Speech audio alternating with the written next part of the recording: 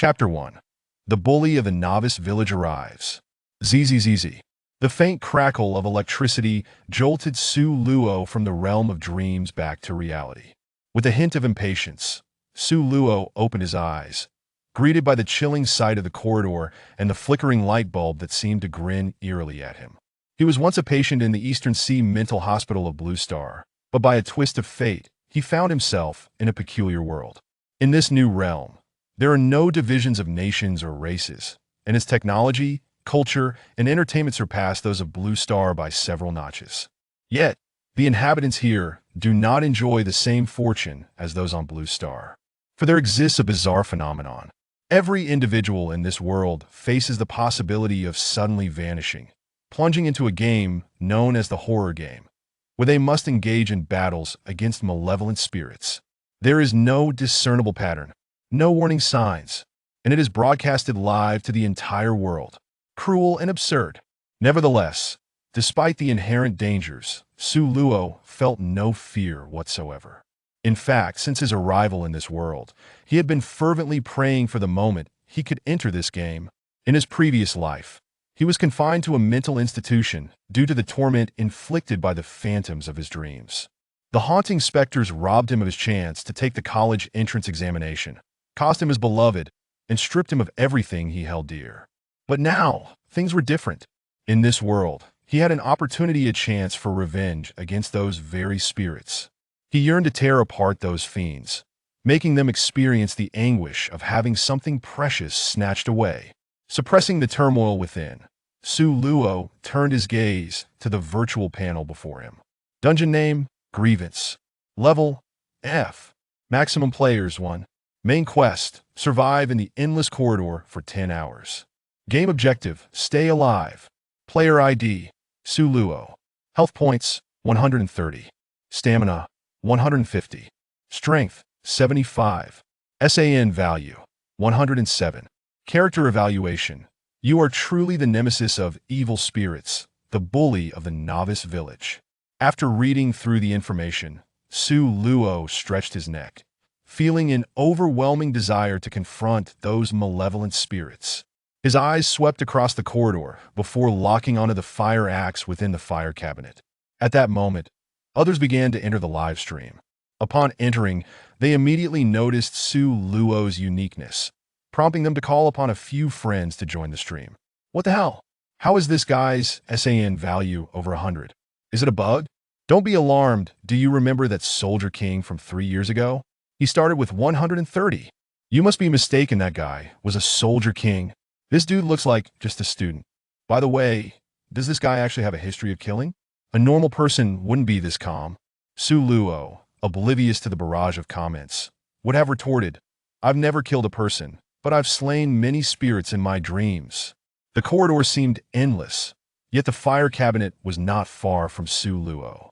In just a few steps, he reached the cabinet and retrieved the pristine fire axe, continuing deeper into the corridor. Meanwhile, a bright red announcement flashed across all new players' live streams. Player Zhang Yu's SAN value has reached 0, assimilated into a white-dressed female ghost. The viewers at their computers sighed, lamenting another vibrant life extinguished. They wondered how long this young boy could survive. The corridor appeared to have no end, and after a long time, Su Luo had yet to find an exit. Just then, the door to his right suddenly trembled. The unexpected noise startled the viewers in the live stream, with some of the timid ones letting out cries of alarm.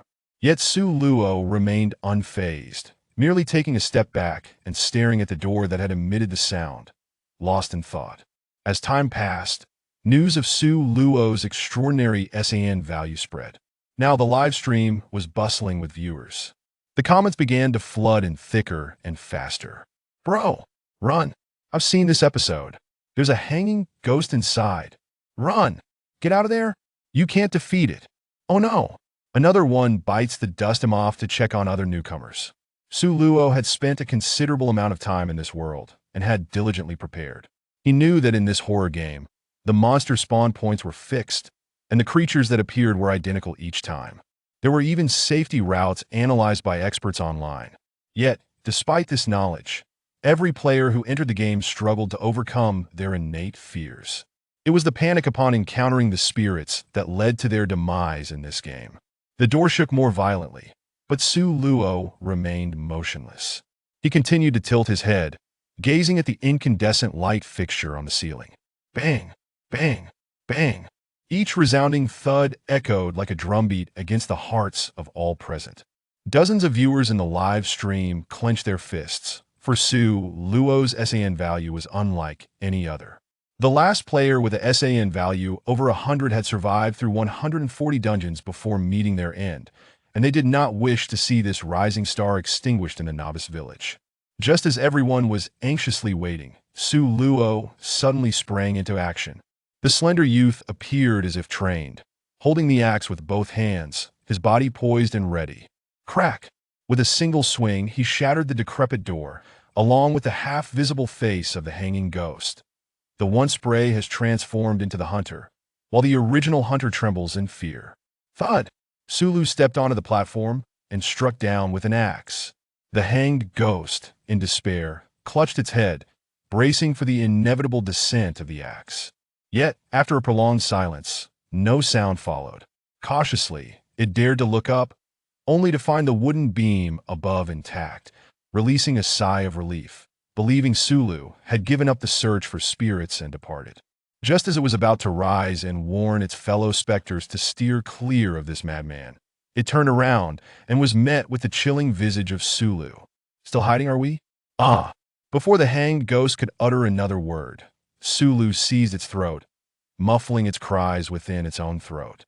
What transpired next was so gruesome that it prompted the official livestream to blur the footage.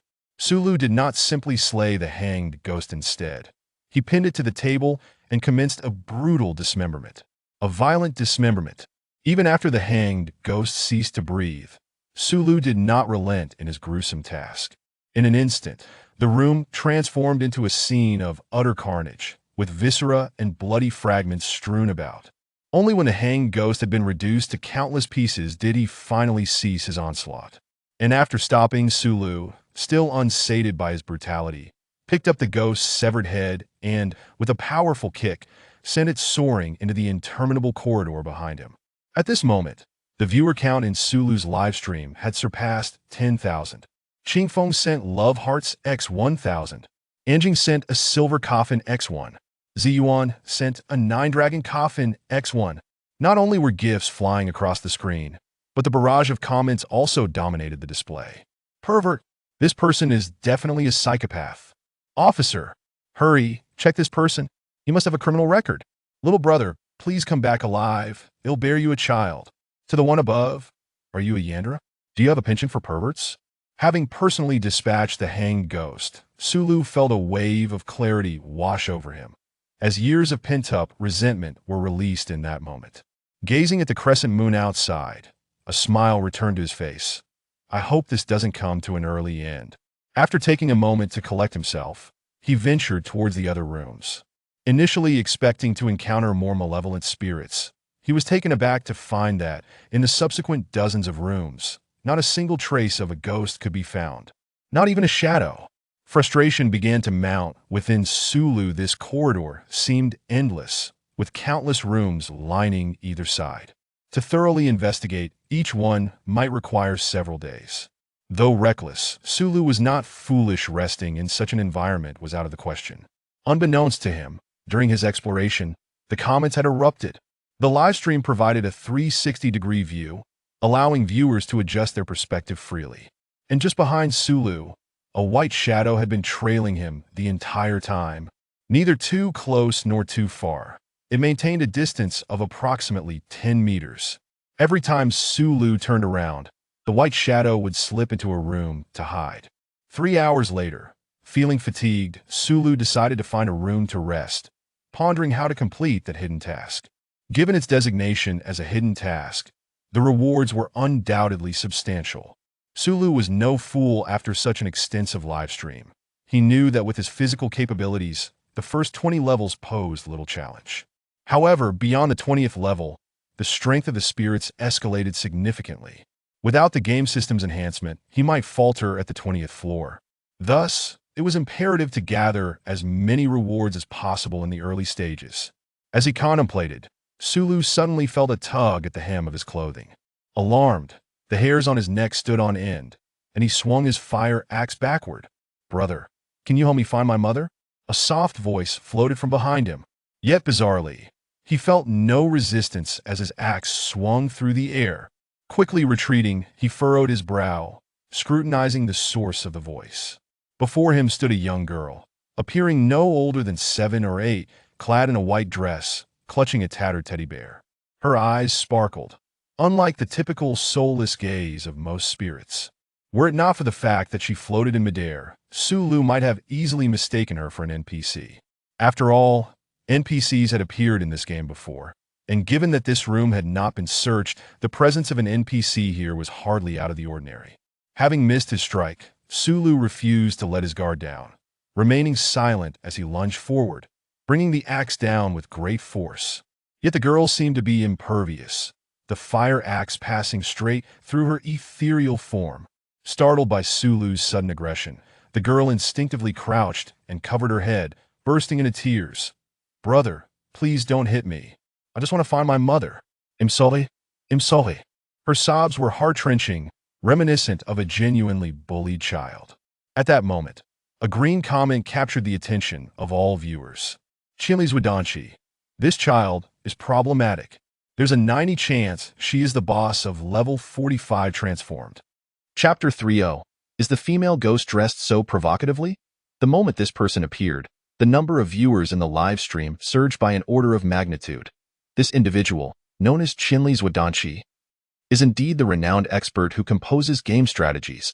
Since the game's launch, he has been diligently collecting data from various levels and conducting model analyses, enabling countless chosen ones to venture further and survive longer. You may refer to my video. The boss of level 45 has 3 stages, corresponding to the 3 phases of human life: childhood, middle age, and old age. And this little girl resembles the first stage of that boss exactly.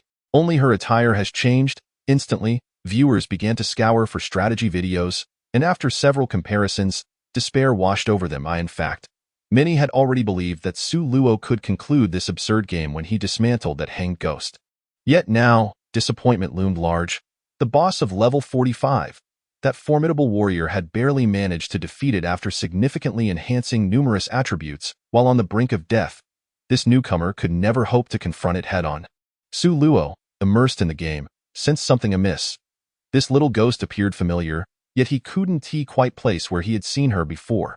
He had merely skimmed through Chinley's strategy at 6 times the speed and had not scrutinized it closely, primarily because Chinley's meticulous style was too cautious for Su Luo's taste. However, at present, he found no means to harm the little ghost. After a moment's contemplation, he spoke up. "Little one, where has your mother gone?" "My mommy is lost. There are so many rooms here, and I can't find her," the little ghost sobbed, clutching her teddy bear. "Has your mother ever told you how to find her if she gets lost?" "Mommy said I should look for someone older than me. They will help me find her. Can you help me, big brother?" Triggered side quest, The Lost Little Girl, reward, unknown. Upon seeing the task update prompt appear on his panel, Su Luo's anxious heart settled somewhat. Typically, ghosts that trigger quests are not inclined to attack players. He stepped forward, extending his empty left hand towards the little girl. "I will take you to find your mother." The little ghost's tears turned into a smile as she hopped towards him, grasping his large hand. At the same time, Su Luo felt a slight chill wash over him, and an indescribable emotion flickered in his eyes as he led the little girl out of the room. Thank goodness, a quest was triggered. Perhaps this little ghost merely resembled that boss. Chinley had been overly alarmed. "I recall that many ghost models looked alike, right?" Meanwhile, Chinley's Wadanshi, situated in Minghuan City, sat before his computer, brow furrowed, muttering softly to himself. "Impossible. It has been confirmed that bosses can appear in earlier levels, but they cannot issue quests." At that moment, a message popped up on his VX from a contact named Tian Shu. "Chinley, do you recall the incident in level 117? "What incident, illusion?" During level 117, the player named Jian Dao received a quest called No Break, No Stand, which required him to commit suicide to escape the dream. A cold sweat broke out on Chinley as he read the message. His fingers trembled slightly over the keyboard. "Are you suggesting that the task Su Luo saw is a fabrication?" "Possibly. Look closely." The prompt for triggering the quest includes the word instance, yet this task does not. Qinli pondered deeply for a long while. What could she desire? I don't know. It has been confirmed that all bosses after level 40 possess individual consciousness. What is it that they truly wish to achieve? Qinli ceased his responses, chain-smoking one cigarette after another until he could find no more in the pack, letting out a resigned sigh. Let it go. He has no chance left, indeed. Tian Shu replied succinctly before his avatar faded to gray. Qinli clenched his jaw, watching the live stream with frustration. Why? Why does such a game exist in this world? Can a higher civilization truly act with impunity? Are humans merely playthings for their amusement? At that moment, the screen showed Su Luo guiding the little girl through the corridor, searching room by room. Yet, like a few hours prior, there was no sign of any ghostly presence aside from the original furnishings. After wandering for a while longer, the little ghost suddenly halted, panic-stricken, pointing at a door to Su Luo's right. Big brother, there's a bad person inside. A bad person? The little ghost nodded vigorously, retreating a few steps. There's a strange aunt dressed in white inside. She cries every day, and every time I approach her. She says I am her daughter. She tries to take me back home. Su Luo raised an eyebrow. He couldn't fully trust the little ghost's words, yet he couldn't disregard them either. After all, the quest had been triggered by her, and her every action was crucial to the resolution. Thus, he had to make a decision between the two ghosts. He cautiously pulled the little girl back a dozen rooms, ensuring her safety before approaching the ominous door alone. Gently, he pressed his ear against it, and indeed, the sound of muffled sobbing wafted through, seemingly coming from deeper within. Taking a deep breath, Su Luo slowly opened the door. The room was still a classroom, eerily identical to the one where he had just dismantled the hanged ghost, including the large character for resentment scrawled on the whiteboard. The only difference was that a woman clad in revealing attire sat at the podium. This ghost bore little resemblance to Su Luo's preconceived notion of a female spirit. Though her face was obscured by her hands as she wept, her figure was unmistakably alluring, with long legs clad in sheer black stockings and red-soled high heels. She was utterly captivating. The upper half of her attire consisted of a white t-shirt that barely concealed her form, with buttons left undone. Su Luo wondered if she moved too much, would he behold something inappropriate? Not to mention, such an ensemble would surely ensnare countless men outside this game. Yet, the more beautiful a ghost appeared in the game, the more dangerous she was. Hey, can we communicate? Upon hearing Su Luo's voice, the ghost paused momentarily, her trembling shoulders stilled as she lowered her hands from her face, revealing blood-red eyes devoid of any other color. Who are you? The ghost did not immediately launch an attack, but inquired in a raspy voice. You need not concern yourself with my identity. I encountered a little girl outside. Do you know her? Upon hearing the words little girl, the ghost became visibly agitated and leapt down from the podium. Is she the one in a white dress, holding a teddy bear? Su Luo responded. No, her dress is green, and she is holding a large yellow duck. The ghost blinked in surprise as her grayish-white pupils flickered before returning to normalcy. Yet, before she could utter her next words, Su Luo seized a nearby student chair and hurled it at her. The white-clad ghost, realizing Su Luo was attacking, relinquished all pretense. Her fingernails elongated to several dozen centimeters in an instant, effortlessly shredding the chair in half. Just as she prepared to counterattack, she found that Su Luo had vanished from her sight. Hey, fool, turn around. The ghost instinctively glanced back, only to be met not by Su Luo but by the razor-sharp blade of a fire axe. In one fell swoop, her life was extinguished. Chapter 4: The Infirmary? This time, Su Luo did not act recklessly. After dispatching the female ghost, he paused to contemplate for a while before dragging her corpse into the corridor. He then smashed a few chairs and scattered them around to create an impression of chaos. This maneuver baffled the viewers in the live stream. What is the expert doing? Who knows? Perhaps this is the disparity between him and us. Report. The new player's live stream has been completely wiped out. Reinvestigate. Report back. Unlike the spectators merely enjoying the spectacle, Qinli discerned a glimmer of hope in Su Luo's actions.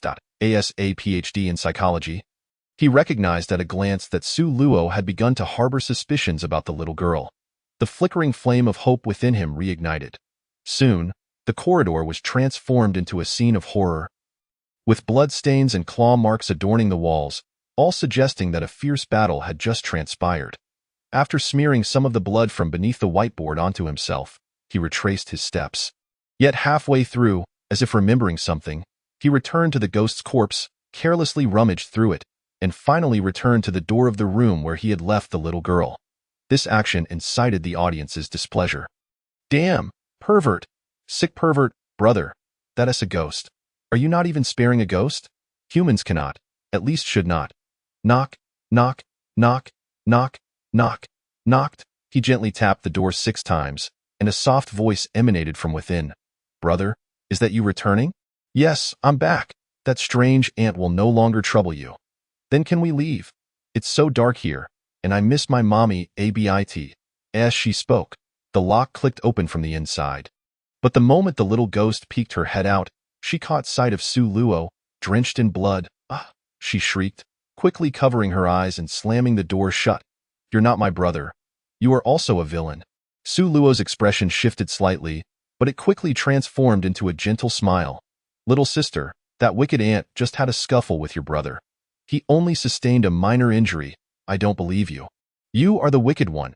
At that moment, Su Luo seemed to embody the essence of a tender older brother, completely shedding his earlier demeanor towards those monstrous fiends. He spoke softly. Do you remember the story I told you on our way here? I won't listen. You are a bad person unless you tell me the name of that story. By now, many viewers had adjusted their perspectives to the interior of the room, their hearts melting at the sight of the adorable little ghost, clasping her ears and shaking her head. Some even began to label her as a good ghost in their minds. Su Luo chuckled and patiently replied, the story is called Little Rabbit and Little Sheep Eating Hot Pot. Now you believe me, don't you? After a moment, the door opened once more, and the little ghost peeked through the crack, asking, Brother, is that really you? Su Luo smiled warmly and opened his arms. Of course it is me. That wicked woman is truly vile. I tried to explain to her, but she wouldn't listen and even hit me. Did you hit her back, brother? The little girl asked, fearfully nestled in Su Luo's embrace. I did. That wicked woman said she wouldn't come after you anymore. The little ghost nodded gently, her icy hands cupping Su Luo's face as she scrutinized him. Does it still hurt? Su Luo shook his head and lifted the little girl into his arms. It was a bit chaotic over there. I'll carry you past it so you don't fall down on them. Soon, they arrived in the disordered corridor. Su Luo tucked the axe under his arm and gently patted the little ghost's head. Now, close your eyes. You must not open them until I say so. The little ghost obediently nodded and tightly shut her eyes. After confirming this, Su Luo continued forward. All the viewers in front of their screens displayed knowing smiles. He is so peculiar yet so gentle. I adore him. I promise not to open my eyes, not even if it costs me my life. I'm going to change my pants. You up there are acting strange. I'll change mine too. You two are both off. Just as Su Luo stepped over the disarray, his foot suddenly slipped, instinctively causing him to loosen his grip on the little ghost. The little ghost let out a startled cry. But thankfully, Su Luo quickly regained his balance and did not drop her. Hearing her scream, he hurried a few steps away from that spot and gently set down the axe, comforting her. I'm sorry. I am sorry that I lost my balance. Are you okay? I'm fine. Are you okay, brother? I'm fine. Then can I open my eyes now? Su Luo did not respond immediately. After confirming they were far enough from that chaotic corridor, he allowed the little ghost to open her eyes. The viewers still wore their amused smiles, yet Qianli sensed something was amiss but could not pinpoint exactly what. After some contemplation, he reopened the chat on VX and posed a question in a group of only 8 members. Qianli, I feel like Su Luo is a bit strange. Did you all notice? Tian Shu, I did notice. That stumble was clearly intentional. Yao Guang, didn't you say you were giving up? Are you still watching? Qianli, it's the last newcomer. I'll finish watching before I say anything. Tianji, I'll just take a peek at the recording by the way, Yu Hong. Isn't this guy one of your trainees? Yu Hong, no, I checked earlier. He is just an ordinary college student, but it seems he has some mental issues. I found out he underwent examination at a psychiatric hospital. Qianli, what kind of issues? Yu Hong, severe delusions, accompanied by mild sexual aversion. At this moment, the fearless Su Luo in the game suddenly halted in his tracks, furrowing his brow as he gazed at a door not far to his left. This door was entirely different from the others. While the preceding doors were all dark green wooden ones, This particular door was a silvery iron. Moreover, it bore a sign that read medical office. After pondering for a moment and ensuring the little ghost was settled, he swung his axe down with force. The strength of steel was certainly not comparable to that of wood. As Su Luo's axe struck, it produced a tremendous noise but inflicted no damage whatsoever. Instead, it left his hands slightly numb. Nevertheless, he continued to strike the heavy iron door with relentless determination. After countless blows, just as he was about to give up, a piercing female voice erupted from within the room. "Don't come over. I didn't kill you. It wasn't me. It wasn't me. I didn't do it on purpose. It was all Chun Yang's doing. Go find him. Go find him." Chapter 5 Translate. What is the true ending? Upon hearing the voice from the live stream, Qianli's eyes widened in shock. The first level actually has a mission. This Su Luo is simply extraordinary. The moment the woman's voice echoed, Su Luo's system panel popped up once more, triggering the true ending main quest. Investigate what transpired in the endless corridor. Due to the triggering of the true main quest, the original main quest is automatically cleared. The cleared main quest is deemed successful, and rewards will be distributed uniformly after the game concludes. Meanwhile, the medical office becomes a safe zone, where all humans within will be immune to any harm. Su Luo raised an eyebrow, twisted the doorknob, and entered. As he stepped inside, he spotted a woman cowering in the corner of the room. Upon seeing the bloodied Su Luo, the woman immediately mistook him for one of the monstrous beings outside. Frantically grabbing a pair of scissors from a shelf and shouting, "Don't come over! Get away! I told you, that incident has nothing to do with me.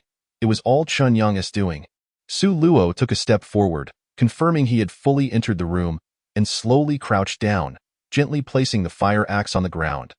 "Calm down. I am human, not one of those monsters," the woman, perhaps too frightened, failed to register Su Luo's words, wildly swinging the scissors in a panic from her corner. Su Luo frowned, suddenly lunging toward the woman, and directly disregarding the sharp blade, he disarmed her with his bare hands. He then swiftly thrust the scissors towards her thigh. Yes, Qianli suddenly slammed his hand on the table and stood up. Su Luo's maneuver was astonishing. Disarming her with bare hands could test the authenticity of the system information. Even if the scissors were fake, they wouldn't inflict significant harm and wouldn't risk losing much combat ability. The reverse attack served to probe whether the woman was human or a ghost. Moreover, the angle of the attack was exceptionally clever. In her panic, the woman failed to notice Su Luo's assault. Unbeknownst to her, Qianli only perceived half of the operation. In truth, Su Luo had already tested the system's authenticity the moment he entered the room. He only attempted to seize the weapon when he was absolutely safe. As expected, when Su Luo's scissors plunged down, they inflicted no damage on the woman. They didn't even graze her skin. At the moment the scissors neared her, an invisible barrier blocked the blade. It seemed this woman was indeed human. Sensing Su Luo's warmth, the subdued woman gradually calmed down. Su Luo gently released his grip on her. But as soon as he did, she lunged into his embrace, weeping profusely. Her cries were so pitiful, even more so than that of the female ghost in the classroom earlier. After a long while, the woman's sobs subsided, and she fell into a peaceful slumber in Su Luo's arms. Su Luo rolled his eyes upon witnessing this. "What the heck? I haven't even asked anything yet." "And you're already asleep." However, considering the woman's mental state, allowing her to rest for a while was wise. Rushing to question her in her extreme fatigue could lead to missing crucial details. He carefully transferred her to the only bed in the room and tucked her in. About 3 hours later, the woman awoke with a start, and upon seeing Su Luo's back, she was about to scream. But then she remembered the earlier events and calmed down. "What are you looking for?" "Saline solution," Su Luo replied without turning his head. "The second cabinet on the right." The woman still felt a bit afraid. Given Su Luo's blood-stained appearance, anyone would feel apprehensive upon seeing him. After using the saline to clean the blood off, Su Luo finally turned to face her. "What should I call you, Qiling Fan?" Su Luo nodded. "I'm Su Ming." Qiling Fan, not being foolish, quickly perceived that Su Luo was reluctant to disclose his true name but did not press the issue further. Instead, she continued, "Then, Su Ming? Can you take me out of here?" Su Luo shook his head. "I don't know. I've been wandering outside for several hours without seeing an end." Qiling Fan sighed, speaking to herself, "Am I going to die here?" "Not necessarily. If you can tell me what happened here, there might be a way out." Hearing this, Qi Lingfan glanced at Su Luo, her eyes flickering with a hint of struggle. Then, she sighed again, staring at the ceiling as she gradually began to recount the entire origin of the events. I came here to explore. I heard it was haunted, so I brought a few people to see what was truly going on. In the beginning, everything seemed well. None of us noticed anything amiss during our journey. The rumored supernatural occurrences remained elusive, and with no discoveries to show for our efforts, we prepared to return home. However, just as we were about to leave, we realized that one person was missing from our group. We called someone back to search for him, but after waiting and waiting, the person sent to find him also went missing, unresponsive to our messages and unreachable by phone. Assuming they were conspiring to frighten us, we decided to return together to look for the two of them. At this point, Qi Lingfan suddenly began to tremble, her eyes filled with terror, and then we saw them, both of them hanging lifelessly in the hall. Their bodies bore numerous scratches, and their eyes were fixed on us in a haunting stare. We sensed something was terribly wrong and attempted to flee, but the front door refused to budge. Even Diamond couldn't scratch the glass. We contemplated calling for help, yet the phone would not connect. We resolved to make our escape via the rooftop, but as we walked, we found ourselves trapped in this corridor, unable to find a way out. Eventually, we became separated, and I have been hiding here ever since. Who is Chen Yang to you? Su Luo queried. Sensing Qi Lingfan's silence regarding Chen Yang, Qi Lingfan glanced at Su Luo and replied, "He is my boyfriend." And then? What did he want you to do? Qi Lingfan bit her lip. He wants me to kill someone. Su Luo's interest peaked. It was highly probable that the intended victim was the key to unraveling this situation. Why? Qi Lingfan suddenly became agitated. Why? Because she is a shameless hussy. Even though Chen Yang no longer loves her, she continues to cling to him. He loves me. Only me. Su Luo quickly understood that this was a tale of jealousy, where a mistress sought to eliminate the rightful partner. Yet, after pondering for a while, she thought that such feelings could not justify murder. Once Qi Lingfan calmed down, Su Luo asked, "Is it really worth killing someone over this?" Qi Lingfan did not respond immediately. After a long pause, she finally said, "She is pregnant with Chen Yang's child. He wants her to terminate the pregnancy, but she refuses, and fearing that she might cause a scene at home. He wants to kill her." Su Luo regarded Qi Lingfan with disdain. None of these individuals were virtuous, especially Chen Yang. He was truly despicable. Just then, a piercing scratching sound echoed from outside the door. "Qi Lingfan, return my child." Qi Lingfan, Chapter 6. I will no longer pretend. Upon hearing the commotion outside, Qi Lingfan, already in a state of panic, became even more frantic. She hastily grabbed a pair of scissors and retreated into a corner.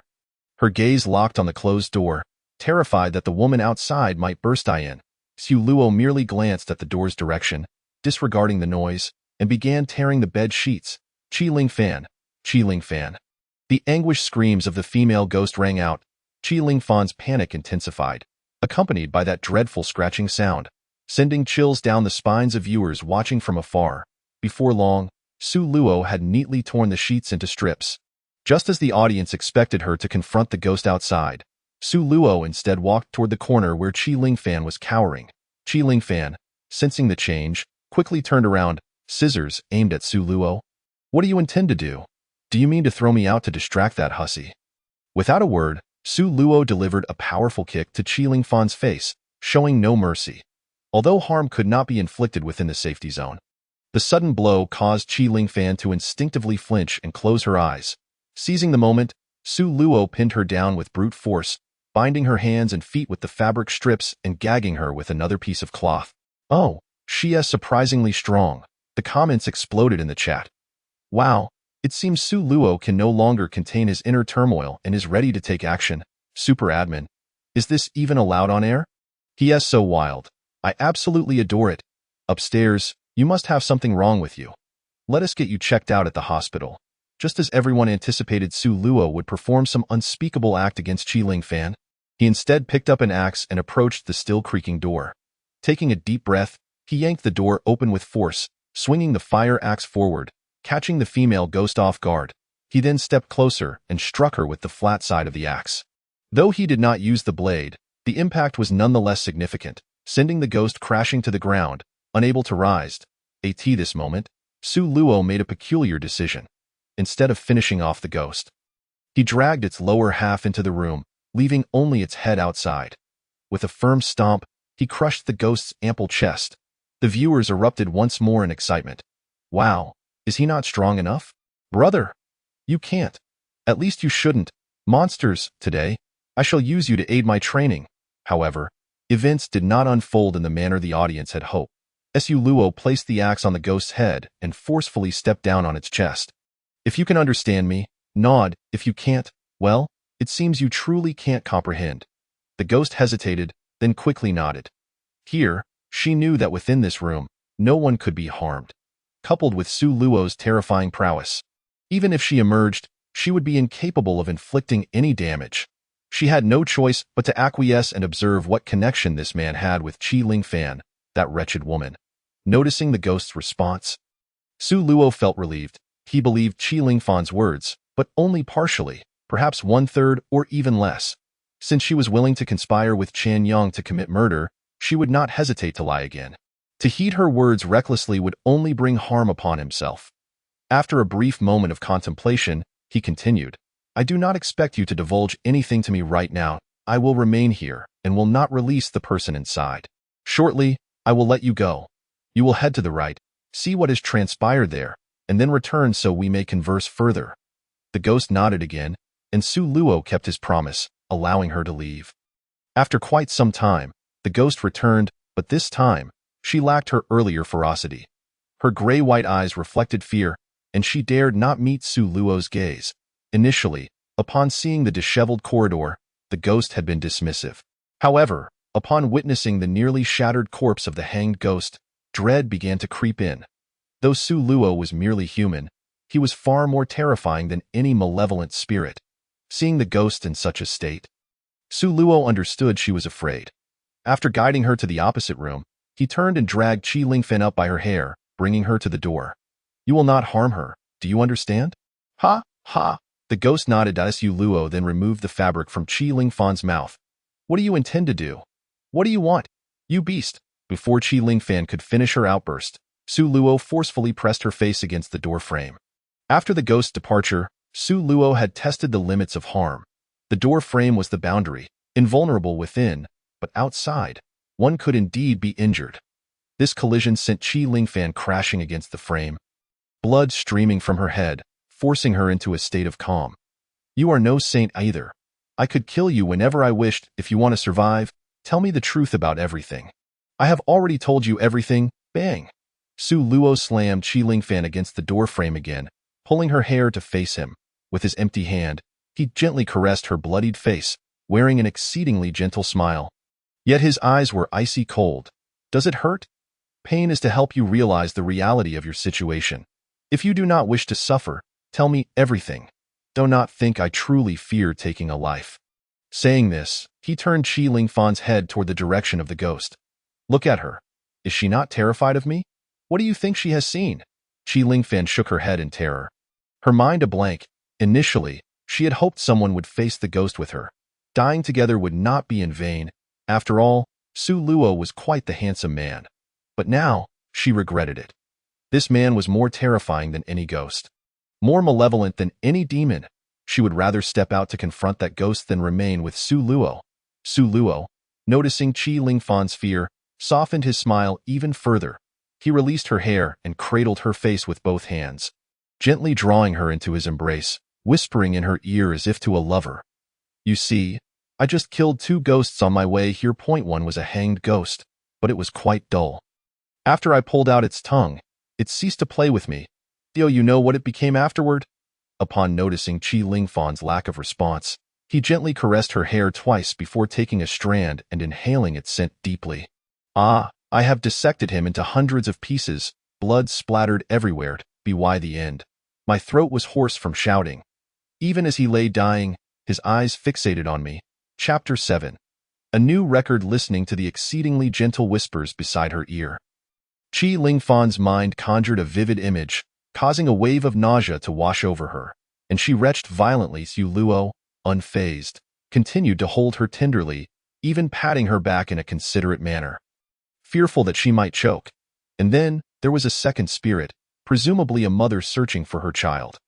However, she was rather reluctant to engage in conversation. So I simply cleaved her in two, of course. I was gentle with the female. I merely dismembered her a bit and left after splitting her head open. By the way, have you seen a cross-section diagram? She looked quite similar to that. Qi Lingfan was utterly shattered, her stomach churning violently, her body twisting in a frenzy as she attempted to escape Su Luo's embrace, but his arms were like iron clamps, holding her securely. It was impossible to break free. Simultaneously, the live stream's comment section fell into an extended silence. Even the seasoned Qinli stared blankly at the screen. He was not astonished by Su Luo's actions, but was instead petrified by the rapidly increasing SAN value. Initially, when he spoke, it was at 107, but as he continued, the SAN value began to soar. 120, 180, 210, 270. Ultimately, at the moment Qi Lingfan vomited, it peaked at an unprecedented 300. This was an unseen figure, for over a decade since the horror game's inception. The highest SAN value recorded before Su Luo was merely 200. That individual had achieved it on the 80-something floor after accumulating countless system enhancements while under enchantment. Yet Su Luo was a complete novice. Without any enhancements or buffs, he had surged straight to 300. If he could find a way to escape from that boss, he might genuinely break this game. At this moment, the stunned comments finally reacted. I am terrified. That gaze is simply too horrifying. This is too brutal. Officer, save me. Help. There's a pervert, a pervert. Gradually, Qi Lingfan, cradled in Su Luo's arms, ceased her retching and abandoned her struggles, beginning to sob softly. Su Luo gently embraced her once more, his voice remaining exceedingly tender. Now, can you tell me exactly what transpired? Qi Lingfan cautiously nodded, but instead of jumping straight into the matter, she hesitantly asked, I will tell you everything. But could you please not kill me? That depends on your behavior. Qi Lingfan fell silent again, sighed, and began recounting the events from the beginning. Su Luo did not interrupt, silently listening until she finished. Indeed, the initial statements made by Qi Lingfan contained only a kernel of truth. The matter had little to do with Chen Yang. In fact, Chen Yang was entirely unaware of it, the spirit haunting outside. Named Xin Shuang, was Chen Yang's legitimate girlfriend. The pregnancy was indeed true, and the couple had even made wedding preparations. However, out of jealousy, Qi Lingfan had slipped an abortion pill into Shen Shuang's drink at a gathering, leading to her miscarriage. Upon discovering that Chen Yang had not abandoned her, she orchestrated another accident that resulted in Shen Shuang's death. The naive Qi Lingfan believed that with Shen Shuang gone, she could ascend to her desired position, but before she could truly act, she found herself trapped in this endless corridor. As for the other adventurers, they were all fabrications of her own making. After hearing her tale, Su Luo's face retained its gentle expression, but his gaze grew colder. Meanwhile, the system panel displayed a change in task prompts. Main quest of the true ending, task 1 completed. Trigger true ending main quest 2. Find Chen Yang. Su Luo? Chen Yang? Shouldn't this kid know nothing? What does this task mean? Could it be turning his gaze back to Qi Lingfan's face? His brow furrowed slightly. Are you still lying? I am not. I have told you everything. Please don't kill me. Don't kill me. As she spoke, Qi Lingfan began to unbutton her shirt. She had no leverage left to persuade Su Luo to spare her. Her only card was her body, praying that Su Luo might be swayed by lust and let her live. However, she miscalculated. Su Luo was emotionally detached. Observing Qi Lingfan's vulnerable state, she realized she could no longer deceive herself. With a swift motion, he silenced her once more and tossed her aside onto the bed, then approached the door. Looking at Shen Shuang, who had transformed into a vengeful spirit, he shook his head in resignation. Your fate is quite tragic. Isn't it? I won't kill you just yet. Let me ask you something. Have you seen Chen Yang? Upon hearing her beloved's name, Shen Shuang instinctively covered her mouth, letting out an unintelligible sound as her entire ghostly form became agitated. Yet, due to Su Luo's terrifying demeanor, she dared not approach. You haven't seen him? Shen Shuang shook her head. Have you been to other places? You can't be lurking here all the time, can you? Shen Shuang nodded vigorously, her grayish-white eyes glaring fiercely at Qi Lingfan, brimming with murderous intent. Su Luo pouted. Well, you're quite the competent schemer, aren't you? Let's make a deal. You keep blocking her here. And if she comes out, don't kill her, okay? Shen Shuang appeared puzzled, tilting her head. Don't worry about it. Just stay here and block her. If all goes well, I can bring Qinyang to you. Of course, this is conditional. If I return to find her dead, not only will you die, but I will also kill Qinyang in front of you. If you agree, nod. If not, forget it. Shen Shuang nodded fervently, as she existed solely through a deep-seated obsession, destined to dissipate after her vengeance. If she could see Qianyang one last time, even from a distance, she would be content. Seeing her agreement, Su Luo slightly leaned to the side. Come in. I will lock the door when I leave, and I will knock 12 times upon my return. Remember, she cannot die now. Shen Shuang nodded madly and bowed deeply to Su Luo before cautiously entering the infirmary. Su Luo wasted no time, tearing off his shirt and cleaning off the vomit with saline solution before retracing his steps to find the little female ghost. As soon as he entered, the little ghost bounced into his arms, feigning a huffy demeanor. Brother is mean. You left me here for so long without coming to find me. Su Luo chuckled, patting the little ghost's head. Brother was a bit busy just now. Look, my shirt is torn and I finished my business and came back to find you right away. The little ghost pouted, still appearing miffed, like a little octopus.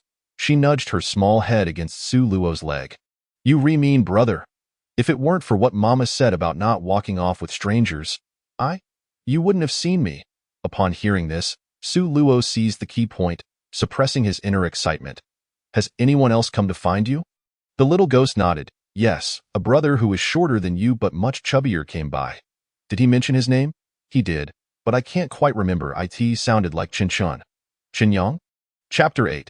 Unknown. After a brief pause to fully calm himself, he continued to inquire. Did you see which way he went? As soon as he asked, Su Luo realized the futility of his question. If he had gone left, they would have crossed paths. He must have gone right. Without waiting for the little ghost's response, he took her icy little hand and hurried back the way they came. Brother, why are we going back? Mama shouldn't be that way. I know, but a sister up ahead mentioned she knows that chubby brother. Let's help her out, shall we? The little ghost pouted but reluctantly nodded. Had he not encountered Qiling Fan, he might have considered the little ghost's feelings. However, now Su Luo was indifferent to whether the little ghost was happy or upset. Side quests were never as crucial as the main storyline, and the little ghost had too many suspicious aspects. Ultimately, the feasibility of this task remained in doubt. He swiftly scooped up the little ghost, covering her eyes, and ran forward. Just as they passed the area where the ghostly bodies lay, a faint retching sound echoed from afar. Su Luo quickened his pace, arriving at the room where he had initially slain the hanging ghost. Sure enough, at the door stood a somewhat portly man.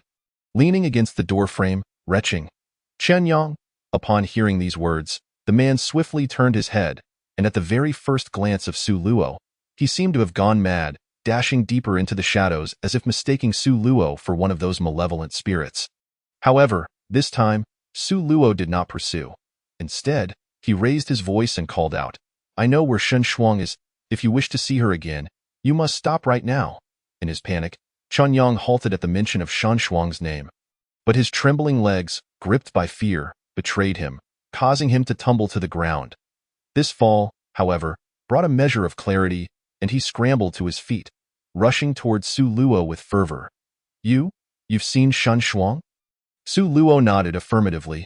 Yes, I just came from her side, which is how I learned your name. Upon hearing news of his beloved, Qianyang was overwhelmed with joy, yet he still kept a cautious distance. Halting 5 paces away from Su Luo. Are you human? And what of Shen Shuang? Is she safe? Su Luo contemplated for a moment before ultimately deciding not to reveal that Shen Shuang had already passed away. He replied, I am human, and as for Shen Shuang, she is fine. At least for now. A wave of relief washed over Qianyang. That's good. Where is she? Can you take me to her? Su Luo did not respond immediately. Instead, he observed Qianyang's exposed, muscular calves, remaining silent for an extended period. Following Su Luo's gaze, Qianyang looked down at his own legs and chuckled ruefully. So, I have become a ghost as well. After saying this, he glanced back at the terrifying scene within the room. Did you do this? Yes, Su Luo did not deny it. Will you treat me the same way? Su Luo shrugged slightly. Not at the moment. Unless you lose your sanity and attack me first. Qianyang nodded, remaining silent for a while, as if coming to a realization. So, Shen Shuang has also become a ghost, hasn't she? Yes, you've guessed correctly, so I won't deceive you further. As for the other matters, you may inquire about them with her. I do not wish to engage in unnecessary conversation. All right, which way do we go? Su Luo pointed behind him. This way. You lead the way? Chen Yang complied without protest, and soon the group returned to the infirmary as Su Luo, adhering to their agreement, knocked on the door 12 times, after which the door was opened from within by Shen Shuang. Upon seeing Shen Shuang's ashen eyes, Chen Yang instinctively prepared to flee, but upon recognizing the visage etched into his soul, he stopped in his tracks. As that you, Shuang? No sooner had he spoken than Shen Shuang seemed to go berserk. Her fingernails elongated grotesquely, and her mouth stretched wide as she lunged toward Chen Yang. Yet he did not flinch. Instead, he stepped forward, arms wide open, and embraced Shen Shuang tightly. At that moment of their reunion, Chen Yang could no longer contain his tears, weeping as he held Shen Shuang close. The fierce demeanor she had displayed moments before seemed to drain away, as if all her strength had been siphoned. After a few seconds of dazed silence, her claws retracted, and she returned the embrace, sobbing uncontrollably. The main quest of this chapter, True Conclusion. Main Task 2, was completed. This triggered True Conclusion. Main Task 3, Choices. 1. Eliminate Qi Lingfan, resolving the matters in their hearts and allowing them to enter reincarnation. Point 2. Slay Shen Shuang. Rescuing Qi Lingfan. Point 3. Hand Qi Lingfan over to them for their disposal. Point 4. Unknown. Players must explore on their own. Note: the player's choices will yield different rewards. Upon seeing this array of options, the audience began to analyze fervently. I feel that options 1 and 3 are the right choices. Qi Lingfan is too despicable. She must not be spared. Exactly. Qi Lingfan is a menace. I don't think Su Gu will choose 1 or 3. He is too twisted and might very well opt for 2. Impossible. Absolutely impossible. The comments erupted in a cacophony, while Qianli, seated before the computer, furrowed his brow in contemplation. At first glance, options 1 and 3 seemed to be the best and most prudent choices, but the fourth option was tantalizingly enigmatic. Generally, unknown options in such decision-making tasks are accompanied by extreme danger and rewards. However, it is customary for unknown choices to provide some hints, yet he had yet to detect any indication. Could this also be the illusion of that boss? Meanwhile, outside the game, Su Luo was preoccupied with more pressing matters. He merely cast a glance at the panel before fixing his gaze on the peculiar little ghost in his arms. Compared to this choice, he was far more concerned about the eerily enigmatic little ghost. When Shen Shuang had revealed her ghastly countenance, even Chen Yang had shown a flicker of fear. Yet this little ghost displayed no reaction whatsoever. It was only upon sensing Su Luo's stare that she feigned a semblance of fear. Su Luo remained silent for a moment, allowing the two to savor their long-awaited reunion without interruption.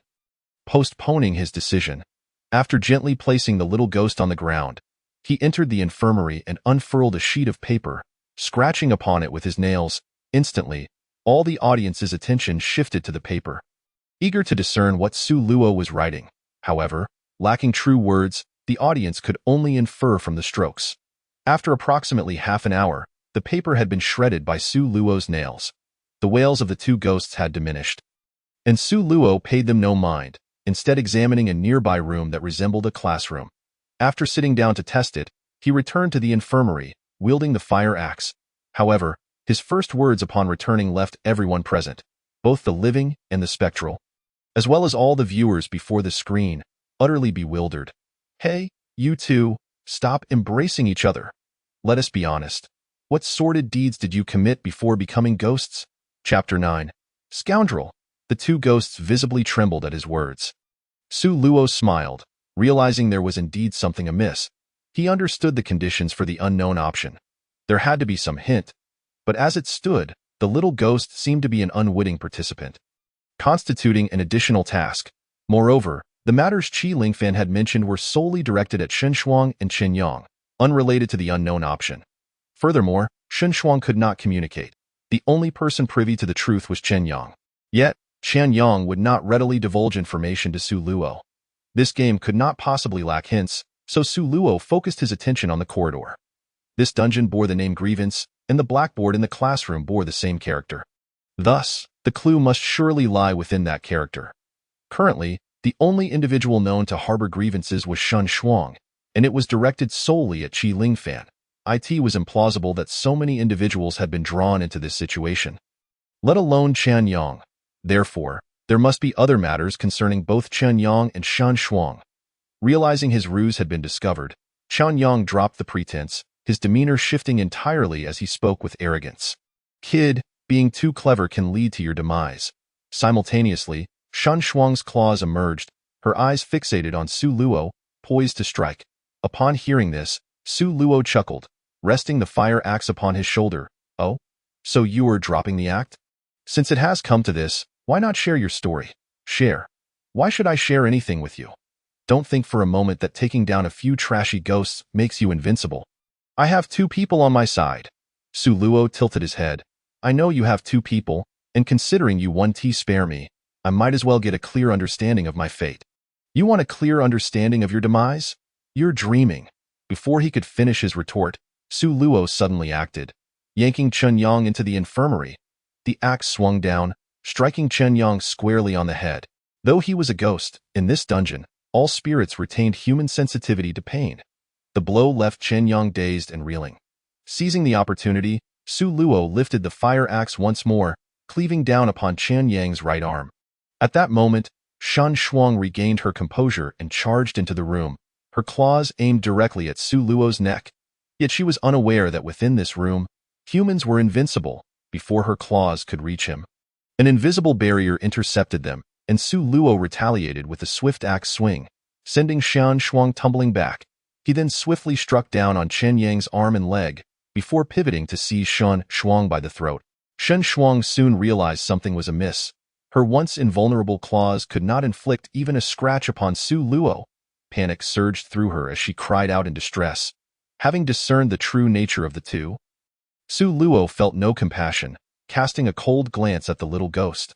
The little ghost, understanding the gravity of the situation, withdrew from the room and closed the door. Then, anguished screams erupted from within, screams far more terrifying than those of vengeful spirits. Su Luo did not engage in any exceedingly grotesque actions. He was merely giving Chen Yang and Shan Shuang a thorough cleansing of their teeth. Yes, with an axe. After thoroughly cleaning the teeth of the 2 ghosts, Su Luo finally collapsed onto the bed. Panting heavily, he disdainfully pushed Qi Lingfan aside, urging her to retreat into the corner and give him space. Can we speak now? Su Luo inquired, a smile gracing his features. Smack. Before Chen Yang could finish, Su Luo struck him across the face with his own arm. When you speak to me, keep your mouth clean, or I won't hesitate to let you taste yourself. Who the hell do you think you are? I'm your father. Chen Yang maintained his arrogant demeanor, seemingly oblivious to Su Luo's words. Su Luo pouted, forcibly yanking a nail from Shan Shuang's hand, testing its sharpness before pressing the pointed tip against her eyelid. Tell me, are the eye structures of ghosts the same as those of humans? I'm sorry, but I can't assist with that. The dungeon has been cleared, and the evaluation is being generated. Resource collection, B. Hidden room discovery, S. Hidden task trigger, S. Side quest completion rate, S. SAN value fluctuation, SS. Overall evaluation, SSS. Note: due to unforeseen circumstances, exit from the dungeon is temporarily unavailable. Players must find their own solutions. TSK Su Luo clicked his tongue and redirected his gaze towards Lilith, who at that moment had lost all signs of life in her cushion. It seemed she had idly managed to kill Qi Lingfan out of boredom. Or perhaps it was a form of protest. Feeling Su Luo's gaze, Lilith smiled and met his eyes. That thing we cannot explain must have informed you that you cannot leave, right? Indeed, it appears that unless I kill you, I won't be able to exit anytime soon. Do you wish to be liberated? Su Luo remained silent, offering a slight smile to encourage her to continue. It's quite simple. If I kill you, you too can attain liberation, and the process of your demise will be rather pleasant. As she spoke, a soft pink glow began to flicker around Lilith, gradually transforming her into a stunning girl clad in a bikini. So, would you like to give it a try? It's quite comfortable, you know. Chapter 11. Just a gesture. Su Luo's eyes widened in astonishment. One must admit, although Lilith is a ghost, her beauty is simply extraordinary. Had it not been for the blood on her hands, she might have enjoyed considerable popularity outside. Noticing Su Luo's unwavering gaze, Lilith chuckled softly, covering her mouth. I have other forms as well. With a swift turn, A pair of fox ears popped up on her head, and 9 pristine tails appeared behind her. Following that, several rapid transformations ensued, with a gentle pink mist beginning to permeate the room. Lilith's transformations became increasingly frequent, each one more alluring than the last, even prompting some viewers to busily engage in sewing activities. Finally, when Lilith morphed into a girl in white stockings and a school uniform, Su Luo made his move. Observing this, Lilith's smile grew even more seductive. With her arms, as delicate as lotus roots, outstretched, she beckoned. "Come into my embrace, and then quietly perish." The barrage of comments frantically urged him not to approach. Yet Su Luo found himself enchanted, completely losing his rationality. Qianli, seated far away, clenched his fists tightly, praying for Su Luo to find a way to break free. Gradually, however, Su Luo drew closer, slowly wrapping his arms around the girl capable of igniting primal instincts within humanity. Lilith's smile became even more unrestrained, as she gently cupped Su Luo's face, their proximity diminishing with each passing moment, while she whispered, "Come, come, truly experience the last moments of your life." Just as their lips were about to meet, a sharp sound pierced the air, causing every nerve to tense. Su Luo, who had just moments ago appeared entranced, now bore an icy demeanor. It was then that they saw a ghostly fingernail embedded in Lilith's chin. Wasn't he that nail discarded outside? When had she hidden it? Where had she concealed it? Qianli, did you see where Su Luo got that nail from? Qianli was equally bewildered, questioning when Su Luo had obtained such a nail. Furrowing his brows in contemplation, he suddenly recalled that Su Luo had deliberately turned back to touch the corpse of that female ghost while arranging the corridor. Could it have been then that he acquired the nail? The realization nearly made Qianli's eyes bulge out. It seemed that with this thought, all of Su Luo's bizarre actions suddenly made sense. The meticulously arranged, terrifying corridor, the deliberate reveal of Shun Shuang to Lilith, and the lies spun around that female ghost. Everything was a validation of Lilith's identity. Was he truly this cautious? Su Luo, not satisfied with his initial success, tightened his grip on the nail and twisted it a few times. Lilith's eyes filled with shock and confusion as an immense force surged forth, pushing Su Luo away. She deftly removed the nail from her chin, smiling. "Indeed, you are quite different from them." Su Luo refrained from pursuing further. Lilith remained in a phantasmal state when not in physical contact with him. Any rash attack would merely drain his energy. Lighting another cigarette, he placed it between his lips. "So, does this count as a successful kill?" Lilith paused for a moment, then erupted into laughter. "Good. This time, you may consider yourself victorious. However, from where did you acquire that nail? And how is it that you were not enchanted?" Su Luo took another puff from his cigarette. "Want to know? Then bring something to exchange. What do you desire? What can you offer?" Su Luo retorted, not out of arrogance but with unwavering confidence. Just after Lilith conceded defeat, the final hint vanished, and now Su Luo could leave the dungeon with but a thought. Therefore, he felt no fear of Lilith suddenly attacking him. Lilith pondered for a moment. She had come down as merely a clone and couldn't possibly possess anything of value. Thus, she offered Su Luo an empty promise. "How about this? If you can reach the 45th level, I will grant you a chance to resurrect." Su Luo raised an eyebrow, not responding immediately. After a moment, he looked up and replied, "Fine, but how can I trust you?" Lilith casually shot forth a beam of pink light that entered Su Luo's body. A new notification appeared on Su Luo's panel. Lilith's promise. Resurrection count 1 in battles within Lilith's palace. "So, how about it? Can you tell me now?" Su Luo tilted his head in contemplation, then grinned wickedly. "I still do not trust you, so I shall take my leave. Farewell, you." Lilith watched as Su Luo transformed into countless specks of starlight and vanished from sight. As Su Luo disappeared, the live stream abruptly ended, and countless viewers erupted in cheers. Even Qianli, usually composed and calm, jumped up in excitement. After all these years, never had anyone managed to outsmart a boss. Yet Su Luo had done it. He had witnessed too many miracles through him. Even the flickering glimmer of hope in his heart reignited. This Su Luo truly had the potential to break this game. After a while, Qianli regained his composure and opened the VX group, issuing a series of commands. All upper echelons of this world began to mobilize. At that moment, Su Luo found himself transported to a plaza-like area. flanked by numerous rooms, with a glowing golden orb suspended at the center. Su Luo gazed at the orb and smiled. Wasn't he this the Divine Lord's space? How familiar this was, perhaps prompted by Su Luo's arrival. Many individuals began to emerge from the rooms surrounding him. Leading them was a bald man with 2 menacing scars on his face. "Kid, how was your haul?" the bald man provocatively inquired. Su Luo remained silent.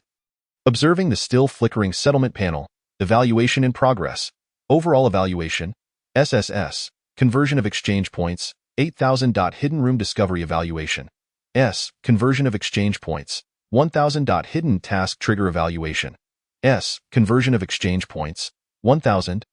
Gift calculation in progress. The player received 17,500 in tips, which converts to exchange points, 3,500. Final points acquired, 20,000. Note: no ghosts will appear in the peace zone, and players can attack each other. Note: players can open the exchange shop at any time in the peace zone to enhance themselves. Invincibility mode countdown, 5, 0, 0, 4, 59. After reviewing this, Su Luo understood the intentions of this group. Clearly, they were here to bully newcomers and rob them. With 5 minutes of invincibility remaining, Su Luo remained unperturbed and engaged them in conversation. "Gentlemen, are you here to rob?" The scarred bald man rubbed his shiny head. "What do you mean by that? We are all civilized people here. However, as a newcomer, you ought to show us some courtesy, right? But I do not wish to show you any courtesy," Su Luo replied with a smile. The bald man's expression instantly soured. As he drew a handgun from his waist and pressed it against Su Luo's forehead. "Now, that's rather ungracious." Chapter 12, Beidou Bureau. Su Luo was utterly unafraid. He was still within his invincibility period. What was there to worry about? Taking a few steps, he sought a spot closer to the glowing orb and sat down, then opened the exchange shop. Meanwhile, the bald man continued his tirade. Su Luo searched for earplugs and exchanged 1 point to equip himself with a pair before browsing the items available. One must say, this place resembled the Divine Lord's space from a certain novel. It contained a plethora of items, from food to utilities. Su Luo even spotted a starfighter, however, acquiring that would cost hundreds of billions.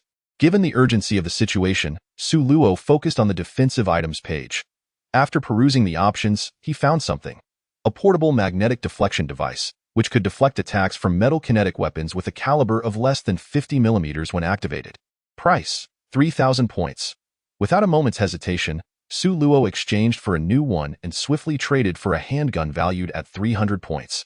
Just as the invincibility period was nearing its end, Su Luo activated the magnetic deflection device and rose to his feet, brandishing the handgun. The scarred man, upon witnessing the firearm in Su Luo's grasp, displayed a flicker of disappointment in his eyes. This young lad had just emerged from the first instance, with his points hovering around 800, certainly not exceeding 1,000. This handgun consumed a third of his points. It appeared there was little profit to be gleaned from him. Yet, he remained unfazed, tilting his head towards his lackeys, who promptly aimed 3 handguns at Su Luo. "Kid, repairing your body comes at a hefty price. You best consider this wisely. Hand over half your points, and you might manage to procure something useful for the next instance. Otherwise what?" Su Luo interjected.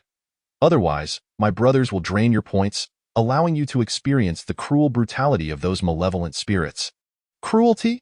Su Luo paused for a moment before erupting into laughter. He had indeed witnessed the mercilessness of those spirits. Shen Shuang and Chen Yang had been utterly obliterated, leaving not a trace behind. Yet, he was 10 times, 100 times, even 1,000 times more ruthless than those fiends. After his laughter subsided, he recalled that he could purchase a replay of the previous instance within the system. With that thought, he spent 5 points to project it onto the plaza. Gradually, he approached the scarred man, pressing the barrel of the handgun against his abdomen. "I've encountered malevolent spirits before, yet they seem far less vicious than I." The scarred man, still oblivious to the gravity of the situation, widened his eyes and prepared to fire. However, one of his lackeys pulled him back, his face pale as he pointed at the image displayed on the orb. "Big brother, he's a madman. A lunatic." Turning to look, the scarred man was met with the sight of Su Luo mercilessly slaughtering a hanging ghost. Instantly, his face drained of color, and his stomach churned. Su Luo raised his hand and slapped the scarred man's face 3 times. "Cruel? I find them to be rather weak, to be by the way. You just mentioned that repairing a body is costly. How many points does it take to restore? Bang. Before the scarred man could respond, Su Luo shot him in the shoulder. The scarred man instinctively initiated a body repair. Observing this, Su Luo fired again. The lackeys stood in stunned silence. The newcomers they had bullied for over half a year had always obediently surrendered their points. This was the first time they encountered someone so resilient. As pain jolted the scarred man back to reality, he bellowed to his lackeys, "Shoot him! Kill him! What are you standing around for?" Bang, bang, bang. In an instant, the plaza erupted with gunfire. It seemed this group of lackeys had little experience with firearms, shooting wildly with their eyes shut, even hitting their leader on occasion. After a considerable time, all the magazines were emptied, leaving only the sound of empty firing pins clicking. The scarred man repaired his body once more, expecting to see Su Luo collapsed in a pool of blood, begging for mercy. To his astonishment, Su Luo still stood before him, completely unscathed. "You? How? You're not human. You're mistaken. This place is not one for mere mortals." With that, Su Luo produced a card-like device, the individual magnetic deflection device. Never seen one before? The scarred man's pupils dilated as he recognized the card. He had seen it in the shop, priced at 3,000 points. How could someone emerge from the first instance with so many points? Impossible! Yet, Su Luo had no intention of granting him the chance to ponder further, promptly shooting him in the head, thus ending his nefarious existence. He then waved his hand to deactivate the video on the orb and turned to the stunned lackeys. Pointing at one, he beckoned, "You, come here. The rest of you, scram." It was not that Su Luo was unwilling to kill, but after slaying the scarred man, a penalty notification had popped up. Killing other players in the peace zone incurs a deduction of 1,000 points. Su Luo indeed possessed a substantial number of points, yet squandering them on these scoundrels was not worth it. Once the plaza was cleared of all others, Su Luo seized the chosen lackey by the hair, compelling him to explain the functions of the peace zone. Outside the game, Qianli repeatedly watched Su Luo's completion video, the faint glimmer of hope in his heart growing ever brighter. Ultimately, his gaze hardened with resolve as he picked up the phone and dialed. The busy tone barely rang once before the call was answered. "Notify everyone, assembly in the hall. Chief, it's quite late now. Isn't it inappropriate?" I said. "Notify everyone, assembly in the hall. Is that understood?" As he spoke, Qianli's demeanor shifted dramatically. Moments ago, he had been a reclusive figure hunched over a computer, chain-smoking. Now he exuded an air of authority. The voice on the other end dared not argue, complying and setting out to gather the personnel. Qianli rummaged through his wardrobe, retrieving the military uniform he hadn't worn in 3 years, brushing his fingers over the 4 swords on the shoulder insignia before donning it. Half an hour later, in the Grand Hall of Failwan, a gathering of high-ranking officials convened. All bore swords upon their shoulders, a uniform display of generals. Once everyone had assembled, Qianli gently tapped the table, silencing the crowd.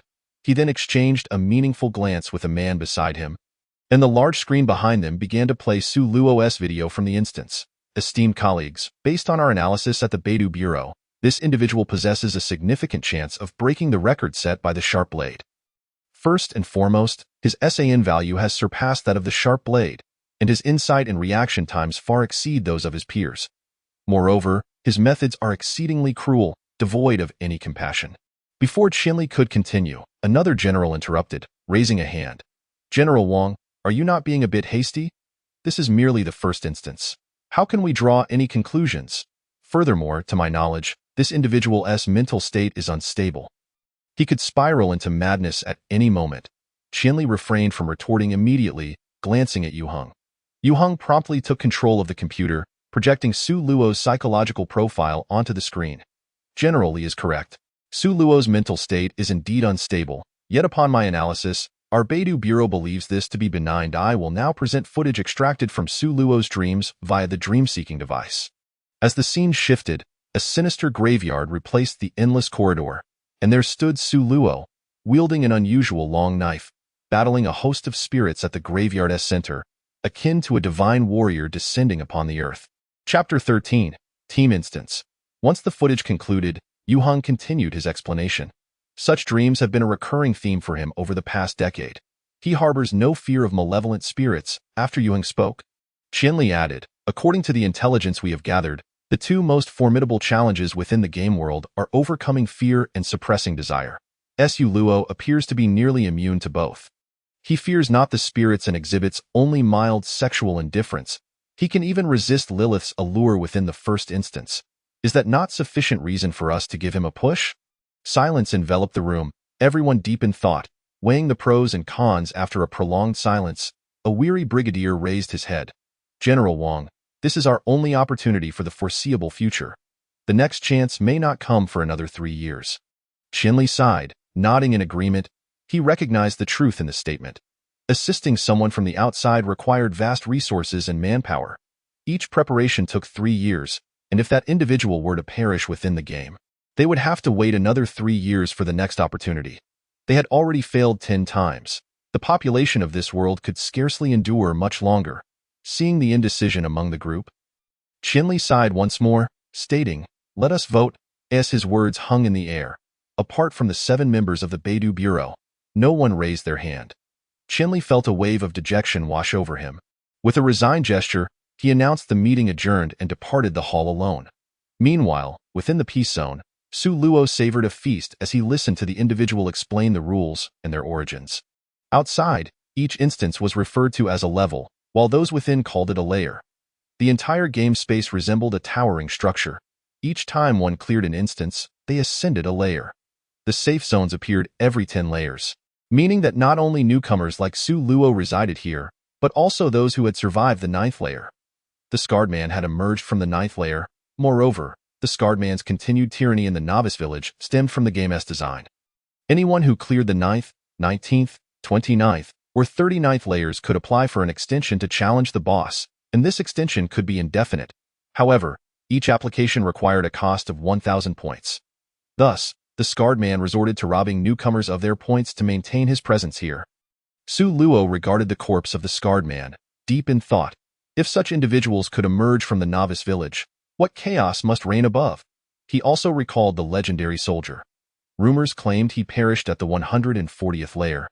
Yet no footage of the 140th layer could be found online. It was highly plausible that the soldier still lingered at the 139th layer, much like the Scarred Man, awaiting his opportunity. At that moment, having finished his steak, Su Luo inquired of the individual beside him, "How long can one extend for?" "For a month, at least, that's what the boss said."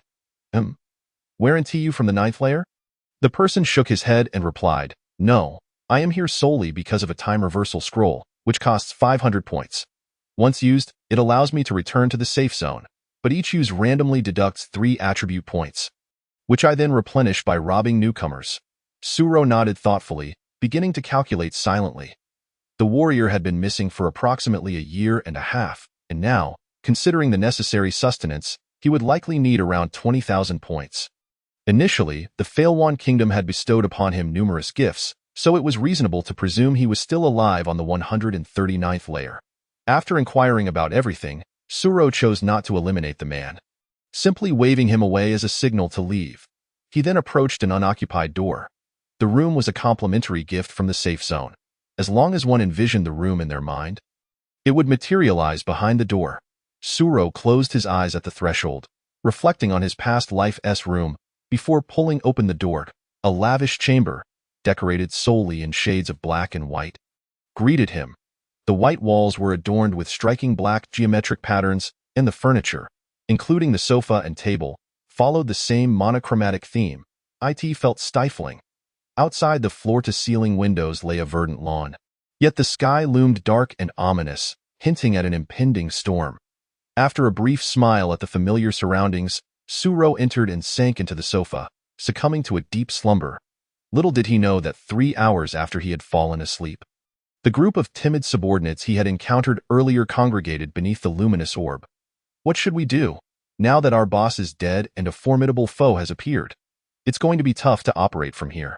Haozi, the individual Suro had just addressed, pondered for a moment before replying, "No need to panic. We can't defeat him, and we don't have the points to waste. Once he enters the dungeon, we'll follow him in and look for an opportunity to have the dungeon's inhabitants eliminate him." "Is that feasible?" His point seems substantial, and ordinary NPCs may not be able to take him down. Haozi thumped his chest confidently. "Rest assured, I have a plan for him. 2 weeks later, as Suro prepared breakfast. A chilling voice echoed in his mind. Dungeon countdown, 2 hours, 59 minutes, and 59 seconds. Dungeon name, Ghost Doll level, E-. Maximum participants, 10. Main quest, survive for 72 hours under the pursuit of the Ghost Doll. Game objective, stay alive. Suro set down his spatula and lightly waved his hand over the clutter on the floor, causing all items to transform into streams of light and be absorbed into the ring on his hand. As a significant point holder, Suro was not one to cower like others. This ring was a spatial item he had exchanged just a few days prior, costing him a hefty 5,000 points. While it appeared rather extraordinary, the internal space was merely 3 cubic meters, insufficient for much. He carried primarily food and drink, along with a single long knife capable of harming spiritual entities. The system had indicated that he was a tyrant in the novice village, a bane to evil spirits. Why fear anything? Just charge forward. However, the provisions he carried were not solely for satiating hunger.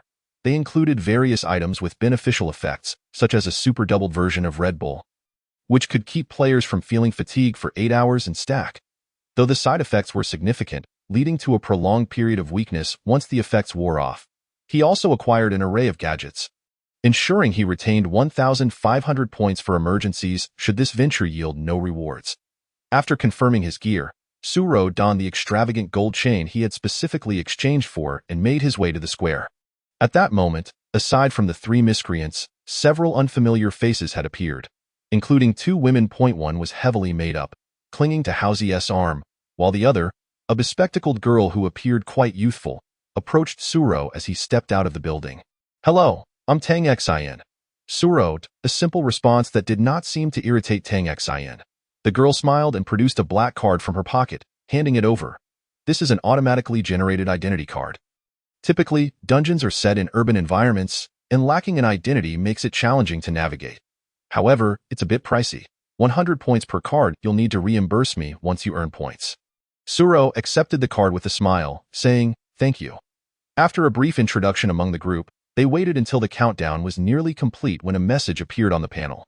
Note: no individual may disclose any information from the peace zone to the outside world by any means. Violation will result in immediate annihilation. Before Suro could react, the teleportation began. However, just as everyone was teleported, 3 gunshots shattered the silence. They witnessed Housy inexplicably brandishing a silver handgun. Suro, like an ordinary citizen, began to flee in a panic, shouting, "There's been a murder. They have guns. They have guns." Chapter 14. What about that child? At the instant of teleportation, the streaming rooms reopened for the participants. Suro's stream quickly filled with spectators who had rushed to witness the unfolding events. Qianli entered immediately upon hearing the commotion, furrowing his brow as he observed Suro's actions. Based on years of analysis, the greater the number of participants in a dungeon, the higher the likelihood of success. Why, then, was Suro making such a drastic move to reduce his party? Had he encountered something during these 2 weeks? Or did he recognize those individuals from the outside, harboring some grudge? He swiftly called Yu Hong to investigate Suro's connections and then focused intently on the stream. Suro, now mixed within the crowd, soon vanished from sight. The bewildered team members exchanged glances at the 3 notorious individuals and, after a moment of resolute determination, turned and plunged into the throng, sprinting away. Once they confirmed they were far from the center of the chaos, Suro darted into a nearby public restroom, tearing off a thin film from his hand. He changed into a different outfit and donned a pair of non-prescription glasses, blending into the crowd as he aimlessly wandered the streets. What is Suro planning to do? Is he abandoning his teammates to go solo? Surely he must have another plan in mind. Could it be that his twisted logic is beyond comprehension for normal minds? Upon seeing this comment, Qianli nodded in silent agreement. Indeed, Suro's every move was unexpected and defied conventional expectations. Wandering without aim, Suro entered a jewelry store. "Welcome." The receptionist's eyes sparkled with excitement upon seeing Suro's designer attire and the ostentatious gold chain he wore. "If we can assist this handsome gentleman, our commissions will surely soar this month." However, Suro's next words caused her enthusiasm to plummet. "Do you buy gold?" Though displeased internally, the store did offer gold exchange services. So she led Suro to the weighing station and took the gold necklace he presented. "Sir, are you no longer fond of this necklace?" We can exchange it for another piece of equal weight, just requiring a small service fee. Suro shook his head. No, I need cash urgently. With that, he pulled out a falsified receipt from the system. This is proof of purchase. If possible, please help me convert it to cash swiftly. Just then, a breathless female voice called out from behind him, Suro, don't go. Suro frowned and turned to see Tang Xian, a girl he held considerable suspicion towards, especially given the presence of the scar-faced gang in the safe zone. This seemingly delicate girl had risked 100 points, which suggested one of two possibilities. Either she possessed the strength to disregard those thugs, or she was in league with them, quietly activating his magnetic deflection device. He asked, "Why are you following me?" For a moment, the girl was at a loss for words, and after a few seconds, her eyes began to glisten with unshed tears. "I'm sorry. I shouldn't have upset you. Would you come home with me?" She then affectionately wrapped her arms around Suro's, appearing exceedingly close, yet without physically touching him. Suro, feigning a spoiled rich kid demeanor, replied, "I already told you we've broken up. Please stop bothering me." He urged the jeweler to expedite the cash exchange. "But what about the child?" Suro was taken aback. "You're quite ruthless. How can you say such a thing?" Of course, Suro was no fool. "Counting the money," he retorted. "Just get rid of it. Otherwise, you'll have to raise it yourself." At that moment, Tang Xian was utterly defeated. This newcomer was far too cunning. Soon, Suro completed his transaction, pretended to tuck the money into his pocket, and headed for the exit. Tang Xian followed suit, realizing Suro wasn't engaging, so she stopped pretending, walking side by side with him on the street. "What did you mean by that earlier?" Tang Xian asked softly. Suro shrugged. "It means exactly what it says. Just get rid of it, as I can't afford to support it." Tang Xian's face flushed crimson from embarrassment, for she was still an innocent girl. "That's not what I meant. I was talking about just now, when we first arrived." Su Luo glanced at Tang Xian and smiled. "Guess." Tang Xian, frustrated, stomped her feet. Though angry, she was not foolish. It was evident that Su Luo was wary of her. So she decided to reveal a bit of her own background. "I'm not with the rats. They were still newcomers when I arrived. By the time they started robbing, I had already exchanged for superpowers, which is why they never targeted me." As they spoke, the two entered a deserted alley. Tang Xian sensed something amiss just as Su Luo pinned her against the wall in an extremely intimate manner. As she was about to struggle, she felt something hard pressed against her stomach. Instinctively, she attempted to raise her leg, but Su Luo's knee was already positioned in a rather sensitive area. Looking down, she noticed a sharp knife in Su Luo's hand, which had appeared out of nowhere. "Are you going to kill me? It's better to eliminate the danger than to have you stab me in the back, isn't it?" Su Luo revealed her signature smile. "Do you know that killing someone will deduct points? You'll lose your life if you accumulate negative points." "I know, and I've already killed one person. Although 1,000 points is no small amount, it's worth it in exchange for my life." By this point, the audience was going wild. Su Luo is indeed a psychopath. She'll kill her teammates for a disagreement. What kind of person is this? Even Qianli, who had always supported Su Luo, couldn't help but shake his head. This Su Luo is great in many ways, but she's excessively suspicious. However, Tang Xian is indeed harmless. She even has a significant grudge against the rats. Once, during a team mission, Tang Xian nearly got killed by those three. Later, during a few more missions, she ended up matched with the rats again. As soon as they entered the dungeon, without a second thought, she used a rewind scroll to escape, naturally avoiding any interaction with those scoundrels. Now, pinned against the wall by Su Luo, Tang Xian was momentarily at a loss for evidence, her face falling. "I really have nothing to do with them. If you don't believe me, I can't prove it." Su Luo remained silent for a moment before asking, "How old are you this year?" 18. No sooner had she spoken than an alarm began to blare incessantly. Qianli's eyes nearly popped out. "A lie detector. You brought that with you. How cautious can you be?" Chapter 15. Schemes.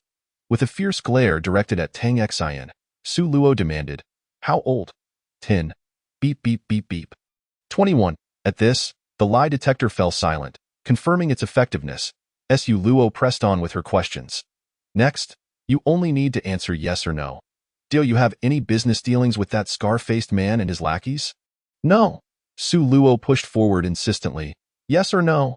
Qianli, in despair, slapped his forehead. "Come on, Is it really necessary to be so harsh? She's a girl, a lady. Tang Xian looked at Su Luo's handsome face and felt utterly exhausted. Is it true that handsome guys all have a few screws loose? Resigned, she answered. No, seeing the lie detector remain silent, Su Luo continued. Then have you ever thought about killing me? No, did you come to me to collaborate? Yes, why? I'm just a newcomer. Why would you want to collaborate with me? At this, Tang Xian was stumped. She couldn't respond with a simple yes or no. Cautiously, she asked, can I say something else? Go ahead. Because I feel you're different from them. Su Luo rolled her eyes. This was the second female to say that to her. Though annoyed, she released Tang Xian. Just tell me the reason. I feel you're strong. I fought that scar-faced man. He is strong too? But you managed to kill him, so you're stronger. Besides, you don't care about losing points for killing, which means you must have scored quite a bit in the first round, Su Luo nodded. Her analysis was indeed correct, and the lie detector had remained silent throughout this exchange. Therefore, it appeared that Tang Xian was a potential ally. After stowing the knife into her ring, Su Luo took a step back, as a senior. Do you have any advice for this dungeon? Upon hearing this, Tang Xian raised her head, squinting her eyes as she proudly tucked her hands behind her back. Is this the attitude you have when consulting an elder? Aren't you going to say something nice? But after waiting for a long time, she received no response from Su Luo. Quickly opening her eyes, she saw that Su Luo had already walked to the roadside and was haggling with a taxi driver. Tang Xian rushed over, exclaiming, weren't we supposed to team up? Why did you leave me behind? Su Luo slowly turned her head. Did you not want to talk? Tang Xian glared at Su Luo, ready to explode with anger. This person is so strange. Clearly, I've been putting myself out there, yet she doesn't appreciate it. Is it because I'm ugly or because she thinks I'm too weak? With this thought, she decided to show off her skills, shoving Su Luo aside and locking eyes with the driver. Moments later, the driver seemed to enter a trance, getting out of the car and handing the keys to Tang Xian. Was it charm? Or mental control? Neither, just a minor trick of mental abilities. Su Luo nodded, snatching the keys from Tang Xian's hand and taking the driver's seat. Vroom. Su Luo slammed on the gas, and Tang Xian dared not waste any more words. Others might just be toying with her, but she believed this man would indeed speed off without hesitation. She quickly climbed into the back seat, letting Su Luo drive her away. After a long while, the buildings became sparser, and the surroundings grew increasingly desolate. With just a man and a woman alone in the car, she couldn't help but feel a bit uneasy. Where are you taking me? To Biyun Temple. I just checked. This temple is quite popular. Good idea. But are you planning to stay at the temple for 3 days? Stay? Su Luo shook her head. Hiding is not my style, at the very least. I want to kill that damned ghost doll before leaving. You're truly audacious. You might not have experienced the terror of team missions, but you'll find out soon enough. Su Luo nodded again without replying. The temple was quite far from the urban area. It took nearly 4 hours for the two to reach their destination. Upon disembarking, they immediately spotted a few other teammates, but the 3 rats were nowhere to be seen. Seeing the two emerge from the same vehicle, the others showed no signs of surprise, though there was a hint of intrigue in their gazes directed at Su Luo. Unfazed, Su Luo nonchalantly passed through the crowd and approached the heavy gate. She lightly tapped the door knocker, and soon after, an old monk emerged from within. Umitba, the abbot has been awaiting your arrival. Please, come in. Following the monk's guidance, the group entered the main hall, where the abbot surveyed them with a smile, ultimately fixing his gaze on Su Luo. May you maintain your original intentions and not let slaughter overwhelm your reason. Su Luo joined her palms together and bowed slightly. Thank you for your guidance. Master Su Luo held a deep respect for elders. I am aware of your purpose for coming here, but the vengeful spirit is far too powerful. I am powerless to assist. Upon hearing this, the group felt a significant loss of hope. Only Su Luo, with her head bowed in contemplation, finally spoke up, Master, may we stay here for the night? The sky is darkening, and returning to the city recklessly may expose us to danger. The abbot frowned, glancing at the dimming sky before sighing. Very well, if you do not mind, you may stay here for the night, but please keep your distance from the inner courtyard. The group rejoiced. If this master truly dared to let them stay, they would have no recourse, as this was a sacred Buddhist site and not a place to force their way in. However, Tang Xian sensed something unusual. After the group dispersed, she pulled Su Luo into a secluded corner. Do you have a plan? Su Luo nodded. Seeing her nod, Tang Xian exploded. Without a second thought, she raised her hand and slapped Su Luo across the face. You jerk. NPCs are people too. The abbot was so kind to you. And you want to harm them? Su Luo was bewildered. What are you talking about? I want to harm the abbot. However, her words served as a reminder that NPCs could indeed be a factor to exploit. Though reluctant to explain, Su Luo suppressed her irritation and clarified. I never intended to harm the monks here. I came here because it's safer than another place. Tang Xian, ready to continue scolding, suddenly froze. Another place? You have an alternative plan? Indeed, if all goes well, this place should be safe tonight. If not, it will confirm another hypothesis of mine. What are you even saying? Where do you think those three are right now? Where? They must be in the peace zone. Just those few, they would immediately use rewind scrolls to escape as soon as they entered the dungeon. How could they possibly stay here? Do you still remember the conditions for using the time reversal scroll? One cannot sustain injuries during the first hour of entering the dungeon. If injured, the scroll will enter a cooldown period of 24 hours. Su Luo flashed a charming smile, deftly revealing a blood-stained steel needle nestled between his middle and index fingers. They could not return now. The audience, Tang Xian, and Qinli exclaimed in shock. Chapter 16. I am indeed a pervert. This maneuver left everyone utterly dumbfounded. Su Gu is extraordinary. This is remarkably intricate. This act of using another's weapon to kill is simply brilliant. Speaking of which, why is Su Gu targeting those individuals? Is there some animosity? Tang Xian was so astonished that he found himself speechless. Staring in disbelief at the small steel needle stained with dried blood, Su Luo smiled faintly, remarking that a slap was inconsequential, and besides, it hadn't even hurt. He wouldn't retaliate for the slap. But he certainly wouldn't let it go without consequence. He would withhold the points from the card. Tang Xian nodded vacantly. Su Luo disregarded him, stowing away the needle and retrieving his phone from his ring as he walked into the distance. At that moment, the three individuals captured by the police were crouched in a detention room, gnashing their teeth in frustration. Howsy, let us get out of here. We won't be able to escape for a while, but we'll find a chance to take him down. Howsy nodded, touching the necklace around his neck as he produced 3 scrolls to hand to the others. Let us return first, if need be. We can scrape together some points to deal with that brat later. As he spoke, he tore open a scroll, but the red alert on the panel plunged the 3 into despair. The time reversal scroll is on cooldown. With a remaining time of 14 hours, 32 minutes, and 27 seconds, they froze momentarily, then frantically began removing their clothes. Despite the physical contact during their arrest, there had been no bloodshed. The determination for the time reversal scroll states that as long as no blood is drawn, one is not considered injured. Just then, the person with dyed yellow hair suddenly screamed, I think I got pricked on my leg. The others quickly turned to look, and indeed, there was a tiny spot of blood on Huang Mao's leg as if he had been bitten by a mosquito. The other two began to check each other, and to their horror, they discovered similar spots of blood on various parts of their bodies. Panic ensued. The 3 had used the time reversal scroll numerous times, and their attributes had already plummeted dramatically. They couldn't even defeat an ordinary office worker now. The monsters in the team dungeon were entirely different from those in solo instances. Moreover, they were still trapped, facing the prospect of being devoured and tortured by the monsters. Howsy was so frightened he began to cry, his sanity teetering on the brink of collapse as he clutched the iron bars before him, shouting, Officer! Officer! We've been wronged. The gun isn't mine. It's not mine. Upon hearing their cries, a police officer entered. Not yours? Do you think we're fools? The gun has only your fingerprints. Who else would you blame?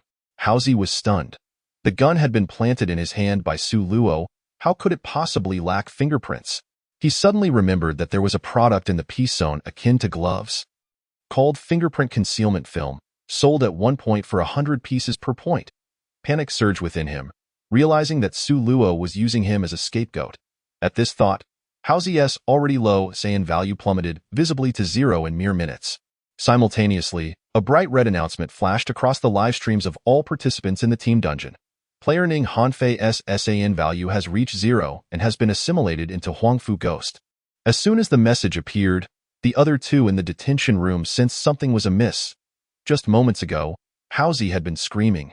Now, he suddenly fell silent, his body convulsing as if in the throes of an epileptic fit, accompanied by billowing black mist emanating from him.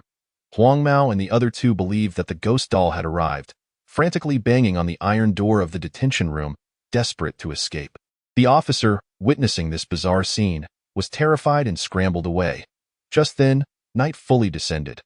Huang Mao and the other were still exerting all their strength to pry open the sturdy bars, oblivious to the figure emerging in the corner of the room, a pitch-black infant with blood-red eyes. At this moment, Haozi had completed his transformation but did not immediately attack the others. Instead, he retreated to the corner, facing the wall as if in fear of the infant. The infant ignored the now ghostly Haozi and focused its gaze on Huang Mao, who was still pounding on the door. Suddenly, a wave of black mist exploded from its body. Yet, the mist dissipated after just a few seconds, even restoring the transformed Haozi to his human form. The only change was that a flicker of maternal instinct shone in Huang Mao's eyes, and his hands gently caressed his abdomen. Utterly bizarre. Meanwhile, Su Luo had unknowingly perched atop the roof of a side room in the temple, frowning as he observed the scene on his phone. After pondering for a moment, he set the phone aside, retrieving a pack of cigarettes from his ring, and slowly lit one. "What do you want?" Tang Xian, who had stealthily climbed up, nearly lost her balance upon hearing Su Luo's words. Does this guy have eyes in the back of his head? How did he know I was here without me making a sound? Having been exposed, she decided to stop hiding and boldly approached Su Luo, sitting beside him with her legs wrapped around herself. "It's nothing. The smell in the room was too overwhelming, so I came out for some fresh air." "Smell?" Tang Xian's face flushed slightly as she nodded. "You can hear it for yourself." Su Luo listened intently. Indeed, the room was filled with the sounds of gasping from both men and women, indicating that it wasn't a one-on-one battle. However, he offered no judgment. After all, in this game world, humanity had been twisted beyond recognition. Sacrificing a bit of dignity to survive is nothing unusual, while others were engaged in combat. Su Luo refrained from interrupting and instead pulled out 2 cans of super double-strength Red Bull, tossing one to Tang Xian before opening his own. "Wow, a wealthy person, huh? You can afford this? When it comes to life and points? I can discern which is more important. Oh me, your reckless actions are no different from seeking death." This provoked Tang Xian's ire. "You call me reckless? Then explain to me what it means to be cautious. 13,000 points in my possession can immunize me against all individual kinetic weapons, along with an additional 600 hours of stamina and countless small auxiliary items.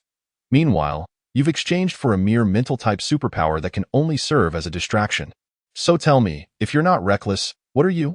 Then by your logic, you have 13,000 points."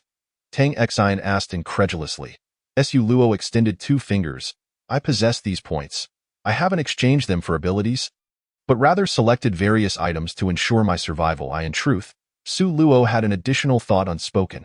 Initially, he had indeed been tempted by a particular ability, or rather, a bloodline, even feeling a strong urge to exchange for it. However, that bloodline required far too many points, a staggering 34,000 points. The bloodline bore a simple and crude name, Demon Bloodline, and it was a growth-type bloodline. Other growth-type bloodlines typically demanded tens or even hundreds of thousands of points. Yet this demon bloodline was priced at over 30,000. The lower price stemmed from a fundamental issue. The growth of this demon bloodline did not depend on points or rare materials, but rather required the absorption of various negative emotions to strengthen itself. Moreover, this absorption could not target players or NPCs.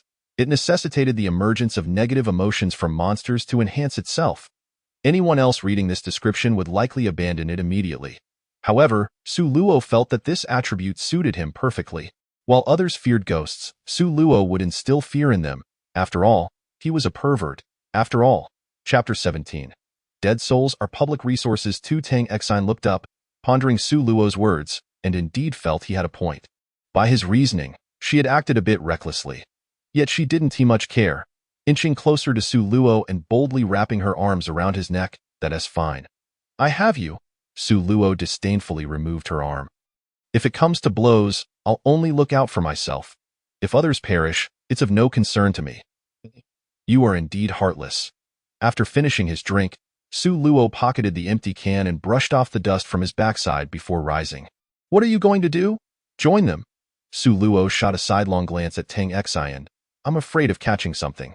Stretching lazily, he nonsensically added, since they aren't making a move, I'll go provoke them.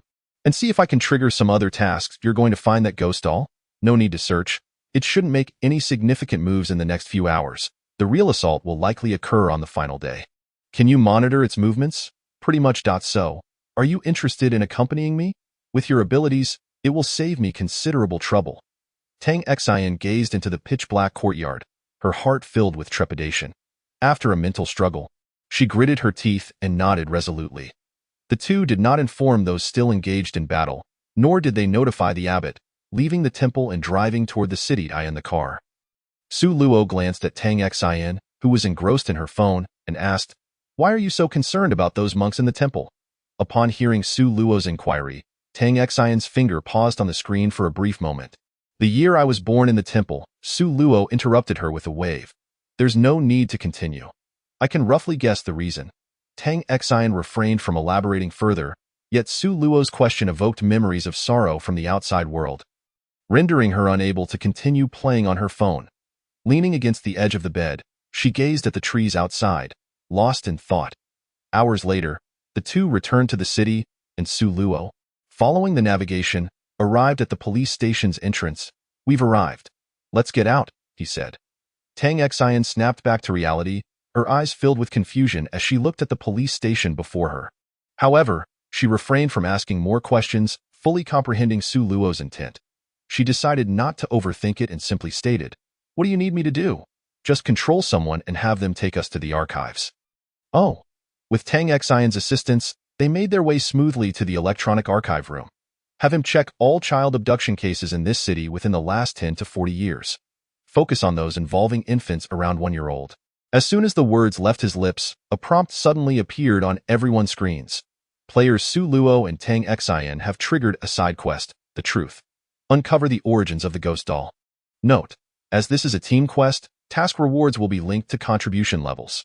Tang Xian stared at Su Luo in shock, aware that such additional tasks were notoriously difficult to trigger. Although she had activated one before, it had been purely by chance. Su Luo was clearly prepared for this, however. He did not respond to Tang Xian's gaze. Instead, he furrowed his brow, pondering over the prompt. What he sought was not a side quest but a main quest. It was apparent that his investigative direction was flawed, yet he could not conceive of an alternative path. He decided to yank the officer from his chair and took his place at the computer to sift through the files. After a lengthy search yielded little, irritation began to brew within him. His eyes darted around, hoping to glean some information. In his distracted state, he noticed Tang Xian gazing at him like a fool. And an epiphany struck him. He stood up abruptly and shoved the officer back down. Abandonment cases? Look for abandonment cases from the last 30 years involving 1-year-old infants. The officer immediately commenced a search, resulting in hundreds of entries displayed on the screen. Su Luo contemplated for a moment. Filter out those without living biological parents. Instantly, the information on the screen became significantly more manageable. Yet, even after this, there were still a dozen entries remaining. Su Luo added, "Filter out those children who are still alive and those whose parents are deceased." The officer executed the commands, and ultimately only one entry remained on the screen. At the same time, the information on the panel shifted once more. Triggered main quest. Find the parents of the ghost doll. Due to the activation of the main quest, the original primary and side quests have been automatically cleared. The cleared tasks are deemed successful, and rewards will be distributed after the game concludes. The ghost doll has entered a dormant state, with a countdown of 167 hours, 59 minutes, and 59 seconds until awakening. Important reminder: due to players Ning Hanfei, Yuan Chengxi, and Yu Jin being possessed by the ghost doll, they are deemed dead. During the ghost doll's dormancy, these 3 players will participate in the game as equivalent-level malevolent spirits. Ning Hanfei's transformation into the Yellow Father spirit will undergo proportional enhancement. Su Luo smiled. This was precisely what he desired. He had no interest in trivial tasks. If he was going to take on a challenge, he would aim for the highest rewards. Since the panel had declared him a bully in the novice village, he would show these lowly creatures what a true bully was. Outside the game, Qianli witnessed Su Luo triggering the main quest and quickly grabbed his phone. However, before he could dial, a call from a garbled number came in. "We are waiting for you at the hall." The caller was an elderly man, his voice somewhat frail, Yet the slight tremor indicated he was in a state of extreme excitement. Qianli quickly responded and rushed out of the house in formal attire. Meanwhile, the popularity of Su Luo's livestream soared to the top of the charts. 10 miles of Frost gifted, Golden Coffin X1, Try to Move Me gifted, Ghost Currency X20. Kiss and Burn gifted, Paper Doll X1. The comments flooded in frantically, "Brothers, the gifts I've saved for 3 years are finally ready to be put to use. Su Gu is invincible. I've entrusted all my gifts accumulated over 3 years to you. Perverted big brother, you must give it your all." Su Luo did not linger in his joy for long. After instructing the young officer to search for the whereabouts of the ghost doll's parents and checking the detention sites of Ning Hanfei and the others, he left the police station. At this moment, Tang Xian had completely transformed into Su Luo's devoted admirer. To her, Su Luo appeared almost divine. Not long after, Su Luo halted the car once more. Tang Xian glanced and saw yet another police station, her confusion deepening. "Are we checking for something else?" "No, just coming to collect a few items. After all, the deceased won't be needing them anymore. Are you going to find those 3? Su Luo shrugged casually. "Exactly. Public resources should be utilized efficiently. The deceased are also public resources." Chapter 18. Restarting the God-making project after having Tang Xian control another person, the two made their way to the location where Ning Hanfei and the others were held. At this time, the 3 still appeared human, yet their eyes had turned a ghostly gray.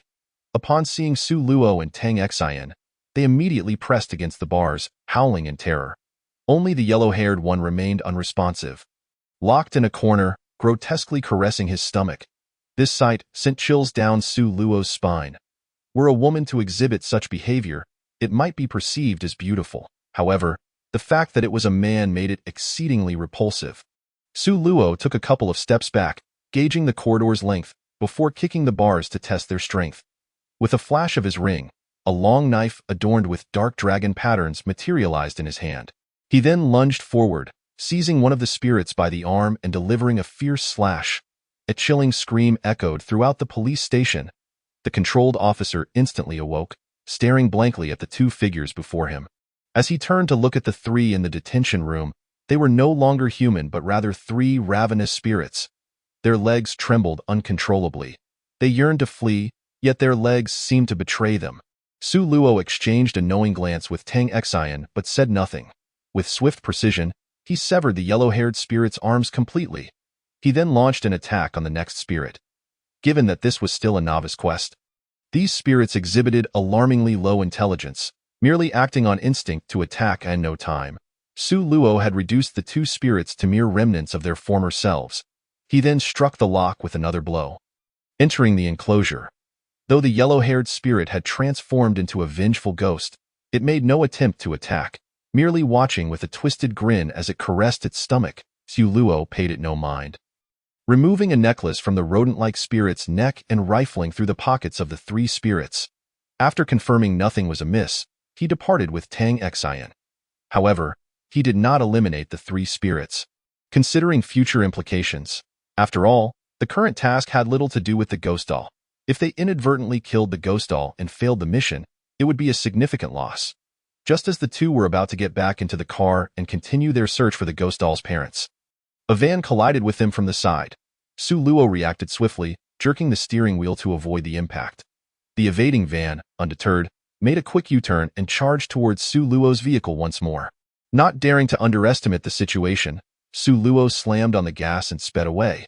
Tang Xian was about to curse when she caught sight of the van's driver in the rearview mirror. It was none other than Lu Jun, a teammate who had entered the quest with her. She quickly lowered the window to inquire, but Su Luo yanked her back. "No need to waste words with them. They're just a bunch of cowardly fools."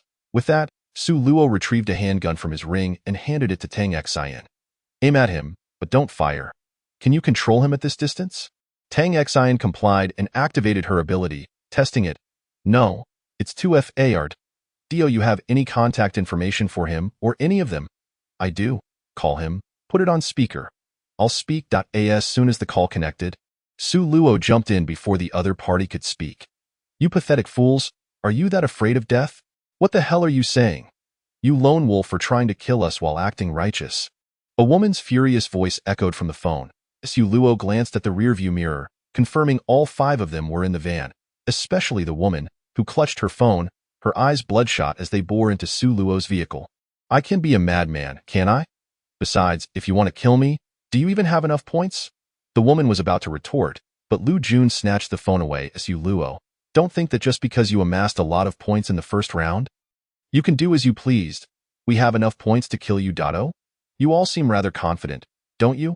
Otherwise, you, a mere novice, along with the useless Tang Xian, think you can stand against our 5? Su Luo chuckled. Did you really think I didn't bring the rewind scroll? What if you did? At worst, we all go back together, and the peace zone will still kill you. Lu Jun shouted. Do not go too far. Su Luo triggering a quest means you all receive additional rewards. We never said we wouldn't take you along. Tang Xian could no longer hold her tongue and yelled into the phone. We don't give a damn about rewards. We just want to survive. The main quest is gone. When the time is up, we will all die. Lu Jun bellowed in agreement. Su Luo remained silent. Pressing the mute button. Tang Xian, do you know about the kill penalty mechanism? Yes, I've tried it once. As long as it doesn't directly lead to someone's death, there won't be any penalty. If you can make their vehicle lose control and crash, it won't incur any penalty. Hearing this, Su Luo cast a sidelong glance at Tang Xian. It seemed that in this game, everyone's hands were stained with blood. Perhaps it was for the best. Between a saint and a psychopath, Su Luo found the former far more intolerable. After all, as many netizens have aptly stated, in an apocalypse, one should eliminate the saint first. Glancing at the time, he decided it was nearly time to act and turned the sound back on. Do you have any last words? Last words? I think it's better to say I can't get a word out. Lu Jun stammered, his eyelids heavy as if weighed down by 1,000 burdens. An overwhelming sense of fatigue surged through his mind. Even Tang Xian beside Su Luo began to feel drowsy. Her firearm slipping from her grasp onto the back seat. Struggling, she turned to Su Luo. Did you poison me? Bang. Just as those words left her lips, a loud crash echoed from behind as Lu Jun's van collided into the greenery. Su Luo halted his vehicle, retrieving a green pill from his ring and forcing it into Tang Xian's mouth. Having consumed an energy drink, she retained a shred of awareness, mistaking the pill for another attempt on her life. Desperately, she tried to spit it out, but Su Luo showed no mercy, gripping her face and kissing her forcefully. This left Tang Xian momentarily stunned. Before she could resist, Su Luo blew the pill down her throat and exited the vehicle. After swallowing the pill, Tang Xian felt her strength gradually returning and realized it wasn't poison, but an antidote. Yet, she dared not leave the car, her face flushed as she shyly observed Su Luo's retreating figure. In the grand hall of the Failwan Summit beyond the game, Qianli sat alongside a host of influential figures, watching Su Luo's live stream. When they witnessed Su Luo incapacitate a few individuals, the elder seated at the head of the table raised a hand, signaling, "Turn it off." He then turned to Qianli and inquired, "General Wang, what do you assess this person's chances to be?" In terms of strength, 60% in strategy, 30% in temperament, a full 100%. Overall, I would say he has a 70% chance of clearing the game. The elder nodded slightly, continuing to ask, "And if we add our assistants?" A glimmer of excitement flickered in Qianli's eyes, 90%.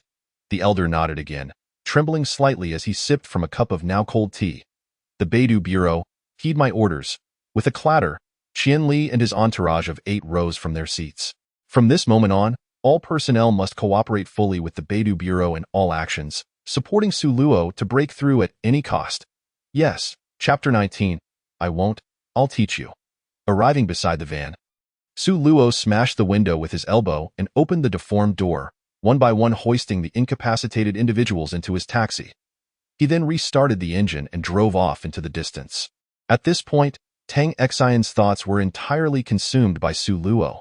She found herself bewildered by the meaning of that kiss. Could it be that he was interested in her? The two remained silent throughout the journey, each lost in their own musings. 2 hours later, the vehicle stopped at a secluded grove on the outskirts. Su Luo retrieved 2 cans of beverages, placing one in front of Tang Xian with a serious demeanor. "If you still trust me, drink this. Afterward, we will be very busy. So busy that there will be no time to rest. If you do not trust me, I will leave the car for you, and we shall go our separate ways." Tang Xian clutched the drink without opening it, pondering for a moment before asking, "May I ask you a question?" "Go ahead." What did that kiss mean? It was simply to give you the antidote. Are you sure? Absolutely. And how did it feel? Not great. You didn't rinse your mouth after drinking. Tang Exine raised her hand as if to strike, but ultimately refrained. Having reached this point in their conversation, Su Luo's intentions became clear to her. She downed the drink in one go and extended her hand towards Su Luo. For the foreseeable future, I will rely on your protection. Su Luo did not shake her hand but nodded. All right, let us begin. The upcoming events may be quite exhilarating. With that, he rose and began dragging the 5 incapacitated individuals from the back seat, starting to strip them of their clothing. Though Tang Exine was puzzled, she assisted nonetheless, asking as they worked, "What are you planning to do?" "I don't want their belongings. I want their lives." "Lives? How do you intend to accomplish that?" "It's raining today. Theoretically, without clothing, they will develop hypothermia within 3 hours. I need not explain how severe hypothermia can be. That's ruthless." After stripping the individuals of their clothing, the two set off again towards the outskirts of the city. Meanwhile, in the real world outside the game, Su Luo's live stream suddenly experienced a surge of accounts flooding in. As the viewers expressed their confusion, an array of gifts began to soar in Su Luo's stream. It quickly became apparent that the higher-ups had intervened once more. And Qianli's conspicuous comments appeared in the chat. "Ladies and gentlemen, the deification project is officially launched today. Please follow the SMS prompts and orderly send gifts. Thank you for your cooperation." Subsequently, everyone around the world received designated messages on their phones. The populace, having been dormant for 3 years, was reignited. The deification project had begun 30 years prior, initiated to enable individuals to break free from this game. The Failwan government had mobilized the entire population, aiming to create a fabricated deity through gifts. Though the concept was noble, the reality was harsh. The first artificial deity perished at the hands of the 45th level boss, Lilith. Subsequent attempts followed the same pattern, differing only in process but ultimately yielding the same outcome. Today's relaunch suggested that the higher-ups had taken an interest in Su Luo's capabilities. The control over gifts was not due to a lack of funds, but rather because the currency used to purchase gifts could not be acquired with money. The currency for sending gifts could only be obtained through daily live stream attendance, thus necessitating a numbers game, with different conversion rates for gifts at each stage. Left with no other choice, they could only enforce control in the game. Su Luo had now reached his destination, a very remote village where the inhabitants seemed rather peculiar, exhibiting a strong wariness towards outsiders. As soon as Su Luo's vehicle came to a stop, a local approached, speaking with a heavy accent. "Who are you? Get out. This is not a place for you." Sensing something was amiss, Su Luo quietly activated the personal magnetic deflection device, shielding Tang Exine behind him. He whispered, "Can you read other people's memories?" "No, my mental strength isn't sufficient yet." Su Luo clicked his tongue, lacking the patience to engage in pleasantries with an NPC. He stepped forward and delivered a punch to the man's face, then slapped him twice hard, demanding, "Zhang Yuelon? Is Zhang Luan here?" The man did not answer but instead let out a loud scream. It was the middle of the night, and many villagers had already risen. Upon hearing his shout, they rushed back into their homes to grab weapons and encircle the two. Among the crowd, Su Luo even spotted a few crude firearms. Outnumbered, and with Tang Exine unable to defend against bullets, he pulled the man closer and shot Tang Exine a glance, signaling her to move to the side of the vehicle. Though the man was under Su Luo's control, he continued to curse angrily. "Let me go! Do you think you can leave this village?" Slap! Su Luo retaliated with another resounding slap, choosing not to waste further words. After ensuring Tang Exine was back in the vehicle, he addressed the crowd of villagers. "I am here to find Zhang Yuelon and Zhang Luan. I have no intention of clashing with you." To his surprise, the villagers paid no heed to Su Luo's words, all shouting in unison, "Let go of the village chief, or we'll kill you." Now Su Luo found himself in a predicament. While he could easily unleash a massacre and slay all the NPCs, he feared that Zhang Yuelon and Zhang Luan might be among them. If he accidentally killed the leads, he would lose his leads entirely. At that moment, Tang Exine's voice came from inside the car, "Those two aren't among them. I saw their photos before leaving." Upon hearing this, Su Luo smiled. With a flash of his ring, a long blade appeared in his hand. Without a moment's hesitation, he plunged it straight through the village chief's torso, drawing the blade free. He charged into the crowd. The villagers were not merely for show. They raised their guns and fired. Yet, Not a single bullet found its mark on Su Luo. All the projectiles were deflected away from Su Luo's body, as if an invisible shield were protecting him. Bursting into the crowd, Su Luo resembled a vengeful deity returned from the depths of hell. Each swing of his weapon left behind a gruesome trail of blood. Initially, the villagers harbored intentions of resistance, but after Su Luo mercilessly slaughtered a dozen individuals, fear gripped the hearts of the remaining villagers. Some, trembling with terror, hastily retreated towards the inner part of the village. Yet, Su Luo showed no signs of halting. He continued his rampage, relentlessly hacking away. Although his movements lacked coherence, his stamina, bolstered by the effects of an energy drink, seemed nearly boundless. Within 5 minutes, no villagers capable of mounting a defense remained by his side, and the once pristine concrete pavement was soaked in blood. The village entrance resembled a hellscape, littered with dismembered limbs. Wiping the sweat from his brow, Su Luo located a survivor still writhing on the ground.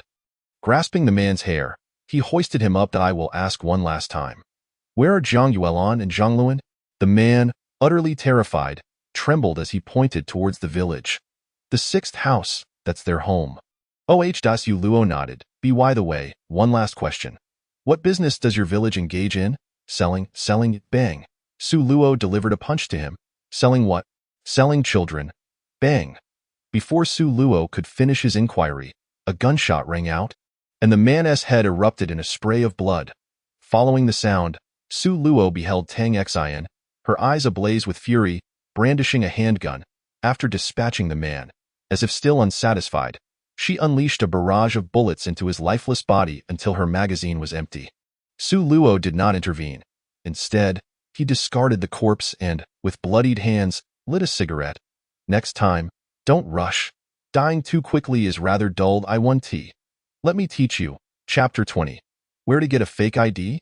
"Get one for me too." It was evident that the man's response had struck a nerve deep within Tang Xian, a secret she was reluctant to share with others. Furthermore, given the urgency of the situation, Su Luo instructed Tang Xian to stay in the car for her own safety before advancing towards the direction indicated by the man. The village appeared exceedingly backward, devoid of standard electrical wiring or running water. Each household's door was made of wood. Overall, the village seemed disconnected from modernity, entirely lacking contemporary characteristics. Upon reaching the door of the specified house, Su Luo gently prodded it with the tip of his knife, then circled the building in search of useful information through the windows. However, his efforts were in vain, as it was clear the inhabitants were already aware that Su Luo was targeting them. All the windows were barricaded. Left with no choice, Su Luo returned to the entrance and lightly knocked twice on the door. "Zhang Yuelan? Or is it Zhang Luan? Who are they? I don't know them." A man's voice bellowed from behind the door. "Don't know them? Very well." The man hesitated. He had witnessed Su Luo's earlier frenzy at the village entrance. Why was this man so accommodating? Was he merely venting his rage upon those he encountered? The man felt perplexed but dared not speak further, fearful that the vengeful deity might change his mind and burst in to slay him. Naturally, he also refrained from peeking through the door, instead pressing his ear against it, holding his breath to listen. Indeed, as he strained to hear, Su Luo's footsteps receded from the door, prompting the man to breathe a sigh of relief. Yet before he could fully relax, a shattering sound of glass sent him back into a state of alarm. Soon after, a pungent odor of smoke began to permeate the air. Just then, the footsteps that had faded away returned to the entrance. Su Luo's voice echoed once more. "Based on my experience, those on the brink of death seldom lie, especially in cases of severe blood loss. Thus, I choose to believe him." With that, he thrust his blade downward through the door, impaling the man's arm to the ground. "Your survival means little to me. I seek only one answer." With these words, Su Luo pressed down on the knife, preventing the man from escaping, and casually fiddled with his phone. The glass had been shattered by him, not by hand, but rather by a lighter. As a faithful user of kerosene lighters, it was entirely reasonable for him to carry a bottle of kerosene. Moments ago, he had tossed a lit lighter into the room, simultaneously throwing in the kerosene.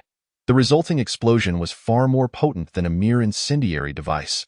The moment the kerosene bottle was thrown inside, flames engulfed the entire room. Coupled with the house's wooden structure, smoke billowed dramatically. The man, with his arm pinned, began to cough uncontrollably, Cough, cough.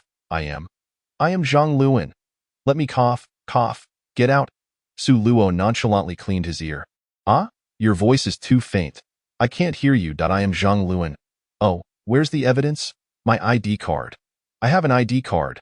Zhang Luan frantically pounded on the door, desperate to escape. But Su Luo would not allow him such an easy exit. Having already engaged, he might as well drive him to the brink of madness, thus reducing his own burden. An ID card. Huh? Those can be forged. I just saw someone outside seemingly dealing in fake IDs. Oh, by the way, how much did it cost you to get one? I was just thinking of getting one myself. At this moment, another female voice called out from within the room. Let me out. Let me out.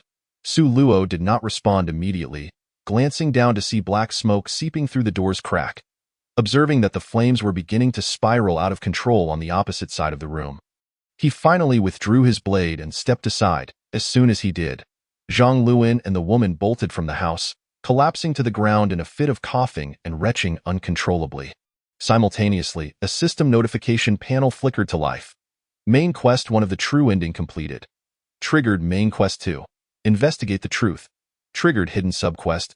Eliminate all human traffickers, alleviate parents' worries, and spare children from suffering. After reading the system notification, Su Luo cast a glance towards the mountains at the back of the village, where the fleeing individuals had just vanished. Noting the direction of the rising smoke, Su Luo's expression soured. The wind was favorable, but burning them alive seemed a tad too merciful. Time was of the essence. Su Luo seized both individuals by their hair, dragging them towards the taxi as if they were lifeless corpses. Upon seeing Su Luo return with 2 captives, Tang Xian's anxieties were somewhat alleviated. Before she could speak, Su Luo interrupted her with a question. Do you have any hints for the side quest? Yes. Shall we both go? A glimmer of coldness flickered in Tang Xian's eyes. I want to go, but I fear I won't handle it well. You should go. Su Luo interrupted her once more, retrieving a bottle of kerosene from his ring. If you wish to go, then go. Just drive down to the mountain and set it ablaze. Let's leave the village for now. There may still be children inside. Tang Xian nodded and climbed into the driver's seat. Speeding towards the mountain's edge. With no one else around, Su Luo felt liberated. First, he severed the tendons in both captives' hands and feet, then crouched down. Now, tell me everything you've done. Su Luo's tone was relaxed, as if he were chatting with an old friend. Not only did he inquire, but he even gently bandaged Zhang Luan's wounded arm. Having lived for half a lifetime in this chaotic village, Zhang Luan had seen it all, murder, corpses. He was accustomed to it all, but he had never encountered anyone as deranged and terrifying as Su Luo. The earlier experience in the room had already frightened him to the core. And now, dragged into this hellish scene at the village entrance, his mental defenses crumbled entirely. Without needing much prompting from Su Luo, he began to divulge everything he had done over the years. However, after listening for a long while, Su Luo found no clues regarding the doll, causing him to furrow his brow. He sheathed his long knife and replaced it with the dagger he had previously used to threaten Tang Xian. Then, he seized Zhang Luan by the ear and brought the blade down. You are being uncooperative. I told you everything. I told you everything. You lunatic. What do you want to know? Zhang Luan writhed in agony on the ground. His pants visibly changing color at an alarming rate. An unpleasant odor began to waft through the air. Su Luo grimaced in distaste, then plunged the dagger between his legs. Zhang Luan instantly fell silent. His eyes wide, his throat emitting a series of choking sounds. Su Luo deftly inserted a healing pill into his mouth to prevent him from bleeding out. Afterward, he shifted his focus back to Jiang Yuelon. Just as he was about to ask, a gunshot rang out. He then witnessed Tang Xian's taxi veer violently, crashing into a house. Chapter 21. It shouldn't hurt. Previously, Su Luo would have disregarded Tang Xian's fate entirely. However, having promised to protect her, he would do his utmost to fulfill that vow. With his long knife once more in hand, he charged towards the scene of the crash. The assailant who had shot Tang Xian continued to fire at Su Luo, but he merely confirmed the direction before refraining from pursuing. After all, Tang Xian's life and death took precedence. Swiftly clearing away the debris blocking the doorway, he gently lifted the dazed Tang Xian from the vehicle. Without hesitation, he tore open her clothing to inspect the location of her gunshot wound. Fortunately, she was lucky. The bullet had not struck any vital areas, merely leaving a gruesome hole in her shoulder. After hastily bandaging her wound, Su Luo slid his hand into the collar of Tang Xian's shirt. The sudden intrusion to her sensitive area jolted her awake, and just as she was about to curse him, Su Luo interjected, "Stay still, I have no interest in you. I'm merely checking if your ribs are broken." Indeed, his hands roamed only where necessary, pressing gently at the center of her chest before palpating her ribs on either side. He then retrieved a pill from the vehicle and placed it in Tang Xian's mouth. "It's a hemostatic agent. We'll address the gunshot wound later." He then located a handgun in the car, replaced the magazine, and handed it to Tang Xian. "Be ruthless. Shoot without hesitation when you see someone with that." He brandished his long knife and charged towards the source of the gunfire. The ensuing cacophony of screams echoed throughout the village, and Su Luo became a relentless machine of slaughter, kicking down doors, methodically searching, and swinging his blade. Each strike claimed a vibrant life, and his composure deepened. However, this was merely a facade. Internally, he was exhilarated, gradually succumbing to a peculiar euphoria. Su Luo refrained from glancing at his status panel, yet the spectators outside were acutely aware of the escalating figures displayed there. Since the moment he unleashed his fury, no one paid attention to the visuals. Countless pairs of eyes fixated on the soaring SAN value. 281, 287, 290, 300, 301. Su Luo's SAN seemed boundless, increasing with every life he extinguished. This caused concern among the onlookers, while a high SAN value was beneficial. An excessively elevated one was a troubling sign. Everyone understood the concept of extremes leading to reversals. Prolonged immersion in such a pathological state could potentially lead him to become a mindless monster. As if summoned by the tumult, a long-awaited torrential rain finally descended from the heavens. The fierce downpour and howling winds gradually brought Su Luo back to his senses, and his SAN value began to decline steadily, ultimately stabilizing at 200. Witnessing this, the audience felt a sense of relief. Regaining his composure, Su Luo reflected on the earlier sensation, a shudder coursing through him. After standing still for a moment, he closed his eyes and took a deep breath before returning to the vehicle, only to be met with an unexpected sight. Tang Xian's face flushed crimson with embarrassment as she instinctively hurled her clothing towards Su Luo, then recalled her need to cover herself. "What are you doing? Why are you back so soon?" "I cleared out the village. There was no reason to linger," he replied, seemingly oblivious to her distress, his gaze fixed unflinchingly on her face. He felt no attraction towards her physical form, even having tested his own responses prior to entering the game. Since the first kill, he had become desensitized. He even imagined a scenario where a naked beauty awaited him, alongside a caged demon. He would unhesitatingly choose the latter, believing that in such circumstances, cohabitation with a demon was impossible, and the woman would undoubtedly be problematic. Yet he did not perceive this as a flaw. After all, Lilith awaited him on the 45th floor. His lack of interest in women would serve him well in combat against her. However, he could not allow Tang Xian to remain exposed. He rummaged through his ring and found a piece of clothing he had never worn. Tossing it into the vehicle, "It's new. I've never worn it. If it doesn't fit, it belonged to a woman I found distasteful. Can you turn around?" Su Luo grimaced and muttered, "Tsk, so hard to please." Yet he did not turn away, instead braving the rain as he made his way towards the village entrance, saying, "Stay put in the car. Your wound could get infected in the rain, and your clothing is white. It will become see-through when wet." "Like you care," Tang Xian seethed, a mix of embarrassment and fury threatening to erupt. Her shame stemmed from being seen in an inappropriate state, while her anger was directed at Su Luo's shamelessness. "Is your lack of interest due to my inadequate figure?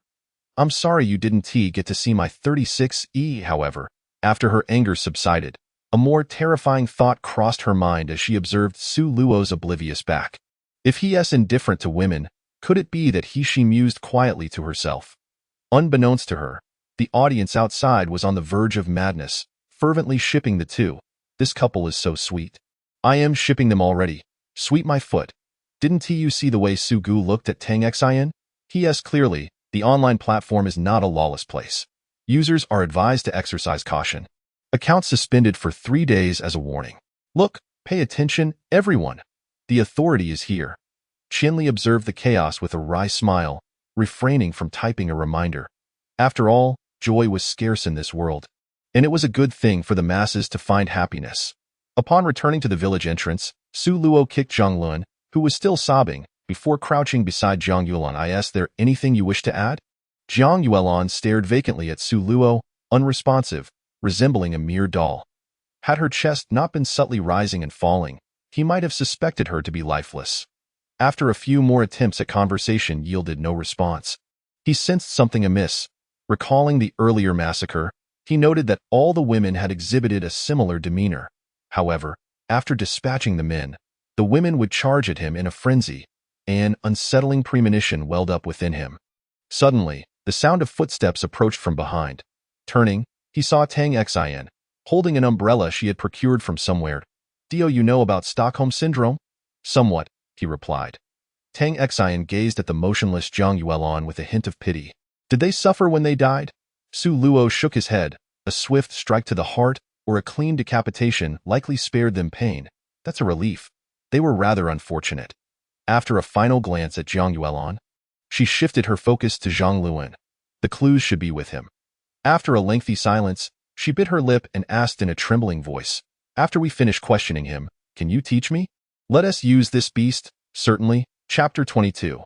On-site teaching. Tang Xian nodded in satisfaction and moved beside Su Luo to hold the umbrella over him. He did not refuse. He had already discerned the darkness lurking within this girl, similar to himself. Though not yet fully awakened, a little coaxing would transform her into a second version of himself, albeit with a target on the wicked rather than indiscriminately. He crouched next to Zhang Luan again, withdrawing the sharp knife embedded between his legs and lightly tracing it across his chest. "Think carefully. What else have you not divulged? I've told you everything. Please don't kill me. I swear I've told you everything." Still not compliant, are we? With that, he aimed to plunge the knife into Zhang Luan's hand. However, recalling Tang Xian's presence behind him, he decided to play the role of the teacher. "Tang Xian, what part of his body is currently the most sensitive?" "The tongue," she replied coldly. "Correct, but if we target the tongue, he won't be able to speak. Think of something else." "Fingers?" "Incorrect." "Ears?" "Close, but still wrong." Tang Xian surveyed Zhang Luan's face. "Is it the eyes?" "Correct." As he spoke, the knife spun in his grip and plunged towards Zhang Luan's eye. Zhang Luan instinctively screamed, but the anticipated agony did not follow. Slowly opening his eyes, he found the knife's tip mere millimeters from his eyeball. Each blink brought his lashes perilously close to the sharp blade. Here's the second lesson. Don't strike when he is prepared, as anticipation diminishes the thrill. Before he could finish, Zhang Luan felt a sudden sting in his hand, as though a boulder had crushed it. Struggling to glance left, he saw Su Luo's knee pressed firmly against his palm, deforming it and evidently shattering the bones within. Did you notice his expression of surprise just now? Fascinating, isn't it? Quite exhilarating. Tang Xian was well aware that Su Luo was capable of killing without a flicker of an eye, yet she never anticipated the depths of his depravity. A chill crept down her spine. She remained silent, merely nodding slightly. Su Luo, noticing the terror reflected in her wide eyes, understood that this was her limit. Pushing further might yield adverse effects. Thus, he allowed Tang Xian to return to the car while he began his interrogation alone. An hour later, Su Luo emerged, carrying the lifeless body of Zhang Yuelon as if it were a mere sack of potatoes. "Can the car still move?" he inquired. "It can start, but it probably won't last long." "The engine sounds a bit off," she replied. "Will it make it to the city?" "It should, but are we heading back?" "Did you not see the dashboard alerts?" Tang Xian paused, quickly accessing the dashboard. The previous mission details had all been wiped clean, leaving only one task visible. Main Quest 3, Return Home. Reunite Zhang Yuelon with the ghost doll and dispel the resentment surrounding it. What about the side quests? Are they completed? Completed. Just look at how fierce the fire is over there. Tang Xian turned to see the lush mountains transformed into a blazing inferno. The fire, which should not have spread so rapidly, was exacerbated by the fierce winds that had swept through before the rain. In no time, the entire mountain was ablaze, and those within its confines had perished in the flames. After placing Zhang Yuelon in the back seat, Su Luo hesitated momentarily before releasing a resigned sigh. "I suppose it's my fault," he murmured, retrieving a healing elixir worth 1,000 points from his ring and forcing it into Zhang Yuelon's mouth. After confirming she had swallowed it, he closed the car door and took his place in the driver's seat. Is that it? What about the children? There are no children left in the village. All were sold upon birth. Tang Xian's eyes widened in horror, her teeth clenched tightly. That ghost doll? Drowned due to congenital illness. Su Luo replied. Upon hearing this, tears streamed down Tang Xian's face. What about Zhang Luan? I killed him. Rest assured, it was not a painless departure. With that, he started the car and reversed out of the village. As they passed the entrance, Tang Xian made a point to search for Zhang Luan's corpse. Upon spotting it, she immediately covered her mouth and leaned against the car window. Retching, Su Luo paid her no mind. Lighting a cigarette for himself, a few moments later, he noticed the absence of weight in his mouth and turned to see Tang Xian with the cigarette between her lips, her face flushed from the nausea. Taking a deep breath, she suppressed the discomfort in her throat and rasped, Well done. Su Luo smiled faintly, Thank you for the compliment. Silence enveloped them as they journeyed back to the city. However, during the drive, Tang Xian successfully learned to smoke, indicating an additional expense to her daily routine. Given the long distance, they returned to the city just as dusk began to settle. The police station detaining the likes of Rat and Huang Mao was surrounded by a throng of onlookers. Eager to witness the spectacle, a group of officers strained to maintain order, for in this world, ghosts were still considered mythological entities, and everyone was curious to see what a malevolent spirit truly looked like. Blissfully unaware of the potential danger should one actually emerge, the arrival of Su Luo's dilapidated taxi immediately captured the crowd's attention. Yet, neither of them paid it much mind, Su Luo, indifferent due to his twisted nature, and Tang Xian, unperturbed after having danced with death numerous times, regarded the situation as minor. They exited the vehicle, assisting Zhang Yuelan as Su Luo brandished his long knife, shouting, Make way, professionals are here. The crowd, reluctant to disperse from their prime viewing spot, had little choice but to part as Su Luo's bloodied appearance and menacing weapon rendered them fearful. The officers, alerted to the commotion, quickly converged on the peculiar trio. Release the hostage and drop the weapon? Su Luo smirked, deftly deflecting the officer's weapon with a flick of his knife. We are here to resolve matters inside, not to harm anyone. Where's that brother from the detention room last night? He should recognize us. The officer, however, remained undeterred, continuing to shout at Su Luo. Impatient, Su Luo sheathed his knife back into his ring and, before the officer could react, produced a grenade, pulling the pin with his teeth. Step aside, or I will throw it. Chapter 23. An additional 200. The sight of the grenade left not only the officers stunned but also the onlookers, who collectively froze for several seconds before bolting in every direction, desperately seeking to distance themselves from the madman. Tang Xian watched Su Luo's antics with awe, thinking, wow, this is beyond perverse. He must be insane. Is he genuinely prepared never to return? Although somewhat exaggerated, Su Luo's display proved effective. No one dared obstruct their path, allowing them to enter the detention room unimpeded. The officers, however, trailed closely behind, wary of Su Luo harming the hostage. With their goal accomplished, Su Luo no longer felt the need to intimidate further. After placing Zhang Yuelan on a bench, he returned the grenade to his ring and again seized his knife. Kicking open the detention room door, he forcefully ejected the ghostified Rat, then, in front of the officers, ended Rat's life. Just as he was about to address the officers, he noticed a notification on his panel. Kill Huang Fu Ghost. Reward, 300 points. Wait, killing ghosts earns points? Su Luo questioned, perplexed. Indeed, and quite a few at that. Usually between 2 to 300 points. While Su Luo considered 2 to 300 points insignificant, he understood the perspective of ordinary players like Tang Xian, who might only earn a few hundred points at a time. Clearly, the affluent and the impoverished think differently. However, his disinterest in the points did not extend to Tang Xian, prompting him to hand her the knife. Here, go finish him off. You don't want it? That's over 200 points. One for each of us, fair distribution. Tang Xian chuckled and accepted, swiftly severing the head of the malevolent spirit. Now, only Huang Mao remained in the detention room, still embodying a grotesque form, his belly slightly distended. Making him all the more repulsive, Su Luo approached, dragging Huang Mao before Zhang Yuelan, but then faltered, unsure of what to do next. He glanced at Tang Xian, hoping for guidance, but she instinctively shrugged, indicating her lack of solutions. However, This motion aggravated her shoulder wound, causing her to grimace in pain. After much contemplation, Su Luo found himself at a loss, reluctant to disembowel Huang Mao. While he could handle dispatching ghosts, the delicate task of extracting a child was beyond him. He feared that a miscalculation could lead to disaster. After considerable thought, he resorted to a rather unconventional approach. He kicked Huang Mao a couple of times to position him conveniently before guiding Jiang Yuelon to rest her head on Huang Mao's belly. He then leaned in close, attempting a gentle tone. "Your child has returned. He has longed to see you.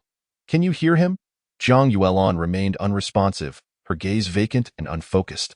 "Can you not hear? Your child has never left. He has been waiting for you. Is there truly no reaction?"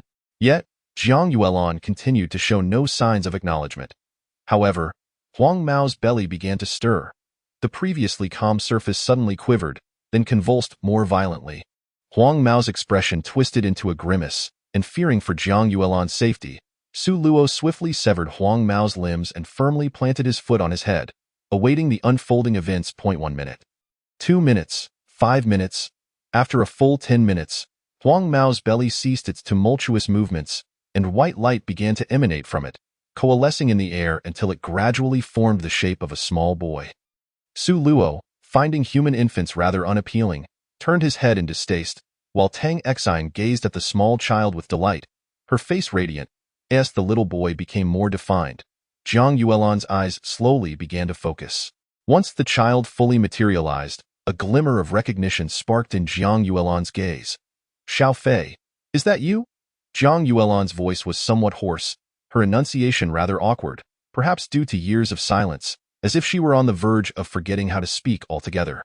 The little boy, upon hearing his mother's call, crawled down from the sky into Jiang Yuelon's embrace, smiling as he nuzzled against her, his face radiating an indescribable happiness.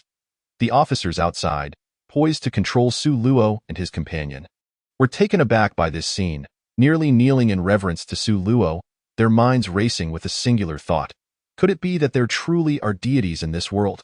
Once Jiang Yuelon confirmed it was indeed her child, she wept while holding the little boy, repeatedly expressing her gratitude to the two men. "Thank you, thank you, thank you." Su Luo remained silent, preoccupied with stabbing the neck of the yellow-haired man with his long knife to alleviate his boredom.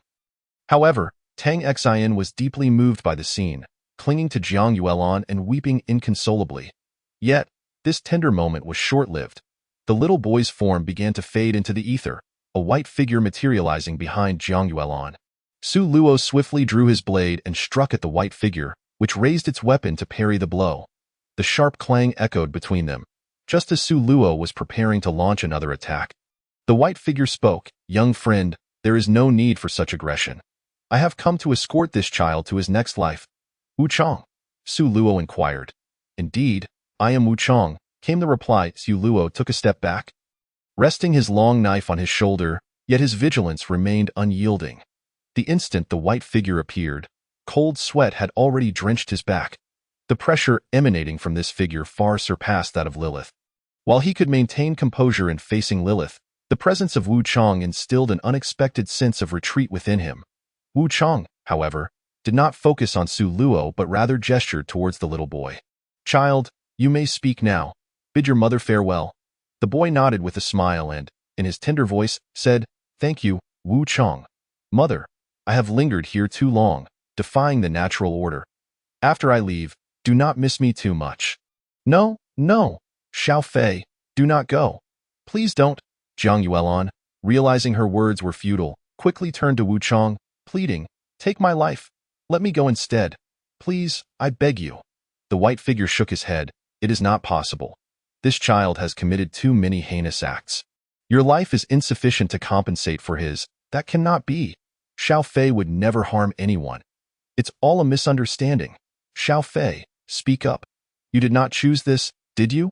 The boy remained silent, simply bowing his head. Savoring the final warmth, Tang Exine quickly seized the crucial point and stepped forward. "One life is not enough. How many lives are required to spare this child?" Wu Chong held up 2 fingers. 20, 200, and they must be of the most vile and wicked kind. Otherwise, the karmic repercussions would harm my own path. To this, Su Luo became invigorated. I will add an extra 200. Hand over that staff you possess. Chapter 24. I think I might be in love.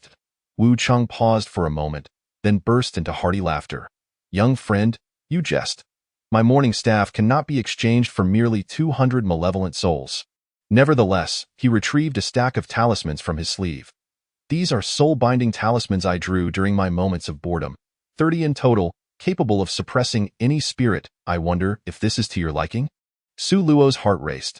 He had seen such talismans in the shop, a one-time use costing 3,000 points each, with a mere 2-hour duration.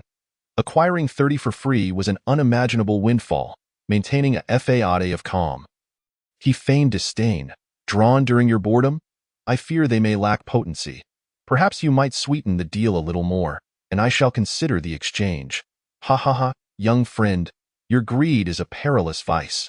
However, seeing as we share a connection, I shall add 20 more, totaling 50 talismans, in exchange for 400 malevolent souls. What say you? Deal. But let it be known, I will not manage delivery. You must pick them up yourself. Very well, simply inform me of the location. Oh, you know Hongsha village? I do, that's the one. I just dispatched over 400 beasts, most of them on the mountain, and please pay special attention to one named Zhang Luan. That beast is especially despicable. Agreed, young friend.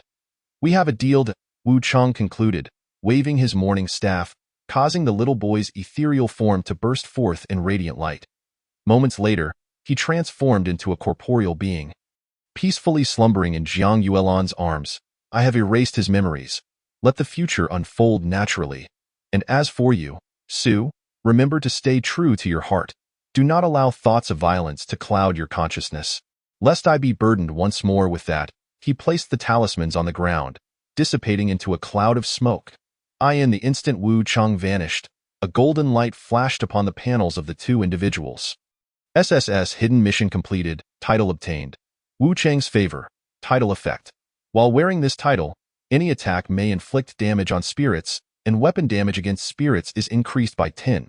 This revelation left Su Luo in awe. Titles had only appeared thrice throughout the annals of horror game history. Once on the first artificial deity, another on an extraordinarily lucky ordinary player, and the last on the enigmatic blade, whose fate remains uncertain to this day. In 30 years it had manifested thrice, and now he was the fourth. Not only Su Luo, but Tang Exine stood frozen, gazing at him in disbelief. Do you have one too? Su Luo nodded. I do. What the hell? Tang Exine exclaimed, unable to contain her excitement, then embraced Jiang Yuelan, showering her with fervent affection. Jiang Yuelan, bewildered, could only accept the gesture, considering her savior's predicament. Outside the game, chaos erupted, the moment the title was acquired. Other streams abruptly emptied, the viewership in the hundreds of billions surging into their broadcast to witness the title's appearance. Meanwhile, Qian Li's phone rang urgently. General Wang. I command you.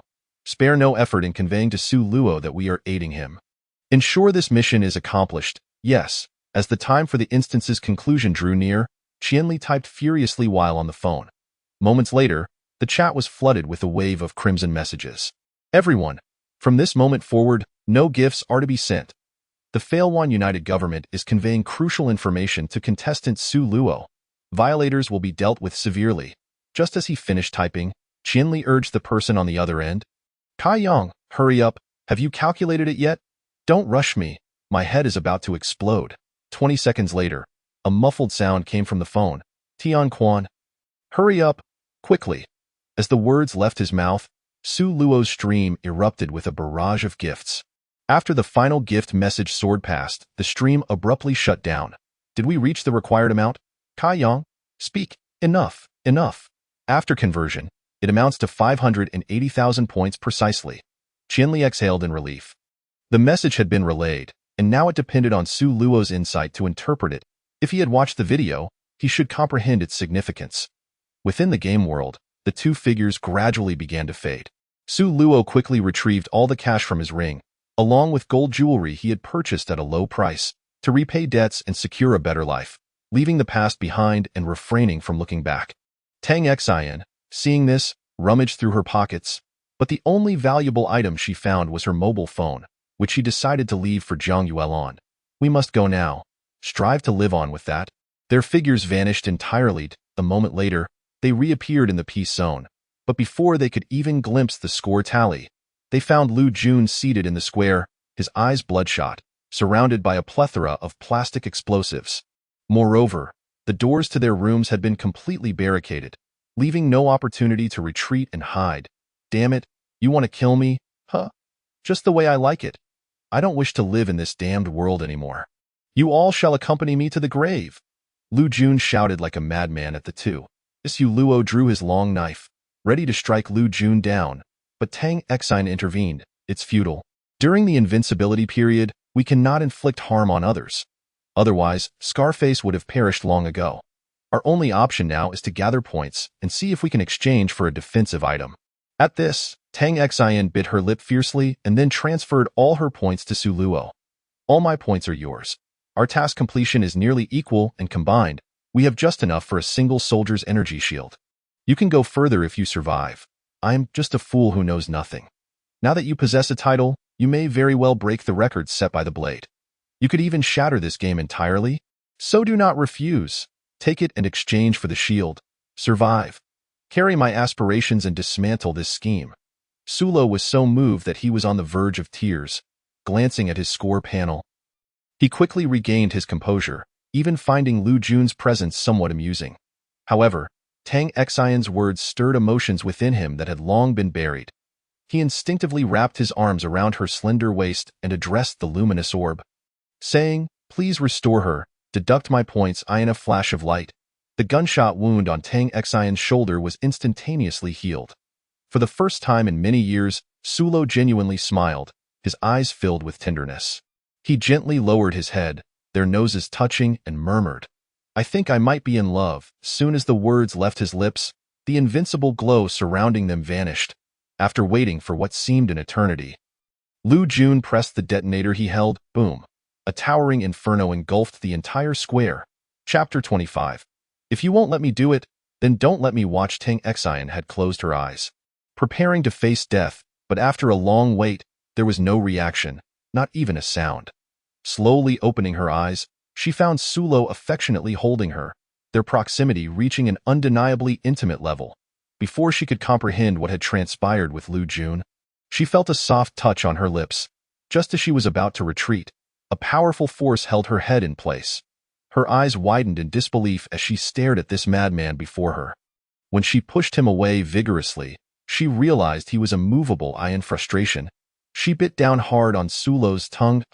Sulo howled in agony, blood filling his mouth from the force of her bite. After quickly healing himself, he took a moment to recover, looking at Tang Xine with annoyance and saying, "TCH, I can't play with you." Hearing Sulo's words, Tang Xine exploded in anger. I can't believe this. We're in a game world. If this were outside, you'd be in serious trouble." Yet, despite her words, she regretted biting him the moment it happened. It was impossible to deny her feelings for Sulo. Although they had only spent 2 days together, emotions can be unexpectedly intense, especially after everything they had endured, including a brush with death. If either of them were to confess their feelings, they would undoubtedly end up together. But neither spoke, merely locking eyes in a silent standoff. After a prolonged silence, Tang Xine finally relented, pouting, "You taste like smoke." Sulo retorted, "Well, I haven't brushed my teeth in 2 days. Hey, you're pushing it." Tang Xine laughed and scolded, and soon they began to playfully tussle. They only stopped when Tang Xine was utterly exhausted, gazing at the charred remnants of the square. She turned to Sulo and said, "With a team-level bomb shelter costing 200,000 points, we're completely done for." After speaking, she rolled over, resting half her body against Sulo. "How about we rob newbies like Scarface? Otherwise, we might not make it to the next dungeon without supplies." Sulo remained silent, reaching out to tousle Tang Xine's already messy hair.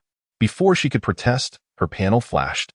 "Player Sulo has gifted you 100,000 points." Tang Xine flipped over, straddling Sulo, and began counting down from 0 repeatedly.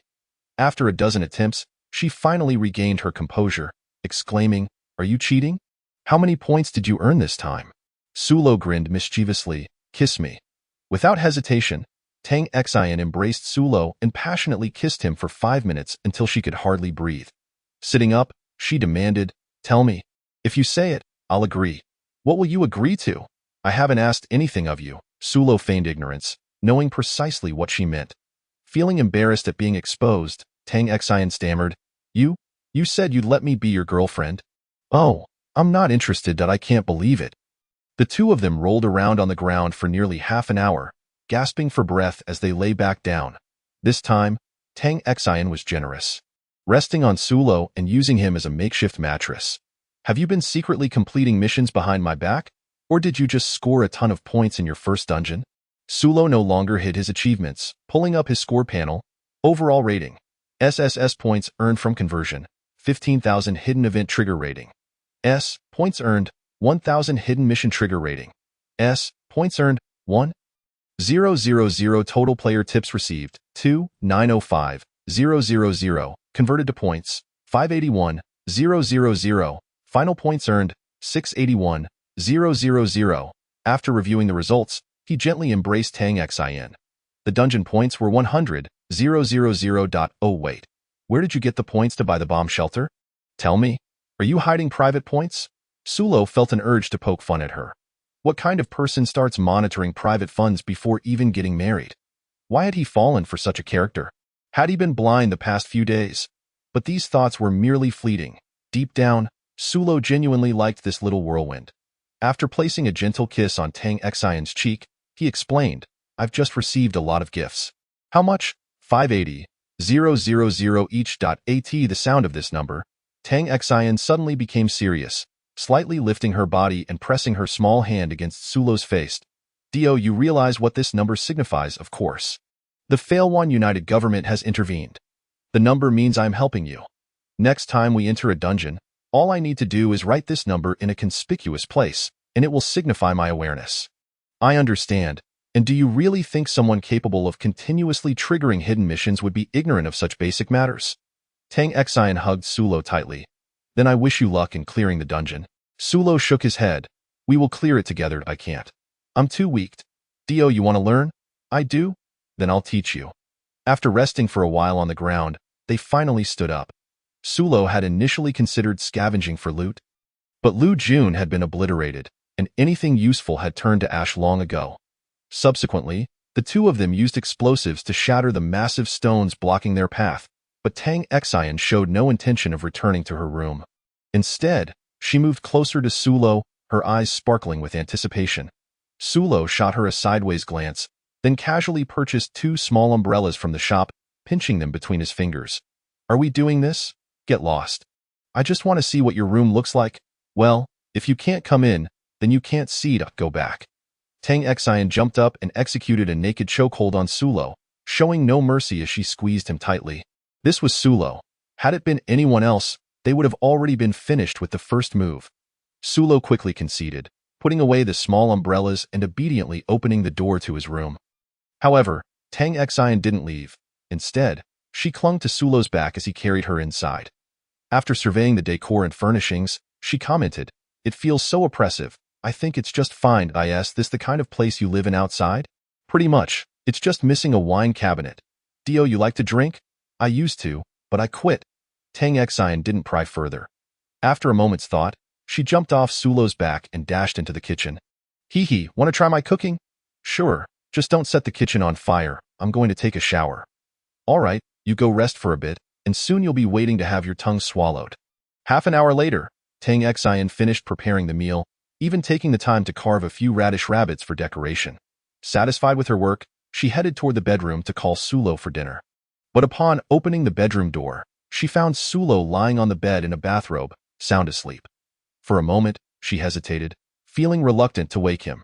Reflecting on the events of the past few days, she realized that Sulo had been the one seeking answers, while she had merely followed along, making her even less inclined to disturb his rest.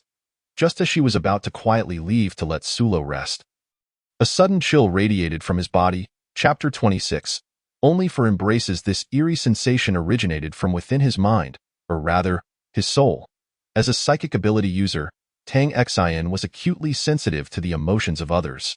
Curiosity piqued, she leaned closer, gently placing her hand on Sulo's forehead. Her mental energy slowly extended, allowing her to observe Sulo's dreamscape as a mere spectator, In this dream, Sulo stood in a vast square. The sky a pitch-black void devoid of sun or stars. Strangely, the square itself was illuminated in an unnatural brightness. Just as Tang Xian pondered this oddity, countless malevolent spirits began to materialize at the edges of the square. Some she recognized, others were unfamiliar, some smaller than a person, while others towered like mountains.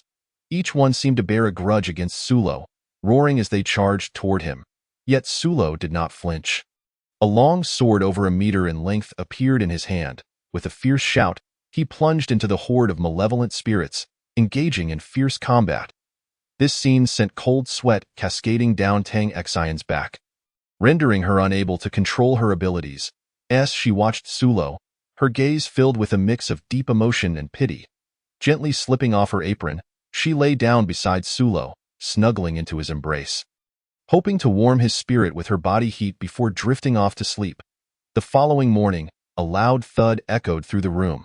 Su Luo did not awaken by his own accord. He was roused from slumber by a sudden jolt.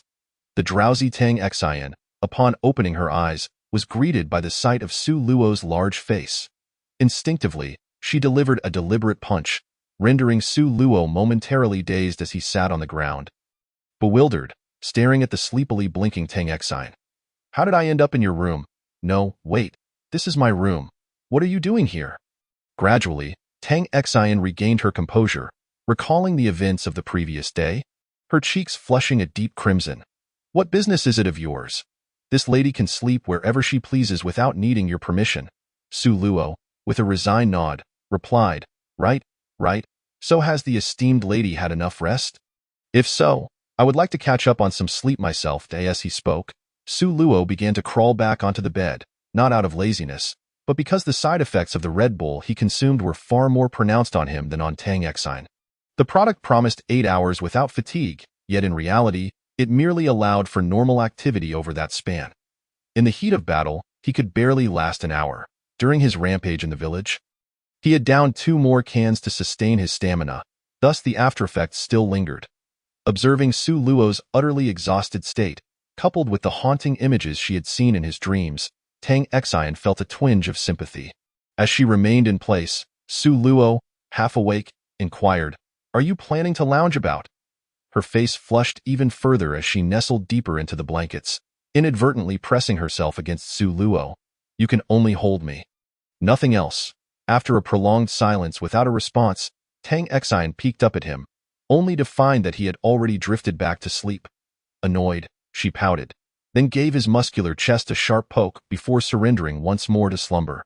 A day later, Su Luo finally awoke, but upon opening his eyes, he found no trace of Tang Xian.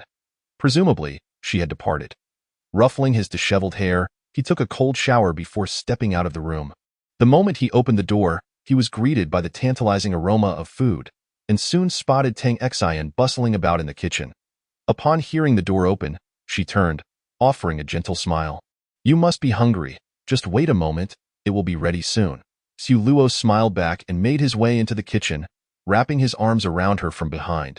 Feeling the warmth of his embrace, Tang Xian squirmed slightly, a hint of shyness evident as she attempted to escape. Su Luo tightened his hold briefly, casually extinguishing the flame on the stove. Stay still. It will be done shortly. His voice carried a touch of vulnerability. Relenting, Tang Xian ceased her movements and turned to embrace Su Luo. Are you all alone as well? Yes, for many years now. As Su Luo inhaled the faint fragrance emanating from Tang Xian, the icy barriers around his heart began to thaw. The heart that had been sealed for over 30 years finally saw the light of day. The two remained locked in an embrace for a considerable time, unspoken words conveying their mutual feelings. All right, enough of this. Let us eat before it gets cold. Su Luo nodded gently. After a brief wait, a table laden with delectable dishes was brought forth. Without hesitation, Su Luo began to eat voraciously. In the gaming world, there was little time for dining, surviving mostly on energy bars to maintain stamina. Having slept for 2 days upon exiting, he now felt as though he could devour an entire cow. Once satiated, Su Luo leaned back in his chair, lighting a post-meal cigarette. How many more attempts do you have to face the boss? 5 times. Su Luo pondered for a moment, his brow furrowed. For the next 3 attempts. Use the return scrolls. Don't go in. Why not? We can't face the boss together any way that we can, as long as you agree. Huh. Since when did I know that? As Tang Xian opened her panel to browse her inventory, Su Luo grasped her hand, halting her movements. You don't need to worry about the specifics. Just follow my instructions, and we will definitely enter together. So, are you planning to follow my progress? Yes. All right then. Since you're so strong and now have a title, it shouldn't pose any issues. Oh, by the way, with all those points, are you considering changing your abilities? Do you have any preferences? I do. I'll go change it soon. What will you change to? Tang Xian's eyes sparkled with curiosity about Su Luo's choice. I'm thinking of altering my lineage. There's a rather inexpensive demon lineage that seems appealing. That doesn't sound good. I remember it might attract monsters, she recalled, a grin creeping across her face as she thought of Su Luo's terrifying and ruthless methods. Oh, it seems quite suitable. Su Luo nodded, feeling sufficiently rested. After tidying up the dishes, the two made their way to the square to exchange some items. At that moment, their panels flickered, indicating the arrival of new players in the safe zone. They turned to see a middle-aged man appearing at the edge of the square, followed by 4 others materializing behind him. 5 pairs of intense gazes then fixed upon Su Luo. Su God!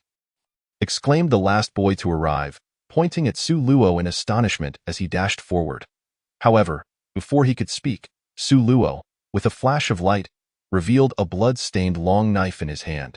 The boy immediately halted in his tracks, raising his hands in surrender. Su God! I mean no harm. I just wanted an autograph. Su Luo remained silent, his gaze icy as he assessed the others. Before he could respond, Tang Xian leapt up and playfully tapped Su Luo on the head. Are you out of your mind? Do you think everyone is like you, who can score top points in the first instance? Put the knife away and welcome the newcomers. Su Luo rolled his eyes and sheathed the long knife into the ground. Yet his focus remained on the group, wary of any sudden movements that might endanger Tang Xian. Chapter 27. The curse. Yet Su Luo's concerns proved unwarranted. The newcomers displayed no intention of hostility. They had all witnessed Su Luo's terrifying prowess and dared not engage him in combat. To challenge him would be akin to courting death. Each of them wiped the sweat from their brows, maintaining a safe distance from Su Luo and Tang Xian. Nevertheless, Su Luo remained vigilant, discreetly shifting Tang Xian to a safer position and quietly activating her pocket to ensure her safety. Su Luo was not fond of mingling with strangers, but Tang Xian was different. In no time, she had befriended the newcomers. He chose not to interfere, taking a deep breath as he exchanged his lineage for the demon bloodline. He had expected some discomfort or faintness during the fusion, but to his surprise, he felt nothing at all. Only a notation indicating demon bloodline added next to his name. As days passed, the bond between the two deepened, leading Tang Xian to forego her own space, opting instead to live with Su Luo. Their relationship flourished rapidly, and under Tang Xian's influence, Su Luo occasionally dined with the newcomers in the square, establishing a rapport with them. However, the tranquil days did not last long. One morning, both Su Luo and Tang Xian jolted awake simultaneously. Countdown to instance opening. 7 hours, 59 minutes, 59 seconds. They exchanged glances, and Tang Xian wrapped her arms around Su Luo's neck, tilting her head slightly to plant a kiss on his lips. Promise me you'll return safely. Wait for me here. Tang Xian extended her tiny hand, pinky raised. Pinky swear. Seeing her childish gesture, Su Luo said nothing and lightly intertwined his pinky with hers. After freshening up, they held hands and made their way to the square, where the others had gathered. However, their faces lacked the ease Su Luo exhibited. Instead, they wore expressions of concern. The middle-aged man approached solemnly, placing a small booklet in Su Luo's hands. Brother, I may not return this time. Please take care of this for me. Through their days of interaction, Su Luo had grown fond of this man. Lin Xiran, a chef of remarkable caliber, one who could serve at state banquets. The booklet contained his family's treasured recipes. When they had gathered a few days prior, Su Luo had mentioned his fondness for cooking. Afterward, Lin Xiran had begun compiling the recipes, intending to refine them further, but time was not on his side, and the moment to enter the instance had arrived. Lin Xiran was acutely aware that the chances of surviving a second attempt were almost non-existent, attributing his first success largely to luck. Yet Su Luo held a different perspective. The others possessed commendable SAN values, placing them among the upper echelons of ordinary players. He returned the recipe booklet to Lin Chiron, rallying the group with encouragement. From a player's standpoint, you three are not weak. In fact, you rank above average, he continued. Especially you, Brother Lin. Your strength surpasses mine, so there's no need for such pessimism. Lin Chiron chuckled wryly, shaking his head. Strength is of little use. My primary concern is fear. Su Luo glanced at the others, who nodded in agreement. They were all aware that their San values and attributes were commendable. Yet the essence of fear directly assaults the psyche, something that cannot be easily controlled. After pondering for a moment, he looked at the glowing orb again and said, Thus, it is impossible for you to rid yourselves of fear. But I shall offer you a glimmer of hope. This time, all you need to do is return alive, and we shall utilize the time reversal scroll for a team dungeon. I will lead you to earn some points. The others' eyes widened in astonishment. They had heard from Tang Xian about the impressive scores achieved by two individuals in the last team dungeon. After calculating the items in the store, they realized that if they could amass several tens of thousands of points early on, they would likely encounter little danger within the first 10 layers. Instantly, excitement surged among them, and Lin Chiron put away the booklet in his hands. Su Laudi, just for that statement, I would risk my life to return. Seeing the renewed determination in their eyes, Su Luo smiled and exchanged some points for auxiliary tools, explaining a few key insights he had summarized. Time soon drew near to depart, and just before leaving, Tang Xian planted a fervent kiss on Su Luo. I will be waiting for you at home, Mim. With that, the two transformed into beams of light and vanished from the square. Moments later, Tang Xian was teleported back. Covered in blood, her pupils constricted to pinpricks as she sat dazed on the ground. Naturally, Su Luo remained oblivious to all of this as the light faded. He found himself in a small mountain village.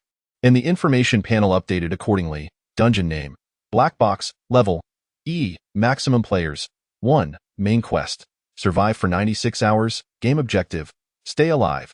Su Luo twisted his neck and, observing his uniform 200 attribute points, a wicked grin spread across his face. Finally, he could test what this bloodline was capable of. Just as Su Luo was about to step into the village to seek clues, an elderly woman approached him. You must be the sorcerer Su, please. This way Su Luo was taken aback. Was he being forcibly assigned an identity? He asked no further questions and followed the old woman into the village. Sorcerer Su? Just call me Su Luo. The woman nodded. Su Luo, you must have an understanding of the situation here. Just as Su Luo was about to say that he knew nothing, the system panel flickered, and lines of information scrolled forth.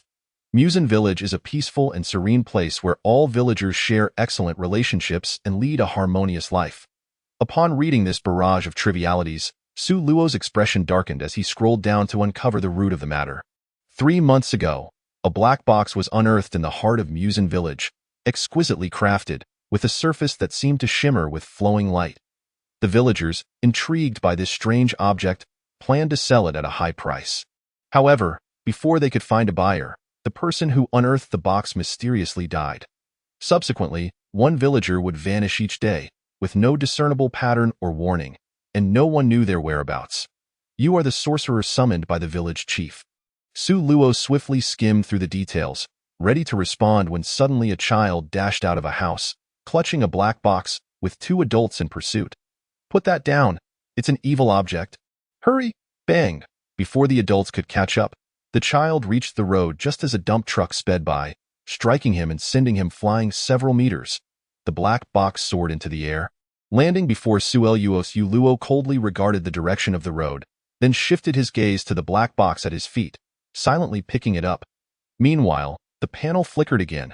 Player has received the curse of the black box. Effect: player's attraction to malevolent spirits increases by 100. Duration: permanent. Su Luo smirked. Let the games begin. Chapter 28. Is it not a ghost? Clutching the black box under his arm, Su Luo followed the crowd to the roadside. The child who had been struck was already devoid of life. The driver of the vehicle appeared pale and shaken. I didn't mean to. He ran out on his own. Su Luo's brow furrowed. The child's running posture had seemed peculiar, as if something was pulling him along. Clutching the box, he pushed through the crowd to the child's side. Just as he was about to speak, he felt a chill creep down his back. The long knife in his ring materialized instantly, slicing behind him. Yet, there was nothing there. The sharp blade struck the ground before a villager, who turned ghostly pale. Hu Luo's frown deepened.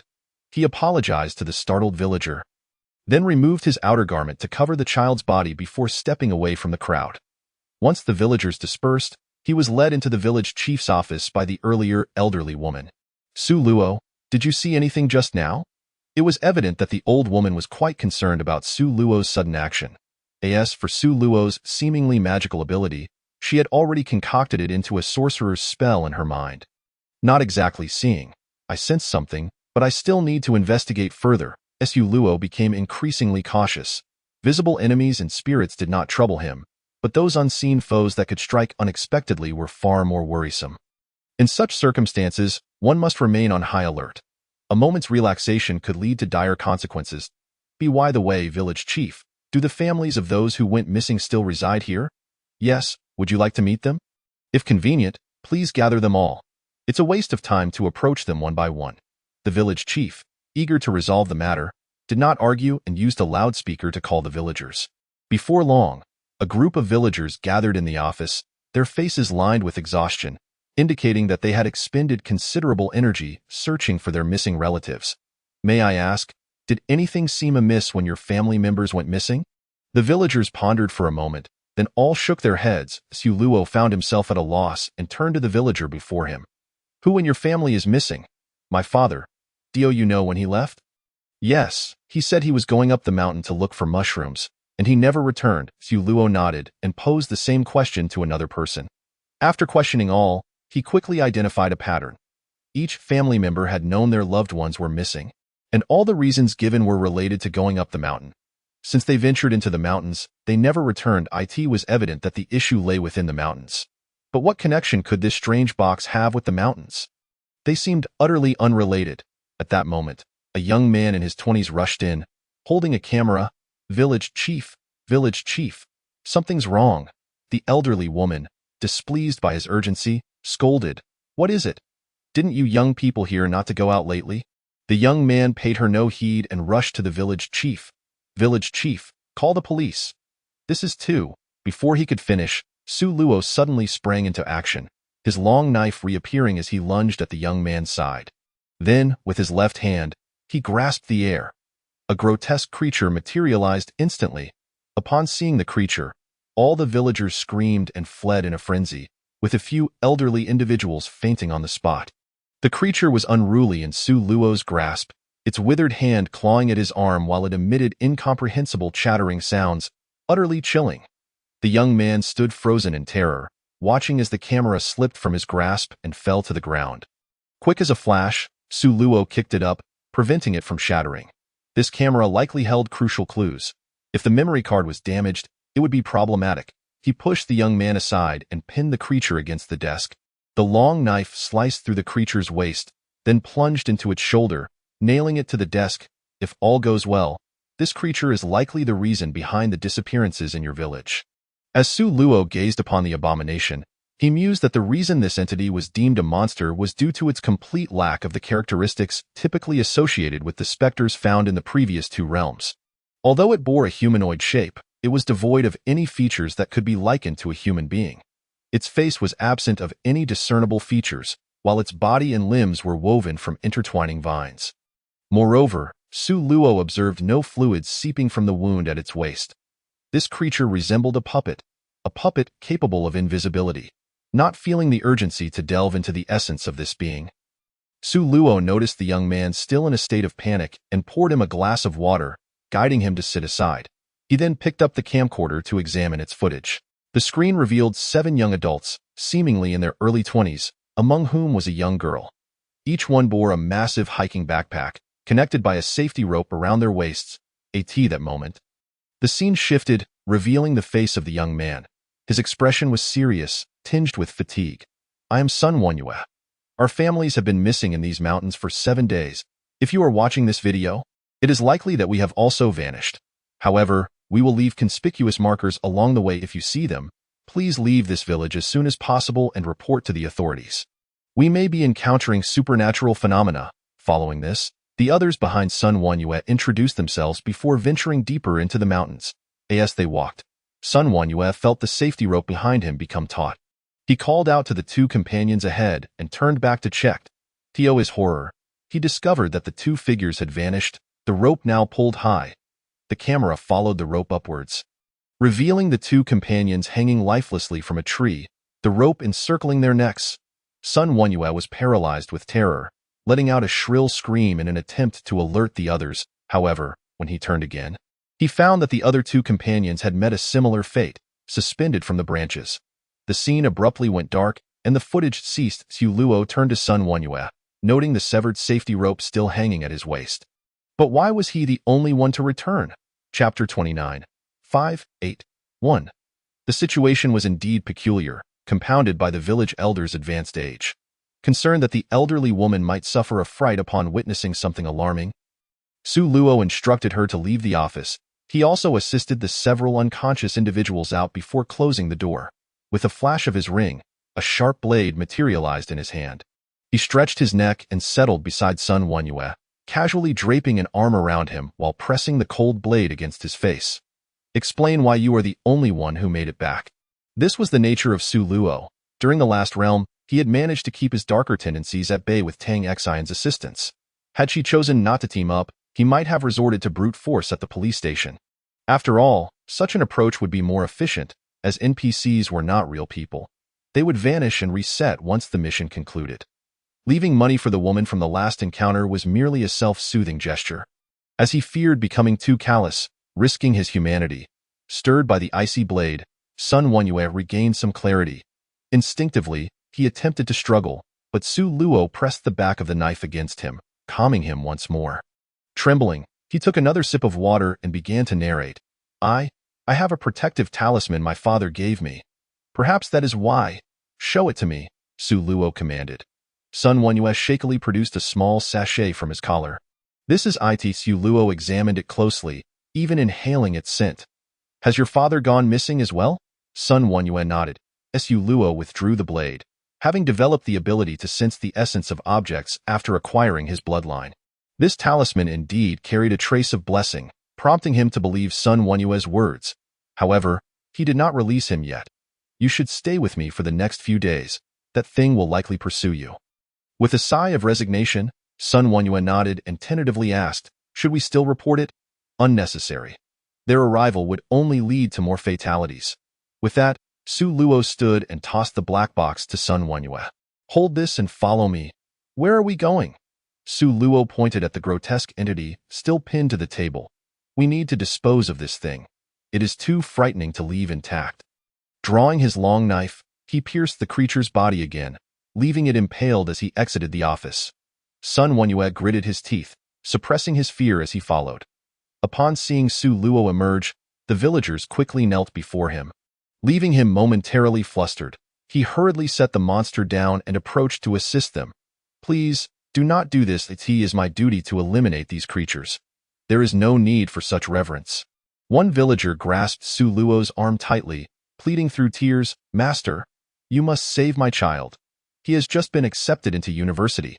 Su Luo bit his lip, having already formed an inkling of the fate that awaited those individuals after watching Sun Wonyue's footage. Yet, seeing the woman's distraught expression, he felt reluctant to disclose the grim reality, offering only vague reassurances. After dispersing the villagers, he led Sun Wonyue to a secluded area. Sun Wonyue's heart was heavy with conflict. He understood he was being targeted by these monsters and desired to remain close to Su Luo. However, the blade in Su Luo's hand and his menacing gaze instilled a sense of dread, making him wary of incurring Su Luo's wrath. Soon, the pair distanced themselves from the village, with Su Luo discarding the creature onto the ground and lighting a cigarette. He turned back to Sun Wonyue and said, Things might become a bit frightening shortly. If you are scared, you may turn away. Can I stand back a bit? Sun Wonyue tentatively inquired. Su Luo nodded. If you are not afraid of dying, that is acceptable. I cannot guarantee that these entities will not come for you. With no other options, Sun Wonyue turned away, crouching down and covering his ears, silently praying to the deities. Su Luo wasted no time. Upon Sun Wonyue's turning away, he plunged his knife into the creature once more. However, the monster exhibited no reaction, continuing to emit an unintelligible roar, entirely devoid of the shrieks Su Luo had anticipated. Su Luo grimaced, the blade flashing as he swiftly severed the creature's limbs, He expected a sound of agony, yet the monster remained unresponsive, and his frustration mounted. Removing the cigarette from his lips, he pressed the burning end against the creature's flesh. A piercing scream erupted, startling Su Luo. How could the creature remain unperturbed by such severe wounds, but react so dramatically to a mere ember? Grabbing a piece of its flesh, he twisted it in his hand. An evil grin spreading across his face. Ah, so it fears fire. He then produced a lighter, flicking it open with a snap. Before the flames could reach the creature, it began to emit a series of anguished cries. Terror evident in its voice. Simultaneously, a faint purple mist began to waft from its body, slowly infiltrating Su Luo. As the mist entered, Su Luo experienced an unprecedented sensation of euphoria, and the progress bar for his demonic bloodline upgrade began to rise in tandem. Though the increase was a mere 0.001, Su Luo was elated. This could vanquish spirits and provide upgrades. What a delightful prospect. He had not misjudged this system. In the game, Su Luo reveled in this euphoria, while in reality, Qianli was on the verge of madness. They had been in the realm for half a day. Yet where was the information? Did he truly comprehend the meaning of that sequence of numbers? Even Kai Yang had exited the group chat, preparing to flee. Initially brimming with confidence, he had assured Qianli and the other prominent figures that he had not miscalculated. However, as time passed, his confidence waned. If he had indeed erred, he would face a fate worse than death at the hands of Qianli alone. Not only the higher-ups, but numerous netizens were reacting as well. Su God, did you receive our messages? Su God, asked Tang Xian. She knows. Outside, the atmosphere was charged with excitement, while Su Luo was genuinely heated. This creature, one might say, was remarkably resistant to flames. Once fully ignited, the purple mist thickened, and the creature's screams intensified. Echoing through the village, the villagers, abandoning their agricultural endeavors, rushed back into their homes to hide. After approximately 2 hours of burning, the monster was reduced to nothing more than a pile of ash. Su Luo poked through the remnants with his knife and lightly kicked the ashes before summoning Sun Wenyue to head back towards the village. At that moment, Qianli's pupils dilated in shock, and Kai Yang hastily tossed aside his packed boxes. Returning to his computer, Su Luo deliberately arranged the creature's ashes to form 3 numbers: 5, 8, 1. Chapter 30. Death. Kai Yang. Is Kai Yang dead? Upon seeing this sequence, Qianli quickly grabbed his phone and called Kai Yang. Let go.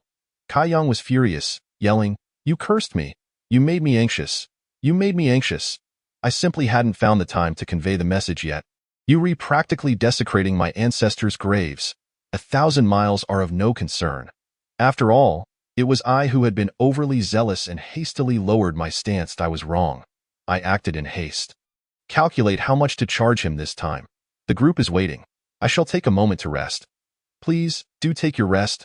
I will continue to observe. After hanging up the phone, Qianli, though bombarded by Kai Yang's scolding, felt a surge of joy. He was utterly elated. Returning to the village entrance, Su Luo gazed at the desolate road, feeling somewhat helpless. Hiding was utterly futile. Those strange entities could effortlessly traverse walls, and scattering merely delighted them in their slaughter. As twilight descended, he sought out the village chief, gathering all the villagers in the square. Dear friends, in the coming nights, you shall endure some hardship. Let us rest here together. Those unclean beings can pass through walls, and your congregation will facilitate my protection. The crowd voiced no complaints, for Su Luo's intentions were rooted in their safety. Once they agreed, they hurried home to pack their belongings and relocated entirely. As night fell, Su Luo led the drowsy Sun Wenyue to the bonfire. After a moment's thought, he produced a can of Red Bull from his ring and handed it to him. Sun Wenyue, bewildered, asked, Master, do you also drink this? Su Luo's expression turned cold. I am a practitioner, not a savage. Will you drink it? If not, return it to me. Sun Wenyue chuckled, popped the tab, and downed it in one go. As the beverage coursed through him, all his fatigue evaporated. Wow, Master, how does this work so well? Where did you buy it? You cannot obtain it. Without further thought, Sun Wenyue accepted this, considering Su Luo's extraordinary ability to procure items, and opted not to inquire further. In the dead of night, all the villagers had succumbed to slumber, the only sounds being the gentle wind and the rhythmic snores. Sun Wenyue, clutching his phone, watched videos. Though his expression grew increasingly troubled, "Master," he called. "Just call me Suga, Sugu. Do you think my father will return?" Su Luo turned slightly, casting a glance his way but remaining silent. Sun Wenyo sighed, tears welling in his eyes. "I understand." Just then, a sudden infant's wail pierced the night. Su Luo instantly stood, blade in hand, scanning the surroundings but finding no child in distress. Sun Wenyo, startled by the cry, ceased his weeping, anxiously surveying the area. Su Gu, is something unclean coming? Su Luo nodded, but before he could pinpoint the source of the sound, several ghostly wails erupted from all directions. The villagers awoke in a panic, attempting to flee. "Do not run. Come back. Scattering will only lead to more deaths." Yet, his words fell on deaf ears. The villagers, devoid of reason, fled in a frenzy. "Damn it!" Su Luo cursed, seizing Sun Wenyo and charging toward the nearest source of the sound. Others could perish, but Sun Wenyo must not die. He undoubtedly harbored other secrets, for among the many who ascended the mountain, he was the only one to return. Su Luo was certain this lad was entangled with hidden quests or the main storyline. Bursting through the crowd, he confronted the first malevolent spirit. Raising his blade, in a flash of silver, he severed the creature's limbs. He then pivoted to another location. Under Su Luo's terrifying physical enhancement and title bonuses, the horde of malevolent spirits fell like fledglings, unable to retaliate. Soon, all the nearby spirits lay dismembered, and Su Luo, with Sun Wenyo in tow, surged toward the village. The battle raged throughout the night, and as dawn's light broke, silence enveloped the village. No ghostly cries remained. Yet, only Sun Wenyo remained among the villagers. Su Luo longed to save them, but he was no superhero. If everyone had gathered, he might have managed to protect most. But their scattered flight rendered him powerless. Sun Wenyo stared blankly at the blood-soaked village. He wished to weep, yet tears eluded him. He desired to scream, but no sound emerged, witnessing the familiar villagers transformed into corpses. A fleeting thought of self-destruction flickered within him. Suddenly, a sharp slap landed on his face. Sun Wenyo raised his gaze to Su Luo, dazed. "Stop acting like a coward. If you harbor hatred, devise a means to exact revenge. If not, I shall send you to your demise." Su Luo's tone was frigid, the blade that had slain countless malevolent spirits resting against Sun Wenyo's throat, as if ready to sever his life should he utter a word of dissent. Gritting his teeth, Sun Wenyo's eyes blazed with determination. "I shall seek vengeance. I must avenge them." "Then cease your foolish staring at the corpses. The dead cannot be revived. Utilize this time to contemplate how to slay those fiends." Forcing another can of Red Bull into Sun Wenyo, Su Luo retrieved the box to examine its peculiarities. From the recent battle, he had gleaned some insights. Although the spirits targeted the villagers, they directly attacked Sun Wenyo whenever he drew near, indicating their intent to claim the box. Yet, a question arose. Why did these spirits covet the box so desperately? Was it due to the curse? After soothing Sun Wenyo's emotions, Su Luo extracted the box from his backpack and placed it before a struggling malevolent spirit on the ground. The spirit suddenly appeared alarmed, shedding its earlier ferocity, and frantically attempted to distance itself from the black box, a faint purple mist emanating from its form, clearly indicating its fear of the box. Just as Su Luo prepared to investigate further, Sun Wenyo screamed, clutching his head in agony, collapsing to the ground, his body convulsing as he murmured, I'm sorry. What are you saying?" Sun Wenyo offered no response. Continuing his strange convulsions, in that moment, the box reacted. Its luminescence dimmed, and a crimson, blood-scented liquid began to seep from its seams. Suddenly, the lid of the box sprang open, and a bloodied hand emerged upon witnessing this. Su Luo hastily discarded the box and drew his blade to strike. However, the hand seemed as pliable as noodles, and his strike merely sent it flying. That moment, Sun Wenyo, still convulsing, suddenly ceased to support himself with his arms. Defying gravity and standing upright, wrapping his arm around Su Luo's neck, Die! Chapter 31. Zhang Guilin. Without a doubt, Sun Wenyo had fallen victim to some malevolent entity. Su Luo retrieved a spirit-warding talisman from his ring and affixed it to Sun Wenyo's arm. Instantly, the pressure around his neck lessened significantly. With a shove, he flung Sun Wenyo away, then turned back to confront the eerie hand. The audience collectively held their breath. Qinli's strategy had been rendered utterly useless. Each of Su Luo's triggered quests transcended the scripted events, showcasing phenomena unseen before. Although Su Luo could not see the comments, the viewers fervently typed their support as you God. Do your best. Hack it to pieces. Your wife awaits you at home. Master Su, strike it in the middle. Strike it in the middle. Su Luo hacked at the bizarre arm, but his efforts bore no fruit, while the arm grew longer. Threatening to ensnare him, he could not allow its growth to continue, so he resolved to test its limits. With a decisive motion, he sheathed his long knife in the ring, grasped the eerie arm, and yanked with all his might, as if pulling on a strand of yarn. Finally, he felt resistance. Stepping forward, he planted his foot on the black box and summoned every ounce of strength for a tug of war. Get out here, he roared, exerting his maximum force. With a sound akin to flesh being torn asunder, Su Luo wrenched the arm from the box. A mournful sound arose from within the box, and the lid, which had sprung open, swiftly closed again, falling silent. Even the luminous sheen on the surface of the box dimmed significantly. It appeared that this incident had inflicted considerable harm upon the creature contained within. Su Luo, feeling somewhat displeased for not having extracted the monster, carelessly discarded the oddly shaped arm and proceeded to confront the other malevolent spirits. This group of spirits was markedly inferior to those from the first layer, lacking any semblance of awareness and acting solely on instinct. After interrogating several of them without yielding any useful information, Su Luo's irritation grew. However, this lack of reasoning among the evil spirits had its advantages. They were more susceptible to intimidation.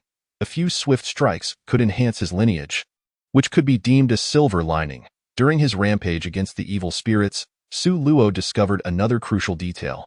These spirits seemed to harbor a notable fear of electric shocks. He fortuitously procured 2 lengths of wire from the village and strung together a group of spirits, intermittently activating the switch. There was no need to worry about the voltage. After all, they were all destined to perish, and dying by electric shock was no different from being slain by his own hands. After a considerable time, Sun Wenyo slowly regained consciousness. Upon noticing the yellow talisman on his arm, memories of recent events flooded back. I'm sorry, Su Gu, he murmured. It's fine. It was unintentional, so I bear no grudge against you, came the reply. Sun Wenyo nodded, his enthusiasm notably lacking. Su Luo switched off the power and tossed him a bottle of drink. Consume this, then lead me up the mountain. A flicker of fear passed through Sun Wenyo's eyes as he hesitantly asked, Do we really have to go? The mountain is far more perilous. If you find it daunting, you may remain in the village and simply instruct me on the way, Su Luo offered. Sun Wenyo did not respond immediately. He surveyed the blood-soaked village and the wailing spirits strung together by the wires. After a moment of contemplation, he felt that following Su Luo would afford him a greater sense of safety. He slapped his cheeks to muster courage and declared, I will take you there. Very well, but there's no rush. Oh, you know of any stories that have transpired in this village? Su Luo inquired. Stories? Sun Wenyo shook his head. I am a villager. Yet I grew up in the city and have seldom returned. That complicates matters, Su Luo sighed, a frown creasing his brow. If he wished to fulfill his mission, he could easily spend several days wreaking havoc here. However, he sought to accumulate more points and uncover hidden rewards. Merely pursuing the scant points awarded for completing the task held no significance. After a moment of thought, he asked Sun Wenyo, Do you know anyone outside the village? Sun Wenyo pondered briefly. It seems there is one person. I recall someone who married into the neighboring Wanmu village. Do you have a way to contact them? Su Luo probed. No, that was years ago, Sun Wenyo replied with a sigh. Undeterred, Su Luo washed away the blood with well water, changed into a fresh outfit, and found a motorcycle to transport Sun Wenyo to Wanmu village. Wanmu village appeared quite similar to Musen village, both being modernized settlements with neatly arranged 2- and 3-story houses. After several inquiries, they arrived at the front of a particular home. Sun Wenyo beamed at a woman tending to flowers within the iron gate. Sister Zhang, do you remember me? The woman in the yard paused, looking at Sun Wenyo with confusion before tentatively asking, Are you Xiao Yao? Yes, it's me, Sister Zhang. It's been a long time. Instantly, the woman's demeanor shifted to one of warmth as she opened the iron gate to welcome the two inside. Sun Wenyo glanced at Su Luo and followed him inside. Along the way, Su Luo learned the woman's name from Sun Wenyo's conversation. After exchanging pleasantries, Su Luo delved straight into the matter. Sister Zhang, I heard you were once a resident of Musen Village, correct? Zhang Guilin did not deny it. Yes, I married into this village when I was 23. Have you ever heard of the legends surrounding Musen Village? Su Luo inquired. Legends? What do you mean? Zhang Guilin's demeanor suddenly shifted to one of caution. Her gaze toward Su Luo growing colder. It was evident to Su Luo that she possessed knowledge of something significant. Leaning back with a nonchalant posture, he took a sip of tea. I simply wish to learn more. Zhang Guilin's agitation was palpable. She had sensed something was amiss with Sun Wenyo from the moment they entered. Coupled with Su Luo's demeanor, which resembled that of a rogue, her anxiety escalated. What do you intend to do? I'll call the police. Su Luo raised his hands in a gesture of peace. I only wish to know about that legend. Tell me, and I will leave at once. Zhang Guilin bit her lip, torn between her desire to speak and her fear of the repercussions. The legend of Musen Village was a closely guarded secret. Known only to her family, if the truth were to be uncovered by the wrong hands, it could spell doom for the entire village. Unbeknownst to her, the only remaining residents of Musen Village were herself and Sun Wenyo.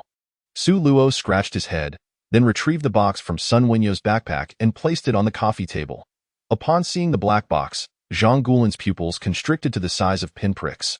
As if her strength had been drained, leaving her slumped in her chair. Moments later, she erupted in a frenzy, hurling a teapot at Su Luo. Su Luo deftly caught the teapot, only to be met with Zhang Guilin's furious tirade. Beasts! You greedy beasts! If this thing is unearthed, everyone will perish. Sun Wenyo, you are a beast too. You will meet a terrible end. Chapter 32. Finally here after Zhang Guilin's tirade, she seemed to lose her sanity, covering her face while alternating between laughter and tears. Let them die. Let them die. Both of you must die, and everyone around you will perish. Sun Wenyo looked utterly bewildered as he stared at Su Luo, who merely shrugged in response, indicating he was equally perplexed. He had intended to wait for Zhang Guilin to calm down before explaining, but to his astonishment, the deranged woman charged toward the corner of the table. With quick reflexes, Su Luo managed to intercept her just in time, preventing a tragic outcome. However, Zhang Guilin showed no gratitude. Instead, she seized Su Luo's hand and bit down fiercely. Yet, due to Su Luo's extensive enhancements to his attributes, an ordinary person's bite failed to penetrate his defenses. In fact, Zhang Guilin's attempt resulted in the loss of a tooth. In an instant, Zhang Guilin transformed into a terrifying figure, her mouth stained with blood as she continued to rage at the two. Sun Wenyo, having regained his composure, hastily attempted to explain. Sister Zhang, listen to me. We didn't unearth that thing. Don't talk nonsense. Only the people of Musen Village know its location. How could it not be you?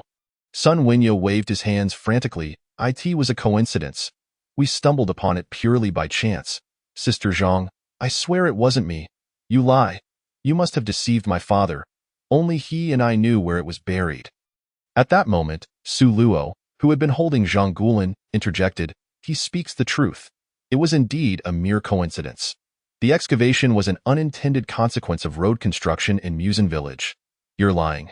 There's no way a road could be there. Sister Zhang, please, calm down. Sun Wenyo grabbed her shoulders, shaking her urgently. Everyone in the village is dead. We are the only two who escaped. Su Luo, an expert in exorcism, continued, only by revealing the truth can we avenge our kin. After Sun Wenyo exchanged a meaningful glance with Su Luo, the latter retrieved a long knife from his ring, displaying it before Zhang Guilin before putting it away. Despair washed over Zhang Guilin as she collapsed to the ground, wailing in anguish, Father! With a heavy sigh, Sun Wenyo crouched beside her, gently patting her shoulder. Sister Zhang, it truly was a coincidence that we unearthed the box. Due to recent renovations, many houses have been relocated. The area you mentioned was previously Lu Yu's yard, correct? Lu Yu's family moved 10 meters west, and that spot is now a road. Upon hearing his words, Zhang Guilin descended into complete despair. Su Luo retrieved a hemostatic pill from his ring and placed it in Zhang Guilin's mouth. Once her emotions stabilized, she recounted the legend that had been passed down through countless generations. Once, Musen Village served as a site for the worship of an evil deity during a certain dynasty. It was said that every year, 300 elderly, 300 women, and 300 able-bodied men were sent to the mountains as offerings. If this tribute was not provided, the wrath of the mountain deity would bring devastation upon the land. As time passed, and the people became enlightened, they ventured into the mountains, only to discover that no such deity existed. However, they stumbled upon a peculiar black box. Su Luo pointed at the box on the coffee table. Is this it? Zhang Guilin nodded. Yes, at that time. It was thought to be an artifact. The elders insisted it should be surrendered. However, that very night, everyone who had come into contact with the box perished, their homes filled with blood. Medical examiners were unable to determine the cause of death, and as she continued, Zhang Guilin's voice trembled with fear. Moreover, it was said that outsiders could neither see nor touch this box. Subsequently, the village chief sought the counsel of a master who instructed that 10 individuals should bury the box, and that those who buried it must ascend the mountain to prevent further calamities. And then? Did nothing occur afterward? Su Luo inquired, furrowing his brow. Something did happen, but only my father knows the specific details. All I know is where the box is buried. Sulu lowered his head in contemplation for a moment, then picked up the box and tucked it back into Sun Wenyo's backpack. Let us proceed. I believe I have a grasp of the situation, he said. However, Sun Wenyo hesitated, asking, what about Sister Zhang? She should be fine. As she hasn't come into contact with the box, Sulu replied, yet he was interrupted by Sun Wenyo, who exclaimed, but the other villagers haven't touched it either. Didn't they all die last night? Sulu pondered for a moment, then turned to Zhang Guilin. Come with me if you stay by my side. I can at least ensure your safety. After a brief moment of hesitation, Zhang Guilin resolutely nodded, I will follow you. I am the last person privy to this knowledge. Should I perish, let this information vanish from the world. Sulu felt a surge of admiration. A woman possessing such fortitude could indeed be deemed formidable. Consequently, he led the two of them back to Muzan village. Zhang Guilin gazed at the multitude of corpses strewn across the ground, showing no signs of nausea or panic, only sorrow in her eyes. Sulu handed her a can of Red Bull. Drink this. You might feel fatigued shortly. After finishing the beverage, Zhang Guilin stopped the two of them. Wait a moment. Can we return to bury our fellow villagers? Just as Sulu was about to decline, the system interface flashed, triggering a hidden quest. Burial in the face of worldly upheaval, separated by realms. May the departed find peace and the living solace. Complete the main quest to bury all villagers. Sulu nodded. Let us first deal with those matters. With that, the three of them ventured into the depths of the mountains. As soon as they stepped into the mountains, Sulu felt a chill run down his spine, as though something were watching him. It wasn't until he drew a long knife from his ring that the sensation lessened somewhat. After walking for a while, Sun Wenyo suddenly halted, and Zhang Guilin followed suit. The two stared in astonishment at a colossal tree. Sulu immediately looked up in the direction of their gaze, only to behold countless red ribbons tied to the massive trunk, reminiscent of a wish tree in a scenic area. However, as he looked higher, he was horrified to see the tree was adorned with numerous corpses, withered and decaying bodies. Before Sulu could utter a word, the corpses began to move. Strands of ribbon, akin to umbilical cords, descended from the tree, and eerie wails echoed in their ears. Sulu quickly pulled the two behind him and charged forward with his knife. If you're dead, then die properly. Don't come out here to frighten us, with a furious roar. The blade flashed, slicing the withered bodies into countless pieces that scattered across the ground. Just as Sulu believed the threat was limited to the corpses before him, the ground suddenly trembled, causing the tree, laden with countless bodies, to shake violently. Subsequently, mounds of dirt were hurled into the air as monstrous entities formed from vines erupted from the earth. Chapter 33. The old Demonis. The emerging monsters did not immediately attack Sulu and his companions, but instead encircled them. Although their faces bore no features, Sulu could sense their gaze fixated on Sun Wenyo's backpack. Yet, knowing this was not the time to react, Sulu found himself overwhelmed by an endless onslaught of corpses that seemed impossible to vanquish. The monsters gradually tightened their encirclement, disregarding Sulu as they advanced towards Sun Wenyo and Zhang Guilin. Panic surged within Sulu, and suddenly a flash of inspiration struck him. Sun Wenyo, throw the box away. Huh. In his frantic state, Sun Wenyo initially failed to comprehend Sulu's command. Throw the box away. Quickly. Sulu reiterated. Only then did Sun Wenyo react, pulling out the box and tossing it far away. The moment the box flew through the air, the monsters altered their focus, moving in unison toward the box, which, upon hitting the ground, sprang open once more. However, this time, no arms emerged. Instead, clouds of black smoke billowed forth. At this moment, all the monsters executed a peculiar maneuver, pairing up to tear off each other's arms. Several severed limbs intertwined in their grasp, forming a vine net that descended upon the box, seemingly attempting to suppress the black mist. Noticing that the monsters had ceased their attack on the two, Sulu no longer cared about their intentions and concentrated on dispatching the corpses. Suddenly, Zhang Gulan appeared to have an epiphany, her eyes gleaming with resolve. Gritting her teeth, she snatched the cleaver from Sun Wenyao's hands, then placed her left hand against the tree and brought the cleaver down forcefully onto her own left hand, severing 2 fingers at the root. Without delay, she picked up the fingers and hurled them toward the box with all her might. "Here, I give this to you. Go back. Hurry up and return." Before her words could fully escape, the fingers transformed into a cloud of ash mid-air, drawn into the box. The lid closed once more, and the vine-like monsters ceased their advance. Bending down to excavate the surrounding soil, retreating back underground, at that moment, Sulu had slain the last of the corpses and turned just in time to witness the monsters burrowing into the earth. He was about to pursue when Zhang Gulan halted him. Those are not ghosts." Furrowing his brow, Sulu handed Zhang Gulan a hemostatic pill to prevent her from losing too much blood. After binding her wound, he inquired, "Why do you say that?" Zhang Gulan's complexion remained pale, her severed fingers still tingling with phantom pain. After taking a deep breath, she explained, "My father said those are the guardians of the box. As long as the box remains unopened, they will not appear and will not harm us." Upon hearing this, Sulu's hand trembled slightly, and Sun Wenyo's gaze turned toward him. However, both remained taciturn, one having become numb from the slaughter, the other fearing the repercussions of speaking out. "Then what does your finger-cutting signify?" "A sacrifice." "Elaborate." "The box demands blood upon exposure. Without the offering of living flesh, it will slaughter everyone around." Zhang Gulan gestured toward a cluster of withered corpses beneath the tree. These individuals must have been the victims of the box. After their demise, it absorbed them, transforming them into sustenance.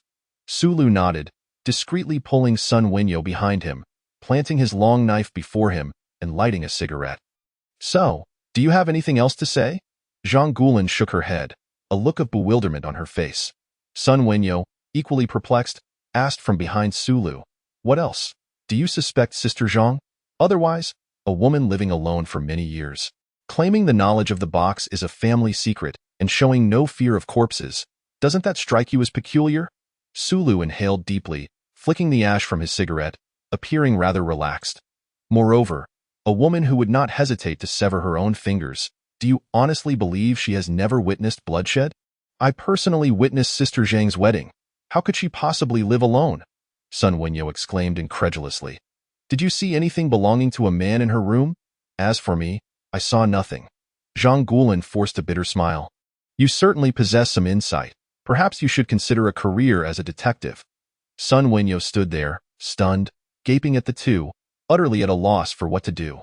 Sulu took one final drag from his cigarette, extinguished it beneath his foot, and unsheathed his long knife. "Will you confess willingly, or shall I assist you?" Zhang Gulan scoffed coldly. "Humph, there's no need for your help." Saying this, she raised the cleaver and drew it across her neck. A torrent of blood gushed forth as Sulu remained still, quietly observing her. It wasn't until Zhang Gulan's eyes bulged and she collapsed to the ground that he spat in disdain. This melodrama is truly absurd. He swiftly severed her head with a single stroke, sending it flying with a kick. Sun Wenyo's heart was a tumult of emotions. He was no fool, and from the exchange between the two, he could surmise that Zhang Gulan was undoubtedly linked to the massacre of the village. He could only silently lower his head and follow Sulu. Once again, he shoved the box into Sun Wenyo's hands, and the two continued their ascent toward the mountain's peak. Ding dong. In the real world, Qianli, engrossed in analyzing the plot, was interrupted by a notification sound from VX. Tianqian. Qianli, Zhang Gulan poses a significant problem. She may not even be human. Kai Yang, Yu Hong, and other members of the Beidou Bureau were taken aback. Qianli, what leads you to that conclusion, Tianqian? Although I cannot discern how Sulu noticed something amiss with Zhang Guilin, do you not find her movements and manner of walking rather peculiar? Tianquan, indeed, her gait does seem somewhat awkward. I can't quite pinpoint what is strange about it. Did you figure it out? Tianqian, have any of you watched historical dramas? Don't you think Zhang Guilin's walking style resembles that of palace maidens? Qianli, are you suggesting that Zhang Guilin is an ancient demoness? One that has lived for hundreds or even thousands of years? At that moment, Tianji, who had remained silent until now, interjected, not only that, her knife-handling technique can be traced back 3,000 to 5,000 years. I've seen that posture in ancient texts. It was the grip used by soldiers of that era. Qianli pondered for a moment before typing. So, what are Sulu's chances of victory this time? The group fell silent until Tianji, in charge of the combat department, finally spoke. 99%. Qianli, you have such unwavering faith in him? Tianji, his swordsmanship surpasses that of Zhang Guilin. I realized while he was slaying demons in the village that he has been concealing something all along. Undoubtedly, he possesses a trump card that could turn the tide. Qianli, what do you mean by but? Tianji, my suspicion lingers regarding whether he has learned that particular technique. If so, it would indicate that his chances of success have increased by 10%, while his mental stability may very well become even more precarious. Chapter 34. Forced slumber. At this point, silence enveloped the group chat, and Qianli gazed at the screen, filled with trepidation for Su Luo. That sword technique is paradoxical. If one were to claim it as powerful, it might indeed be the most formidable technique synthesized over the years. However, the negative repercussions it entails are profoundly severe. Even the sharpened blade, honed through mental training, nearly succumbed to its effects. Given Su Luo's already fragile mental state, can he truly wield it? Qianli scratched his head, resolving not to dwell on such matters any longer. He was uncertain whether Su Luo had exchanged for that skill, so he opted not to waste any more brain cells and turned his attention back to the live stream. After all, he still needed to compose a strategy guide to pave the way for those who would enter the game thereafter. In the game, Su Luo appeared unfazed by Zhang Guilin's demise. Barring any unforeseen events, she would undoubtedly resurface. As the two reached a point halfway up the mountain, Su Luo suddenly halted. Contemplating the towering tree before him, he seemed lost in thought. Subsequently, he retrieved a box from Sun Wenyao's backpack and began to fiddle with it, leaving the viewers in the live stream utterly perplexed. What on earth is Su Shan doing? Don't ask. Just know that Su Shan is researching how to trigger the main storyline quest. Wait, look at that hole in the tree. Isn't it the same size as the box? Goodness, it seems that way. Indeed, Su Luo thought so as well. He picked up the box and gave it a slight shake before attempting to insert it into the tree hole. However, as soon as he shoved it in, the box was ejected as if the tree hole was rejecting it. After several attempts, Su Luo sat atop the box and lit a cigarette to take a breather. Something must still be missing, he muttered softly. What exactly is lacking? After pondering for quite some time, he realized he had exhausted all possible interactions to trigger the plot. Moreover, he had only activated one side quest, with no clues about the true main storyline conclusion. After ruminating for a while without arriving at any conclusions, he turned to Sun Wenyao and asked, "Have you reached the place where you parted with your friends?" "Not yet. We still have a ways to go." Upon hearing Su Luo mention his friends, Sun Wenyao's expression darkened. Although they had all entered the mountains with the conviction that they would perish, the fact that he survived while others did not weigh heavily on him. Su Luo ruffled his hair and stowed the box back into his backpack. "Let us go. Take me to see your friends." "Wait a moment." Sun Wenyao pulled out his phone, opened an app, and after turning around to ascertain his direction, handed the phone to Su Luo. "The arrow indicates the way. We left a backup in case others couldn't find the camera." Su Luo nodded, realizing the young man had some wit. No wonder he was the only one to survive. He began walking in the direction indicated by the arrow. However, after just a few steps, the phone screen suddenly glitched as Su Luo frowned and tapped it, assuming it was a connectivity issue. To his surprise, his tap caused the phone to shut off entirely, the screen going dark. Sugu, did you tap too hard?" Sun Wenyao remarked awkwardly from the side. Su Luo felt a bit embarrassed. The enhanced strength he had just acquired was indeed proving difficult to control. Just as he was about to say something, the screen flickered back to life, but the entire UI transformed into two blood-red characters. Su Luo. The letters began to flow downward, overtaking the screen like blood. Moments later, the screen went dark again, and Zhang Guolin's ghastly visage abruptly materialized. Su Luo! Su Luo! Su Luo! The mournful cries sent chills down Sun Wenyao's spine. Meanwhile, Su Luo was preoccupied with figuring out how to open the phone's back cover. How do you open the back cover of your phone? I don't know, Sun Wenyao stammered, nearly petrified by the sudden apparition. Aren't you scared? How can you be so unfazed? Su Luo remained steadfastly pragmatic and straightforward. After futilely attempting to pry it open with his fingernail, he resorted to using the blade's tip to leverage the back cover. After removing the battery and forcibly shutting it down, he powered it back on. Yet, within 3 seconds, Zhang Guolin's horrifying visage reappeared. Su Luo repeated the process of removing the battery and rebooting the phone 5 times. By the 6th attempt, he could no longer endure it. He snatched the talisman from Sun Wenyao's arm and affixed it to the back of the phone. To no avail, then it struck him. The talisman was presumably a one-time use. He hastily retrieved another and applied it. This time, the screen no longer displayed Zhang Guolin's ghastly face, allowing the two to continue their ascent. Most crucially, as they walked, Su Luo kept murmuring to himself, prompting some viewers to amplify the volume to listen intently. 3,000 for a single one. Used 2. You don't return 6,000 points to me. I'll do whatever it takes to make you suffer. Combined with his fierce gaze, every viewer's mind echoed a singular thought. You are the true Spectre. As time passed, the daylight gradually faded, and the two finally arrived at the location where they had parted ways with his friends. Doubt crept back into Su Luo's mind. When did you all set off? Around 7 in the morning. Then why have we taken nearly 5 hours to reach here? Sun Wenyao panicked and waved his hands. I don't know. You've seen the video. Perhaps they were dragged away after they died. Su Luo reflected on that segment of the video and found no fault in Sun Wenyao's words. The location depicted in the video was clearly distinct from their current spot. The area in the footage was densely forested, while here appeared somewhat desolate, with scarcely any trees. Checking the phone's signal, Sun Wenyao confirmed that his friend's signals indeed originated from this location. However, after searching the surroundings, they found no corpses, nor even a trace of their backpacks. Turning to glance at Sun Wenyao, who wore a bewildered expression as he surveyed the empty expanse, Su Luo noted that night had fallen, and no living souls remained below the mountain. Consequently, he resolved to rest here until dawn before proceeding. He promptly set up a campfire, had a hasty bite to eat, then commandeered Sun Wenyao's sleeping bag and crawled inside. Of course, he had no intention of sleeping. It was merely a charade. The clues had run dry, and they could only wait to see if their adversaries would make a move. Being deep in the mountains, combined with hunting bans in recent years, nocturnal creatures had begun to emerge at nightfall. The sound of owls was particularly unsettling. Yet, unbeknownst to him, just moments after he had claimed he was merely resting, Su Luo had fallen into a deep slumber, sleeping soundly like a pig, snoring resoundingly. Little did he realize that he had not intended to sleep. It was simply that the moment he lay down, fatigue washed over him, rendering him incapable of remaining awake. Chapter 35. The Eerie Man Within the Dreamscape.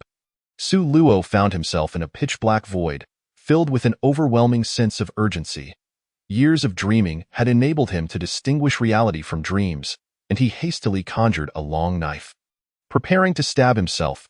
Yet, just as the blade was about to make contact, a snow-white hand pressed down on his arm. Startled, Su Luo took a step back and turned to regard the owner of the hand.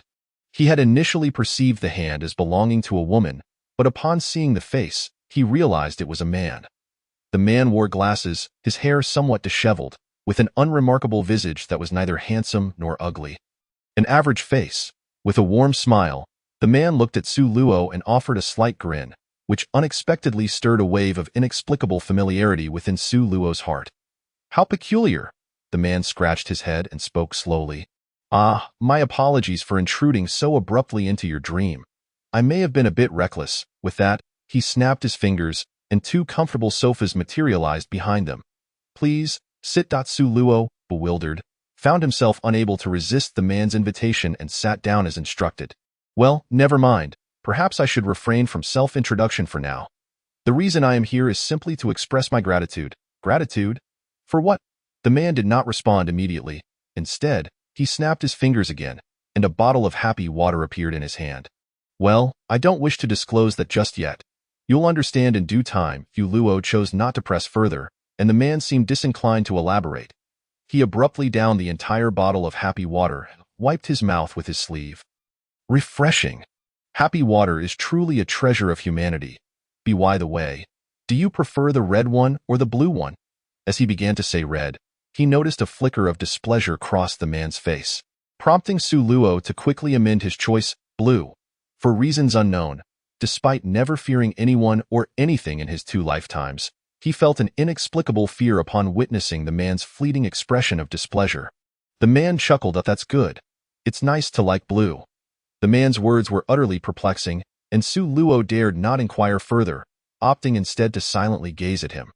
The two of them exchanged glances for an extended period, neither uttering a word, while the man maintained a constantly cheerful demeanor. After an indeterminate amount of time, the man rose, retrieved his phone to check something, and declared, "All right, the time has come for us to attend to our respective matters. We shall meet again when the opportunity arises." With that, his figure began to gradually fade away. Unable to suppress the curiosity within, Su Luo seized the fleeting moment to inquire, "What is it that you wish to convey?" "Thank you. I merely came to express my gratitude. By the way, before I depart, allow me to offer you a piece of advice. Your choice of swordsmanship is commendable. Continue to pursue it." With that, the man's figure vanished completely, and Su Luo jolted awake from his dream. The instant he regained consciousness, he felt a chilling sensation across his back. The matter of swordsmanship was known only to him. He had not even confided in Tang Exai. How could that man possess such knowledge? Could it be that he was the legendary heart demon? Of course, the events of the dream were invisible to the audience. To the vast online community, Su Luo merely appeared to have startled awake from a brief slumber. Having just experienced such a bizarre occurrence, Su Luo dared not lie back down, fearing that a moment's inattention might plunge him into slumber once more, only to be vanquished by an evil spirit. Stretching languidly, he crawled out of his sleeping bag, intending to let Sun Wenyao in for some rest. However, upon looking towards the campfire, he found no trace of Sun Wenyao. He hastily grasped his knife and stood alert, scanning the surroundings. "Sun Wenyao, where are you? Sun Wenyao, Su Gu, help me out, I've fallen into a pit." Upon hearing Sun Wenyao's voice, Su Luo felt a wave of relief wash over him. As long as he was alive, that was enough. The main quest had yet to be triggered, and Sun Wenyao was the last remaining member of the Order faction. Should he perish, it would indeed complicate the main storyline. Following the sound, Su Luo discovered Sun Wenyao had fallen into a pit covered in vines. If it had been daylight, they would have easily noticed the pit, but it was deep night, and with the moon offering little illumination. They had overlooked it. Grabbing a couple of vines from a nearby tree, he tossed them down to assist Sun Wenyao out of the pit. Just as he pulled him up, Sun Wenyao appeared utterly horrified. Su Gu, there are so many bones down there." "Bones? It's not unusual to find animal bones in the mountains, is it?" "Human bones. They are human bones." Su Luo immediately grew cautious and retrieved a light source from his ring, fastening it to a nearby tree as he and Sun Wenyao began to clear the vines from the surface. Before long, a massive pit, several dozen meters in diameter, was revealed before them, at the top. Sun Wenyao spotted several backpacks belonging to their companions, and tears began to stream down his face. Su Luo remained silent. If he exhibited no reaction upon viewing his friend's remains, that would be truly concerning. Not wanting to intrude, he took out a rope from his ring, secured it to a nearby tree, and after ensuring it was sturdy, he descended into the pit. While Sun Wenyao was terrified of the skeletal remains, Su Luo felt no such fear. Having witnessed mountains of corpses in the depths of hell for over a decade in his dreams, he was quite accustomed to such sights. He could even contemplate spending a night in the pit, provided it was safe.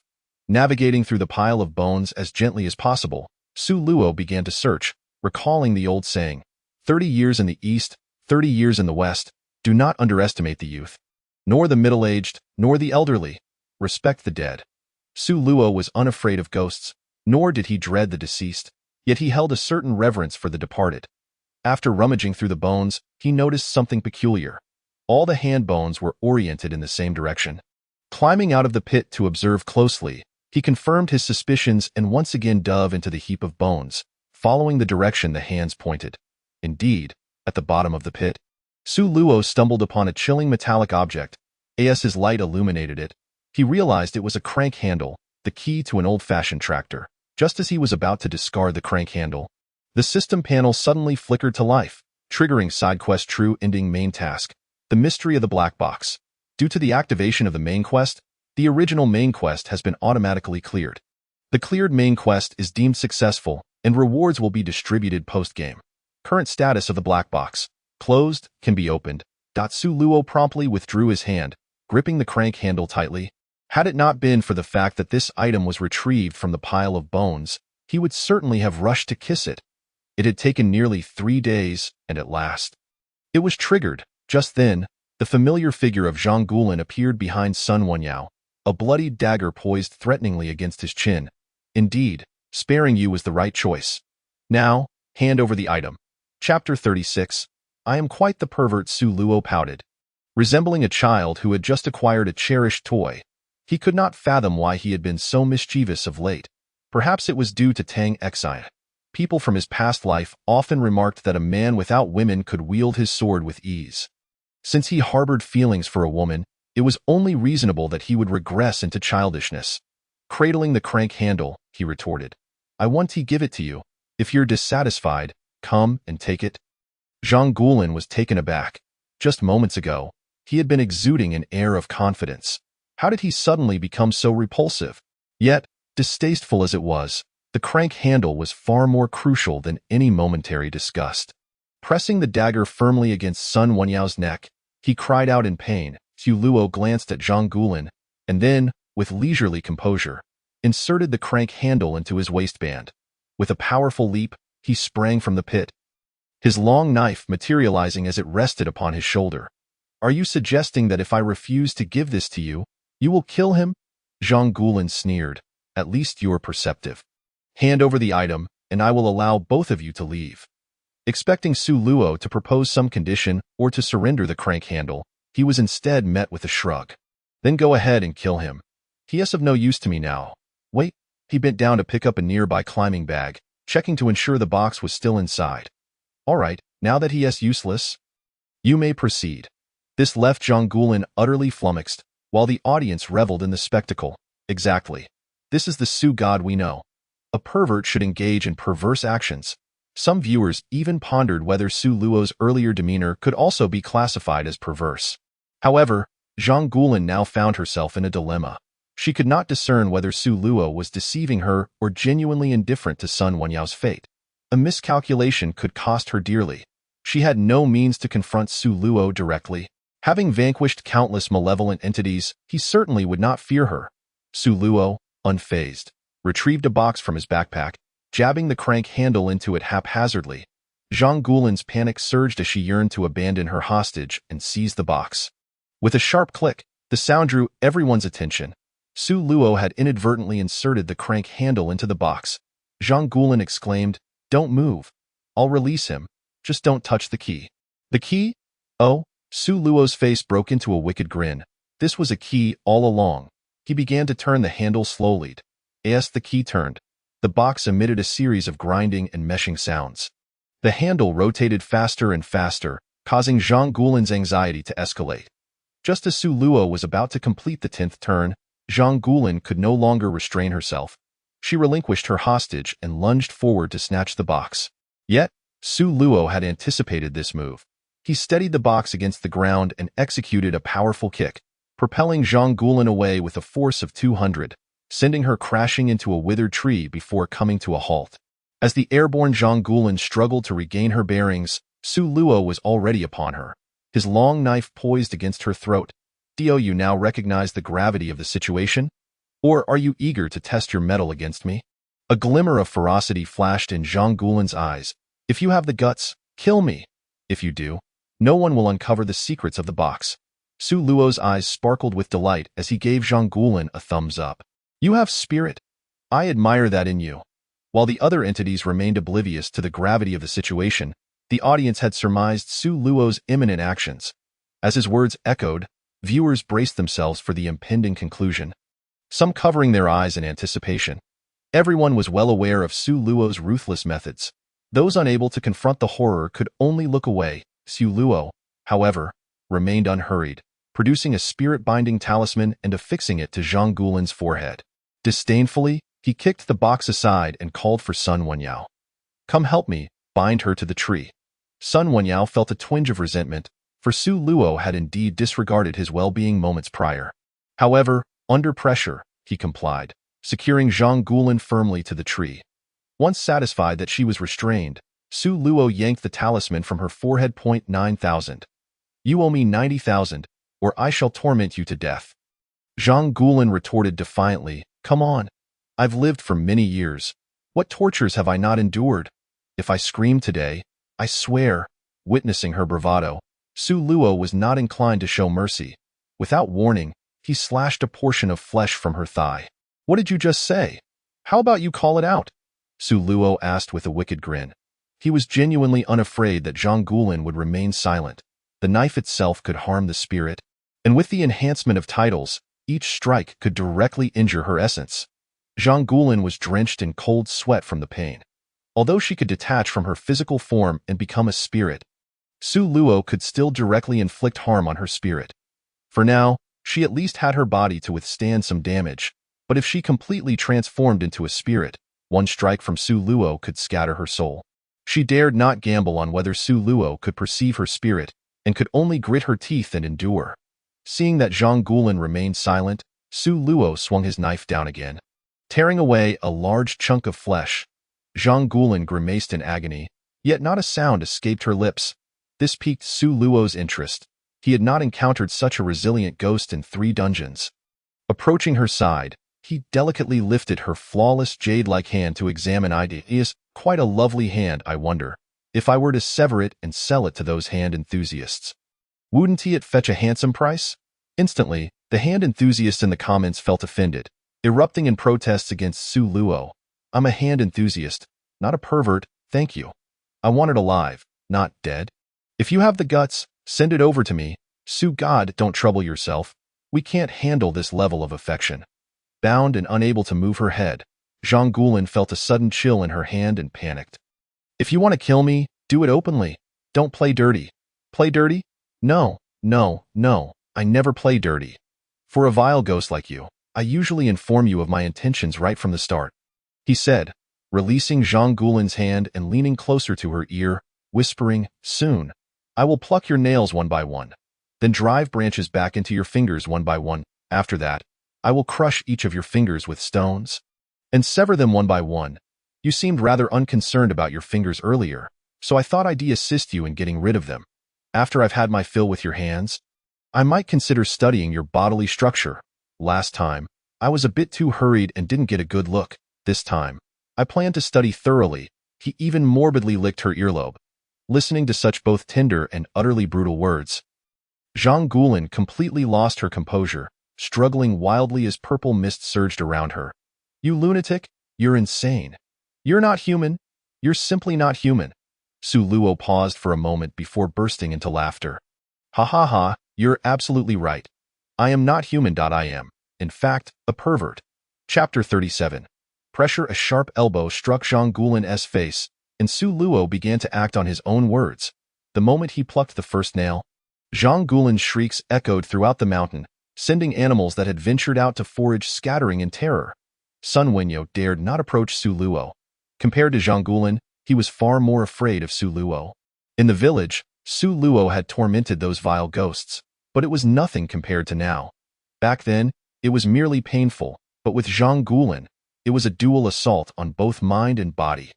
Most crucially, Su Luo was smiling, and it was a gentle smile. After each nail was plucked, he would embrace her head like a lover, comforting her. Once she calmed down, he would pluck another nail. Gradually, signs of submission began to appear in Zhang Guolin's eyes. Was there even a hint of affection? This was what Su Luo yearned to see. After experiencing the last group dungeon, he had specifically exchanged for knowledge in psychology at the shop and studied Stockholm Syndrome. Once he broke through the victim's psychological defenses and caused a collapse, he could forcibly reconstruct their psyche, thus triggering this syndrome. After some time, once all 10 of Zhang Guolin's fingers had been pierced with branches, her deranged psyche was finally reconstructed. The defiance she once had vanished entirely as she tentatively asked Su Luo, Please, don't crush my hands. I'll tell you whatever you want to know. Su Luo understood the importance of moderation. Given Zhang Guolin's current state, further torment would yield no beneficial results and might incite her defiance. Leading to a complete lack of information, he casually discarded the stone in his hand and caressed Zhang Guolin's face, saying, all right, you are being so obedient. How could I bear to torment you? Tell me. What is the truth behind that box? Zhang Guolin nodded weakly like a bullied little girl and softly explained, that's a wish box. As long as the offerings are sufficient, any wish can be granted. Su Luo's interest was piqued. A wishing machine was indeed a marvelous item. If it could truly grant any wish, he wondered if he could rid himself of his long-standing afflictions or simply eliminate the side effects of that knife technique. Without further ado, he exchanged glances with Zhang Guolin, signaling her to continue. The offering is the soul of living beings. Initially, its appetite was small. The souls of animals sufficed. But over the years, its appetite has grown, and animal souls can no longer satisfy it. Only human sacrifices will do. How many people are needed for a single wish? Su Luo asked coldly. I've never counted. The last time, I used the souls of 2 villages, and this time it should require even more. Upon hearing this, Sun Wenyo's eyes widened in horror, his emotions spiraling out of control as he rushed toward Zhang Guolin, shouting, were the 2 villages next door sacrificed by you over a decade ago? Zhang Guolin did not respond. Sun Wenyo became even more agitated, rushing forward to strike Zhang Guolin, only to be stopped by Su Luo. Use your words, don't resort to violence. It's uncivilized. Sun Wenyo wanted to curse. Wasn't he that what you just did? Yet, he dared not lay a hand on Su Luo, merely glaring at Zhang Guolin with murderous intent. Is it you? Is it really you? Zhang Guolin continued to remain silent, looking up at Su Luo for permission. Only after Su Luo nodded did she slowly respond. It was me. It's he this. Sun Wenyo could no longer contain his rage, lunging at Zhang Guolin to beat her mercilessly. Su Luo swiftly threw Sun Wenyo aside, unwilling to let him incite Zhang Guolin's defiance. Yet, Sun Wenyo was relentless. As soon as he got back on his feet, he charged at her once more.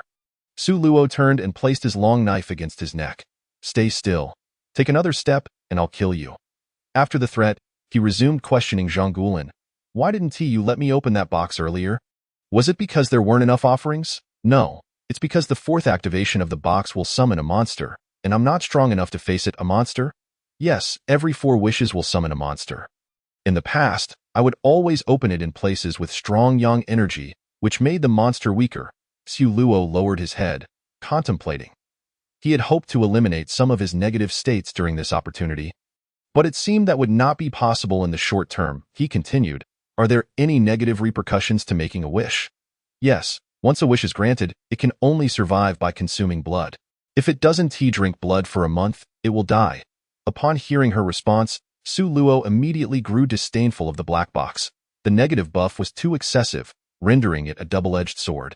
He glanced at Zhang Guolin, feeling he had gleaned most of what he wanted to know but still worried about any omissions, asking one last time, is there anything else you know about this box? No, that is all I know. Su Luo nodded, casually lifting Sun Wenyo from the ground and placing the long knife in his hands. If you seek revenge, go ahead. She is of no further use. Sun Wenyo stared blankly at the long knife in his hand, glancing at Su Luo in confusion. Ultimately, rage overwhelmed reason, and with a wild cry, he swung the knife at Zhang Guolin. Su Luo paid no mind to what became of Zhang Guolin as she was hacked apart. He sat on the ground, beginning to study the black box. This mission did not specify a target, but he had roughly deduced that, barring any surprises, simply opening this box would conclude the task. As for the villagers buried at the foot of the mountain, that could wait until after he dealt with the box. Zhang Guolin's screams continued for over an hour before finally fading away. Only after she fell silent did Su Luo turn his head, noticing that Sun Wenyo had been utterly transformed into a blood-soaked figure, still adorned with numerous flesh fragments, resembling a demon just crawled out of hell. Of course, if not for his vacant eyes, he would still wield a considerable intimidation factor. He retrieved the long knife, cradling the box as he sought out a relatively flat area. After stretching his body slightly and downing a can of Red Bull, he vigorously began to turn the crank, ding ding ding. As the crank reached its limit, a melody resonated from within the box. Though the tune's name was indiscernible, It exuded a cheerful essence. Once the melody concluded, the lid of the box opened, releasing a torrent of black mist. Su Luo quickly tossed the box aside, his eyes brimming with battle intent. The black mist coalesced and lingered, slowly gazing at Su Luo. A few minutes later, a 3-meter-tall, muscular, green-faced fiend with protruding fangs emerged from the darkness. Su Luo immediately felt an overwhelming pressure, a pressure emanating from the malevolent spirit. Chapter 38. The Twin Demon Blades, however. This pressure did not cause Su Luo to falter. Instead, it ignited his fighting spirit even further. Gripping his long sword tightly, he let out a fierce roar and leapt high, aiming a strike directly at the creature's neck. The sound of a sharp blade slicing through flesh echoed in the air, and as Su Luo raised his gaze, his pupils instantly contracted to the size of pinpricks. It was not because he had severed the monster's head, but rather that the beast had effortlessly caught his descending blow with its claws. It is worth noting that Su Luo now possessed a strength attribute of 200 points. The speed of his strike was such that only a high-speed camera could capture it. Yet this creature had casually intercepted it. In fact, the blow had merely grazed its skin, inflicting scarcely any damage. Su Luo quickly withdrew his blade and created distance between them. The monster flexed its fists a couple of times, a sneer of disdain appearing on its grotesque visage. Ghostly envoy? The creature's voice echoed, as if countless voices spoke in unison. It scrutinized Su Luo before muttering to itself. Another overconfident sorcerer. Su Luo did not respond. His eyes fixed intently on the fiend, his heart devoid of any fear. This was the battle he truly yearned for. Those who fell with a mere touch or surrendered after a few blows were unworthy of the title evil spirit. With a slight adjustment of his stance to maintain a safe distance, Su Luo began to advance. In his dreams, he had slain countless beasts even larger and more ferocious than this one. All he needed to do now was discover its weakness and deliver a fatal blow. The creature showed no signs of caution towards Su Luo's movements, sniffing the air as if it had caught a whiff of something familiar. "Did you slay that foul woman?" Su Luo replied. "It seems so. That wretched woman has tormented me for years. She finally met her end at your hands, little sorcerer." Scratching its head, the monster mused, "Then I suppose I should thank you. Let me make your death a little more painless." Before it could finish, the monster vanished from Su Luo's sight. Years of combat instincts honed in his dreams sent a chill down Su Luo's spine, prompting him to instinctively roll forward. It was this reflexive action that allowed him to evade a deadly strike. The monster's massive claws grazed his scalp as they swiped past, with its attack thwarted. The creature disappeared once more, and Su Luo quickly raised his blade to defend. A thunderous crash resounded before him, followed by a tremendous force that sent Su Luo flying. The impact was so powerful that he felt as if he had been struck head-on by a large truck. He was hurled several dozen meters before crashing into a massive tree, yet the monster did not seize the opportunity to deliver a finishing blow. Instead, it approached Su Luo slowly, as if toying with its prey. "Your physique as a sorcerer is quite impressive. Who is your master?" Coughing, Su Luo remained silent, spitting out blood as he used his long sword to prop himself up. However, a smile akin to the one he wore when slaughtering those beasts in the previous dungeon crept across his face, a sickly and maniacal grin. This smile left the monster momentarily stunned. After a few seconds of bewilderment, the creature erupted into laughter. "Ha ha ha! Yes, it is precisely this smile, this gaze. I adore it, kid. Would you care to join me? What good is being human if one is bound by constraints? Come with me and be a ghost. Kill whomever you desire, do whatever you wish at my level. I fear no ghostly envoy or reaper. We shall roam this world together." Unmoved, Su Luo realized from the previous attack that his combat prowess was on an entirely different plane compared to this monster. Yet he still had a trump card. He just did not know how the 6 pages of negative effects listed in the shop would manifest upon him. Noticing Su Luo's silence, the monster tilted its head, a hint of regret flickering across its grotesque face. "Not interested? How unfortunate. I had hoped to gain another powerful ally. It seems I must consume you instead. But I wonder if you can even satiate my hunger." With that, it vanished again, reappearing before Su Luo. The terrifying claws came crashing down toward his head, snapping even the trees behind Su Luo in half. Viewers before the screen covered their eyes, and even Qianli and the personnel from the Beidou Bureau felt their hearts sink. They could hardly believe that the most promising contender to clear the dungeon in recent years might perish in the third level. Just as they began to mourn, an eerie scene unfolded before them. Su Luo's body dissipated. Not like the monster's sudden disappearance, but rather like smoke gradually dispersing into the air. The creature panicked, as if recalling some terrifying truth, frantically searching for Su Luo's figure. Its earlier confidence vanished entirely. And it roared, "Stop with your tricks, you. You're not supposed to be that. You're just a human, not a cultivator. You'll die when it's over. Your soul will dissipate. Impossible, impossible." The monster was now thoroughly rattled, its failure to locate Su Luo causing it to contemplate retreat. It turned to flee toward the black box. At that moment, thousands of pale purple blades of light suddenly erupted around its body, resembling a radiant sun. Su Luo's figure reappeared before the creature. Yet he bore no trace of the calmness he had before. His face was etched with fatigue, and his body was marred with bruises and lacerations. Most notably, the long sword in his hand had shattered into fragments, leaving only the hilt clutched tightly in his grip. Before the audience could grasp the situation, Qianli's VX exploded with activity. Tianji, Qianli, is that the thing? Qianli, yes. But the quantity seems different from the sharp blades. Jinyang, Ji? I remember Ji, didn't he have this many blades?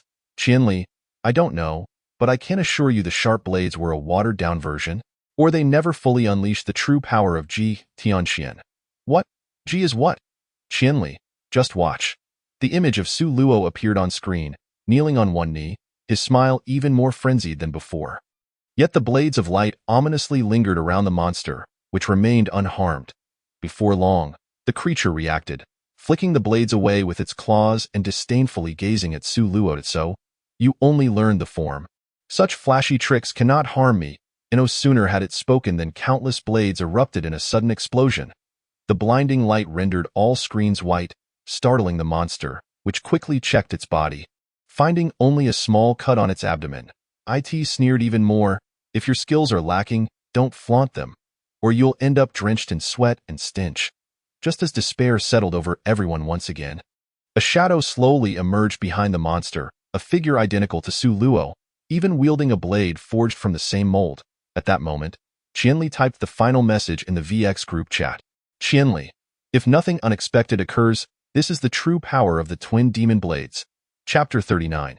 I still cannot accompany you forever. As soon as the message was sent, the shadow behind the monster sprang into action.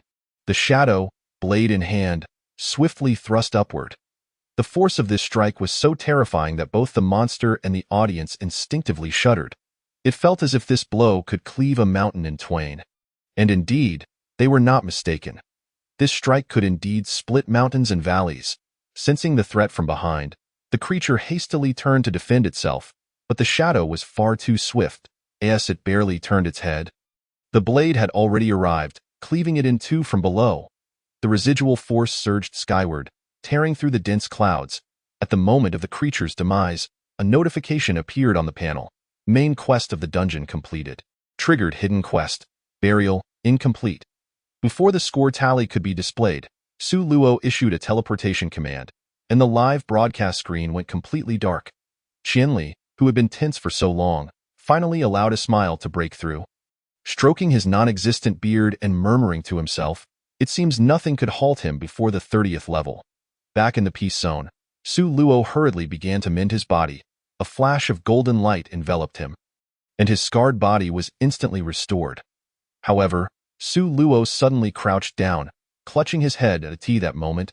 He felt an excruciating pain, as if his mind were being pried apart by a colossal hand. Cold sweat drenched his clothes in an instant. Fortunately, the intense agony did not last long, dissipating completely within seconds. Yet Su Luo sensed that within his heart, or perhaps within his soul, another consciousness had emerged. Upon reopening the shop, he reviewed the extensive 6-page explanation of negative effects. This set of sword techniques was named the Twin Demon Blades because it was not meant for a single individual, but rather required two beings, or two consciousnesses, to wield it effectively. The first consciousness is ensnared in confusion, perceiving everything as an illusion, while the second consciousness is ruthless, wielding its power with unparalleled precision. Ultimately, This entity seems to be designed specifically for those grappling with schizophrenia. While it can be utilized by others, doing so will forcibly generate an uncontrollable persona, which may very well usurp the primary consciousness entirely. However, this technique is not without its merits, which is precisely why Su Luo, despite the risk of his primary persona being consumed, opts to embrace it. The higher the SAN value, the lesser the fear of malevolent spirits, and consequently, the greater the technique's potency. Su Luo himself harbors no fear of phantoms, and during confrontations, his SAN value soars to remarkable heights. Thus, this technique can be regarded as tailor-made for him, as for the matter of the secondary persona. It remains uncertain who will ultimately prevail. Casting a glance at the settlement page and then at the points in his possession, Su Luo nodded inwardly. Indeed, the outside world regarded him as the key to unraveling the predicament. This foray into the instance could only be deemed a modest profit, as he had left a side quest uncompleted, resulting in a mere 80,000 points earned. However, the gift conversion yielded a staggering 1 million points, ample enough for him to indulge for quite some time.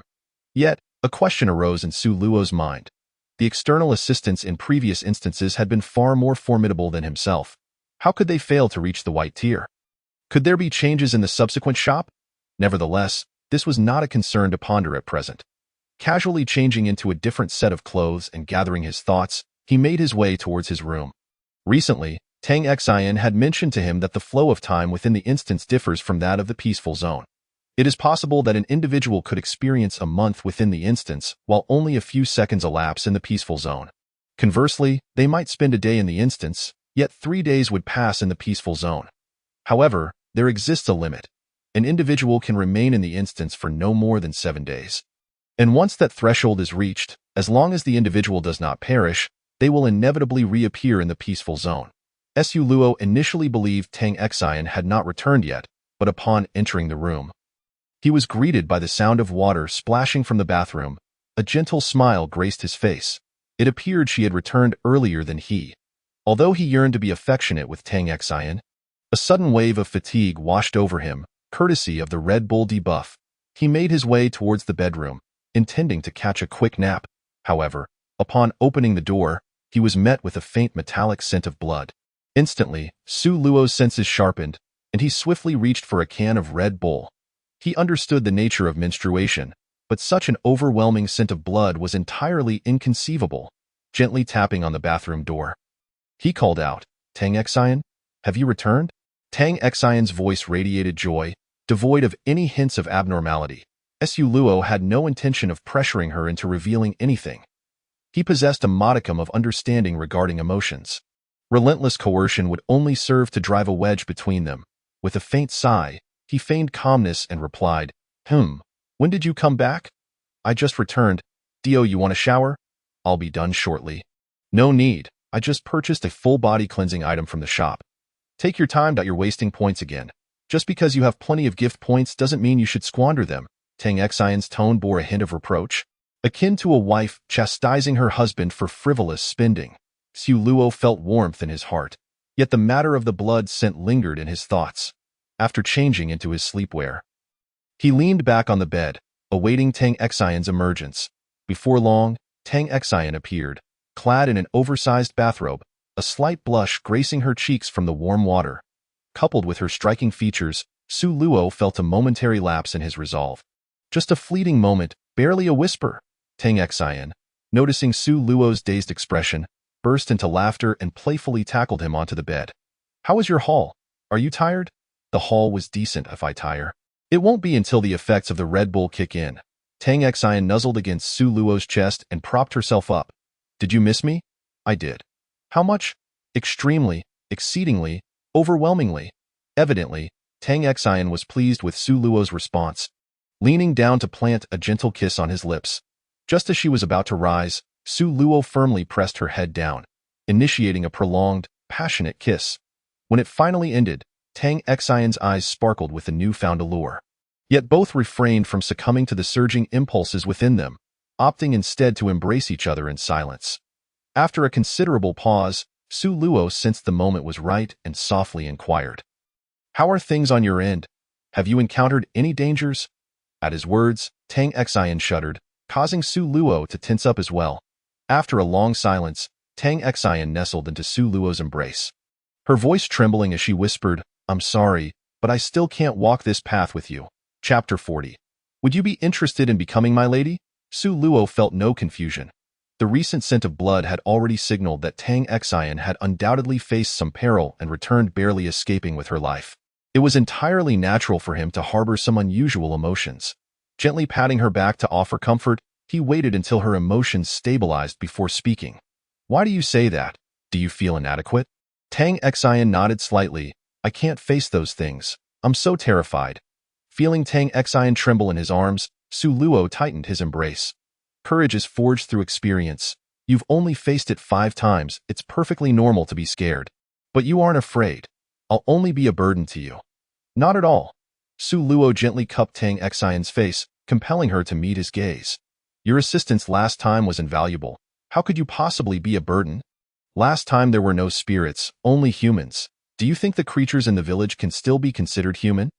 Are they not more terrifying than spirits?" Tang Xian seemed to grasp something yet remained obstinate. "But they are still human. They don't look as monstrous as spirits. If we assume spirits took on human forms, would you then not fear them?" Perhaps. Su Luo chuckled softly, producing a pair of virtual glasses. "These virtual glasses can alter your perception of what you see and even adjust for prescription." Tang Xian, straddling Su Luo, lightly tapped his chest. "You're wasting points again. The points given to you are for enhancing your abilities, not for buying toys. Becoming stronger is indirectly reinforcing my own strength, isn't it? And what of that? I can't be sure how long I can survive." At that moment, Su Luo's demeanor turned serious. He gently pushed Tang Xian away and sat up, extending his right hand into thin air.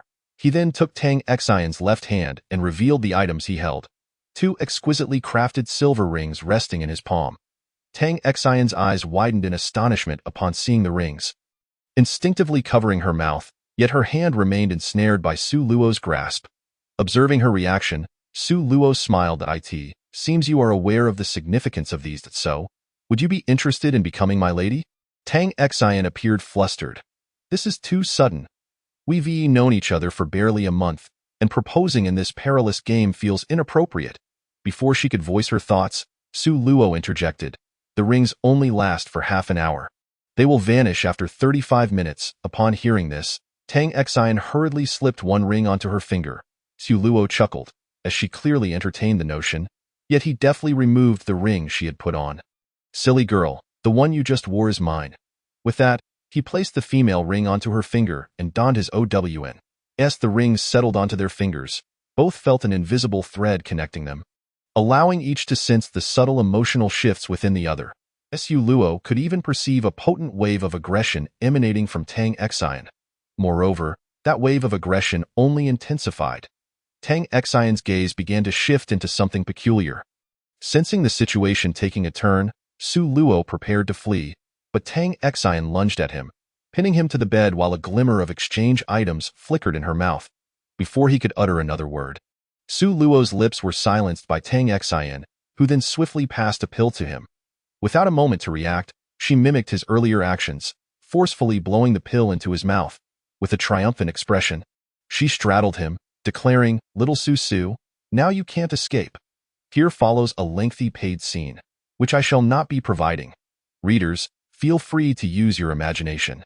One early morning, Tang Xian gently awakened in Su Luo's embrace. Gazing upon Su Luo's countenance, warmth filled her heart. These past few days might very well be the happiest of her life. After 21 years of solitude, she had finally found someone to rely on. Slowly lifting her left hand, she admired the ring on her ring finger, her eyes brimming with joy. She embraced Su Luo tightly, inhaling deeply by his neck before drifting back into a deep slumber. In her heart, she made a silent resolution. Next time, she must not administer the medicine in its entirety, for the latter half of the Red Bull's debuff had begun to take effect. Otherwise, she might end up languishing in bed. Meanwhile, in Su Luo's dream, the peculiar man appeared once more, clad in the same attire, seated on the same sofa, with his hair in the same disarray. "Is the twin blade of demonic souls fun?" he inquired. "Fun? Do you think that thing is meant for amusement?" Su Luo retorted, clearly displeased. The swordsmanship was undoubtedly formidable, yet the side effects were too severe. particularly the headaches and physical strain. Had it not been for the recent enhancement of his body's resistance and strength attributes, he might have perished before even utilizing the skill. Yet, the man appeared unfazed, shrugging nonchalantly. To me, it's roughly the same thing. Su Luo shot him a glare but refrained from taking action, as he harbored a deep-seated fear of this man. You need not glare at me. The twin blade of demonic souls is, in my eyes, not something particularly rare.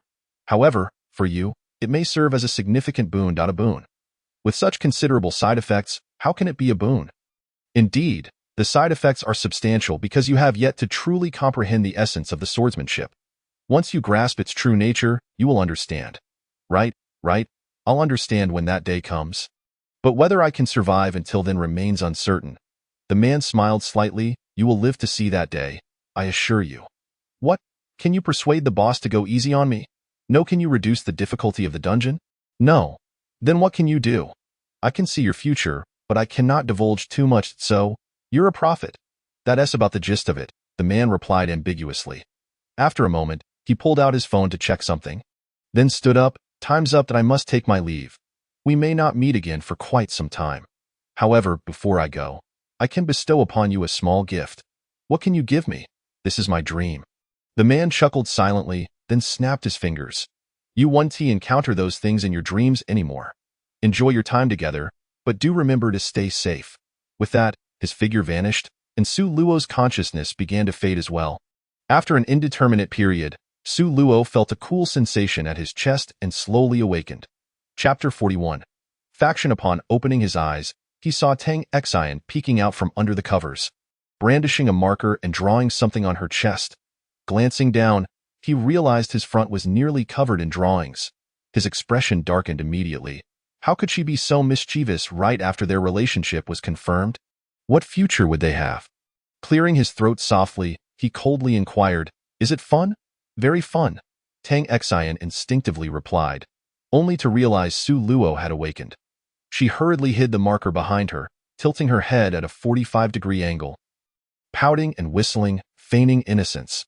Veins throbbed on Su Luo's forehead, but since she was his wife, he couldn't bring himself to hit her or even scold her. After pondering for a while, he bit the bullet and decided against any physical reprimand. Instead, he opened the exchange shop and began searching for small pills. In Tang Xian's horrified gaze, he swallowed one down. Following an intense struggle, Tang Xian finally capitulated, her face flushed as she lay on the bed, lacking the strength to even raise her hand. Su Luo found this immensely satisfying. After clearing away the drawings on his body, he returned to Tang Xian's side, pinching her cheek. Did I miss anything? Nothing at all. Su Luo never indulged others. With a flick of his hand, another pill materialized. Tang Xian nearly panicked, mustering all her strength to scramble up and snatch the pill from Su Luo's grasp. I was wrong. I'm sorry. Don't do it again. I really might break. Say something sweet. Su, I'm really sorry. Su Luo was not satisfied, conjuring another pill into his hand. Let us think about what to call me now. He waved his left hand before Tang Xian's eyes. Feeling shy, her face reddened further as she murmured in a voice barely above a whisper, Husband. Speak louder. Husband, I'm truly sorry.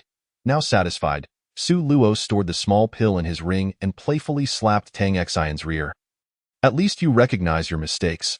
Intending to tease Tang Xian a bit more, he hesitated upon seeing her struggle to keep her eyes open.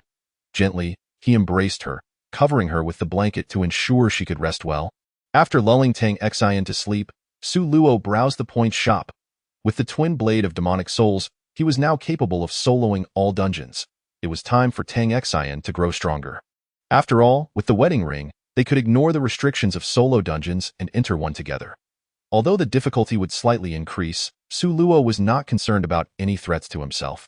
He did not believe anything could withstand 2 strikes from the twin blade of demonic souls. If there were, he would simply deliver 2 more. Gently stroking Tang Xian's hair, he began his search in the exchange shop. Decades of gaming experience had allowed the outside world to summarize some excellent skill and lineage combinations. He aimed to optimize his choices and mold Tang Xian into a capable player. Another day passed, and Tang Xian recovered from her fatigue, resting her head on Su Luo's chest, playfully poking at him with her hair. Although she awakened from excitement, the future still loomed uncertainly in her mind. After all, they were still within the first 10 layers, and the conversion coefficient for gifts was quite low. The wedding rings had cost 35,000 points, and Su Luo's remaining points were dwindling.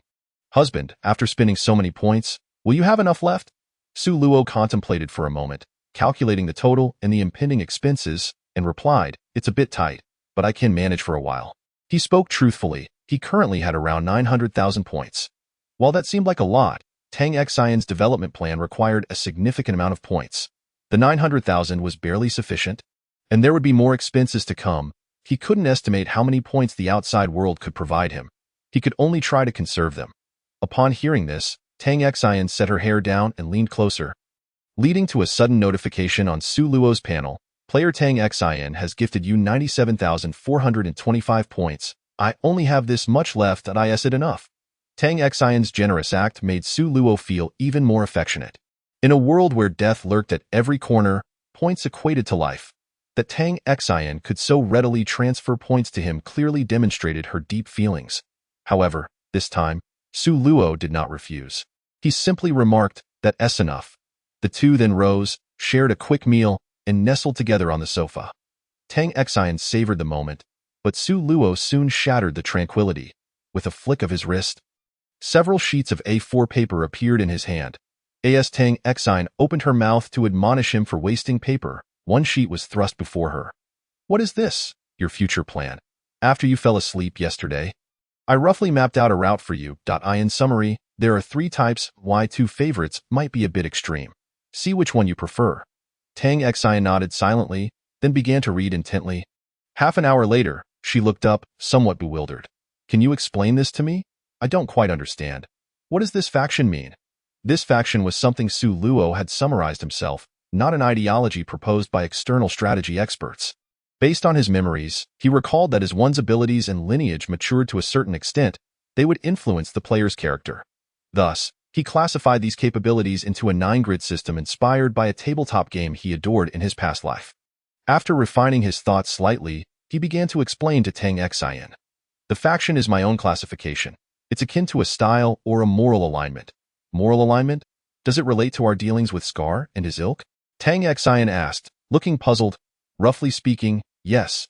You can understand it that way. Oh, please continued. Su Luo nodded slightly, then took 3 sheets of paper from Tang Xian's hand. This represents the lawful good faction, akin to a quintessential do-gooder. It leans towards faith-based abilities, addressing malevolent beings not through direct extermination, but by guiding them to redemption and reincarnation. The advantage of this system lies in its exceptional defense, achieving near invulnerability in the later stages. However, its weakness is glaring.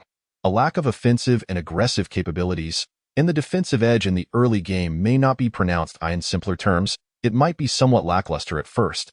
But in the later stages, it becomes an incredibly resilient shield. Tang Xian pondered. So, do you want me to choose this one? This ultimately depends on your own choice. Your psychic abilities provide notable enhancements to all 3 systems. I will support whichever you prefer, as long as it brings you joy. Beyond its initial weakness and lack of offensive power in later stages, what impact does this system have on one's character? Clearly, Tang Xian is aware that abilities can influence personality. She directly inquired about it. Su Luo, unfazed, replied calmly. Yes, it will transform you into a congenial person, and you will harbor a strong aversion to malevolent forces. For instance, if you were to choose this ability, you might end up wanting to eliminate me. In that case, I shall not choose this one. Let us move on to the next, Tang Xian decisively declared. Without an ounce of hesitation, Chapter 42. How about a succubus? After all, having a man is not a reason to let Su Luo go for the sake of an ability. Absolutely not. Su Luo chuckled. Organizing the 3 sheets of paper before setting them aside, he picked up another 3 and began to explain. I have categorized this one as neutral. It will not lean too much towards righteousness or villainy. However, due to its absolute neutrality, both offensive and defensive capabilities are rather mediocre, a balanced choice. Before he could finish, Tang Xian interrupted him. Enough, enough. I cannot comprehend all this. Just tell me what your demon lineage entails. If I were to be like you, would I not dislike you because of your abilities? A glint of amusement flickered in Su Luo's eyes. That is indeed true. I am quite extreme. Are you certain you wish to accompany me? What other option do I have? If I do not join you, can I possibly venture alone? You have yet to disclose your affiliation, Tang Xian said. A hint of urgency in her voice. Su Luo's recent elaboration on the two factions piqued her curiosity about the kind of person he truly was, especially since they were to spend a lifetime together. With a casual gesture, Su Luo conjured another 3A4 sheets. Initially, I intended for you to join me, but fearing you might not appreciate it, I deliberately devised 3 more harmonious paths, as for my faction. I believe it falls under chaotic evil. Chaotic evil? Yes, an unequivocal villain, an absolute egoist. The lives of others are inconsequential to me, except for yours, of course. Tang Xian paused, yet instead of feeling repulsed, she laughed. Exactly. Only true villains can survive in this realm. Saintly BH. Saintly BH. Su Luo echoed her cheer. Subsequently, Tang Xian began to thoroughly review the papers in her hands, stating, "Let us discuss. I shall not elaborate on the factions. You likely grasp the concept. Overall, the abilities resemble mine, prioritizing offense over defense, annihilating foes before they have a chance to retaliate. But what if we encounter a situation where hard power is overwhelmingly superior? Like I did last time?" Tang Xian voiced her concern, fear evident in her eyes. Clearly, the previous instance had left her with considerable psychological trauma. If you cannot defeat them, flee. For safety's sake, I have included an additional lineage in your abilities, which guarantees you will be immune to any attacks for 24 hours during a crisis, allowing ample time for the cooldown of the rewind scroll. That is reassuring. Oh, wait, do you possess this as well? Su Luo nodded. I suppose I do.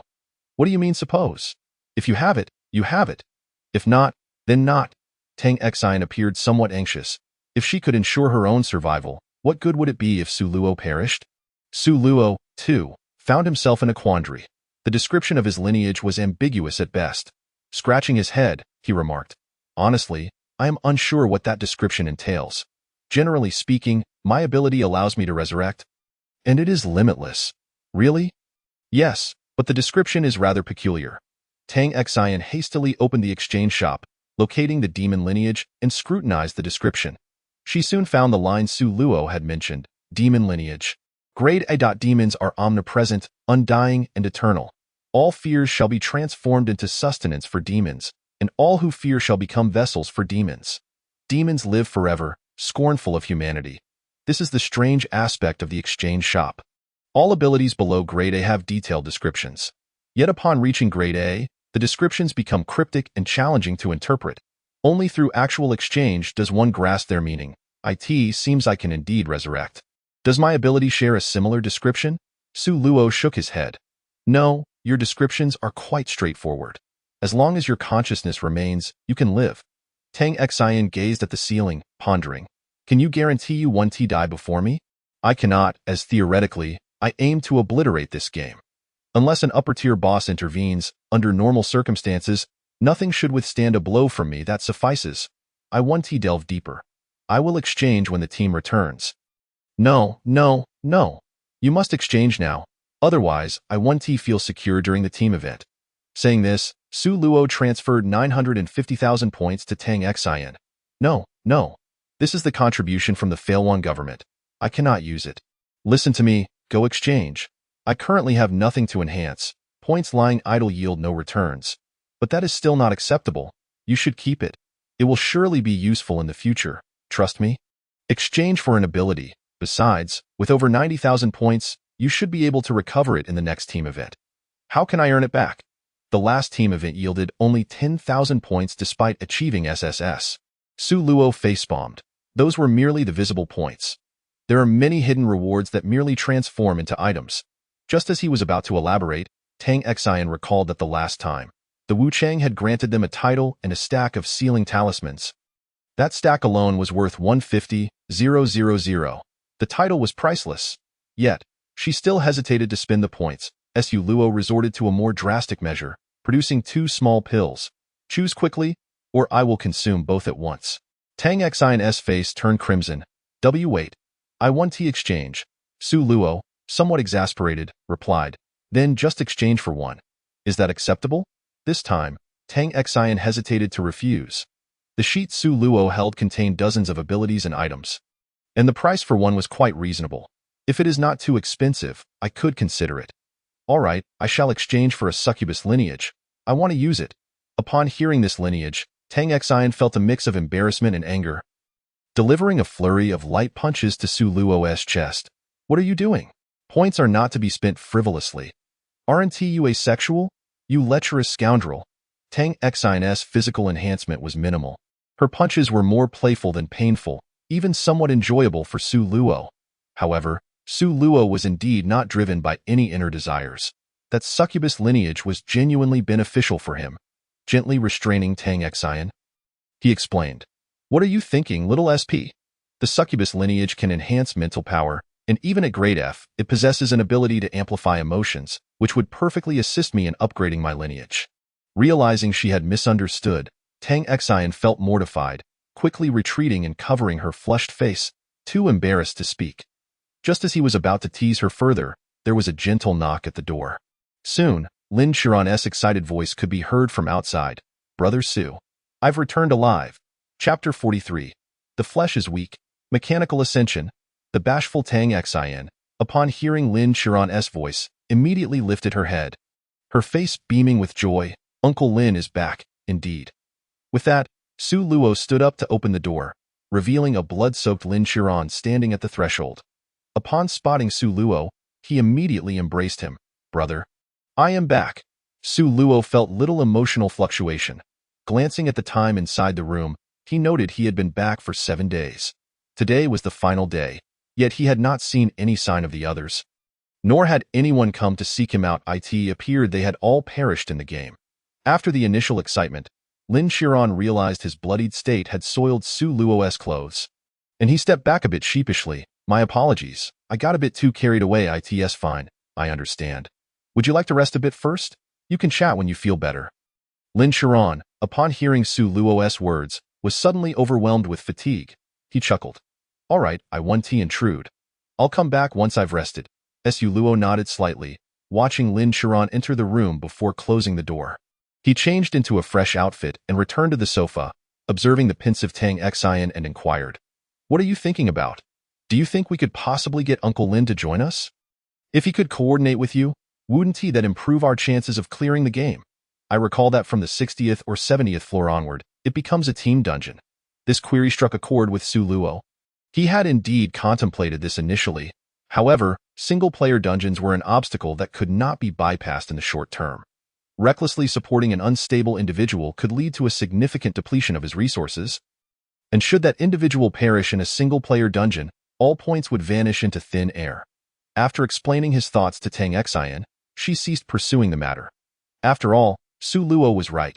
Lin Qiran had emerged alive this time. But what about next time? Or the time after that? The uncertainties were overwhelming, compelling both individuals to prioritize their own interests.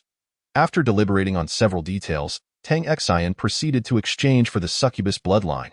However, unlike Su Luo's calm demeanor, she was engulfed by an excruciating pain that radiated throughout her body at the moment of the exchange. Yet, in an effort to spare Su Luo from worry, she gritted her teeth, suppressing any cries of agony. Su Luo, witnessing her torment, was filled with compassion, gently cradling Tang Xian in his arms, hoping to alleviate her suffering.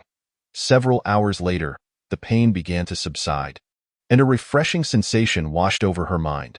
She could sense a significant enhancement in her psychic abilities. The casting range, previously limited to around 5 meters, had now expanded to at least 20 meters. Simultaneously, her control over time had also been greatly extended. However, these changes were perceptible only to her. Su Luo could only observe the external transformations. For instance, Tang Xian's features appeared more pronounced, subtly imbued with a hint of allure. The most striking change for Su Luo was Tang Xian's noticeably enlarged bosom. Before long, Tang Xian emerged from her discomfort, wearily lifting her head to gaze at Su Luo, playfully lamenting, "It hurts." Her voice was soft and sweet. Reminiscent of her daily complaints about waking up late, Su Luo found it difficult to maintain his composure. The years of emotional restraint seemed to flicker with the promise of healing. Yet, observing her fatigued state, he suppressed any inappropriate thoughts. After helping her clean up, he tenderly placed her soft form onto the bed, allowing her to rest. Another day passed. Lin Shiran concluded his preparations, and the three gathered in Su Luo's room. "How was the harvest, Brother Lin?" Su Luo inquired. "Mediocre, just over 8,000 points," Lin Shiran replied, almost instinctively about to ask Su Luo about his own gains. But he quickly recalled Su Luo's formidable analytical and scoring capabilities. Choosing to remain silent, after all, comparison is the thief of Jo. Su Luo, aware of Lin Shiran's thoughts, opted not to dwell on that topic any further. He straightened his posture and said, "Brother Lin, I have a plan. Though it may be somewhat brutal, if you can accept it, I will share it with you. If not, I shall remain silent." Lin Shiran's demeanor turned serious as he pondered, "Is it related to me?" Su Luo shook his head, "Not you, but concerning the future." "Are you requesting my points?" Lin Shiran inquired. Su Luo then elaborated on his intention to form a team. Lin Shiran furrowed his brow, leaning back in his chair as he lit a cigarette. "Remaining silent. If you agree, I will outline a suitable path for the team, but in the short term, I won't assist you in exchanging abilities or items. I can only offer help with minor tools." Lin Shiran nodded, and after finishing his cigarette, he looked at Su Luo. "If I follow your route, what are my chances of survival in a solo instance?" 60%. "Should the main storyline trigger, you will have a 60% chance of returning safely to the safe zone." 60%? Lin Shiran repeated softly, then fell silent once more. After a long pause, he asked, "What role will I play in the team? Logistics? Or as an assault unit? Or something else?" "Firepower suppression, Brother Lin. You have military experience." "Correct?" Lin Shiran nodded. "Indeed. A decade as an infantryman, then I became a chef after retiring." "How did you know?" "It's simple. Prior to the last instance, you were intent on helping others.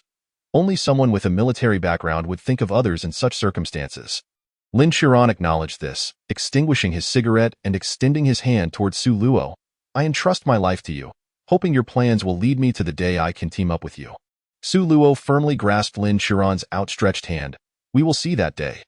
Once their alliance was confirmed, Su Luo produced the meticulously prepared route plan and presented it to Lin Shiran. "I have reviewed the bloodlines and found none suited for firepower suppression. You must pursue technology and enchanted ammunition." Lin Shiran nodded, scanning the text on the paper, a hint of surprise shining in his eyes. His strategy was distinct from Tang Xian's fantastical and vague approach. Everything was clearly outlined, detailing effects and complementary tools. Essentially, while Tang Xian and Su Luo relied on transformation into divine beings, Lin Shiran would depend on physical enhancements. If his eyes couldn't keep up with the speed of the malevolent spirits, he would replace them with mechanical eyes. If his strength was insufficient, he would utilize exoskeletons. When ordinary firearms failed to breach defenses, he would resort to Gatling guns, and if that proved inadequate, he would directly employ plasma weapons. After digesting this information, Lin Shiran nodded in understanding, recognizing the reason behind Su Luo's formidable strength. His analytical skills were indeed exceptional. Once the route was confirmed, Lin Shiran prepared to leave for his own room to gather items for body modification. But Su Luo called out to him, "Wait, there's something I need to give you." "What is it?" Su Luo removed a storage ring from his finger, alongside a necklace acquired from the last group instance. Placing them before Lin Shiran, "Your weapons can't be carried around, so take these too. They contain some auxiliary tools, enough for your needs for a while." Lin Shiran accepted them without hesitation. "Thank you." After Lin Shiran departed, Tang Xian nestled closer to Su Luo. Since exchanging for the system, she felt an irresistible attraction to him, yearning to be by his side at all times. Just moments ago, she had refrained from climbing into his arms due to the presence of others. Otherwise, she would have done so without hesitation. "Have you acquired new storage tools?" Su Luo gently took Tang Xian's hand, showcasing the ring before her. "Isn't this it?" She quickly examined the ring, discovering it indeed contained a spatial compartment. Approximately 20 cubic meters in size, 350,000 isn't just for a wedding ring. It also includes a shared space. You can access it, and so can I. Tang Xian smiled blissfully, lightly kissing Su Luo's cheek. "Since we're not busy, how about I treat your ailments?"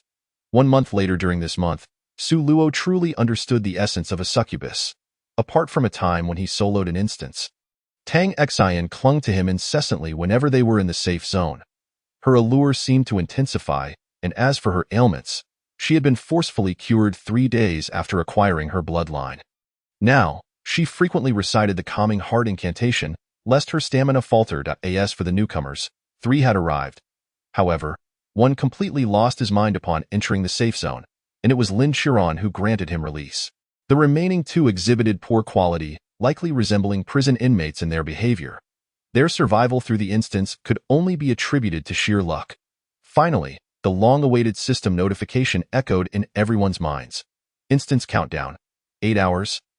59 minutes. 59 seconds. Instance name. Invisible level. E. Detecting the presence of the oath ring. Difficulty adjustment in progress.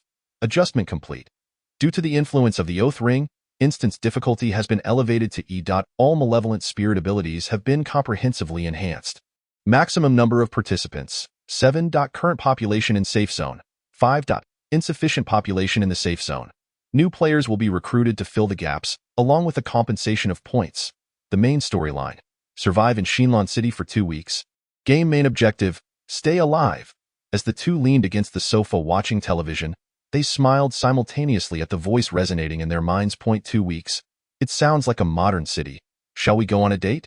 If you're not afraid of being surrounded by a bunch of light bulbs, I'm open to it, Su Luo replied with a smile, knowing that a few newly recruited players would inevitably accompany them. Tang Xian pouted slightly, displeased. Forget it. Let us confirm safety first. All right, I'll discuss with Brother Lin about what to do with the newcomers.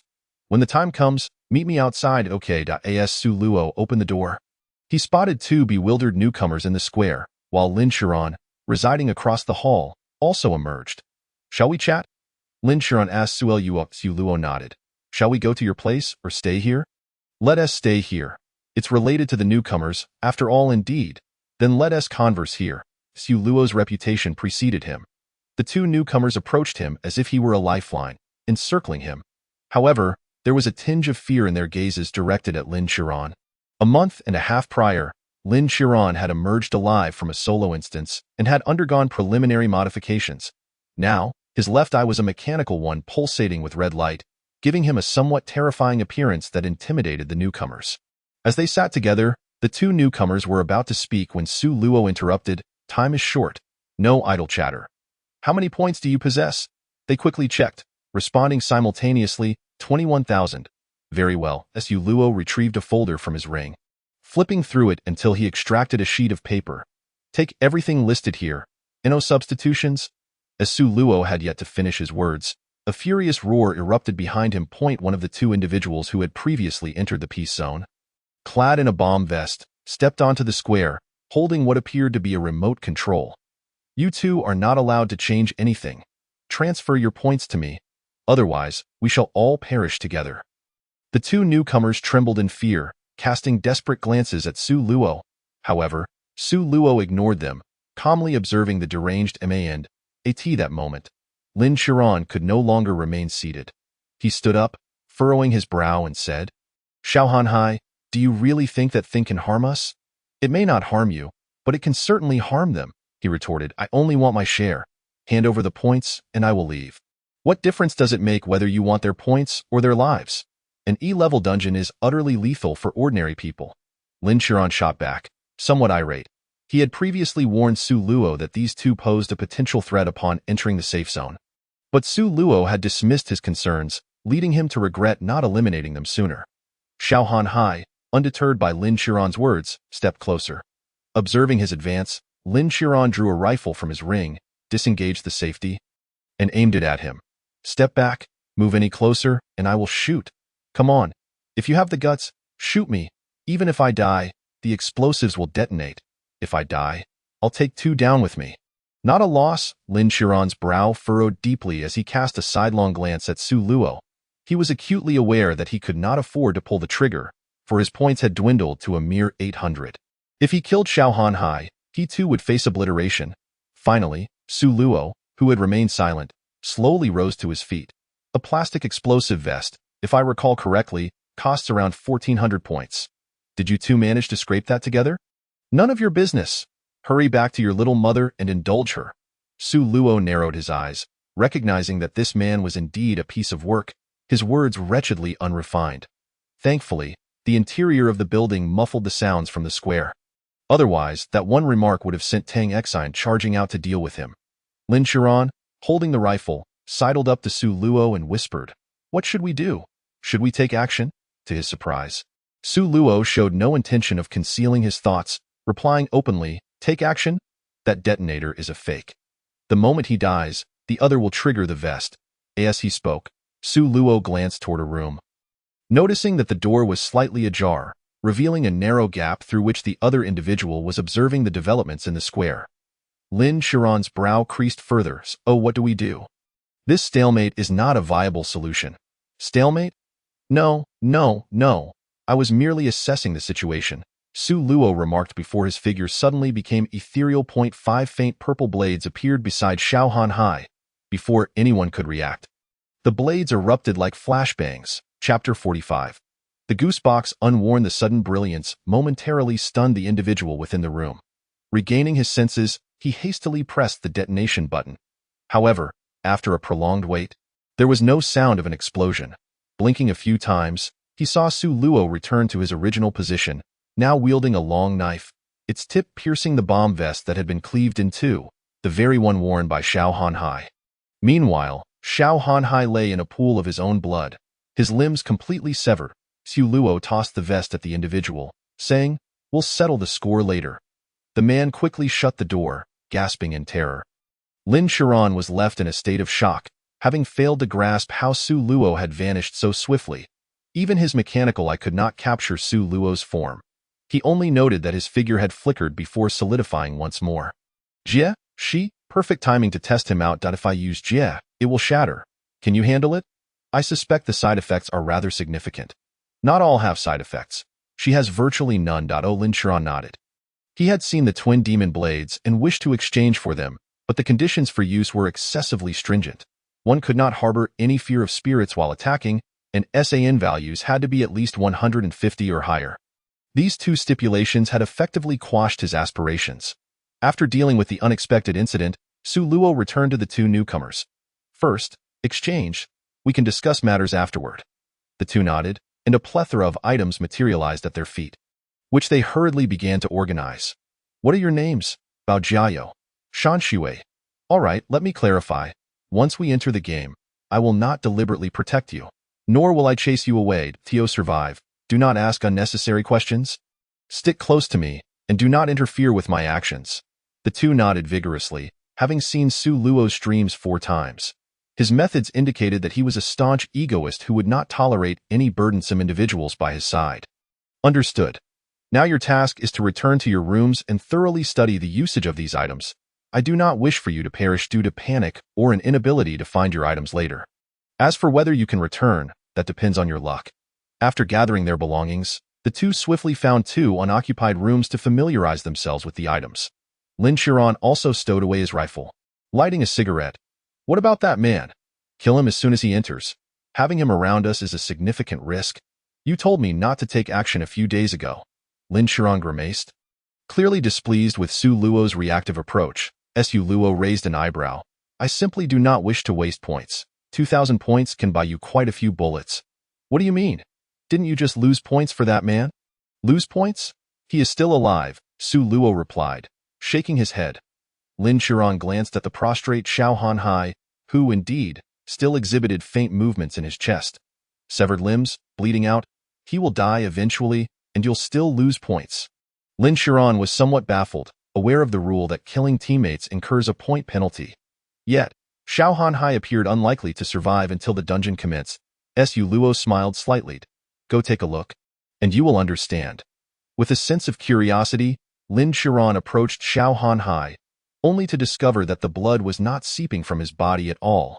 Rather, it was oozing from the severed limbs. The wounds on Xiao Hanhai's torso had not released a single drop of blood. All the cuts seemed as if they had been cauterized by intense heat.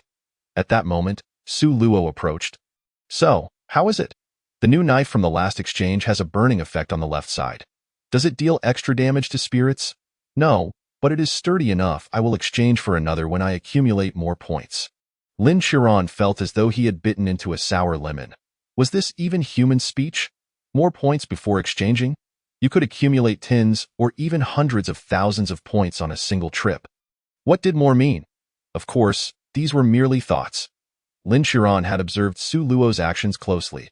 Although he initially claimed he wouldn't extend too much support, he never skimped on the exchange of items and consumables.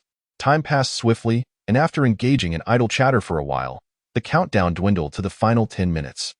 Tang Xian emerged, having donned a more convenient athletic outfit. Upon stepping out, she spotted the still unconscious Xiao Hanhai on the ground. Hey, did I miss something? After activating her succubus bloodline, she had become indifferent to such matters. Had this been before, she might have felt a hint of fear. Nothing of consequence, just a worthless fool. Are you ready? Su Luo asked with a smile. Already prepared. What about the newcomers? She inquired, casually wrapping her arm around his. Her voluptuous form pressed against his arm. After a brief assessment, Su Luo nodded. Yes, this sensation is unadorned.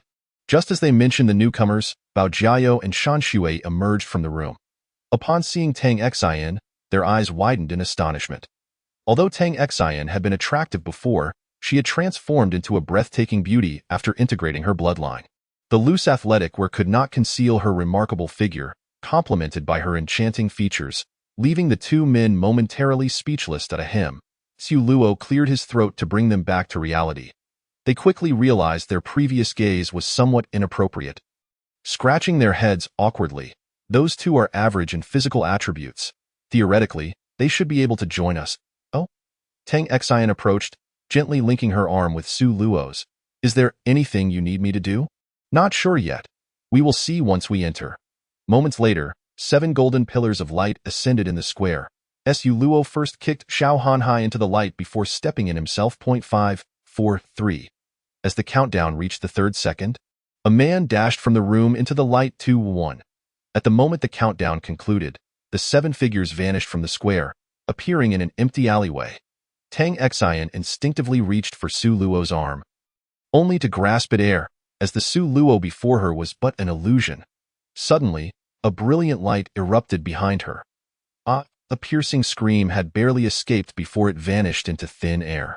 Tang Xian hurriedly glanced back, only to find the man lying in a pool of blood, his limbs severed. At that moment, Su Luo's phantom form reverted to its physical state.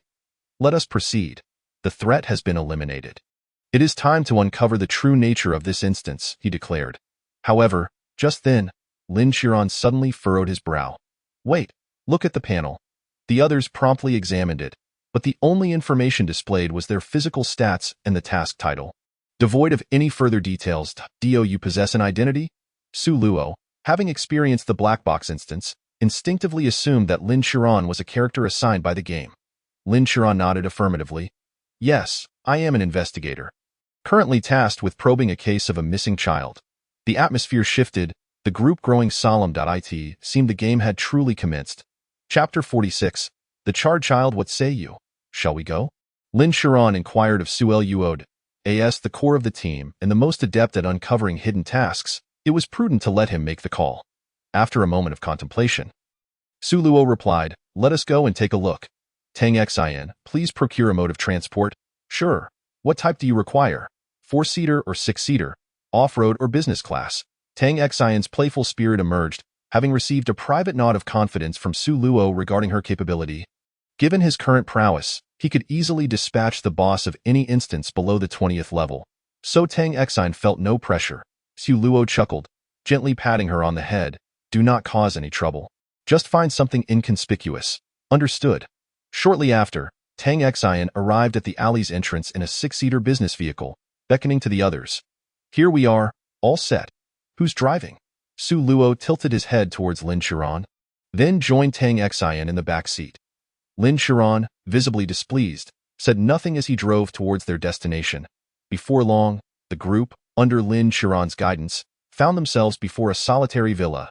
A man had been waiting impatiently by the entrance. As the vehicle came to a halt, he approached them. Are you Detective Lin? Lin Qiran nodded coldly. Yes, and you are Gong Xiuxian?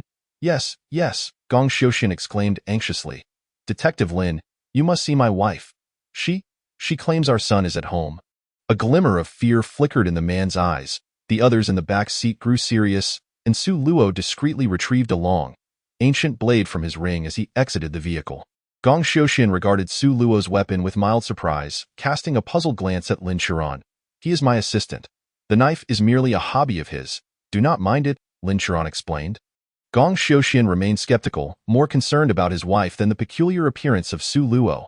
Upon entering the house, Lin Qiran halted abruptly. What is it?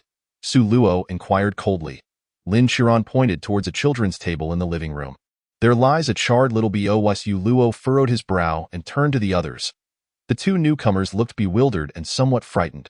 However, Tang Xian frowned and remarked, I can only see a hand. Gong Xiuxian was on the verge of losing his mind. What is happening? Why can so many see it? Is this a supernatural occurrence? Lin Qiran quickly calmed Gong Xiuxian, urging him to refrain from further discussion as they entered the room. He then addressed Su Luo. Su Luo, you and Tang Xian check on Yao Qiushan while I converse with Mr. Gong. Understood. The group split, with the two newcomers following Lin Qiran while Su Luo and Tang Xian approached Yao Qiushan. Ms. Yao, could you recount the events leading up to this? Yao Qiushan remained transfixed, staring blankly at the children's table. Su Luo exchanged a knowing glance with Tang Xian, who promptly activated her ability to help Yao Qiushan regain her composure. Finally, Yao Qiushan wiped her tears and turned to them. I apologize. I was just lost in thought. What did you say? Could you please share what transpired? I understand this may be painful, but your cooperation is essential for resolving the case. Yao Qiushan nodded, her expression forlorn as she began recounting the events. 7 days ago, my child was involved in an accident. What sort of accident? Su Luo interjected, prioritizing the cause over the sequence of events. The two who had glimpsed the child had described him as charred, indicating a fire-related incident. Yet, within the room, Su Luo had detected no signs of burning or the scent of smoke. Yao Qiushan paused. Taken aback by the sudden interruption, it was a fire. Duo and some friends were playing with fire in the backyard, and things spiraled out of control. What about the other children? They are unharmed. Only Duo perished. Tears streamed down Yao Qiushan's cheeks as she spoke. Tang Xian gently wrapped her arms around her shoulders in a gesture of comfort. Having identified the location of the incident, Su Luo signaled to Lin Qiran, I will examine the scene. Go ahead. Upon reaching the backyard, Su Luo observed a patch of charred earth not far from the lawn. He crouched down for a closer look, his brow furrowing deeper. The burn mark seemed unusually small. Considering the size of the children's table, the child could not have been more than 6 to 8 years old, standing roughly 1 meter 30 or 40 centimeters tall. Yet, the burn mark covered only 2 square meters. If a human had been completely ignited, the flames would have raged for at least 5 minutes, ample time to engulf a larger area. Furthermore, a child would certainly have fought against such a fate. The current impression was that the child had set himself ablaze and remained motionless, lying there, awaiting his demise, resigned to becoming a mere pile of ashes, possession by a spirit, or a living sacrifice. Su Luo muttered under his breath, having overlooked the crucial factor of not being able to see the ghost. He silently resolved to acquire a vision-related ability upon completing this instance. The commentary began to analyze the situation. Many had traversed this instance without incident, smoothly navigating through 2 weeks without encountering any murderous spirits. However, none possessed identities, indicating that Su Luo's approach was indeed the true path to success. After inspecting the crime scene, Su Luo returned to the room, blade in hand. The group had gathered, and Lin Qiran had assumed his role as a competent detective. Gentlemen, there seems to be something amiss here, and my suggestion is that you leave this place for now. Do not linger here. Gong Xiuxian appeared troubled, glancing at his wife. Yao Qiushan wiped her tears, resolute. I refuse to leave. I want to see Duo once more. Lin Qiran refrained from pressing further, merely nodding in understanding. Such a response was natural in the face of losing a loved one. As Su Luo entered, he inquired, are there any discrepancies? Su Luo shrugged. None, just a typical fire scene, though the source has not been located. It was likely taken away by those before us. As for other findings, there is nothing significant. Let us visit the cemetery shortly, Mr. Gong. Do you have time to accompany us? Before he could finish speaking, a sudden clatter of objects falling echoed from behind. The group turned alertly toward the source of the sound, witnessing fruits from the children's table tumble to the floor. At that moment, apart from Lin Qiran and Tang Xian, everyone in the room perceived a child appearing behind the empty children's table. A child, charred and carbonized. Chapter 47. The white mouse. Everyone except Su Luo broke into a cold sweat. Lin Qiran nearly drew his firearm, intending to unleash a barrage at the children's table, but Su Luo swiftly intervened, subtly shaking his head. "What is happening? I can't see it," Lin Chiron exclaimed, but before he could elaborate, Yao Qiushan shrieked. He is going to get the fruit." Tang Xian stepped forward, pointing at the ground near the entrance. "Look there." The group turned their gaze to the door, where numerous footprints now marred the previously spotless tiles. Simultaneously, a blue backpack appeared at the entrance. "What do we do?" Lin Chiron whispered to Su Luo. Su Luo hesitated, furrowing his brow as he scrutinized the child's corpse. After a long pause, he inquired, "Ms. Yao, did your gaze stray from the child even for a moment?" Yao Qiushan nodded, about to respond when her peripheral vision caught sight of a nearby makeup mirror. Coincidentally, from Su Luo's perspective, he could see the children's table reflected in the mirror, yet there was no trace of the child within it. Now, all eyes were locked on the child. They needed to alternate blinking to ensure that at least one person maintained sight of the corpse. Understood. A few individuals nodded in agreement, and then Su Luo used the hilt of his knife to lift the backpack at the door. Carefully rummaging through it, there was nothing unusual inside the bag, just some books and stationery. Deciding to test the waters, he instructed everyone to leave the room, turned around, and waited for a moment before turning back again, only to find that the corpse had not moved. Frustration surged within him. He despised such uncertainties. He preferred the more straightforward threat of a killer. This insidious, intangible menace was far too bothersome. After several experiments yielded no reaction from the corpse, even when Su Luo gently prodded it with the tip of his knife, he sensed that the child had been utterly charred. The body possessed not a shred of softness, having completely transformed into a lump of charcoal. With no results from his probing, he summoned everyone back into the room and then called Lin Chiron to the backyard. "Do you have any additional information on your panel?" Lin Chiron shook his head slightly. "No, it only indicates that I am a detective. It didn't specify anything else. Did you notice anything amiss?" "Indeed." Su Luo pointed at the scorched earth. "The incident occurred there, but the extent of the burn is rather concerning."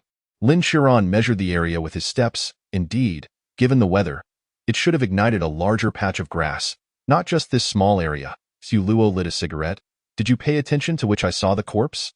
Lin Chiron paused. "I didn't notice, but it seemed to me like it wasn't a solid entity.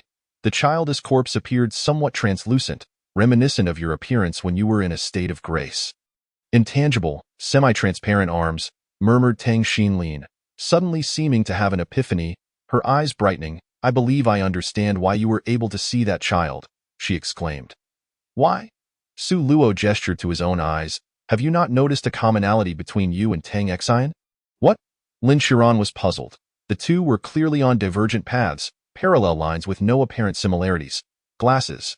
You wear sunglasses to conceal your mechanical eye, while Tang Xian wears glasses due to vision issues. And what does this have to do with seeing him? It may or may not have significance. We shall experiment when we return." After concluding their discussion, they returned to the room. Lin Chiron closed his left eye and promptly removed his glasses. The moment he did, he saw a charred corpse seated at the child's table. After Su Luo whispered something in Tang Xian's ear, she too removed her glasses and was instantly met with the sight of the corpse. "Can you see it?" "Yes," they both replied in unison. "Oh, it is indeed as I surmised." Su Luo mused aloud. After contemplating for a moment, he addressed the child's parents. "This may be a supernatural phenomenon beyond our ability to resolve. All we can do is ensure the deceased rest in peace. The two departed have left us. Let the living proceed to lay the child to rest." Gong Xiuxian nodded rapidly, as these matters surpassed his comprehension. Though Yao Qiushan exhibited some reluctance, however, after a period of encouragement from Gong Xiuxian, she ultimately consented to reinter the child. The group then proceeded to the cemetery, placing the child back in the coffin for a proper burial. As they covered the grave, Su Luo's ears perked up. Among their group, only his abilities provided comprehensive enhancements to the body. Just as the last shovel of earth was placed, a sound of crying and scratching emanated from the coffin. Yet he said nothing to the others. After burying the child and escorting the couple back home, they departed the villa area. Once in the car, among familiar faces, Su Luo finally spoke. "Did you hear any sounds during the burial?" Everyone shook their heads. "What did you hear?" Lin Chiron, driving, glanced at the rearview mirror. "Crying, along with scratching sounds from the coffin. Our adversary this time seems to be invisible, or perhaps only visible under certain lighting conditions." That's concerning, Lin Chiron remarked, his expression growing grave. Oh, where to now? Should we head to the precinct to search for records? No need. The records are compiled from a mundane perspective, of no use to us. After checking the time, Su Luo suggested, it's still early. Let us disperse for now. We have a little white mouse to attend to. Little white mouse? Yes, the one named Han. Lin Chiron said nothing but nodded silently. However, the group did not disperse, remaining together. Lin Chiron was simply not in the mood for leisure, while the two newcomers, gripped by fear, dared not stray from Su Luo's side. In contrast, Su Luo and Tang Xian felt quite relaxed. Having ventured into a modern urban scenario, a group adventure was a perfect opportunity for a date. Thus, an odd pairing emerged on the streets, two young lovers in front, engrossed in each other, followed closely by a tall figure in sunglasses and two timid companions. They reveled until evening, eventually finding a hotel to book a suite. At first, Su Luo hadn't noticed, but later he discovered the point shop offered unlimited funds in the form of bank cards, one for 10,000 points. Since he had no pressing need for points, he decided to exchange for one, saving considerable time on future exchanges. After indulging in a feast of exquisite delicacies, Su Luo retrieved a laptop from his ring and plugged in a device resembling a USB drive. The others looked on, astonished. You know hacking? Lin Chiron asked in surprise. Su Luo smirked. Not quite. I'm not that adept. I merely installed a few cameras at his home before leaving, just to observe. Tang Xian grinned mischievously. Aren't you afraid of seeing something you shouldn't? I'm indifferent to such matters. Then what about the other day? Su Luo quickly corrected himself. It doesn't apply to you. All right, let us hurry and watch. If anyone sees something amiss, shout. Chapter 48. The performance. Lin Chiron was aware that Tang Xian's lineage bore a hint of lewdness, spending day after day cooped up with Su Luo. It was easy to infer their activities. Thus, he chose not to break the silence, quietly pulling up a chair next to Su Luo. The two newcomers, emboldened by his example, bravely seated themselves nearby. The grieving couple, Gong Xiuxian and Yao Qiushan, lacked the heart for such distractions. Life continued in its mundane rhythm. After dinner, Yao Qiushan sat on the couch, staring longingly at the child's table, lost in thought. As midnight approached, Gong Xiuxian emerged from the bedroom. You should sleep. Don't wear yourself out. I'll just watch a little longer, just a little. Yao Qiushan's eyes were red, tears brimming, evoking profound sympathy. Gong Xiuxian offered no further persuasion, sharing in her grief. Life had to persist. He could not succumb to despair. With a heavy sigh, he retreated back into the bedroom, staring blankly at the ceiling. An hour later, Yao Qiushan could no longer resist sleepiness. With a sigh, she entered the bathroom to wash up before bed. Tang Xian, quick-witted, swiftly covered Su Luo's eyes. No peeking. Su Luo brushed her icy hand aside. Stop fooling around. Tang Xian pouted in displeasure and pinched his waist. Lin Chiron instinctively turned away, and the two newcomers followed suit, avoiding the scene. After all, the act of setting up cameras was already quite intrusive. Peering into their private moments felt distinctly uncomfortable, of course. The online audience was rife with shameless lewd comments, clamoring for the officials to refrain from censoring. However, what they wished to see did not materialize. As Yao Qiushan removed her outerwear, her movements suddenly froze. Tang Xian gasped in shock, her complexion turning pale, as she clawed at her own neck, as if a large hand were choking her. Then, they witnessed Yao Qiushan's feet slowly lifting off the ground. Lin Chiron sensed something was amiss and snatched the car keys, intending to rescue her, but was once again halted by Su Luo. By the time you get there, she'll be dead. Watching here might yield some clues.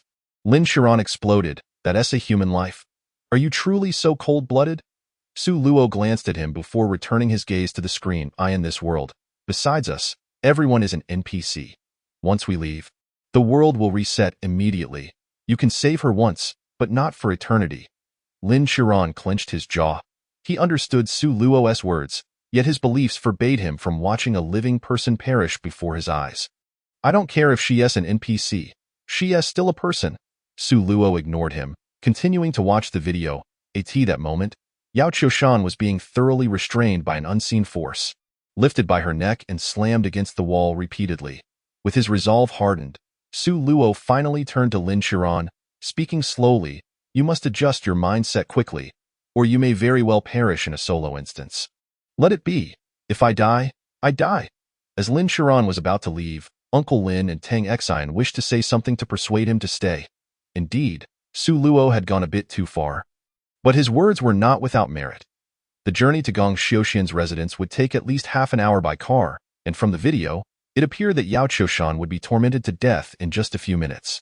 Su Luo's actions also sparked discomfort among numerous online viewers, who began to voice their condemnation. Fans turned to foes, declaring Su Luo was utterly despicable. Was the life of an NPC not worth anything? Unsubscribing, they proclaimed that a pervert was indeed a pervert. They urged the Failwan government to reconsider, for Su Luo's mental state was evidently incapable of passing any tests. Meanwhile, Qianli, watching from the screen, furrowed his brow. After 4 live broadcasts, one would expect Su Luo to not behave in such a manner. Though he was ruthless and somewhat deranged, he still retained the most basic sense of humanity. His actions in the first instance required an apology. The second necessitated a trade with Bai Wuchang, and in the third, he had risked his life to save the villagers. All these behaviors indicated he was not a soulless madman. Could it be that his bloodline had affected his judgment? At that moment, the VX group chat pinged. Tianqian. He is putting on an act. Qianli, perplexed, quickly typed back. Qianli, an act? An act for whom? Tianqian. For Lin Shiran. Qianli, why? Currently, it seems Lin Shiran should be his designated teammate. Tianqian did not reply immediately, but after a moment, sent several screenshots of documents. Then, Tianqian began to type again. Tianqian, he is a military person. Do you know Tianji's personality? Qianli, I do. He never shows mercy to enemies, but cannot bear to see innocent civilians suffer even a little. Tianqian, that is the crux. Su Luo is teaching him the distinction between NPCs and humans. Qianli, what difference is there between the two? Tianqian, on the other side of the screen, slapped his smooth forehead in exasperation but proceeded to explain. Tianqian, have you ever played a game? Let me ask you this. If an NPC dies in front of you due to the storyline, how do you feel? Qianli, feelings. An NPC's death is just that. It is all fictional and predetermined to die. Tianqian, now, replace the NPC with a living, breathing person, and if they are also destined to die because of the plot, how would you feel then? At this, Qianli understood Su Luo's intent. He feared Lin Shiran might sacrifice himself to protect an NPC out of pity, thus placing himself in danger. After replying simply, he returned to watching the live broadcast. In his arms, Tang Xian looked at Yao Qiushan, who was still being tormented, with a tinge of pity. She raised her small head tentatively and asked Su Luo, are we really not going to help her? Su Luo did not respond. A flash of light appeared in his hand, revealing a detonator, which he pressed lightly. Instantly, the screen was engulfed in blinding light. The moment the light illuminated, a piercing scream erupted from the speakers. And when the brightness faded, the tormented Yao Qiushan lay lifeless on the ground. The unseen assailant did not strike again. What have you done? Just a holy light bomb. For now, focus on this side. I need to check on that Han situation. With that, he retrieved a notebook, plugged in a USB drive, and leaned back in his chair to watch the video. Su Sugu. Will there be any danger on Lin Ji's side? A newcomer asked tentatively. Su Luo turned his head to glance at him, recalling that his name was Shan Shuate. Don't worry about him. I left bombs in the car as well. There won't be any issues. He then called up the interior footage from the vehicle, instructing the others to keep an eye on it. Chapter 49. I have her. Although Yao Qiushan was saved, many viewers unsubscribed. They questioned why. If it was possible to save her, he did not do so directly and instead waited until she was on the brink of death to detonate the bomb. However, Su Luo was unaware of these sentiments and did not care about losing followers.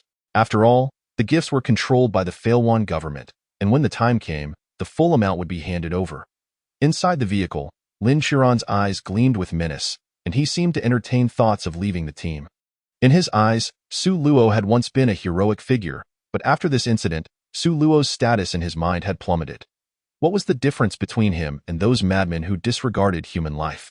He pressed the accelerator to the floor, transforming the six-seater business vehicle into something akin to a supercar. Observing the frightening speed, Su Luo smirked, pulling out his phone to call Lin Shiran. He initially thought Lin Shiran would not answer, perhaps having to use Tang Xian's phone. To his surprise, Lin Shiran picked up without hesitation. What is it? Slow down. You won't die from a crash, but if the car gets wrecked, my wife will need to get another one, which is quite troublesome. Lin Qiran remained silent, his gaze fixed on the road ahead as he weaved through the congested traffic. Noticing Lin Qiran's silence, Su Luo chuckled softly. All right then, I won't concern myself with you. When you arrive at the scene, see if there are any leftover body parts or ashes. Bring me back something. Bye. After hanging up, Su Luo redirected his attention to the video before him, disregarding Lin Qiran entirely. The room fell silent once more, and the two newcomers dared not speak. Tang Xian was at a loss for words, caught between her beloved and her dependable teammate. It was inappropriate to stand there. So she remained silent, letting the two resolve their issues themselves. Half an hour later, Lin Qiran arrived at the villa but had barely approached when he saw numerous medical personnel rushing towards the car with a stretcher. Lin Qiran hurried over to find Gong Xiuxian, who appeared flustered. How is Ms. Yao? Clearly surprised by Lin Qiran's presence, Gong Xiuxian quickly replied. She seemed to have been attacked in the restroom. I heard sounds from outside. But no matter how hard I kicked the door, it wouldn't budge. Then, a strong light flashed, and the door opened. When I entered, I found her like this. Lin Qiran's brow furrowed. A strong light? Could there be others involved? Or perhaps someone had left a backup plan here. Su Luo? Or Tang Xian? He then recalled Su Luo's last words, and a flicker of understanding crossed his eyes, yet he still harbored considerable anger towards Su Luo. If he could save her, why not do it sooner? Why wait until she was on the verge of death to reveal his cards? Without further inquiries, he intended to follow Gong Xiuxian onto the ambulance when his phone rang again. Drive our car and follow. Once in the hospital, grab the box from the glove compartment. If anything goes wrong, detonate the bomb and call me. Before he could respond, Su Luo hung up once more. Lin Qiran gritted his teeth in frustration, but for safety's sake, he complied with Su Luo's instructions. At 3 in the morning. The group began to feel drowsy. The two newcomers were about to grab a Red Bull for a pick-me-up. Su Luo stopped them, urging them to return and rest. Conversely, Tang Xian was quite energetic. With no outsiders around, she snuggled into Su Luo's embrace as they watched the video together. Are you not tired? Su Luo inquired, gently rubbing her exquisitely soft face. I am spiritually reinforced. I can go 3 to 4 days without sleep. What about you? Do you want to rest? I can keep an eye on things for you. Su Luo shook his head, cracking open a can of Red Bull. I cannot sleep. The enemy has yet to reveal themselves. Tang Xian, feeling a pang of sympathy, gently caressed Su Luo's face, quietly releasing her mental energy to alleviate his fatigue. Watching the surveillance was indeed rather dull. Su Luo's mind wandered. He thought of a certain novel's protagonist group, where two were brilliant strategists. The protagonist hardly needed to analyze much. They simply charged ahead. Here he was, playing both father and mother, required to analyze the situation, lay plans, and shoulder the burden of the frontal assault. How incredibly difficult! When would he get a strategist to help share the load? The two continued in their vigil until dawn broke at 5 o'clock. The once pitch-black sky began to brighten, a hint of sunrise appearing on the horizon. Just as Su Luo thought there would be no further incidents that day, the bodies of Xiao Hanhai and his companions suddenly floated upwards. The two, still unconscious, awoke, but having lost their limbs, could only scream for help, hoping to attract the attention of passers-by. However, the alley was too secluded, and there were hardly any houses nearby. No one heard their cries for help. The invisible fiend did not immediately commence its assault, nor did it silence their screams. It simply carried the two bodies out of the surveillance range at a slow pace. Su Luo's brow furrowed deeply. He pulled out his phone and opened a mapping application, where 2 red dots moved steadily. However, they traversed mostly desolate alleys. It seemed this creature possessed a modicum of intelligence. Should we follow? Tang Xian asked softly. No need. Let Lin Qiran return first and take a rest. We can discuss it at noon. At 8 o'clock, Su Luo ordered some meals from the front desk. They had just begun to eat when Lin Qiran pushed the door open and tossed a bag filled with black ashes onto the table before Su Luo. Here is what you wanted. Su Luo raised an eyebrow, poking the bag of ashes with his chopsticks. Is there anything else? Nothing. It is evident that Lin Qiran's anger has yet to subside. Upon turning, he strides into the room. Su Luo pays him no mind, instead engaging in a lively breakfast conversation with Tang Xian, sharing bites and laughter. Afterward, he opens the bag of ashes, examining its contents. The ashes emit a faint odor reminiscent of singed hair, interspersed with remnants that seem to have been incompletely incinerated. He then retrieves a spiritual talisman and tosses it atop the ashes. However, the anticipated glow of the talisman fails to materialize, prompting Su Luo to form a nascent idea. After securely tying the bag, he carelessly discards it into the trash and boldly enters Lin Qiran's room. Tang Xian wishes to follow but is rebuffed by Su Luo, who cites the need for male camaraderie. Undeterred, she leans against the door, eager to eavesdrop on their conversation. Lin Qiran, evidently still irked, visibly deflates upon seeing Su Luo. "What do you want?" he inquires. Rather than respond directly, Su Luo produces a pack of cigarettes from his ring, tossing one to Lin Qiran before lighting his own. They share a tacit understanding, silently smoking until the room is enveloped in a thick haze. After an indeterminate time, Su Luo finally speaks. "I am unlike you. You are solitary, while I have her." Chapter 50. Sever. Lin Qiran furrows his brow at Su Luo's cryptic statement. "What are you trying to convey?" Su Luo glances at him but refrains from an immediate reply. Opting instead to recount a tale. "Since childhood, I have been labeled a prodigy, possessing extraordinary courage and intellect that allowed me to attain heights unimaginable to the average person by my teenage years. In establishments like this hotel, I could once stay for as long as I desired, and if I so wished, I could have bought it outright. Yet, on the second anniversary of my ascent, an unforeseen calamity struck. It was not man-made but rather a consequence of my own being. From that day forth, I have endured a barrage of nightmares. Each night, countless malevolent apparitions emerge from the shadows, pursuing me until they rend me to pieces, shattering my bones one by one. Since that fateful day, my psyche has deteriorated, and I have lost everything. My family abandoned me. The girl I loved grew to disdain me, and my career plummeted. It was on that very day that I was forcibly confined to an asylum, subjected to electric shocks, medication, and the indignity of a straitjacket. Yet, I did not surrender. I held steadfast to the belief that an opportunity would arise for my liberation. This game is the chance I have awaited, a realm where I can exact vengeance upon those tormenting specters and unleash the pent-up frustrations I have harbored over the years. Initially, during the first dungeon, I resolved to forsake my humanity. Even in the second dungeon, I maintained that mindset, reasoning that in a game where death is certain, it would be more exhilarating to engage in a bloodbath, to annihilate those phantoms that have plagued me for decades until I can fight no more. Yet, the unexpected happened. For reasons unbeknownst to me, I fell in love with Tang Xian. Upon realizing my profound affection for her, I transformed. Perhaps I grew even more unhinged, or perhaps I became more rational. The specifics elude me. What I know for certain is that my singular focus now is to navigate this wretched game alongside Tang Xian and return to reality. The crux of this endeavor hinges on our survival. At this juncture, Lin Qiran interjects, "So you resort to unscrupulous means?" Su Luo candidly nods. "Indeed, I only care for my own. The lives of others are inconsequential to me, or rather, their fates hold no significance."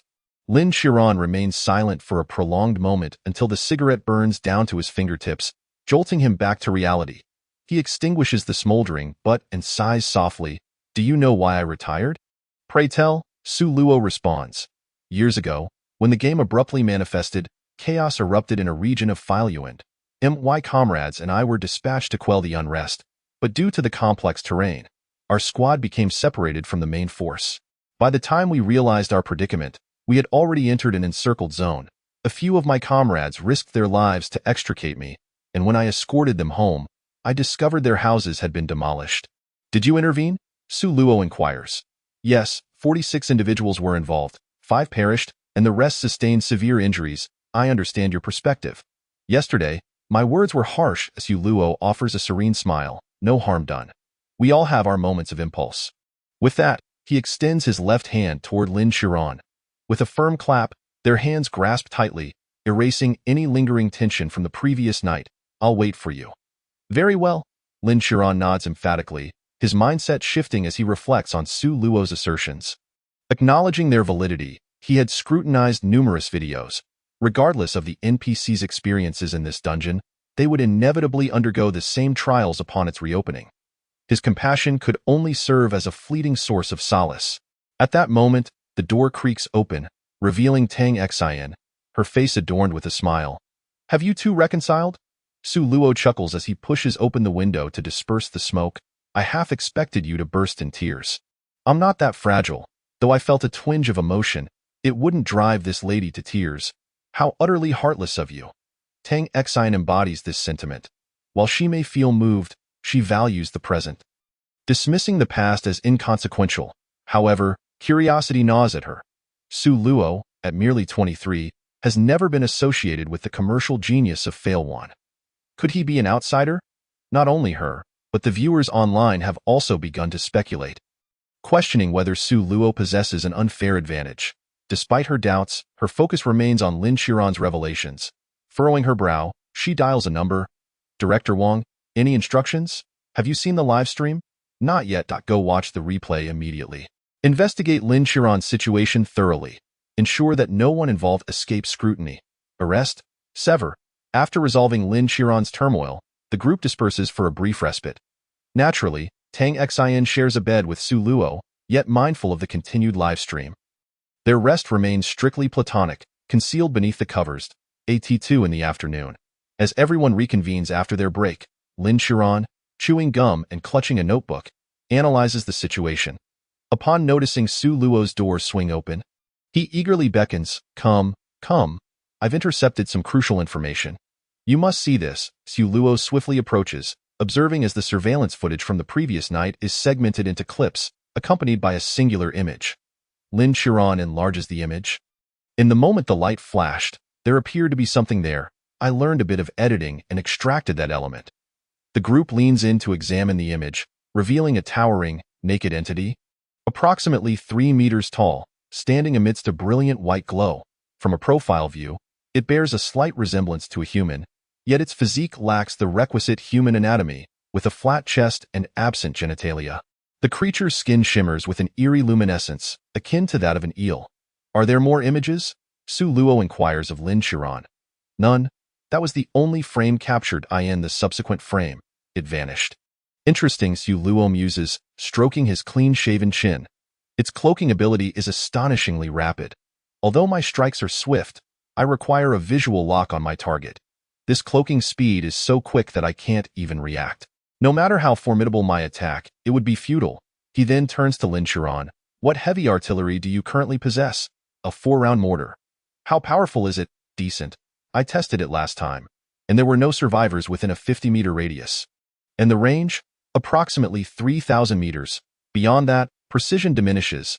That will suffice. Let's prepare to confront that creature. Dio, you know its location? It should be nearby. That Han creature's remains haven't moved in nearly 2 hours, so the monster is likely feeding. Chapter 51. The deal. The group embarks once more on their quest.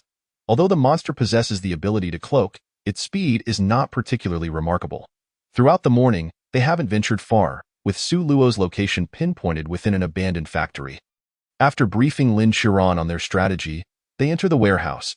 As they pry open the large doors, 2 newcomers immediately retch at the gruesome sight before them, and Tang Xian, overwhelmed by the horror, turns away. Is it inside? Lin Qiran's voice crackles through the earpiece. I don't see anything at the moment, Su Luo replies, donning his glasses to scan the area. No sighting through the lenses either. Are there any potential hiding spots? Pay close attention to the ceiling, Lin Qiran advises, observing the scene through binoculars. Su Luo gazes at the blood-soaked ceiling, his lips twitching in distaste. There are no footholds on the ceiling. If there were, one could spot it with a glance. Lin Qiran responded curtly and ceased his commands. Although Su Luo had not received tactical training, his vigilance was sufficient to surpass that of many seasoned veterans. Speaking further would only distract him. It was better to allow him to act independently. However, after standing by the entrance for quite some time without entering the warehouse, Su Luo, out of desperation, retrieved a powerful flashlight and directed its beam inside. At that moment, he comprehended the true meaning of mountains of corpses and seas of blood. Within the expansive warehouse, there was hardly a place to stand. The ground was littered with dismembered limbs and fragments of internal organs. The original floor was entirely obscured, replaced by layers of dark brown substance. It appeared to be either dried and congealed blood or remnants of flesh. After a rough count, Su Luo estimated there were at least several hundred corpses within the warehouse. Due to prolonged accumulation and the effects of temperature, many of the bodies had begun to decay and were teeming with maggots. Truly repulsive. After gazing at the scene for a while, Su Luo found himself lacking the courage to venture inside for a close encounter with the maggots. He could only toss a few holy light bombs inside before securing the door with surveillance and sealing it shut. Once they regrouped, Lin Qiran noticed the peculiar expressions on their faces and inquired, "What did you see? Why do you all look like this?" "Don't ask if you do. I might lose my appetite," Tang Exine replied, pressing her hand against her chest to suppress her nausea. Su Luo, however, remained relatively unfazed by the blood and corpses. Though the sight of the maggots was indeed distasteful, he then fixed his gaze intensely on the headlights of Tang Xian's car. Ever since his illness was forcefully cured, Su Luo's LSP instincts had been awakened, growing sharper with each passing day. After feeling somewhat relieved, he finally spoke. "Let us go. There's nothing of value in there. That Han should have been devoured by now.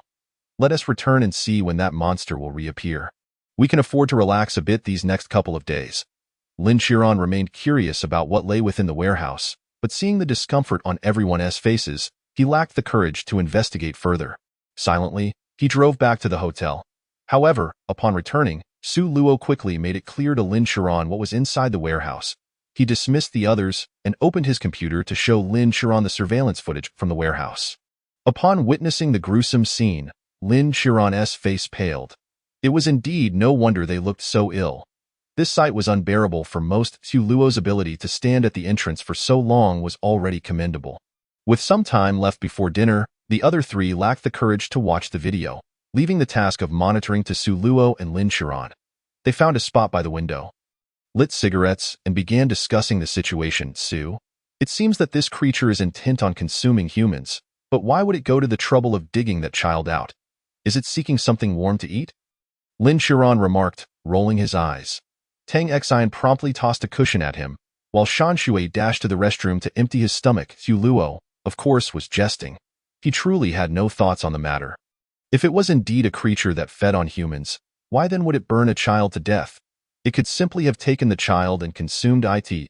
At that moment, Tang Exine, who had been idly watching television, suddenly spotted a rainbow candy advertisement, and a spark of inspiration flickered in her eyes. Is there a possibility that this monster can only attack those who have directly touched it or have had indirect contact with it?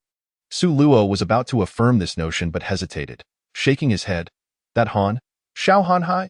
Lin Qiran interjected. "Oh, but Xiao Hanhai was never touched either, and he was still abducted. Moreover, both old Lin and I have had indirect contact. Why hasn't he come after us?" With that, Tang Exine too began to sense something amiss, nodding as she returned her attention to the television.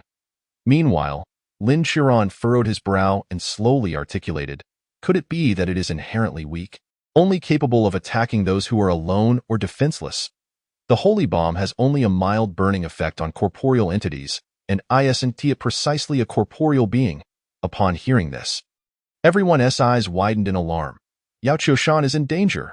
Lin Qiran swiftly grabbed the car keys and dashed out, with the others hurriedly trailing behind him to the hospital. After inquiring, they located Yao Qiushan's hospital room. Bursting through the door, they found her lying in bed, her body wrapped in bandages, looking utterly exhausted, while Gong Xiuxian was beside her, feeding her kanji. Upon seeing that the two were unharmed, everyone finally felt a sense of relief. "What brings you here?" Gong Xiuxian asked, puzzled by their sudden arrival, especially given their frantic demeanor. "Didn't they say supernatural phenomena couldn't be resolved? Why are you back?" Just as Lin Qiran was about to speak, Su Luo stepped forward and addressed the two. "My ancestors were practitioners of the mystical arts. Yesterday, upon hearing of Ms. Yao's injury, I returned to inquire with my master and, in passing, sought a pill that could aid Ms. Yao's recovery. As he spoke, he reached into his pocket, retrieving a small box from his ring and placing a blood pill within it before presenting it. Initially, Gong Xiuxian harbored some skepticism towards Su Luo. However, recalling the supernatural events from the previous day, he accepted the pill for inspection. I'm Su Luo," he said, noticing Gong Xiuxian's awkwardness. "Officer Su, does this really work?" Su Luo nodded with a smile. "Mr. Gong, didn't you witness those phenomena with your own eyes yesterday? There are indeed things in this world that defy human explanation." Gong Xiuxian appeared somewhat perplexed but, after thanking Su Luo, placed the pill before Yao Qiushan. "Qiushan, would you like to give it a try?" Yao Qiushan did not immediately consume it. Instead, she fixed her gaze on Su Luo after he mentioned his ancestry. There's something you wish to say? Ms. Yao? Yao Qiushan clenched her teeth, her voice trembling as she spoke. Master Su, my son didn't he die due to an accident, did he? It's possible he was possessed by an evil spirit, leading to his demise. Can you help avenge Duo? I'll give you my entire fortune if you can. Su Luo maintained a composed demeanor. I will certainly assist in that regard, but as for your fortune, I am not particularly interested. Instead, I would ask for your promise on my next request. Speak. After the task is complete, I want you to promote us far and wide, using all means at your disposal to ensure the people of this world know our faces. Is that agreeable? Upon hearing Su Luo's request, not only were Gong Xiuxian and Yao Qiushan taken aback, but even Tang Xian and Lin Qiran were bewildered. What was he planning? Chapter 52. Not departed once these words were uttered. The comments section exploded with excitement. Oh wow, Su Shan is about to debut. You say one thing, I say another. Su Shan is 80 and still catching monsters. I hereby announce the official establishment of the Su Tang Support Association. I'll be the president. Who's in favor? Who's against? In the midst of the commotion, Su Luo's actions had indeed left everyone perplexed. After a long moment of silence, Yao Qiushan finally regained her composure and said, as long as you can avenge Duo, I will do my utmost to promote you. All right, then you should take the pill first. After consuming it, you need to recover quickly so you can join us in seeking revenge. Upon hearing this, Gong Xiuxian became flustered. No, that's too dangerous. No. What I mean is for you two to accompany us. You lack the ability to deal with that thing, while I possess it, thus ensuring that you won't be in constant danger. With this clarification, Gong Xiuxian finally calmed down. Yao Qiushan consumed the pill, and as it dissolved in her mouth, her injuries began to heal at a visible rate. This substance directly restored health to players, while for NPCs, it appeared to heal them. After all, NPCs typically had low health points, unlike players who could enhance their bodies to hundreds or thousands of health points. This single pill was sufficient to restore 100 health points, effectively curing Yao Qiushan. Soon after, the group stealthily left the hospital, now accompanied by two new occupants. The moment Yao Qiushan settled in, she understood Su Luo's earlier statement regarding his indifference to wealth. For someone who could reside in such a room, money was likely just a number to him. Despite the addition of two individuals, the group's daily routine remained undisturbed. They continued monitoring the surveillance. While others indulged in displays of affection, as for the warehouse, there had been no reactions for 3 consecutive days, and they had not experienced any attacks. It seemed that the monster was aware of its own limitations. Recognizing that Su Luo and his group posed a lethal threat and refraining from recklessly probing them, at this juncture, over half the time in the dungeon had elapsed, and Su Luo began to feel anxious. A full 7 days had passed without a single clue regarding that creature's intentions. However, on this particular afternoon, just before dinner, Lin Qiran's phone suddenly rang. Instantly, everyone fell silent, and Lin Qiran answered the call. Placing it on speakerphone on the table, Director Lin, are you busy right now? Not busy, I just finished eating. What's the matter? If you're not busy, could you come to the East Villa district? There's been a case that may require your investigation. The voice on the other end trembled slightly, as if it had encountered something terrifying. Lin Qiran did not answer immediately but glanced at Su Luo.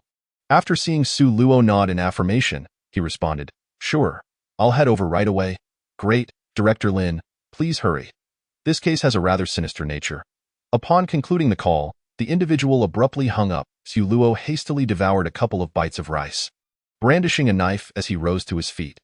The others promptly followed suit, driving 2 vehicles into the villa district where Yao Qiushan and her companion resided. Remarkably, the scene of the incident was right next door. In front of the villa stood 4 or 5 black police cars, yet no officers were in sight. Lin Qiran furrowed his brow as he approached the entrance of the house. As he drew near, a police officer emerged to greet him. Detective Lin, you've finally arrived. This place is truly sinister. Lin Qiran firmly grasped the officer's shoulder, urging, calm down. What on earth happened? Where's the scene? Who was the victim? Su Luo gently pressed down on Tang Xian's palm.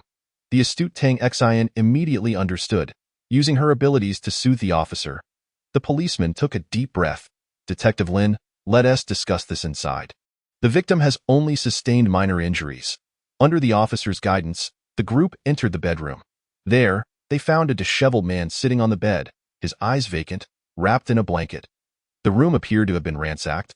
In utter disarray, with 3 sinister claw marks marring the seemingly expensive door, that moment, the officer handed over a household DV camera.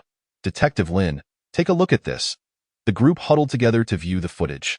The scene shifted back to the previous night, where Tan Ming, visibly fatigued, set up the camera a bit awkwardly. He sat in front of it, scratching his head as he spoke. "The time is 11:47 p.m. This video is just to record what I've been doing at night. Ever since Duo passed away next door, I've woken up feeling as though I've been beaten. I've already sent the cat next door to see what's disturbing me at night." After finishing his statement, Tan Ming lay down on the bed, pulling up a small blanket. However, after lying there for a while, he found himself unable to fall asleep, perhaps feeling embarrassed due to the camera. He eventually resorted to playing with his phone. After approximately 2 hours, Tan Ming finally began to feel drowsy, clutching his phone as he drifted into a deep sleep. Shortly thereafter, a series of strange sounds began to resonate. Drawing nearer, pat, pat, pat, pat. The noise grew increasingly louder, rousing Tan Ming from his slumber. Groggy, he sat up in bed, straining to listen to the sound. Frowning, he rose to grab the camera. "I'll go see what that is. There shouldn't be any frogs here." Just as he spoke, the pat sound abruptly ceased outside the door. As he prepared to open it, the eerie pat noise re-emerged from beneath the bed. The camera in Tan Ming's hand trembled noticeably, and his expression shifted to one of terror. "I'm not afraid of you. I want to allow you to scare me." Upon witnessing this, Su Luo wore a look of disdain. To utter such words while remaining unafraid was indeed peculiar. However, only Su Luo, Tang Xian, and Lin Qiran remained unfazed. The 2 newcomers were already trembling. Had it not been for their mission, they might have fled at that moment. Returning to the footage, Tan Ming shouted for what felt like an eternity, but the pat sound persisted, and lacking the courage to investigate, he hastily placed the camera back on its stand, burying his head under the blanket. The ominous pat continued, growing ever louder, and Tan Ming, hidden beneath the covers, felt an intensifying dread. Suddenly, a large hand appeared before him. It was a hand not belonging to any human. Remarkably large and astonishingly smooth, as if coated in grease. "Ah!" Tan Ming screamed, instantly fainting from terror. A few minutes later, he regained consciousness, momentarily believing the horrifying scene had been a mere dream. He removed the camera, only to find the video had devolved into a jumbled screen. Lin Qiran furrowed his brow and inquired of the officer, "What about the footage that follows?" "There's more. Just fast forward a bit." The officer replied as the group prepared to click on the video. The piercing scream of a woman and a tremendous crash erupted from the adjacent house. They all jumped from their seats, scrambling to escape. The entity had not departed. Chapter 53. A weak monster. There was no time to call for help. Su Luo burst through the door, charging inside. Tang Xian's abilities activated instantly, her previously dark pupils transforming into a vigilant pink. Lin Qiran wasted no time either, removing his sunglasses as standard combat gear materialized around him. Su Luo clenched a holy light bomb in his left hand, while wielding a drawn long knife in his right, leading the charge. Before long, they located the source of the woman's scream. The sight of the peculiar array of individuals flooding in only heightened her fear. Prompting another round of shrill screams from her lips, ignoring her, they cautiously surveyed their surroundings. They found themselves in the kitchen of the villa, where every item was inexplicably adhered to the ceiling. The faucet was turned on, yet instead of water, a crimson liquid, reeking of iron, flowed forth. It was unmistakably blood. Su Luo quickly pulled the woman to their side, and their tactical formation immediately solidified, without hesitation. Lin Qiran brandished a mortar, unleashing 4 rapid shots into the ceiling. Boom!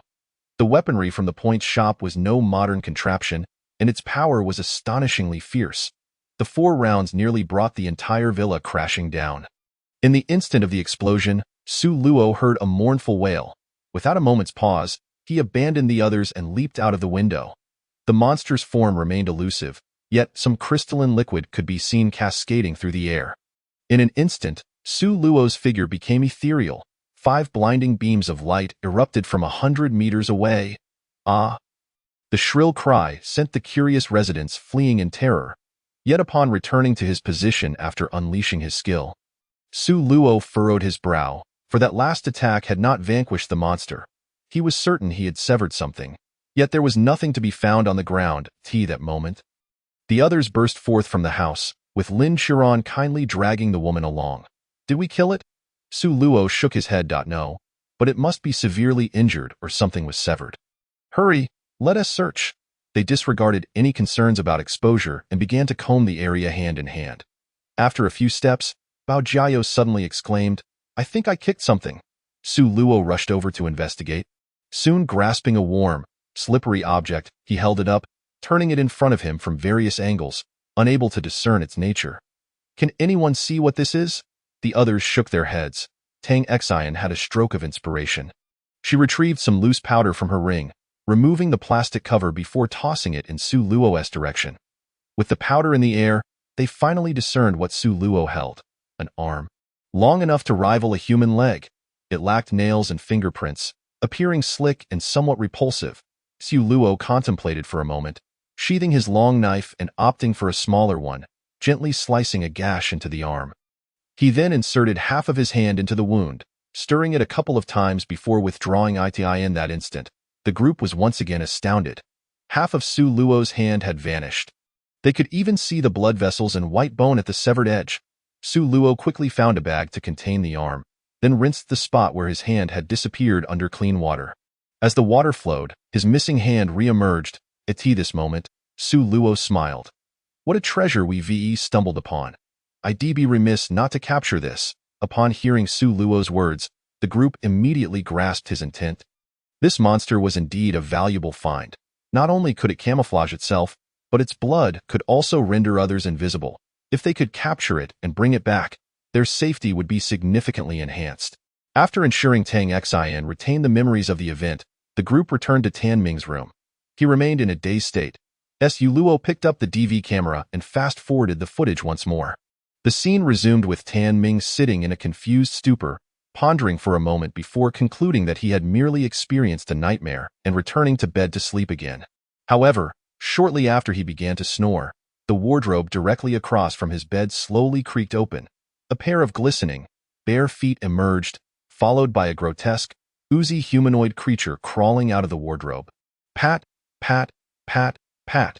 The familiar sound echoed once more. This time, Tan Ming did not immediately awaken.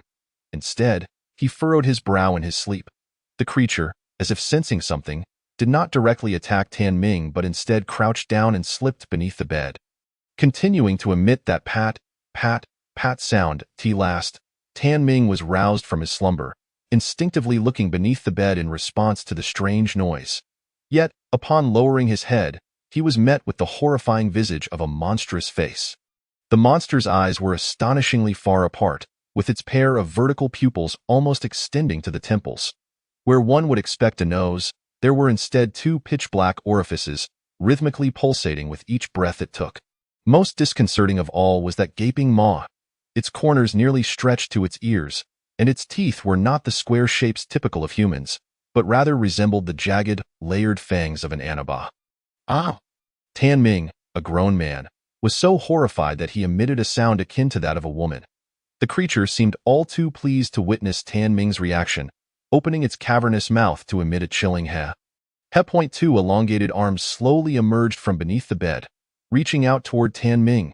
In a state of utter terror, Tan Ming instinctively grabbed the nearest object and hurled it at the creature. Yet, being on the bed, even with Su Luo's formidable strength, he knew that whatever he threw would not cause any harm, let alone to this monster. The sight of Tan Ming's panic seemed to exhilarate the creature further. It pushed itself up from the floor, its hands braced against the ground, and, like a predator toying with its prey, reached out with its slimy hands toward Tan Ming. At that moment, Tan Ming suddenly seized his phone from the pillow, and without a moment's hesitation, he smashed it toward the beast. Unlike a pillow, a phone is hard and, under the overwhelming panic he felt, he swung it with the force akin to that of a shot-put athlete. Bang! The flying phone struck the monster squarely in the face. The creature let out a horrid shriek, thoroughly incited to aggression. No longer interested in playing, It howled and lunged forward. Ironically, Tan Ming, being a boxer, found himself able to pin the terrified creature down on the bed, unleashing a flurry of blows. He even grabbed the monster's limbs and flung them about as if he were a giant assaulting a divine being. Observing this, Su Luo and his companions could only shake their heads in disbelief. I had overestimated him. Chapter 54. Light? Su Luo felt a surge of frustration. He had spent an entire week engaging in a battle of wits, only to end up playing tricks on a fool. When you attack someone, at least consider their combat capabilities first. Yet, despite the blows, the creature was no lightweight. Regaining its senses, it abruptly flipped Tan Ming off and, in a frenzy, began clawing at the door, eventually escaping the villa. At that moment, Shan Shui seemed to have realized something. Su Gu, I think I might know why we cannot see this creature. How so? Your initial theory might be correct. Our inability to see the monster could be due to lighting conditions. During the day, the spectrum of sunlight is quite complex, making it hard to discern. However, Lin Gu mentioned he could see is it possible that this creature only reveals itself in areas with weaker ultraviolet light. I recall that when we were at Mr. N's place, Lin Gu was also wearing sunglasses. Lin Shiran furrowed his brow, but that's not right. I couldn't see it outside just now either. The lighting outside is different from that inside, Su Luo urged. Take another look at that arm. Nodding in agreement, Su Luo retrieved the arm from his ring and drew the curtains. Indeed, in the dim interior, the arm revealed its true form. Just as depicted in the video, its pale brown skin and repulsive slime were clearly visible. With a method to see the monster now at hand, Su Luo paused for thought before initiating a plan. Tang Xian, go handle the memory wipe. Erase the memories of those few completely. How much should I erase? One day, let them think we never came. Understood. Old Lin, do you have any long-range precision firepower? I have a sniper rifle, but its power is not on par with future-grade weapons. That will suffice. Go find a position where you can see this bedroom. Lin Shiran nodded and left the room. As for you two, go procure some food. I don't eat spicy, and Tang Xian doesn't eat cilantro. Shan Shui and his companion did not refuse, grateful for the chance to contribute even if they couldn't assist in the fight. And us? Asked Yao Qiushan. You two should head home. Barring any unforeseen events, we will be staying at your place tonight. All right. After finalizing their plans, everyone gathered at Yao Qiushan's house. The observant duo noticed that the group was convening for a serious discussion. So they found an excuse to head to the garden to tend to the flowers. Lin Shiran was checking the sniper rifle when he turned to Su Luo and asked, Are you going to kill it? Killing it is indeed necessary, but not today. Have you not realized that we've overlooked a crucial detail? What detail? Lin Shiran asked, confused. Since entering this instance, it seems we've been preoccupied without missing any pivotal plot points. No hidden tasks have emerged. And we haven't grasped the main storyline yet. Today was merely a test to gauge whether this creature possesses intelligence. If it lacks intelligence, it will likely return tonight to exact revenge on Tan Ming or simply consume him. In that case, you would serve as the first line of defense. If the monster attacks, you strike it again to let it escape. Lin Shiran nodded. If it has intelligence, then it won't return tonight, but will instead retreat to that warehouse to recover. At which point we can seize the opportunity to capture it and interrogate it about its true intentions. It really that simple. Are you certain this will trigger a task? Lin Shiran appeared skeptical. Hidden tasks and main storylines have rarely emerged since the game began. It can't possibly be so easily triggered. Which Su Luo shrugged. It is indeed that simple. Previously, no one dared to try. Nor did they possess the strength. But we do, and we even have Tang Xian, who can amplify the fear of our adversary 100-fold. We can extract everything without exerting much effort. Upon hearing Su Luo say that he was useful, Tang Xian chuckled and playfully pecked him on the cheek. Lin Shiran rolled his eyes. It was fine not to see this in the peaceful zone, but being together every day was becoming quite a show of affection between the two. Yet, remembering the tragedy of Yao Qiushan's child, he posed a question, but what if the monster lacks intelligence? How do we explain that? That is also explainable. Are you aware of my abilities? Yes, the demon bloodline. Fueled by negative emotions, Lin Shiran replied, suddenly struck by realization that so, it all makes sense. By murdering Yao Qiushan's child, the couple was plunged into a state of despair. The woman earlier and Tan Ming were both subjected to psychological torment. That warehouse scene was clearly designed to instill fear. Xiao Hanhai and his companion likely died of sheer terror. After all, ordinary minds cannot withstand such environments for long. Seeing Lin Qiran work through the connections, Su Luo understood he had pieced it all together. Now, the only thing we need to ascertain is the creature's true motive, why it seeks to harm others. With that, he turned his gaze toward Yao Qiushan and her companion outside. And I sense that this house may harbor other issues. What do you mean? The eastern exterior wall's thickness seems irregular. There might be a concealed layer within, and it is very likely the root of all these troubles lies within that layer. Do you think they have a role in this too? Lin Qiran asked, warily watching the couple's silhouette. Perhaps we need not rush. Let us wait until tonight has passed. Soon, the sky darkened. Lin Qiran took along some high-calorie food to his sniper position while Su Luo and his group remained at Yao Qiushan's home. Observing the surveillance feeds, as the witching hour approached, Yao Qiushan and her husband, being mere mortals, were already yawning from exhaustion. Yet, due to their fear and lingering thoughts of their lost child, neither could bring themselves to rest. Choosing instead to accompany Su Luo and the others as they monitored the feeds. At 3 in the morning, Su Luo's earpiece crackled to life with static. What's happening on your end? My arm's gone numb. I'm changing positions. Is there any activity on your side? Lin Qiran's voice carried a hint of fatigue. None. Tan Ming is sleeping soundly. Should we continue waiting? Dawn is approaching. Let us hold on a little longer. We'll reassess at 7. Understood. 4 in the morning. After days of toil, Yao Qiushan could no longer bear it and decided to grab a drink to rejuvenate herself. Rising from the sofa, she inquired, "Would you like some coffee? Unsweetened and iced, please," Su Luo replied nonchalantly. Before long, Yao Qiushan prepared the drinks and approached with a tray. However, as she passed by the bed, she suddenly halted, gazing out the window in confusion. The observant Tang Xian immediately noticed something amiss. "What's wrong, Yao Jia?" Yao Qiushan peered out again, shaking her head. "It's nothing. Perhaps it's just my imagination." Despite her words, after placing the tray down, she walked back to the bedside to look outside once more. Yet, the outside remained utterly vacant, prompting her to turn back and ask, "Isn't the creature only visible under different lighting conditions?" Su Luo, weary of lengthy explanations, succinctly replied, "That's about the gist of it." Upon witnessing Su Luo's indifferent demeanor, Yao Qiushan hesitated to inquire further.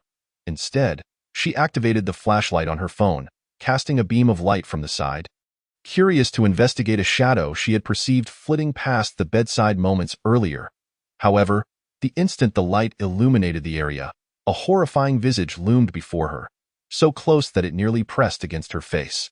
The distance between her and the creature was scarcely a centimeter, and she could distinctly detect the faintly briny and fishy breath it exhaled. Her scream instantly heightened the tension among the group.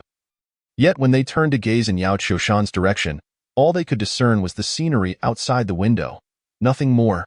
"Yao Jia, what's wrong?" Tang Xian inquired. Yao Qiushan wished to respond, but an overwhelming dread threatened to obliterate her rationality. She yearned to flee, yet her legs felt as though they were encased in lead, rendering her utterly immobile. She attempted to speak, but it felt as if her vocal cords had vanished, leaving her voiceless. Just as Tang Xian was about to rise and ask for clarification, Su Luo's figure suddenly faded, and 5 faint purple beams of light instantly appeared before Yao Qiushan.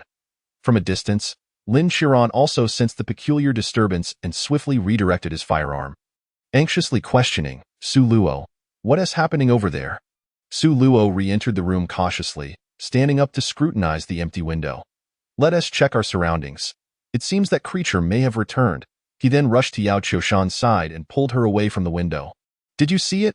Yao Qiushan, still in a state of panic, nodded fervently. "It was right in front of me. So close to my face." Su Luo furrowed his brow, realizing that his previous attack had not struck anything. The creature's speed could not possibly exceed his own. Just then, a distant gunshot resonated, followed by Lin Qiran's voice crackling through the earpiece. "Tan Ming. It's in Tan Ming's bedroom. There's a whole group of them." More than one.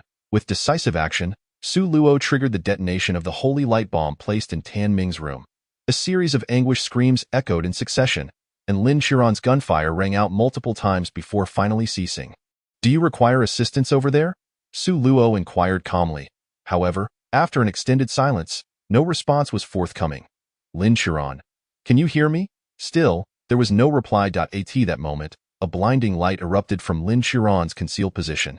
Su Luo hesitated for a moment, just as he was about to rush in support of Lin Qiran, when the earpiece emitted a crackling sound. "I'm fine. This damned creature got too close?" Lin Qiran replied, panting heavily. "Hurry back. Do you need me to come and get you?" "No, I should be fine."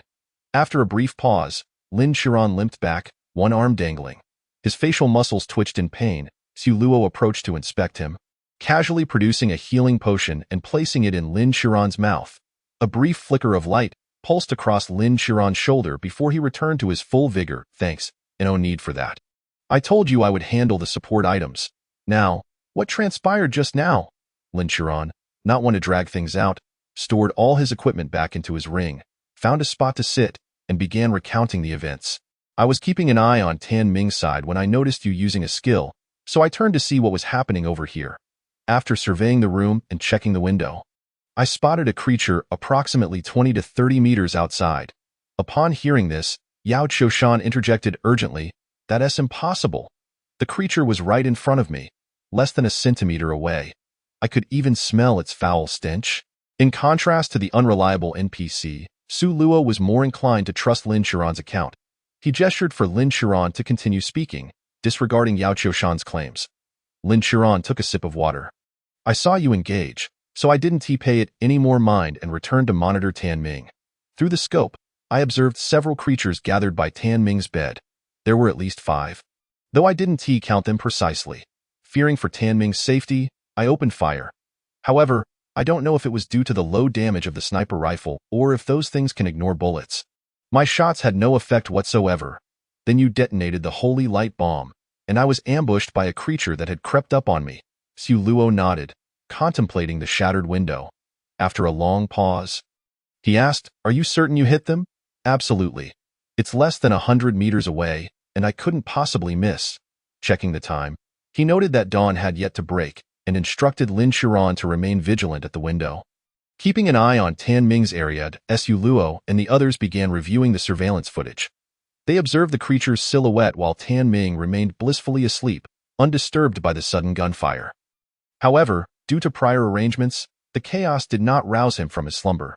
The night passed without further incident. As dawn broke, the group returned to Tan Ming's residence.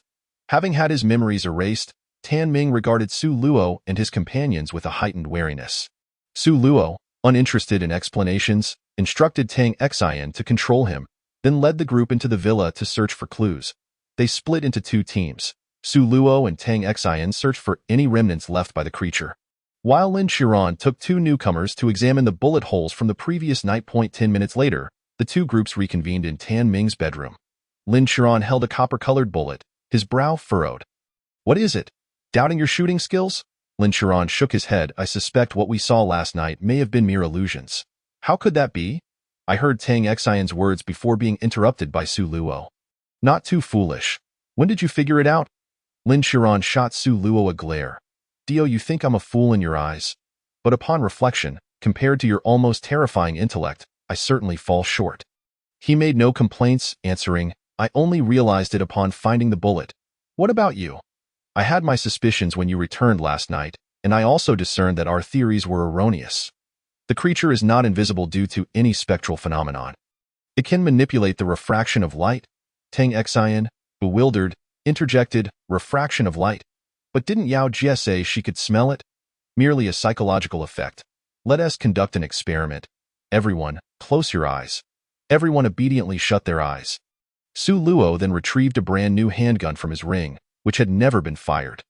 After racking the slide to create some noise, he swapped the handgun for a metal rod, placing it gently beneath Tang Xian's nose. "What scent do you detect?" Tang Xian's delicate nose twitched slightly, a hint of gunpowder, and a bit of rust, perhaps. Su Luo chuckled, ruffling Tang Xian's hair before presenting the rod to each person in turn. Lin Qiran even identified the specific model of the firearm and bullet size. Su Luo nearly burst out laughing but refrained from revealing the truth. Once everyone confirmed that what they were smelling was indeed a gun, Su Luo allowed them to open their eyes. Upon seeing the metal rod in Su Luo's hand, they assumed he had switched objects mid-experiment. Su Luo shrugged. "I assure you I didn't change anything. The gunshot was intentionally produced to mislead you. and some individuals fell for it quite successfully. Chapter 56. Clues. Lin Qiran's face flushed with embarrassment, and he scratched at his face awkwardly, turning away to gaze at the sun to mask his discomfort. Su Luo chose not to comment further, instead retrieving the creature's arm once more. It became apparent that it bore no foul odor.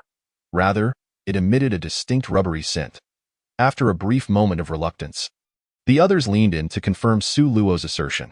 Having discussed so much, do you have a solution to break the deadlock? Our time is running short. The game time had already elapsed significantly. With less than 4 days remaining until the conclusion, he could not believe Su Luo would simply take a low-key approach. That was not his style. Su Luo smiled mysteriously, no need to rush. Let us take a break first. Lin Qiran was about to voice another concern, but seeing Su Luo's self-assured demeanor, he opted to remain silent. The group returned to Yao Qiushan's home to rest. Su Luo, having consumed a Red Bull, felt no fatigue and took Tang Xian to the backyard, reclining on the lawn. With no one around, Tang Xian felt free to snuggle closely against Su Luo. Did you know the conditions for triggering the task all along? Indeed. Then why didn't you trigger it directly? Do you enjoy being here? What is so great about it? I prefer the peaceful zone. What are you waiting for?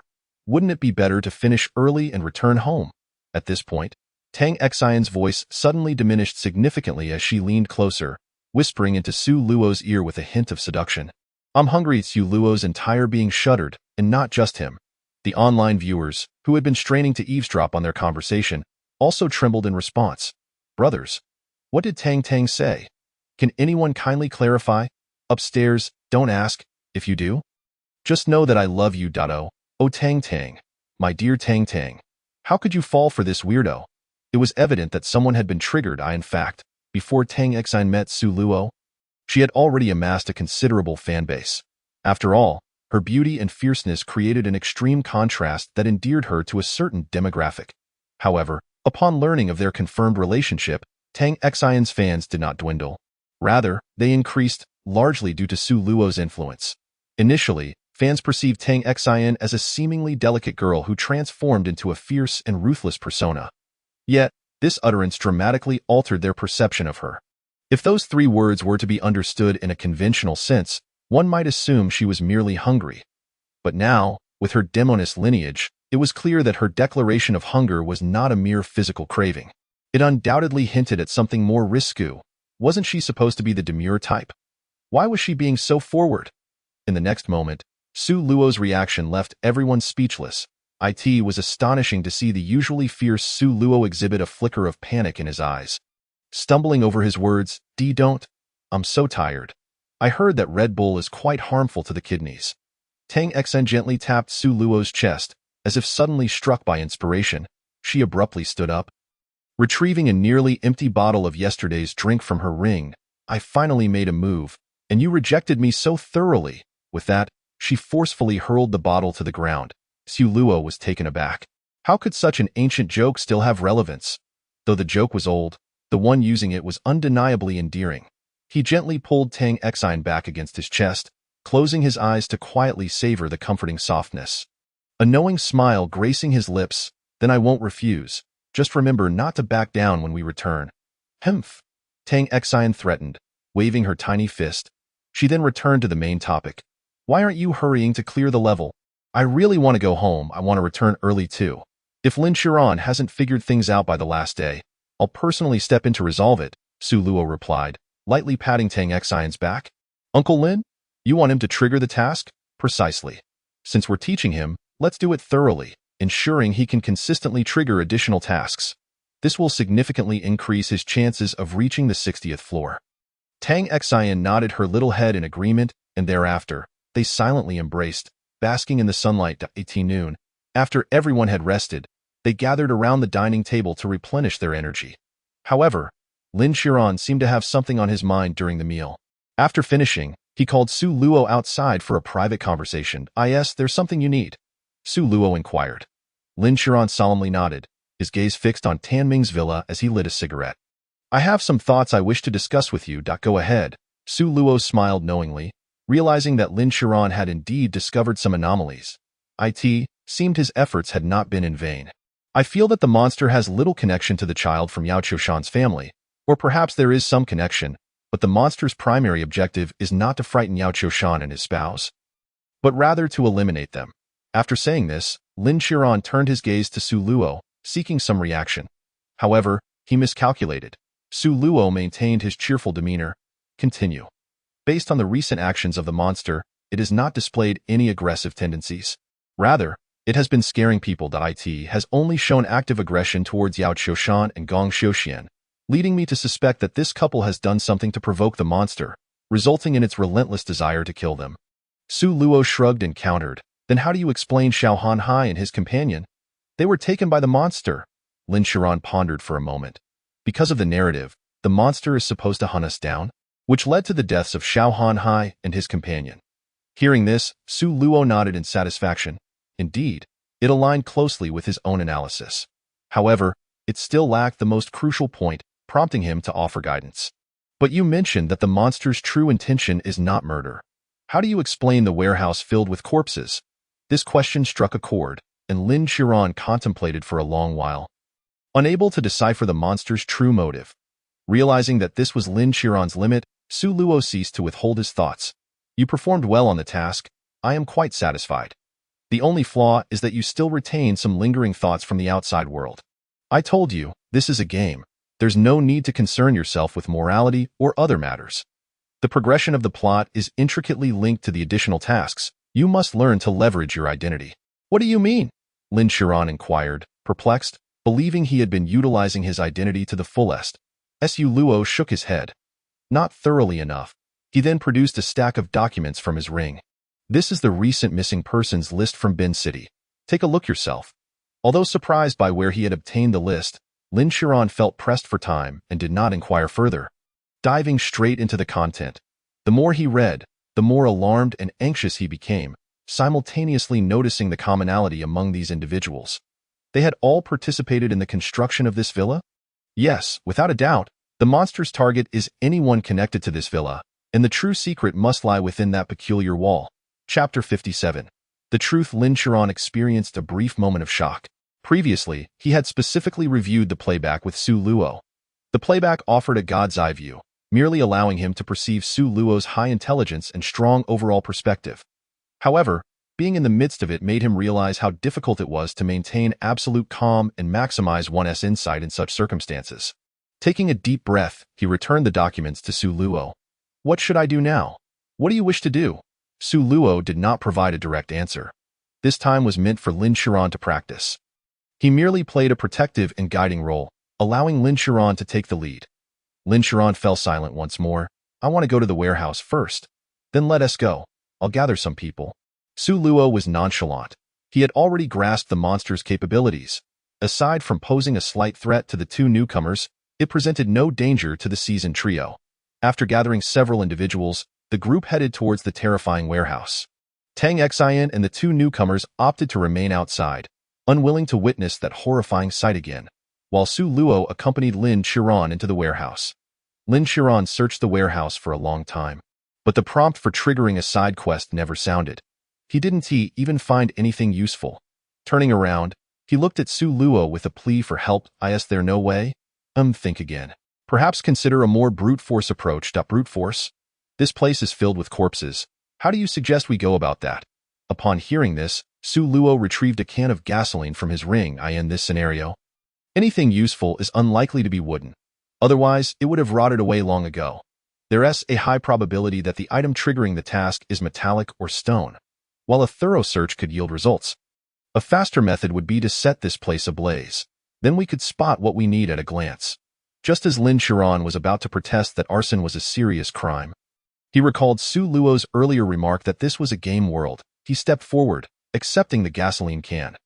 Once they moved away, he ignited the entire warehouse with a Molotov cocktail. 2 hours later, the warehouse was reduced to ruins, and the highly decomposed corpses had turned to brittle bones at a mere touch. Upon returning to the scene, they kicked around a bit until they discovered a semicircular metal object, still radiating a hot red glow due to the intense heat. Su Luo poked it with a leg bone. This must be it.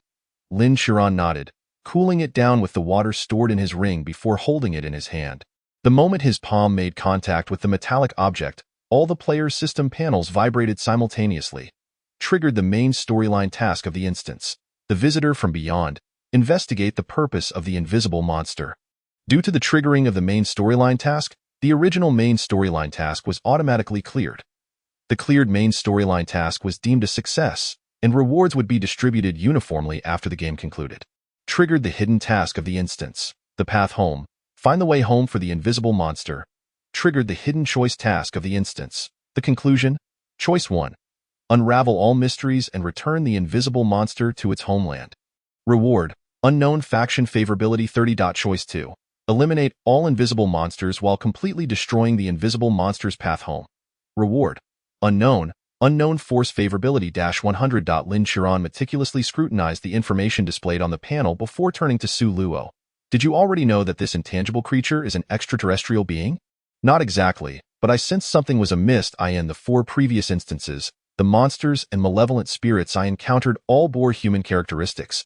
This entity, however, is unmistakably non-human, so how should we make this choice? Should we opt for the first option? Lin Qiran inquired, confusion evident in his voice. He had never encountered a decision-making task before. In the videos he had watched, all players invariably chose the safest option. He was uncertain about Su Luo's choice. It's unlikely we should select the first option. Allowing them to kill so many people and then letting them go unpunished seems too lenient. Doesn't it? We should eliminate them instead. But what about the -100 favorability? Lin Qiran was particularly concerned about this favorability metric. Favorability was an ambiguous concept, and mishandling it could significantly impact subsequent levels. Su Luo shrugged. Don't worry about it. After all, they belong to opposing factions, so fostering a good relationship is futile. Lin Qiran pondered for a moment and realized that Su Luo's reasoning held merit. He had already attacked those monsters, and their favorability was likely already negative. Attempting to mend it would be pointless. It was better to embrace the situation and seize the unknown reward. After discussing the details with Su Luo, the group returned once more to the entrance of Yao Qiushan's villa. However, only Lin Qiran disembarked. The others remained outside. Shortly after, they heard a furious roar emanating from within the room. Impossible! Inspector Lin, how could you believe such nonsense? That wall has no issues whatsoever. Su Luo raised an eyebrow, clearly amused by someone's inability to contain their emotions. Soon, everyone witnessed Lin Qiran being shoved out of the villa by Gong Xiuxian. Yet, Yao Qiushan was persistently restraining Gong Xiuxian, indicating her ignorance of the situation. Lin Qiran evidently wished to argue further, but in the next instant, Gong Xiuxian slammed the door shut. Observing this, Su Luo stepped out of the car and patted Lin Qiran's shoulder. As I mentioned earlier, be more forceful. Now that the task is clear, there's no need for further discussion. Just take a direct approach. No need to dance around the issue. With that, he kicked the door with considerable force. In the face of Su Luo's 200 points of strength, there was no such thing as a security door. Only a vault door might withstand such a kick. Gong Xiuxian, who was behind the door, was sent sprawling. Su Luo, shedding his earlier gentleness, conjured a silver-white handgun, lifting Gong Xiuxian off the ground and forcefully pressing the cold barrel against his mouth. Let me guess, those high-tech products your company sells must be closely related to this wall. With a gun shoved in his mouth, Gong Xiuxian was unable to articulate any coherent words. Su Luo tilted his head towards Lin Qiran. Blow it up, the truth will be revealed. Yao Qiushan was stunned. How had the inspector transformed into a brute so suddenly? Just as she was about to intervene, Su Luo coldly remarked, I advise you not to stop him if you wish to avenge your son. Ultimately, Yao Qiushan chose her child. With a thunderous explosion, the eastern wall of the villa collapsed. As the smoke cleared, a peculiar metallic wall came into view. In the center of the wall was a semicircular indentation that perfectly matched the piece of metal they had discovered in the warehouse today. Just as Lin Qiran was about to investigate, a series of ear-splitting howls reverberated around them. Chapter 58. Am I a demon? The cacophony of roars instantly put everyone on high alert. Lin Qiran swiftly drew his mortar, preparing to load it, while Tang Xian stood behind Su Luo, her eyes shimmering pink. However, Su Luo did not even draw his knife. Seemingly oblivious to the monster's roars, he gently patted Lin Qiran's shoulder, handing him Gong Xiuxian. Old Lin, keep an eye on this guy for me. What are you planning to do? Although everyone knew Su Luo was formidable, his abilities had always been focused on single-target attacks. Dealing with a horde of monsters was hardly practical. Su Luo chuckled. I want to test a skill. I just reached E-level in my lineage last time and acquired a new skill that I haven't tried yet. Lin Xiran hesitated for a moment, but ultimately decided to trust Su Luo and nodded. Su Luo had also prepared contingencies, laying down the squad-level explosive barricade he had obtained previously and detonated the flower bombs he had strategically placed around the villa. With a resounding blast, the entire villa was engulfed in a cloud of flour. The once intangible monsters revealed their true forms. Shan Shui and the others trembled in fear at the sight of the grotesque creatures outside the windows. Unlike Su Luo and his seasoned companions, they lacked any strange abilities. As newcomers, their only self-defense weapon was a pistol loaded with anti-phantom bullets. Tang Xian intended to follow Su Luo, but he pushed her back into position. Just provide support. The skill might be an indiscriminate AoE. Don't get hurt. All right, what do you need me to do? Can the emotional enhancement be released in a group? Yes. Then let's do it. Despite the urgency of the situation, she hesitated to follow Su Luo's command immediately, for the skill known as emotional enhancement not only amplified fear but any emotion, and it was evident that the intangible monsters were currently in a state of extreme rage. If the emotional enhancement were applied now, it could exacerbate the situation.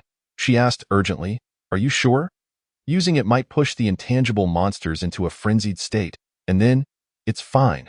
Go ahead. I'm confident." Tang Xian unconditionally trusted Su Luo, nodded, and closed her eyes, a faint pink aura blossoming around her.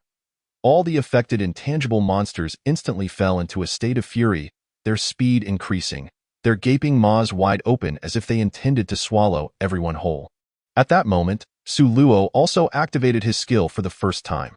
Those standing behind him saw nothing unusual, but the audience watching from Su Luo's perspective was instantly drenched in cold sweat. Unlike Tang Xian's dazzling display, Su Luo's skill had no such visual effects. The only discernible change was a glimmer of red light in his eyes, reminiscent of a certain viral effect. Once initiated, the first intangible monster finally approached, roaring as it charged into the villa, lunging at Su Luo. Just when everyone anticipated that Su Luo would strike with his silence or pardon, the intangible monster abruptly halted, clawing aimlessly just half a meter in front of him. The next intangible monster followed suit, exhibiting the same behavior as if a reflection of Su Luo existed before them. The onlookers were understandably intrigued. Yet to the intangible monsters, Su Luo appeared entirely different. The first intangible monster, driven by a resolve to perish, had charged in with the knowledge that this group of humans was formidable, especially the tallest, thinnest one. Their eyes could not perceive this man's attacking movements. Initially, it intended to retreat, but alas, these humans had obstructed its sole path home and seemed intent on destroying it, though return to its homeland. It could only fight to the death. As it lunged at the man, intent on delivering a fatal blow, it discovered that this man was surprisingly weak, easily shattering its skull with a mere grasp. An unquenchable rage ignited within, recalling the near-fatal fate of its comrades and the jeopardized path home. Even if this man were to perish, he must feel its wrath. Its claws began to tear at Su Luo with frenzied desperation. However, at that moment, the already shattered head began to writhe on the ground, gradually reassembling into Su Luo's head, emitting a series of eerie chuckles. Hee hee hee hee. The laughter was laced with an unsettling quality, and just as it prepared to obliterate Su Luo's head once more, the reformed head floated eerily, laughing right by its ear. The intangible monster felt a flicker of fear, but soon its anger overrode its reason, and it swatted at Su Luo's head again, shattering it anew. Moments later, the bizarre laughter echoed once more. Turning back in haste, it found itself frozen in place. Behind it was not just one head but countless Su Luo heads. All the heads laughed simultaneously, slowly encroaching upon it, until it was completely surrounded. In that instant, it suddenly realized it could understand human speech. "Come on, kill me. Hee hee hee hee. If you can't kill me, I shall devour you. Are you afraid? Do you feel terror? Do you wish to flee?" The sound enveloped the air like a sinister melody, resonating around the formless creature, gradually eroding the already fragile grip on sanity. The creature's attacks became chaotic, striking wildly at the myriad heads surrounding it. "Do not flee. No matter where you hide, I shall find you. Join me, transform into me, submit to me, and pledge your allegiance to me. You are but mere tools. Your homeland lies in ruins, and your kin have turned to dust. In that moment, the formless creature felt its rage dissipate, replaced by sheer panic. Its previous assaults, which had served some purpose, now faltered as the shattered heads refused to reform, suspended in the air, their mouths incessantly repeating bizarre phrases. Finally, the creature succumbed to madness, seizing one of the heads and gnawing at it frantically. The crunch of skull mingled with the brain matter echoed in its mouth, while the haunting melody diminished with each bite. Until silence fell. Only then did the creature exhale in relief, only to discover that it clutched not the head of Su Luo, but that of its own companion. At that moment, the fragile sanity it had regained shattered anew. As the eerie whispers returned to its ears, "Become me. There is no turning back. Become me, and you shall be me, as I am you." The formless creature's mind spiraled into chaos once more. And after mere seconds, it astonishingly articulated human speech. "I am not formless. I am a demon." Chapter 59. Defend the planet. With that declaration, the formless creature launched a frenzied assault on its companions. Those on guard within the fortified area were struck with disbelief at the unfolding scene. How could a skirmish against the air lead to such internal strife? Moreover, how had the formless creature begun to speak? What did it mean to be a demon? Yet, some were quick to react. Tang Xian immediately surmised that this was a consequence of Su Luo's abilities. However, was it not a tad excessive for a skill awakened from an E-level bloodline? At this moment, Su Luo reveled in the exhilaration brought on by the creature's terror, having orchestrated every scene with meticulous precision. He had become quite adept at tormenting monsters and eliciting their deepest fears.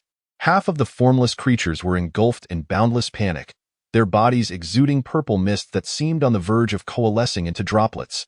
Su Luo relentlessly absorbed the fear emanating from these beings.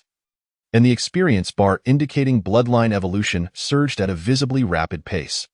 The chaos persisted for only a few minutes, and soon, the formless creatures were decimated by their own infighting. Su Luo, unable to withstand the strain any longer, issued a directive for the remaining formless creatures to end their own lives before deactivating his skill.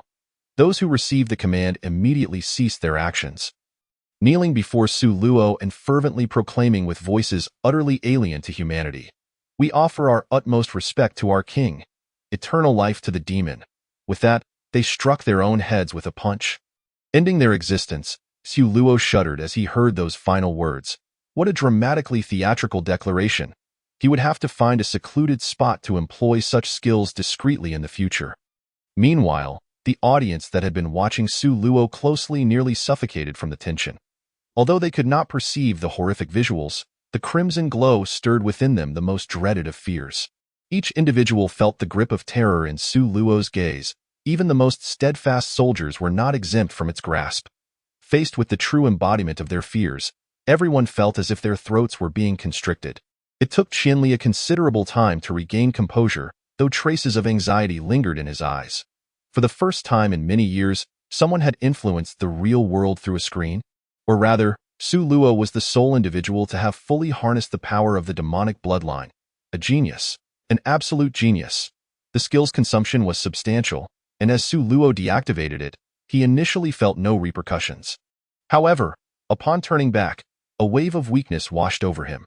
Tang Xian hurried to support Su Luo, preventing him from collapsing, and quickly opened a can of Red Bull for him to drink. Moments later, Su Luo regained his composure, though the mental fatigue was not something a mere energy drink could alleviate. Exhausted, he sank into the sofa. "I'm leaving it to you, Lao Lin. I need a moment to rest." Lin Qiran nodded, not wishing to disturb Su Luo's respite, and promptly dragged Gong Xiuxian into the inner room for questioning. Approximately an hour later, Lin Qiran emerged, his face a mask of fury, leading Gong Xiuxian along. "Did you manage to get the answers?" Su Luo inquired. "Indeed, this Gong Xiuxian is the true mastermind behind everything." Yao Qiushan had sensed something amiss when Gong Xiuxian had obstructed the wall's destruction, praying that he merely wished to preserve the structure. Yet, Lin Qiran's statement shattered her hopes.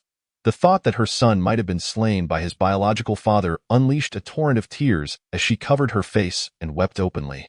Lin Qiran observed Yao Qiushan's distress, a flicker of compassion crossing his eyes, but he continued, gesturing towards the metallic wall. This was something Gong Xiuxian acquired years ago by chance. It was meant for his collection. Subsequently, a speaking formless creature approached him, seeking to trade technology for resources to open the Star Path. The Star Path is this very panel, akin to a portal. Before Su Luo could respond, Tang Xian interjected. What resources are we talking about? Human blood? Soul, he replied. The semicircular object we discovered is a device for collecting souls. Upon hearing this, Tang Xian shot a venomous glare at Gong Xiuxian, aghast that he would stoop to such depths for money. What about Duo Duo? Would he kill Duo Duo for profit? Tang Xian was enraged. As the saying goes, even a tiger does not eat its cubs, yet Gong Xiuxian was willing to kill his own son for money. Before Lin Qiran could respond, Gong Xiuxian erupted, struggling to rise from the ground, summoning all his strength to roar. Biological? What a pretty term. Who knows what kind of spawn that little brat is from that woman? Su Luo flinched, and Tang Xian was taken aback. There was so much more to this story. Lin Qiran swiftly delivered an elbow to Gong Xiuxian, exclaiming, "Shut your mouth. Do you still consider yourself human? Yao Qiushan has never shunned you for being a failure, yet you dare to question her?" Just as Tang Xian prepared to join in the condemnation, she suddenly felt a chill at the back of her neck. As she turned to investigate, she felt Su Luo's small hand gently grip hers. To ensure she understood, Su Luo feigned exhaustion, leaning against Tang Xian's lap, and discreetly wrote stop on her thigh. Tang Xian immediately grasped the situation. Redirecting her ire towards Gong Xiuxian while Yao Qiushan continued to weep silently, she questioned her heart, reflecting on how, after marrying Gong Xiuxian, she had never acted inappropriately. Even in necessary social situations, she had maintained a safe distance from other men. She had never anticipated he would speak so callously. In that moment, she felt her years of silent sacrifice were utterly in vain. However, Su Luo remained an outsider to the turmoil between Gong Xiuxian and Yao Qiushan, displaying little concern. After all, they were merely NPCs and had lost any value for his purposes. Let them tear each other apart as they wished. After a while, once Tang Xian had finished her tirade, Su Luo interjected. So, what you're suggesting is to eliminate him and dismantle that door, correct? Yes, that's how I understand it. Is there anything we might have overlooked? Lin Qiran was anxious not to miss anything, as it was his first time leading the entire mission, and he needed Su Luo's seasoned perspective to fill in the details. Yes, think more carefully. Upon hearing this, Lin Qiran examined the system panel and immediately discovered that none of the tasks had been completed. He murmured in confusion, "What are they trying to accomplish?" Moments later, his eyes widened as he looked at Su Luo. "Could it be what I think it is?" Su Luo nodded. "It should be close enough. I cannot believe a race capable of ultra-distance teleportation would lack a means to return home." As he spoke, the system panel underwent a transformation. Main Quest. The arrival of extraterrestrials completed. Triggered Main Quest 2. Prevent the invasion of formless creatures and defend the planet. Roar. Chapter 60.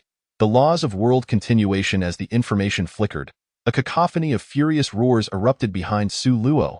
Though the exact number of formless creatures remained unseen, the volume and cadence of their cries indicated that there were far more than those that had previously besieged the villa. In the instant the roars commenced, a powerful gust of wind swept past Su Luo's head. Just moments ago appearing fatigued, Su Luo suddenly sprang into action, tossing Tang Xian into the center of the fortified area. Shouting, "Detonate against the wall. Do not concern yourself with my safety." With that, he vanished without a trace.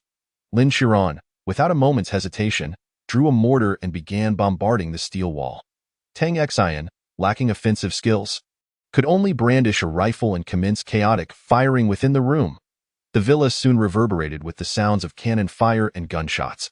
Seizing the opportunity amidst the chaos, Gong Xiuxian dashed out of the fortified area. Racing toward the door, the intangible monstrosity would undoubtedly pose no threat to him. After all, it had taken years of meticulous training and vast resources to cultivate such a human traitor for the purpose of invading this planet. The few individuals positioned there had no time to concern themselves with him, as they were surrounded by a multitude of intangible creatures. Moreover, these creatures were all cloaked in invisibility, only revealing their presence when they drew near enough to create subtle ripples in the air that could hint at their forms. They were utterly preoccupied, unable to divert their attention to the fleeing Gong Xiuxian. However, by sheer misfortune, Gong Xiuxian summoned an audacity he did not know he possessed. leaning against the wall at the entrance and taunting. You don't truly believe that some surreal phenomena render you invincible, do you? The technology of the intangible clan is beyond human resistance. If you wish for my demise, then let us all perish together. The others remained silent, and with Gong Xiuxian's provocation, the intangible creatures lost their inhibitions, launching a more ferocious assault. Lin Qiran, the main attacker, felt the pressure mount significantly, as the ammunition in his ring diminished at a terrifying pace. Where is Su Gu? Where has he gone? Is he not coming to assist us? Shan Shui, realizing that Su Luo had not appeared despite the prolonged battle, trembled as he addressed the others. Outside, Gong Xiuxian noticed something amiss. One of the individuals who had been acting in concert with the others had inexplicably vanished. However, he did not suspect Su Luo had left to prepare an attack. Having witnessed Su Luo's earlier exhaustion, he assumed Su Luo had abandoned the group in a bid to escape and save himself. He taunted once more, "You have already been sold out by him. It would be wiser to join me, especially you, Tang Xian. You still possess some charm. Why not accompany me henceforth? I do not care if you are second-hand. In fact, second-hand is preferable." Before he could finish his derisive comments, a chilling voice reverberated through the vicinity. Silence. In an instant, a myriad of blades erupted into brilliance. Su Luo reappeared beside the group, but now his complexion was as pale as a sheet, the long blade he wielded embedded in the ground as he knelt on one knee. Utterly weakened, countless blades of light rendered the intangible creatures and Gong Xiuxian paralyzed with fear, for they had all witnessed or heard of Su Luo's terrifying combat prowess, encircled by such lethal threats. They dared not move. Boom! Before they could react, another deafening sound echoed. A massive gash suddenly appeared on the steel wall. A figure, shrouded in darkness, with indistinguishable features, slowly materialized beside them. Ultimately, amidst the explosion of half the blades, this shadow solidified and commenced its slaughter. Screams erupted around the villa as unseen liquids splattered indiscriminately. Gong Xiuxian was plunged into despair. He wished to flee but dared not gamble on whether the blades would harm him. He was acutely aware that these intangible creatures were among the last remaining on this planet. If Su Luo were to annihilate them all, he, too, would be unable to escape his demise. Gritting his teeth, he shielded his face with his hands and plunged through the onslaught of blades. As he broke through, a surge of pain coursed through his arm, yet upon inspection, he found the wound was superficial. Merely a shallow cut, even less severe than a typical scrape. Realizing the incongruity, Gong Xiuxian emitted a series of frantic cries into the air. The intangible creatures, having discerned that the blades posed no real threat, renewed their assault on the group. Yet that shadow moved like a god of death, weaving effortlessly among the intangible beings. Each swing of its long blade claimed one or even several lives of these creatures. Despite the lengthy dialogue, all of this transpired in mere seconds. After Gong Xiuxian's last shout, he noticed that few intangible creatures remained, prompting him to hastily seek refuge in a vehicle. The shadow, perceiving his intentions, teleported before him, poised to strike. "Do not kill him." Su Luo's voice rang out from behind, as the indomitable black blade halted just above Gong Xiuxian's forehead. The shadow tilted its head, its faceless visage directed at Su Luo, seemingly questioning the reason for the interruption. "First eliminate the monsters. We shall discuss the rest afterward." The shadow refrained from further action, swiftly teleporting to obliterate the remaining intangible creatures before returning to Su Luo's side. Su Luo gestured toward the wall. "Destroy that." The shadow appeared somewhat impatient, scratching its head before approaching the wall, delivering a simple yet powerful strike. Boom! At the moment the blade collided with the wall, a thunderous explosion erupted, akin to hundreds of explosives detonating simultaneously in the ears of the onlookers. The two newcomers, whose physical enhancements were lacking, were even knocked back, blood streaming from their ears. Even Tang Xian felt a wave of dizziness wash over her. The shadow surveyed the now fragmented metal wall, nodding in satisfaction before dissipating as if it had never existed. At the instant the shadow vanished, Su Luo completely succumbed to exhaustion, swaying but managing to remain upright. He stowed the long blade in his ring, leaning shakily against Tang Xian for support. "Old Lin, interrogate Gong Xiuxian." He glanced at the mission panel, confirming that aside from the main quest, all others were marked as completed. Seizing the moment of clarity, he turned to Yao Qiushan. "Remember your promise. We have fulfilled our part. Suddenly, a notification interrupted Su Luo's thoughts. Dungeon cleared. Rating generation in progress. Seeing this, Su Luo hastily retrieved a stack of documents from his ring and tossed them toward Yao Qiushan. Follow the instructions in this. We may encounter one another in the future. With that, the 5 figures transformed into scattered starlight and vanished from the villa. Yao Qiushan, witnessing this miraculous event, fell to her knees, prostrating herself in reverence to the direction where they had disappeared. The audience was exhilarated, yet some were not so pleased.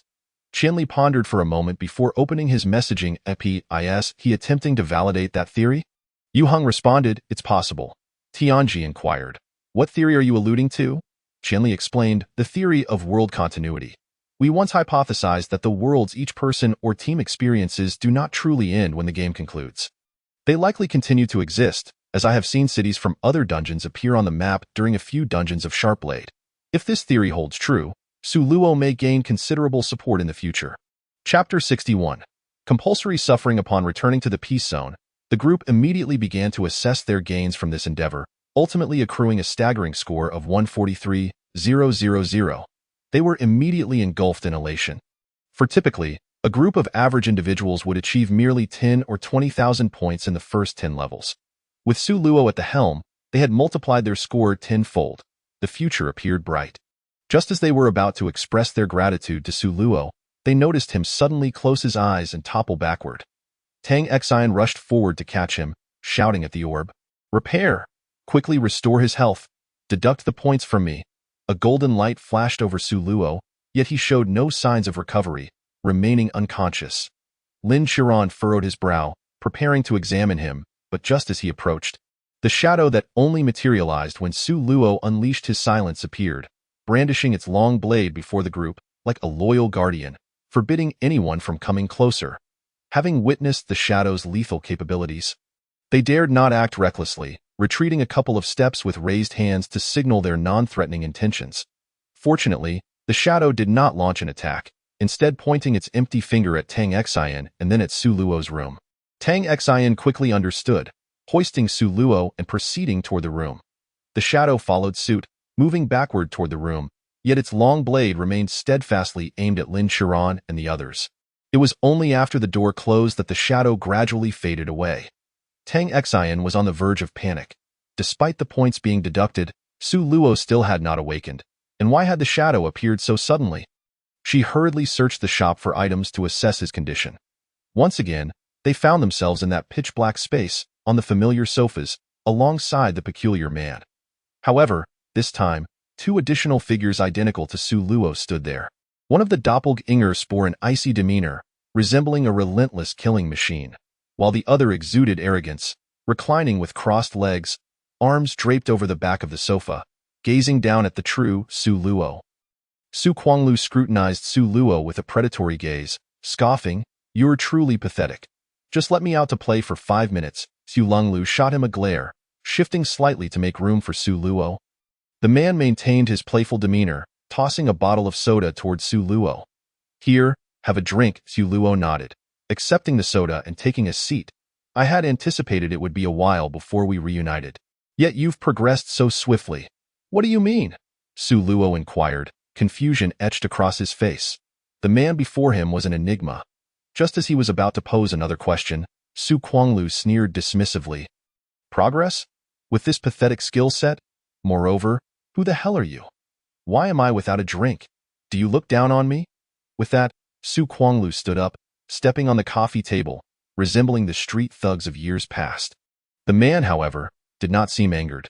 He snapped his fingers and produced 2 cans of cola, tossing one to each of the other 2, Su Luo and Su Longlu. He then leaned back on the sofa and addressed Su Luo, saying, "You need not inquire. I am aware of your thoughts. These 2 are your second and third personas. One is a manifestation born from the twin demon blade, while the other arises from your lineage. They should not have existed, but due to the twin demon blade, the third has indeed emerged. This is not entirely a misfortune. The more personas you possess, the greater your swordsmanship. However, you must learn to control these 2 personas." He gestured towards Su Kuanglu, adding, "This one seems to have a rather foul temper. Be cautious lest you be consumed." Upon hearing this, Su Kuanglu grinned wickedly, crossing over to seize Su Luo by the collar. Don't listen to his nonsense. Just let me consume you. I've grown weary of your tricks. They lack novelty. Why not become my subordinate persona and witness how I torment others? Su Luo forcefully pushed his arm away, refraining from further aggression. After all, this was his own persona, and arguing with him held no merit. Ignoring Su Kuanglu's provocation, he turned to the man and inquired, "How do I gain control?" The man adjusted his glasses and replied, "Simply wear a pair. There are specific tutorials available in stores. Go learn." All right. As with previous encounters, the man seemed to be in a hurry after finishing his words. He glanced at his phone, noting that time was drawing near. "I know not when we shall meet again, so do not dwell on my absence." With that, the man's figure began to gradually fade, and just as he was about to vanish completely, he suddenly recalled something and hurriedly added, a word of caution. In dreams, you are a deity. No one and nothing can defeat you. Do not allow your thoughts to become too rigid. Adapt swiftly. The dream realm is your domain. With that, the man completely vanished, and the dark expanse began to crumble. Su Luo's consciousness slowly returned to his body. However, the anticipated weariness and fatigue did not wash over him. He had no time to ponder the meaning of the strange man's last words. Just as he regained his senses, he felt a cool sensation in his mouth, accompanied by some liquid being poured into him. As he slowly opened his eyes, he beheld Tang Xian leaning over him, her eyes half closed in bliss. Su Luo stirred slightly, causing Tang Xian to react, hastily sitting up with her face turning bright red. "I was just feeding you some nutrient solution," she stammered, raising the bag with the attached tube as proof of her actions. Su Luo smirked mischievously. "I believe you, my dear wife. How thoughtful of you." Flustered, Tang Xian did not catch the sarcastic tone in Su Luo's voice and proudly lifted her chin. Hands on her hips, "Humph. Then you should thank me quickly." However, after a long pause with no response from Su Luo, she looked down in confusion, only to find him staring at her blankly, his eyes wide.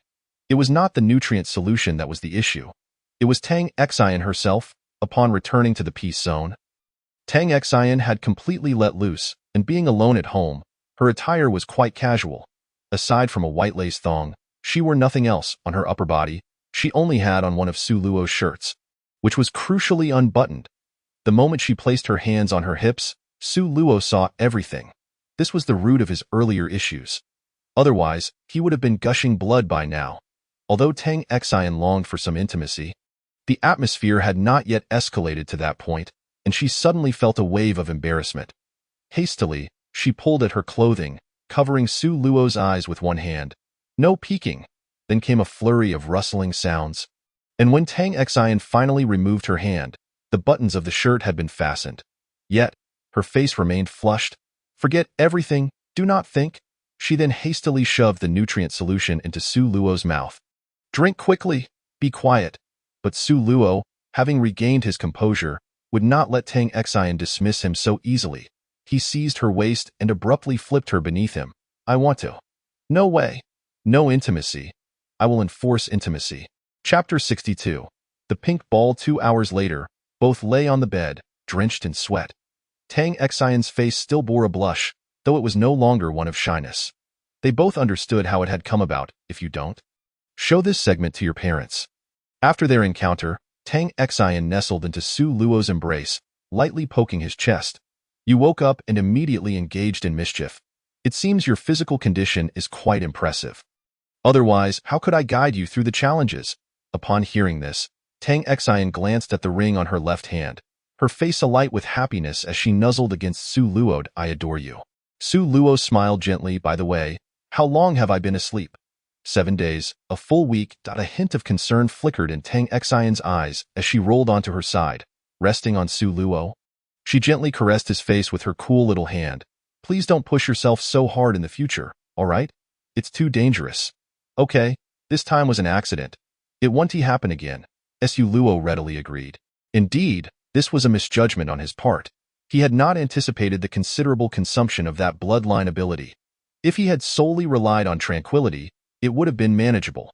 Seeing Su Luo concede, Tang Xian nestled back into his embrace, a flicker of hesitation crossing her features. Su Luo noticed her unease and gently stroked her head, asking, "What troubles you?" "Will I ever?" Tang Xian faltered, her cheeks turning crimson. Su Luo grew curious. "Will you ever what?" "Will I become that sort of woman?" "I feel like I—" Su Luo paused, lifting her chin. "Are you not satisfied?" Tang Xian's gaze darted away, and after a long moment, she nodded as Su Luo was taken aback. Did this not provoke a man's dignity? He immediately bought a box of small umbrellas. Come, I refuse to believe this." 3 hours later, Su Luo brutally pinched Tang Xian's lips, forcefully gulping down a nutrient solution and passing it to her. 8 hours later, Su Luo surrendered, but Tang Xian did not, and they exchanged offensive and defensive roles. 10 hours later, having regained his strength, Su Luo once again seized the advantageous position. 15 hours later, the battle finally ceased, and Tang Xian was left rolling her eyes. With various buffs at play, Su Luo ultimately emerged victorious, but gazing at the disarray of the room, he felt a chill down his spine as his bloodline advanced. Tang Xian's combat prowess would undoubtedly grow stronger. How many kidneys would he need to endure this in the future? He hurriedly searched the shop for abilities to counteract the succubus bloodline. However, as he searched, he could no longer withstand the exhaustion and fell into a deep slumber. Another day passed, and Su Luo slowly awakened, only to find Tang Xian glaring at him fiercely, causing a chill to run down his back. If another fight broke out, he might truly perish in the peace zone. He needed to devise a way to counteract this. Yet, Tang Xian showed no intent to battle. Perhaps she was just a bit too full from yesterday. She had no mischievous thoughts at all and gently bit Su Luo's shoulder. "You dare to claim your body is fine, of course. Why else would I come?" Su Luo grinned, propping himself up against the headboard and lighting a cigarette. If admitting fault were effective, what need would there be for the police? "You." Tang Xian immediately felt an overwhelming sense of shame, biting down on Su Luo's waist. "I'll bite you." Su Luo's physical condition had indeed improved significantly. Now, an ordinary person could hardly breach his defenses. Yet, Tang Xian was no ordinary person. Her enhancements were substantial as well. That bite made Su Luo cry out in pain. However, that very bite sparked an idea in Su Luo's mind. And after coaxing and persuading, he managed to get Tang Xian to release her grip. He then began rummaging through the shop. After scrutinizing the descriptions several times, he proclaimed, "I have a solution. This issue of yours can be countered." Upon hearing this, Tang Xian's anger dissipated, and she swiftly grabbed a blanket to wrap around herself, sitting up. "What is it? Hurry, hurry. Plead with me." Su Luo wore a mischievous smile. Tang Xian was not one to indulge her husband. She leaped at him, sinking her teeth into Su Luo's shoulder once more. At that moment, Su Luo was utterly convinced. Without hesitation, he divulged the detailed information. Finally, Tang Xian relented, but her expression was not one of excitement. Instead, she looked troubled. "That if I switch to this bloodline, will it conflict with the nightmare bloodline you mentioned last time?" "It will, but this true ancestor bloodline offers life-saving capabilities and significantly enhances physical attributes." Tang Xian pouted thoughtfully for a moment, then "Perhaps I want to switch. This true ancestor bloodline seems of little help to you, and it's quite expensive." Initially, Tang Xian had intended to follow a supportive route, with everything revolving around Su Luo, allowing him to take the lead while she assisted from the sidelines. Moreover, the nightmare bloodline cost only 450,000 points, which he could gradually save up without burdening Su Luo. In contrast, the new true ancestor bloodline required a staggering 1,500,000 points. This is essentially something that newcomers wouldn't even dare to imagine, let alone gaze upon. However, Su Luo held a different perspective. In his eyes, 1.5 million was not particularly substantial. The last time in the dungeon, others had only garnered scores in the tens of thousands, while he had amassed nearly 300,000. The intangible monsters yielded additional points, and the score for each was not insignificant. Most of those intangible creatures had been vanquished by him, so he was hardly concerned about such trivial points. Moreover, there were other considerations for giving Tang Xian this lineage. The true ancestor is the leader of the blood clan. Her saliva and blood could transform others into bloodsuckers without requiring any points. This could be viewed as a long-term investment. In the future, if there were promising newcomers, Tang Xian could convert them into blood clan members, greatly enhancing their survival odds and reducing casualties. The most critical aspect was that Su Luo's lineage could merge with all chaotic faction bloodlines to enhance his own abilities. Once Tang Xian exchanged for the lineage and bit him, his own lineage would directly evolve by one stage. This was an exceptional gain. After much persuasion, Tang Xian finally agreed to exchange for the lineage. Yet her hand lingered hesitantly over the confirmation button, unwilling to press it. My dear, it says here that merging bloodlines will induce a strong thirst for blood. Do you want to step outside first? Su Luo, oblivious to the gravity of the situation, produced a small pink orb with a strap. Why not wear this first? Tang Xian, upon seeing it, was instantly infuriated. Adhering to the principle that no one should have any advantages over others, she proceeded to exchange for the lineage without hesitation. Then, she lunged at Su Luo and sank her teeth into his shoulder. Just as Su Luo was about to cry out, he felt Tang Xian's body grow increasingly cold in his embrace. Her eyes devoid of any rational light. It seemed she had entered the merging phase, followed by a sharp pain in his shoulder. Looking down, he noticed 2 streams of blood trickling from Tang Xian's lips. After consuming a blood potion, she did not struggle, gently embracing Tang Xian and stroking her flowing hair, patiently awaiting the completion of the merging process. Chapter 63. C-Class Dungeon. After approximately an hour, Tang Xian's body began to gradually warm up, the sharp pain in his shoulder transforming into a gentle itch. Looking down again, he saw Tang Xian delicately licking the wound on his shoulder with her little tongue. Her face filled with guilt. Does it hurt? A flash of golden light passed, and Su Luo smiled faintly. It's bearable, however. As he spoke, he picked up the orb. This hasn't been used. Tang Xian exploded in anger, snatching the awkward object and tearing it to shreds. What on earth? Just as she spoke, she realized the immense change in her strength. Hastily, she opened her status panel to check. Player ID. Tang Xian health, 470 stamina, 300 strength, 322 SAN value, 86 Tang Xian. No wonder it costs 1.5 million. This boost in abilities is terrifying. Instantly, her previous indignation dissipated, and a mischievous grin spread across her face as she pressed down on Su Luo's shoulder. Hee, now your strength can't surpass mine. Are you certain? Su Luo remained unperturbed, grinning at her. Tang Xian sensed something amiss and quickly opened Su Luo's panel to examine it. Player ID. Su Luo health, 600 stamina, 540 strength, 479 SAN value, 120 before she could react. Su Luo once again pinned her beneath him, propping himself up on his hands, gazing at Tang Xian. Were you harboring any mischievous thoughts just now? Tang Xian's gaze flitted away. Indeed, she had intended to take advantage of her newfound strength to bully Su Luo. Slightly turning her head to evade his gaze. No? Slap? Su Luo raised his hand and playfully smacked a certain forbidden area. Still denying it? Apologize, Tang Xian pouted, but given the circumstances, she had no advantage and feigned a pitiful demeanor. I'm sorry. Expecting Su Luo to relent, she was taken aback when he suddenly leaned in and kissed her. After a long moment, he finally released her, grinning wickedly. I warned you. Apologies are futile. Embarrassed, Tang Xian struck his chest. You. Before she could finish, a chilling voice resonated in the minds of everyone in the peaceful zone. Dungeon countdown. 1 hour, 59 minutes, 59 seconds. Dungeon name. Curse. Level. C. Difficulty adjustment detected due to the existence of the Covenant Ring. Adjustment complete. Due to the influence of the Covenant Ring, the dungeon difficulty has increased to C-Class. All Malevolent Spirits abilities have been comprehensively enhanced. Maximum number of players, 30. Current number in the Peace Zone, 5. Insufficient numbers in the Peace Zone. Due to triggering a hidden advancement task, no additional slots will be filled. Dungeon Main Quest. Survive for 1 week under Kayako's pursuit. Game Main Quest. Stay alive.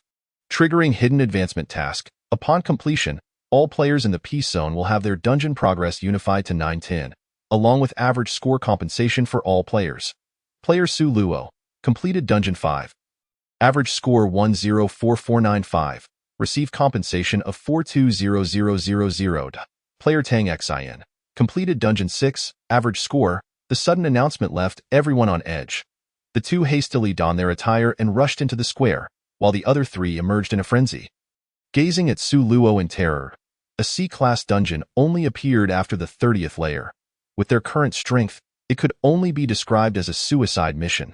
Survival was out of the question. Lin Qiran, however, quickly recovered from his brief shock and began to implement the plan Su Luo had provided, exchanging for abilities and items as instructed. Shan Shui and the other two, however, were utterly panicked. Dashing to Su Luo's side, tears streaming down their faces as they pleaded, "Su God, save us. I don't want to die. Please, Su God, you'll take us out, right? Speak to us." Su Luo felt his head throb from the incessant noise, pinching his thigh to force himself to calm down. Anyone could panic, but he could not. His mind raced as he sought a glimmer of hope. The dungeon's name, Curse, likely hinted at a plot reminiscent of that horror film.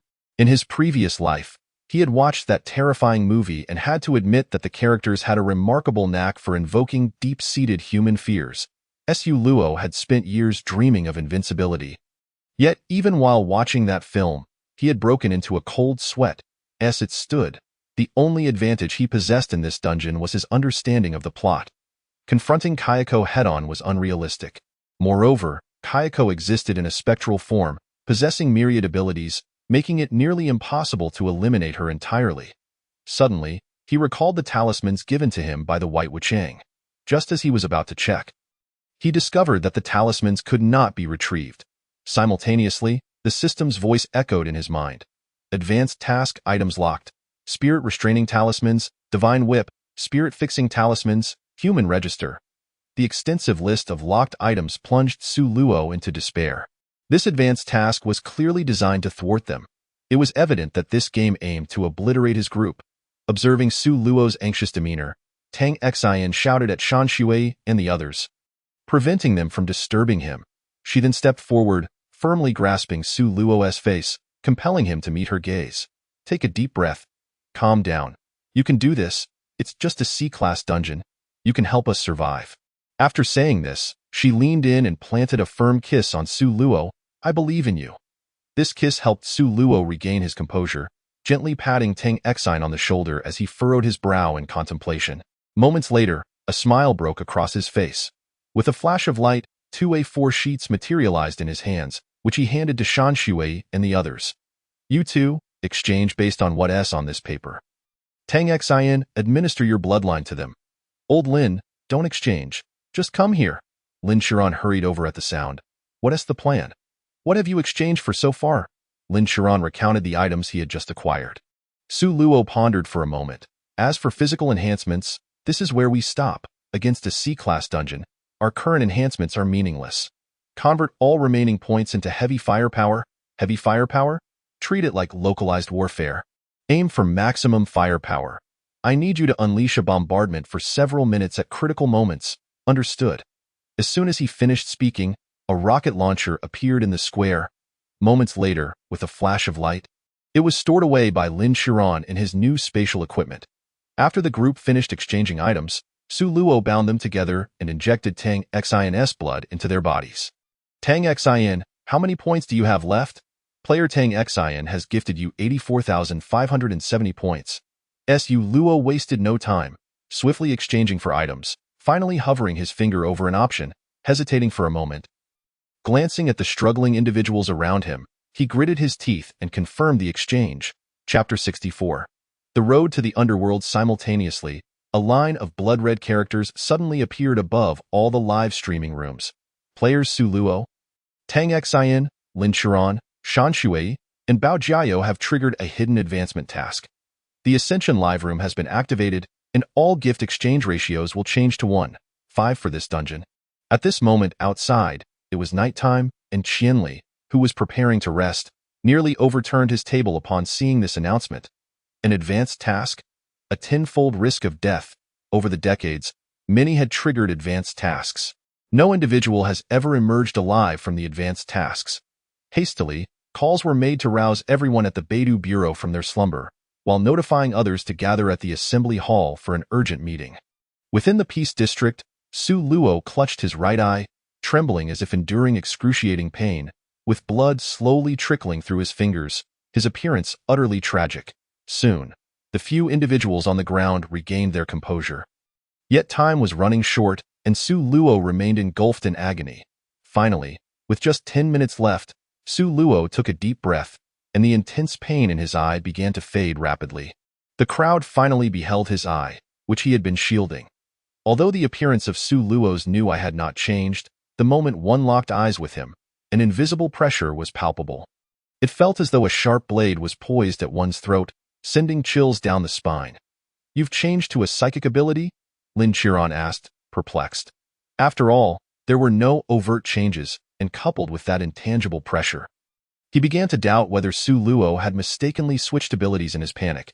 Su Luo did not respond immediately. He opened a bottle of water to wash the blood from his face and then winked at Tang Xian, pulling her behind him. Suddenly, everyone felt as if an invisible hand was tightly gripping their necks, rendering breathing immensely difficult. The earlier sense of oppression intensified. Upon glancing at Su Luo's eye, they noticed that the once ordinary pupil had sprouted another. Eerie and terrifying.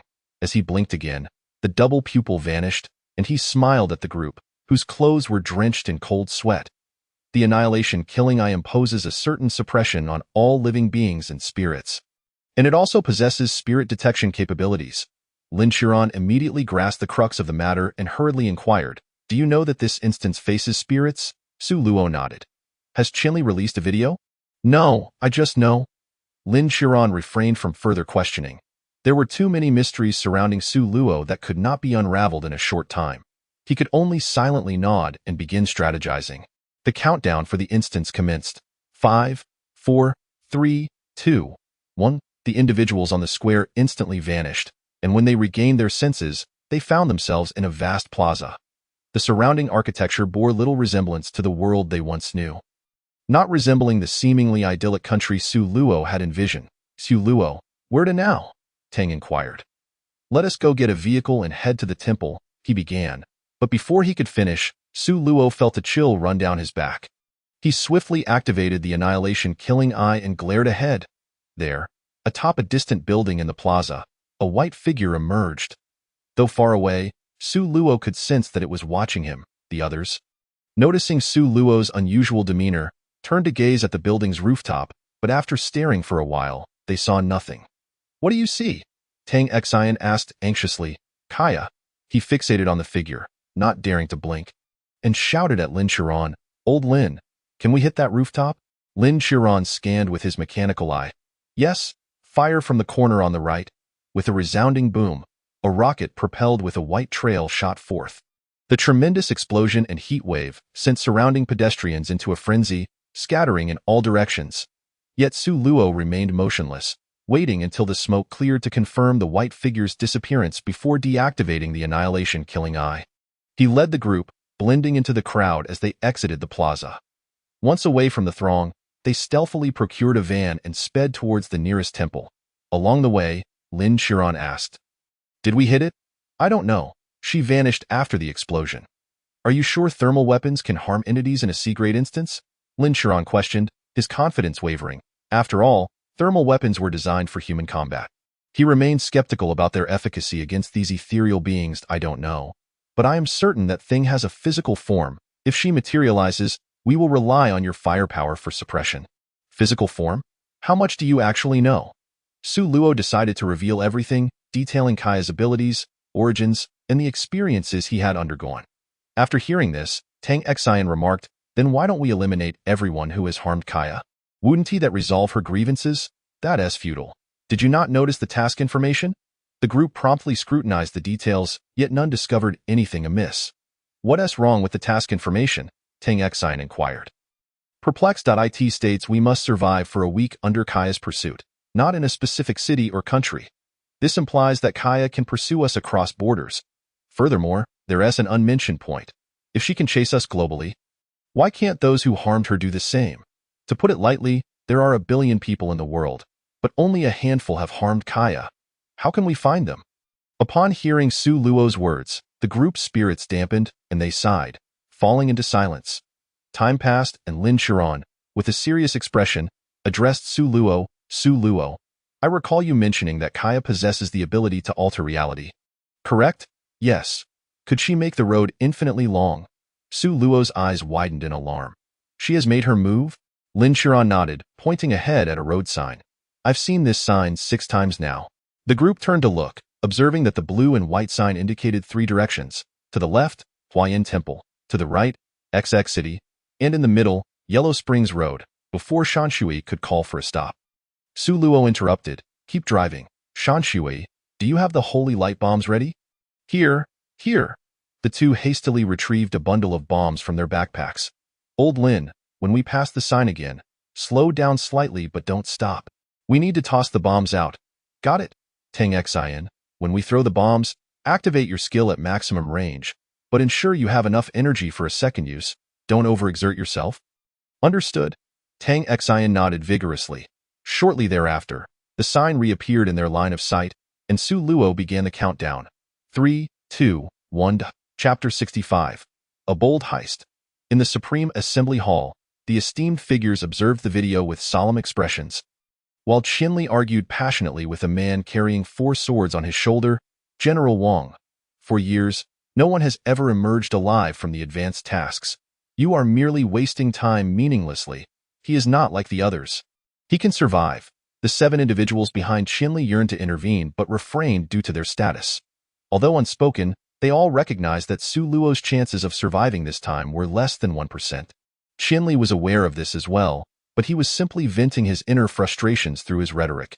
After all the hope they had found, it had only lasted a mere few days. Did high-tier beings truly find amusement in toying with humanity? The individuals present were astute. Without needing to articulate it, they understood the source of Qinli's fury. Their eyes flickered with anger, though they contained it. Having already expressed their outrage before, reflecting on the past, each of them had exhibited greater valor and rage than Qinli. Yet, what good had their fury done? The game would persist, and innocence would continue to vanish inexplicably. Humanity had yet to catch a glimpse of what that so-called high-tier civilization looked like. Anger would only serve to cloud their judgment. After several minutes, Qinli, having exhausted his frustrations, despondently returned to his seat. Fixated on the video being projected at that moment, the elder seated at the head of the table spoke. "General Wang, do you believe Su Luo still has a chance of survival?"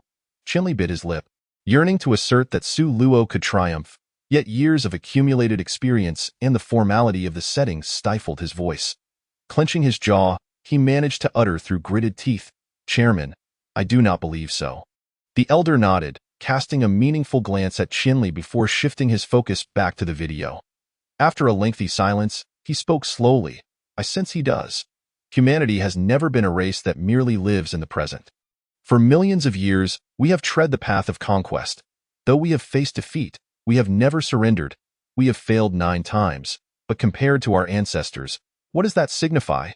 Our predecessors once battled against the heavens and ultimately conquered this realm. We have merely failed 9 times. Why do all of you appear so despondent? Are you frightened?" Hope reignited in Qinli's eyes, and he was about to speak when the elder raised a hand to silence him. "General Wang, do you recall the question I posed to you at the outset?" Qinli nodded. "Then I shall ask you again. With our assistance and Su Luo's own strength, what are the odds he can break through this damnable game?" The elder's voice rose a few notches, as if reigniting the battle spirit within him. The utterance stirred excitement among all present. After years of tranquility following his previous failures, the venerable elder today displayed the boldness reminiscent of his past conquests. Qinli, his heart ablaze, suddenly leapt from his seat and saluted the elder, exclaiming, "Return to your seat." 9/10. Bang! The elder slammed the table, declaring, "General Wang, I grant you one final chance. Answer again." With reddened eyes, Qinli could no longer suppress his fervor. Stomping his foot and bellowing, "Return to your seat." The probability of Su Luo passing is 10 out of 10. Upon hearing this, the elder erupted in boisterous laughter, and the assembled officers finally recollected the elder's esteemed identity. The elder was named Wang Qinyu, the founder and overseer of the Failwan United Government. This planet was unified under his ironclad methods. Moreover, Qinli, whose full name is Wang Qinli, serves as the commander of the Beidou Bureau and is the grandson of Wang Qinyu. As the countdown for Su Luo commenced, a barrage of holy light bombs detonated the moment they were thrown. Tang Xian's skills unfolded as well, unleashing a chilling scream that pierced the air as the brilliance of the holy light shone forth. Surroundings shattered and gradually returned to normal, revealing other vehicles on the road. Su Luo patted Lin Qiran, urging, "Accelerate." She might catch up at any moment. Lin Shiran nodded, the vehicle speed surging once more towards the temple. Shortly thereafter, they arrived at the temple's entrance, yet the throngs of visitors rendered the entrance a bottleneck, necessitating a lengthy wait. Just as Tang Xian was about to alight and attempt to cut in line, Su Luo yanked her back and handed her a mask. What's this for? The others, equally perplexed, were unaware of Su Luo's intentions. However, to avoid delay, they donned the masks, awaiting Su Luo's explanation. Everyone has firearms, right? Yes, they replied. Put on the masks, storm in, and seize everything that appears ancient or exorcistic. Anything you feel can ward off evil. That's not advisable. Bang bang. Before Lin Shiran could finish, Su Luo, now masked, leapt from the vehicle and fired 2 shots into the sky. Roaring, "Get the hell out of here. If you don't want to die, scram. I'm in a hurry." Witnessing Su Luo's savage demeanor, compounded by the presence of 4 others similarly attired, tourists scattered in panic. In less than half a minute, the previously bustling temple entrance lay deserted. Seeing Su Luo take action, the others had no choice but to follow suit. Clearly, the temple sensed the commotion outside, as the previously open doors had been firmly shut. Yet a mere wooden door posed no obstacle for Su Luo, nor for the 2 newcomers. He kicked the door open with a forceful blow, and the 5 entered in single file. The young monks inside were left dumbfounded. Although they had learned some martial arts, the old adage held true. Beyond 7 paces, the gun is swift. Within 7 paces, it is even swifter and more accurate. Who would dare confront such a threat? They hastily retreated into the main hall. At that moment, an elderly monk emerged against the tide of fleeing individuals, approaching the group without a hint of alarm, holding a cloth bag. With a slight bow, he addressed them. "Umitba, esteemed patrons, you must have come for this item." Su Luo snatched the bag, opening it to reveal an ancient, thread-bound book, its yellowed pages suggesting it was at least several centuries old. Beside the tome lay several glass-like objects, presumably relics left behind by a revered monk. Just as he was about to speak, the old monk bowed once more, stating, "There is no need for you to search further. This place holds nothing more that can aid you. Please do not disturb the disciples within the garden." Observing the monk's demeanor, Shan Shui approached, asking, "Are we leaving?" Su Luo cast one last glance at the old monk, expressing his gratitude, "Thank you," before he and his companions dashed out of the temple. The items given by the old monk proved invaluable. The moment Su Luo grasped them, he felt the chilling sensation at his back diminish significantly. With no need to prolong matters, they swiftly departed. Chapter 66. The bait. After escaping the scene, the group, aided by Tang Xian's abilities, changed vehicles multiple times until they finally evaded the pursuing police. They then found a hotel, booked a suite, and reconvened. From now on, if we rest, at least one person must remain alert. They evenly divided the relics and the ancient book they had just acquired. These items must be kept on your person at all times, even while bathing. Do not let them out of your sight. The group nodded in agreement. Once Su Luo had organized everything, he let out a sigh. This time, we won't have the chance to earn extra points. These 7 days may be quite trying. Let us do our best to survive. The others did not dispute this. They could glean from Su Luo's demeanor that during their last team venture, despite facing an elusive enemy, he had maintained an air of confidence, never displaying any signs of panic or rash behavior. Yet this time, from the moment they entered, Su Luo had been on high alert. Acting without considering the consequences, operating solely on urgency, he had nearly argued with the front desk while checking in. Had it not been for Tang Xian's intervention, there might have been grave repercussions. As night fell, Su Luo instructed the others to rest in the living room while he took a seat on the adjacent sofa, jotting down notes. This was his typical method of contemplation. When situations became stagnant, he preferred to list all known variables on paper, from which he could discern subtle connections. In the dead of night, his phone suddenly vibrated. Frowning, he retrieved it, initially suspecting it to be some trickery from Kayako. However, upon inspection, he found it was a message from Lin Shiran. Puzzled, he glanced in Lin Shiran's direction, who subtly nodded that it appeared he had acquired a new device allowing him to remotely control electronic products. Without further thought, Su Luo focused on the message. "Do we need bait?" He frowned as he typed a response. "Are you volunteering to be the bait? If you require it, I can. It should be those 2 newcomers. You cannot go. I am no less than they are, and my will is steadfast," At the very least, I can relay some useful information before I perish. Cast aside that thought. It's not necessary at the moment. She will surely act tonight. Towards us, towards others. We'll wait for the morning news. Understood. Using the reflection from the glass, Su Luo observed the red beneath Lin Qiran's eyelids fade before he set his phone down. Bait was indeed needed, but he could not allow Lin Qiran to take that role, nor could he permit Tang Xian to as for the two newcomers. He had initially contemplated sacrificing Shan Shui and the other to discern Kayako's attack patterns. Yet, a premonition tugged at him. He sensed that should he proceed with this plan, he would lose his sense of self, likely becoming possessed by one of their consciousnesses, if that were to occur. Regaining control would be an uncertain endeavor. His pen tapped rhythmically on the circled number 7 as he pondered. There were too many associations with the number 7. Myths spoke of 7 days of creation. Reality comprised 7 days in a week, and certain doctrines referenced the 7 deadly sins. There was simply too much to consider, leaving him devoid of clarity. As dawn's light began to break, Su Luo tucked away the notebook filled with his musings. One by one, the others began to awaken. Tang Xian, still bleary-eyed, raked her fingers through her disheveled hair as she approached Su Luo. "Theo, you want to rest a bit?" "No worries. Breakfast will arrive shortly. Would you like to sleep a bit longer?" Hearing their exchange, Lin Qiran sat up from his bed, while Shan Shui appeared somewhat unrest. However, seeing the others awake, he felt it imprudent to linger in bed. Giving a gentle nudge to Bao Jiuyu.as fellow newcomers, they often exchanged ideas upon returning to the safe zone, and over these few days, they had formed a close bond. Yet, this gentle push had unforeseen consequences. Bao Jiao suddenly sat up, his face contorted in agony as he clawed at his neck, as if a pair of invisible hands were choking him.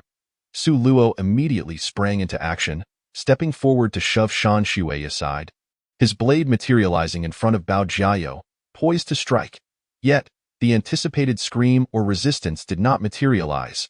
Bao Jiao continued to writhe in torment, his forehead bulging with veins, his eyes nearly popping from their sockets as he implored Su Luo. "Help me!" Su Luo hastily retrieved a holy light bomb, preparing to detonate it. Although a close-range explosion would inflict some harm on his companions, injury was preferable to death. Before he could ignite it, Lin Qiran pressed a page from the ancient book against Bao Jiao's neck. The moment the book made contact, it disintegrated into ash, releasing a plume of blue smoke. Coincidentally, at that moment, the sun fully ascended above the horizon. The group's suite occupied the top floor, surrounded by floor-to-ceiling windows. As sunlight streamed into the room, they finally discerned the entity constricting Bao Jiao's neck. It was a woman clad entirely in white, with disheveled hair and a pallid visage, stood before them. Indeed, it was Kayako. As Su Luo swung his blade, the once formidable edge of his weapon lost its efficacy in that moment. The long sword passed through Kayako's form without causing so much as a ripple. With a failed strike, Su Luo was poised to unleash his skill, yet Kayako, with a fierce glare directed at him, vanished without a trace. Bao Jiao, having returned to his normal state, knelt on the ground, panting in a state of panic. "Did you see that? Did you see it?" he exclaimed. Su Luo furrowed his brow and gestured to Tang Xian, urging her to help calm Bao Jiao with her abilities. However, Bao Jiao was so severely shaken that Tang Xian's powers yielded little effect. It was only after a lengthy discourse from Shan Shui that he finally began to regain his composure. It appeared that the entity they had encountered was indeed Kayako's true form. In the film, Kayako had taken on this appearance to claim lives after her death, later reincarnating through another's body. Overall, this state seemed manageable. Yet, should she transform into that child, the complications could escalate significantly. Choosing not to address Bao Jiao further or to divulge the potential changes Kayako might undergo, Su Luo silently lit a cigarette and moved to the floor-to-ceiling window. Frowning as he inhaled in the movie, Kayako had taken an extensive period to reincarnate, even cohabiting with her biological mother for a considerable duration. But Su Luo could not guarantee that this was the Kayako he understood. If it were, then the next 7 days might not prove overly arduous, just a matter of exercising caution.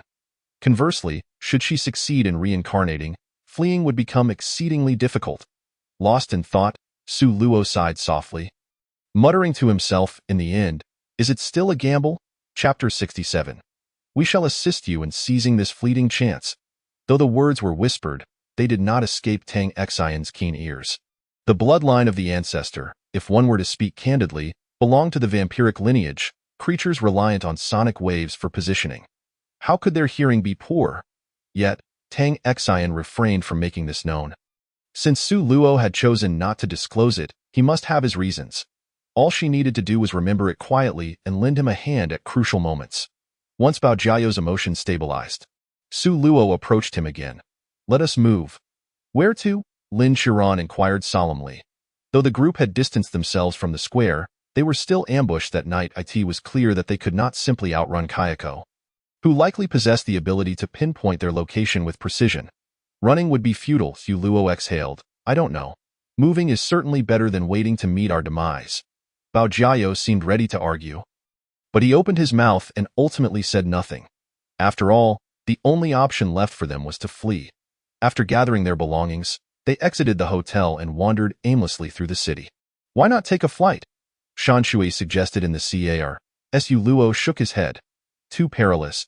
If something goes awry on the ground, we can still fight back, but in the air, we wouldn't even have a chance to retaliate." No one contested his words, and the atmosphere inside the vehicle grew increasingly oppressive. Having previously encountered Kayako, Bao Jiao remained tense, vigilant of the pedestrians and vehicles around them, fearful of experiencing a repeat of the previous day's events. Each member of the group harbored their own concerns in silence, save for Shan Shui, who kept a watchful eye on their backs. Finally, as if having made a decision, he nodded firmly, though no one took note of this. As he sat at the back with Bao Jiao, and no one would deliberately glance behind them, as night fell once more, the group found another hotel to stay in. Since Su Luo had not rested the previous night, it was Lin Qiran's turn to keep watch. Su Luo did not refuse. He simply found a bed, covered himself with a blanket, and fell into a deep slumber. In his dreams, Su Luo once again found himself in that pitch-black space.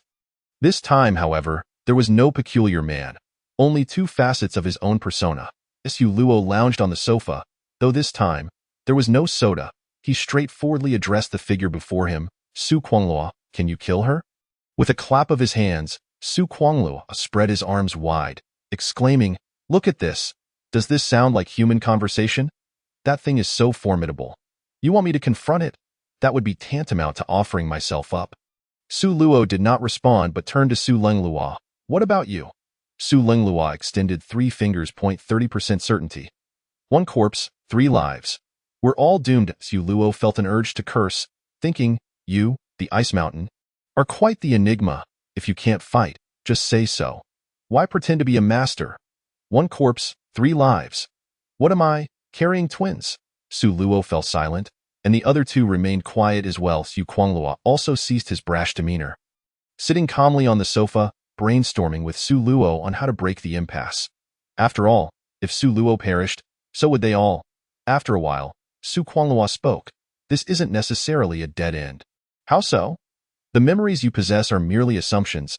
If we could ascertain the opponent's attack patterns, perhaps the 3 of us could exchange a few blows with her." "How do we test this?" "Who will go first?" Su Luo asked helplessly.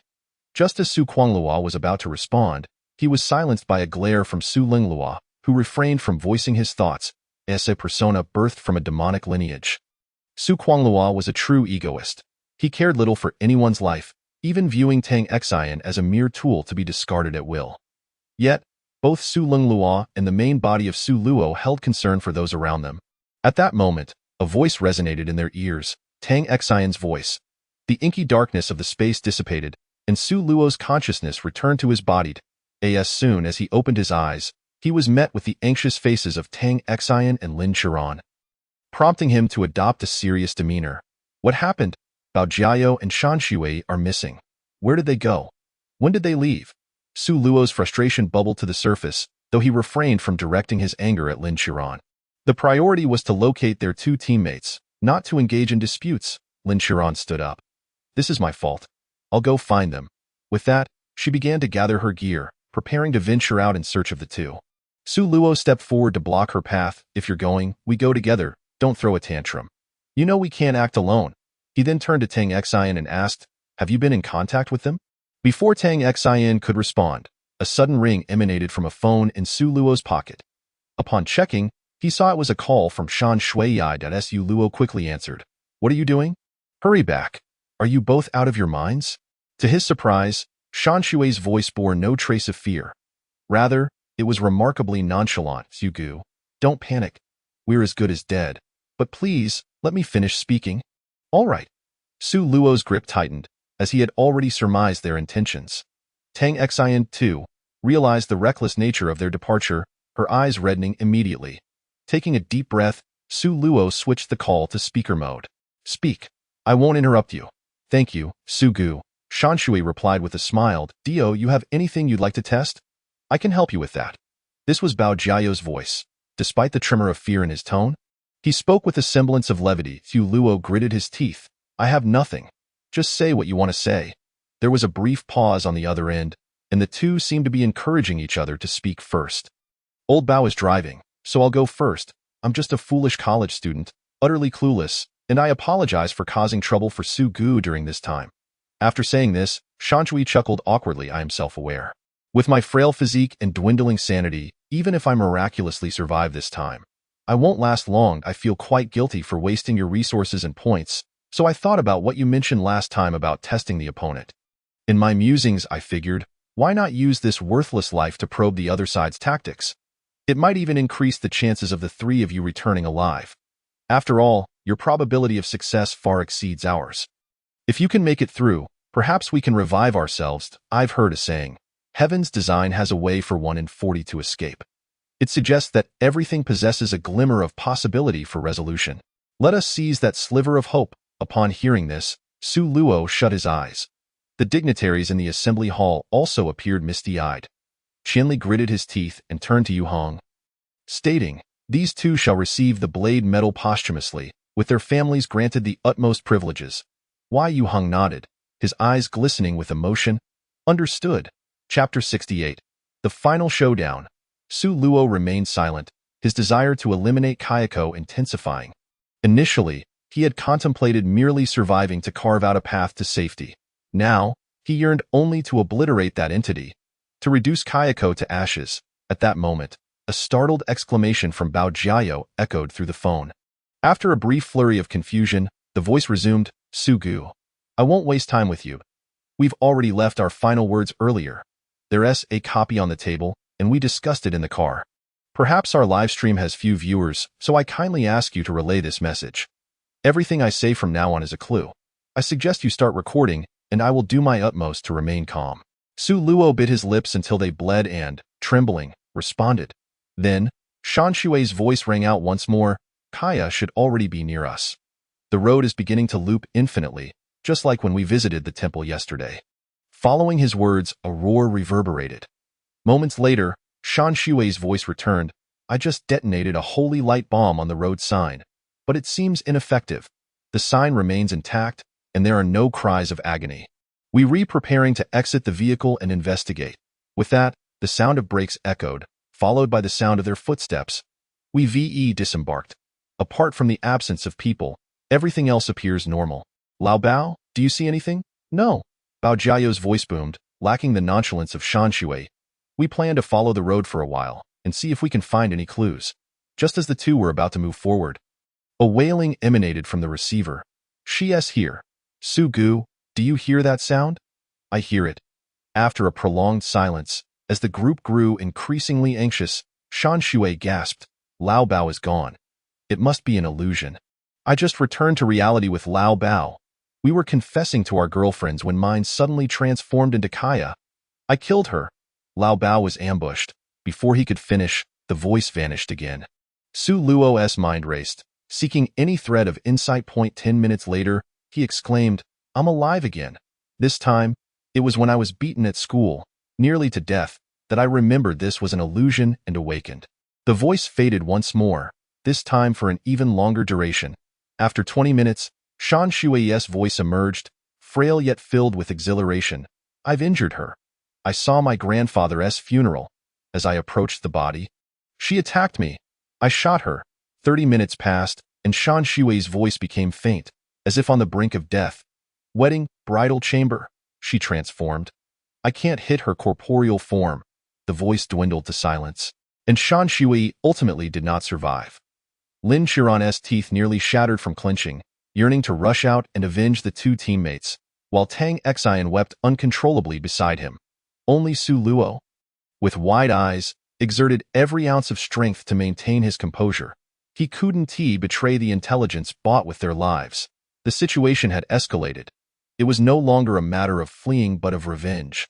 For Bao Jiao and Shan Shui, using another phone, he repeatedly listened to the information transmitted before Shan Shui's demise, meticulously cataloging every detail on paper. Confessions, bullying, the death of loved ones, marriage, and illusions. Each clue, seemingly unrelated, subtly hinted at an underlying connection that bound them all. 1 hour, 2 hours, 5 hours passed. After Shan Shui's demise, Kaya did not return to attack Su Luo and the others. Gradually, the sky brightened. Finally, at noon, Su Luo cast his pin to the ground. Have you figured it out? Lin Qiran inquired excitedly. Yes. Are we running or fighting? Fighting. I want to rest until she is dead. Su Luo managed to squeeze out a few words through clenched teeth. Tang Xian said nothing but began inspecting the items within her ring, clearly having no intention of fleeing. Lin Qiran, too, wasted no time, assessing the contents of his ring, his eyes flashing with a sinister red light. Location: the very first square. That's where we will confront her. Soon, the remaining trio returned to the square, disregarding the gazes of bystanders as they sat at the center. Based on my analysis, Kaya should manifest in 7 stages, each corresponding to a different emotion. There should be 7 illusions. Only after traversing through these illusions will her true form reveal itself. How do we determine if it's an illusion? Lin Qiran asked. Brows furrowed. Among the 3, he was the only one without mental enhancements. Su Luo possessed demonic blood, while Tang Xian bore the bloodline of a succubus. As a modified human, his mental capacity paled in comparison. Yet, Su Luo's words dismissed Lin Qiran's concerns. It doesn't matter whether it's an illusion or not. When the time comes, you open fire. Destroy everything in sight that can move apart from us. Lin Qiran glanced around at the crowd, a flicker of reluctance crossing his eyes. He closed them, murmuring a few times that they were all NPCs before reopening them and nodding. Time flew by. And soon night fell. The group replenished their energy and consumed several cans of Red Bull, cautiously positioning themselves back-to-back, awaiting Kaya's arrival. As predicted, at 7 o'clock, the plaza's pedestrians vanished without a trace. The surrounding scenery shifted in an instant. Without hesitation, Su Luo produced several grenades and hurled them. The other 2 followed suit, and explosions rang out, successfully navigating the first illusion. Just as they caught their breath, the scenery shifted once more, but this time, only Su Luo reacted while the other 2 stood frozen. Unable to discern what Lin Qiran and Tang Xian were experiencing, Su Luo resorted to external stimuli, attempting to rouse them from their stupor.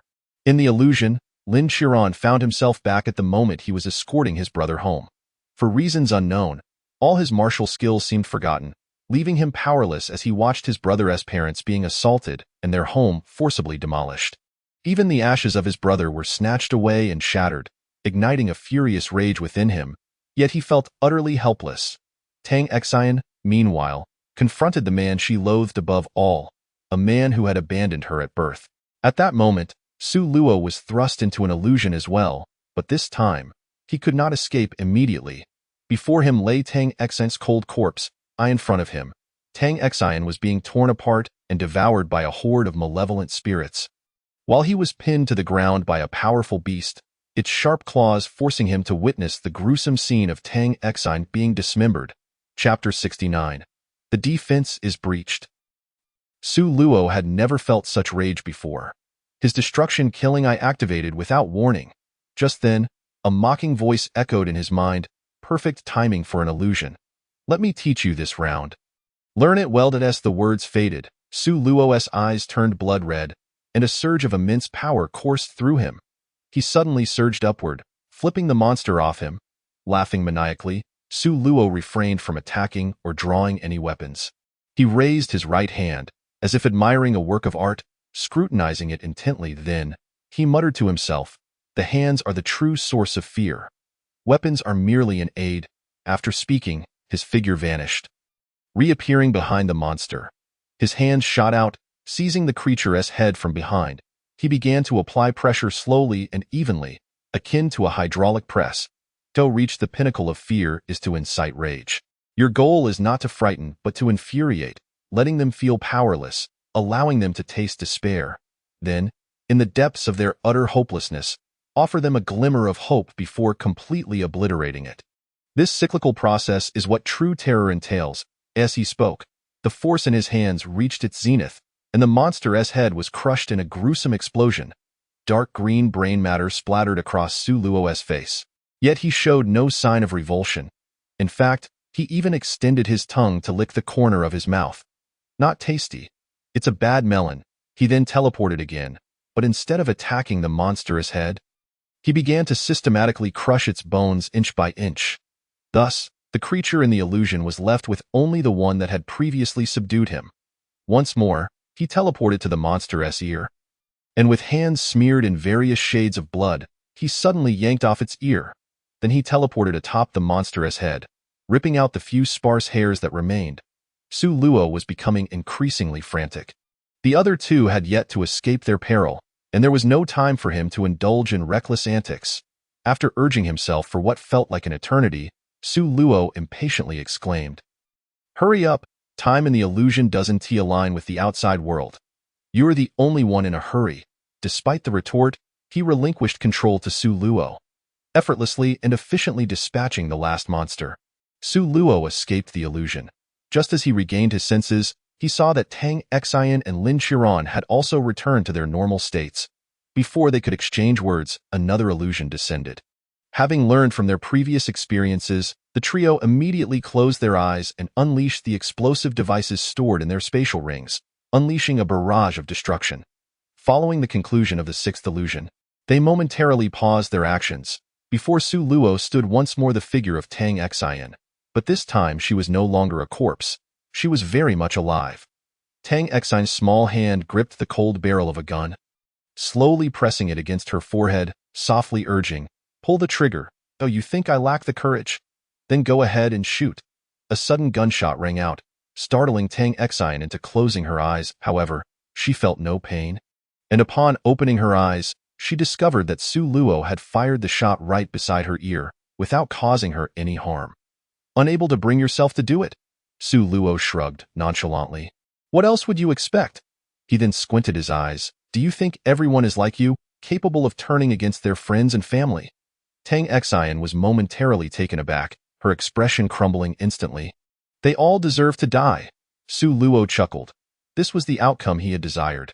Kayako was inherently bloodthirsty, yet lacked the resoluteness of Su Luo. Otherwise, she would not have waited until after her death to take action. "Oh, so you mean your dear friend should also die?" What do you mean? How do you know about that incident?" Su Luo's laughter became even more unrestrained. He had intended to trick her, but unexpectedly, he had drawn out the truth. With a flick of his wrist, he returned the handgun to the ringed, Theo wish for secrecy. One must first avoid wrongdoing. Don't tell me that your reincarnation has left her unscathed. With your heavy aura of death, she would be lucky to live 3 or 4 years after your resurrection.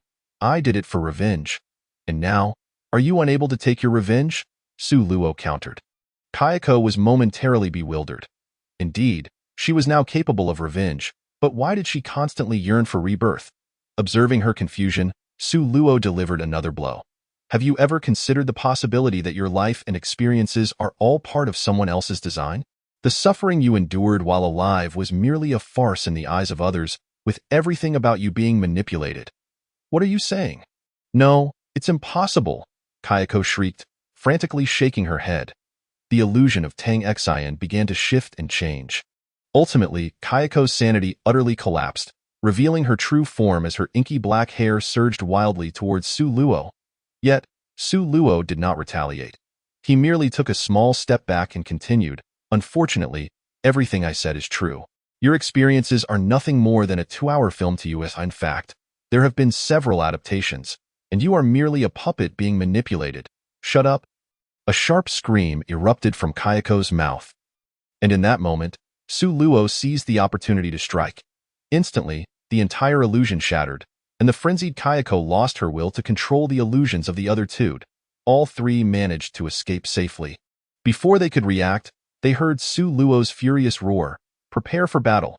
No sooner had he spoken than chilling wails echoed from all around the square. Su Luo gripped his long knife tightly, remaining vigilant to his surroundings. "Over there." "There!" Lin Qiran's voice rang out from behind. Su Luo quickly turned to look, only to see a massive ghostly figure slowly rising behind the buildings. It was at least 100 meters tall. The oppressive presence it exuded sent chills down the spines of the three. Even Su Luo, the madman, felt a tinge of fear. Just as Su Luo contemplated how to deal with this colossal being, a gasp from Tang Xian reached his ears. "There's one here too." Instinctively turning his gaze upwards, he saw no enormous monster. Just as he was about to inquire further, a horde of wailing female ghosts clad in white burst forth from the streets. Their numbers nearly impossible to count. The female ghosts charged towards them on all fours like feral beasts, seemingly endless. Some even leaped from the backs of other female ghosts, hurtling towards the three. Old Lin, open. Before he could finish his sentence, Su Luo's vision suddenly shifted to that of an observer. Just as he was about to curse, he heard Su Quangluo's voice resonate in his mind. "Leave it to him. Only he can handle this situation." Ultimately, Su Quangluo was still Su Luo, merely differing in style. His intelligence, strategic vision, and cunning were identical to Su Luo's. Upon taking control of the body, he immediately instructed Lin Qiran to unleash an attack on the enormous Kayako using a rocket launcher. Then, he approached Tang Xian and frivolously lifted her chin. "Darling, let's enhance our collective emotions." Chapter 70. The true Demon King. Though sensing something unusual about Su Luo, the situation was dire, leaving no time to delve into what had transpired with him. Without hesitation, they executed the skills as Su Luo instructed. Su Quangluo stood still, stretching his body and cracking his neck. He neither drew a knife nor a gun, instead cracking his fingers with a series of pops, his smile growing increasingly sinister. "When it comes to emotions, I am the ancestor. To toy with me is a grave mistake." With that, he closed his eyes, activating both the Annihilation Eye and his bloodline. But that was not the end. Su Quangluo inhaled deeply, tilting his head back as a faint mist of blood began to coalesce around him. Just as the audience anticipated a grand display from Su Luo, a voice of immense authority slowly emerged from his lips. "Minions, awaken. Offer me your loyalty, and bring forth the terror of our enemies. Let this rabble know what a true demon is." Such a dramatically over-the-top declaration did not provoke discomfort. Rather, everyone perceived Su Luo as an emperor, a demon king hailing from the depths of hell. As his words faded, monstrous figures began to materialize beside Su Luo. Upon closer inspection, these creatures were not the imagined hellish demons, but rather the intangible monsters that had perished in the previous dungeon. However, these intangible beasts had undergone significant transformations. Their once yellowish-brown skin had turned an eerie blood red, and a pair of crimson horns sprouted from their heads. Their previously feeble hands were now equipped with sharp claws. Their combat prowess had evidently surged to an entirely new level. Su Luo lightly gestured towards the throngs of white-clad female ghosts before him. "Go forth, minions, revel in chaos. Transform them, devour them, offer their fears to me." With a roar, hundreds of intangible monsters surged towards the horde of female ghosts at an uncanny speed. Yet, several hundred were insignificant in the face of tens of thousands of female ghosts.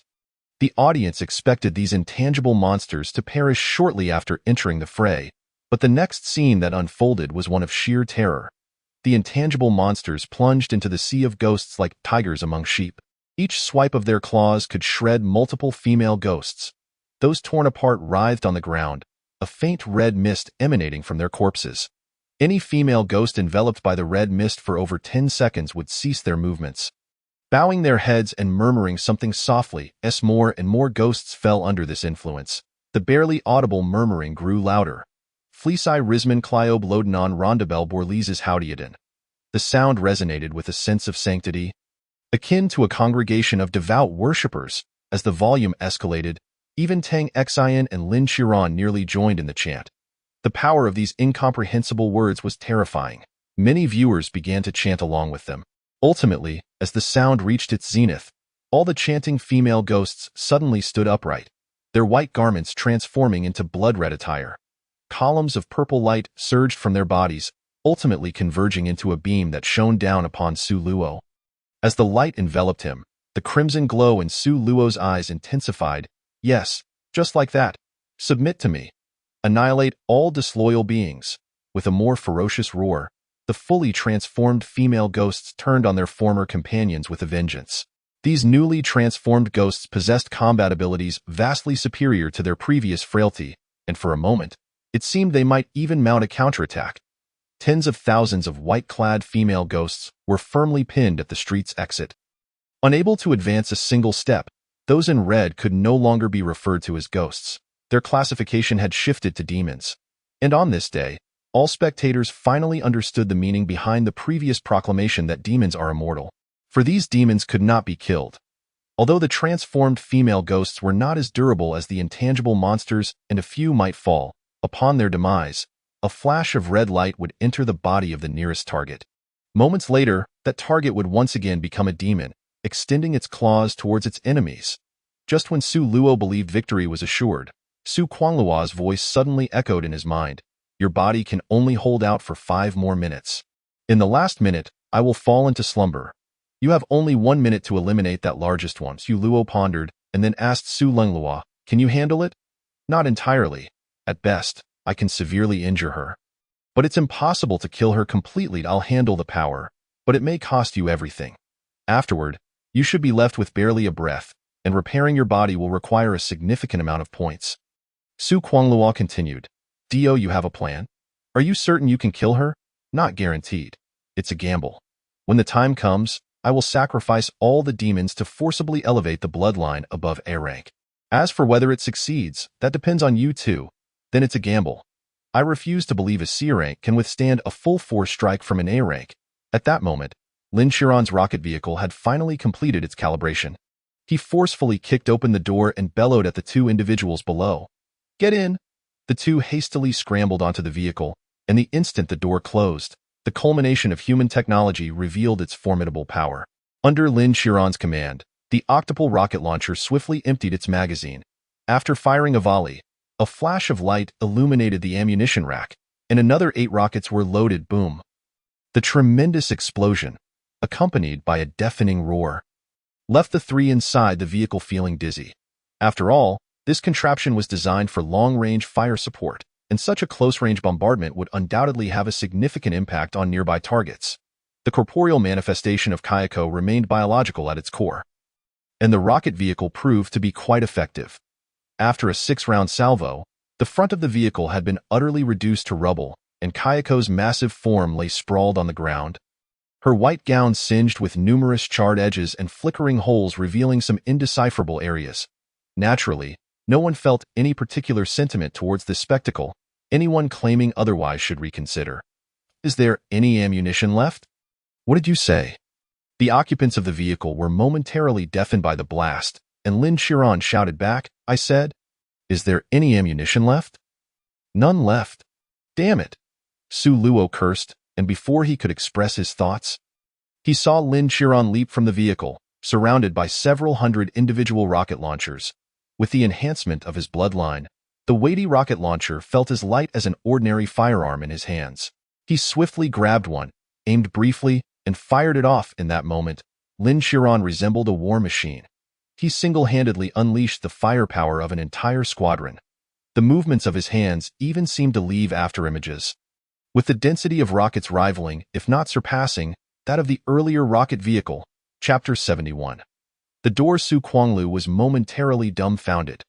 The martial prowess displayed was a bit overwhelming, despite his astonishment. He did not pause, rushing forward to join Lin Qiron in bombarding the greatly enlarged Kayako. Tang Xian followed closely behind. Though she had never used such a weapon before, the sheer size of Kayako, towering at 100 meters, rendered aiming unnecessary. Nearly anyone could hit her. The power of the rocket launchers was not as great as that of the rocket vehicle, but their sheer numbers caused Kayako to wail in distress. In the distance, the white-clad spirits had suffered over half their numbers at the hands of the demons, yet they still appeared endless as time passed.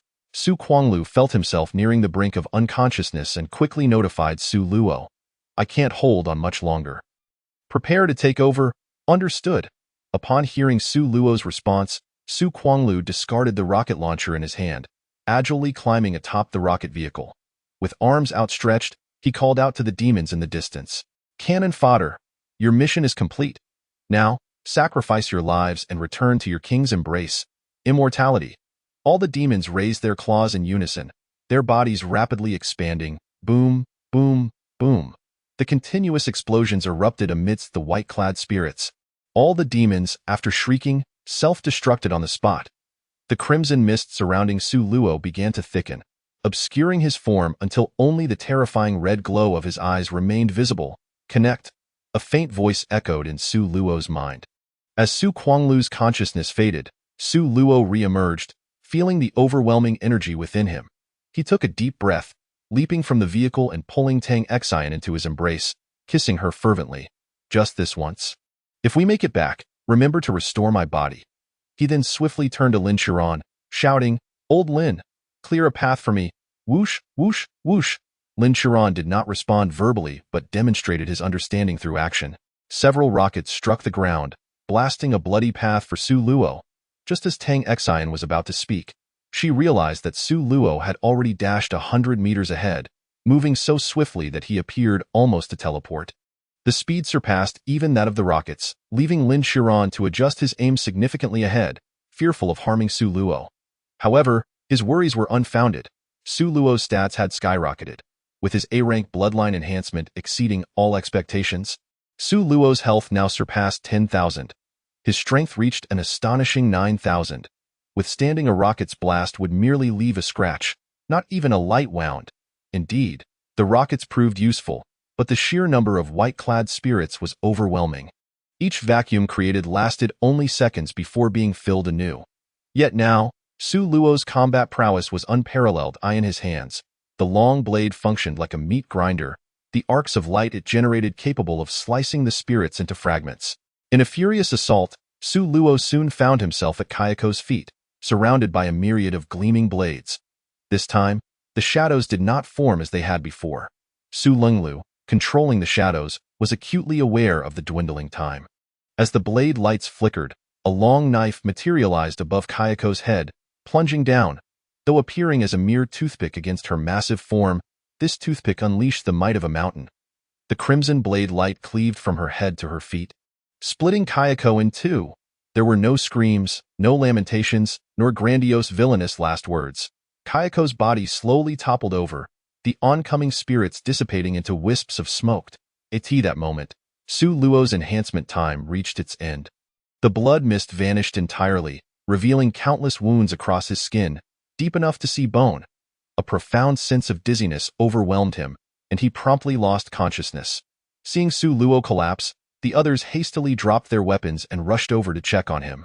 However, none noticed that from the bisected form of Kayako, a pitch-black mist slithered into Su Luo's nostrils. Kayako lacked a physical form. Her immense exterior was merely a construct of this level. Without a body, she could still inflict harm. Upon entering Su Luo's consciousness, she was bewildered. The consciousness of a normal person resembled a dreamlike realm, while deep within Su Luo's mind lay three doors, one plain and unremarkable, akin to an ordinary security door, another as dark as ink, seemingly capable of devouring all, and the last could not even be classified as a door, being a mass of flesh that writhed slowly, with murky liquid pooling beneath it. Kayako was taken aback. Having invaded countless minds, she had never encountered such a bizarre scene. After scrutinizing for a time, she ultimately chose to open the inky black door. The rationale was simple. Amidst the two exceedingly strange doors, an ordinary one had suddenly appeared, leading anyone to suspect foul play. The grotesque, fleshy mass on the far right was entirely repulsive. Yet, unbeknownst to her, the consciousness behind the two doors she dismissed had long since fallen into a deep slumber, with no chance to retaliate. Only the consciousness behind the central door remained alert. The door creaked open, revealing a room that was an exact replica of Su Luo's home in the Peace Zone. 100 accurate. Su Lenglu seemed to have anticipated this, sitting calmly behind a table, observing the dazed Kayako at the entrance with no hint of panic. He gently gestured towards the chair in front of him. "Sit."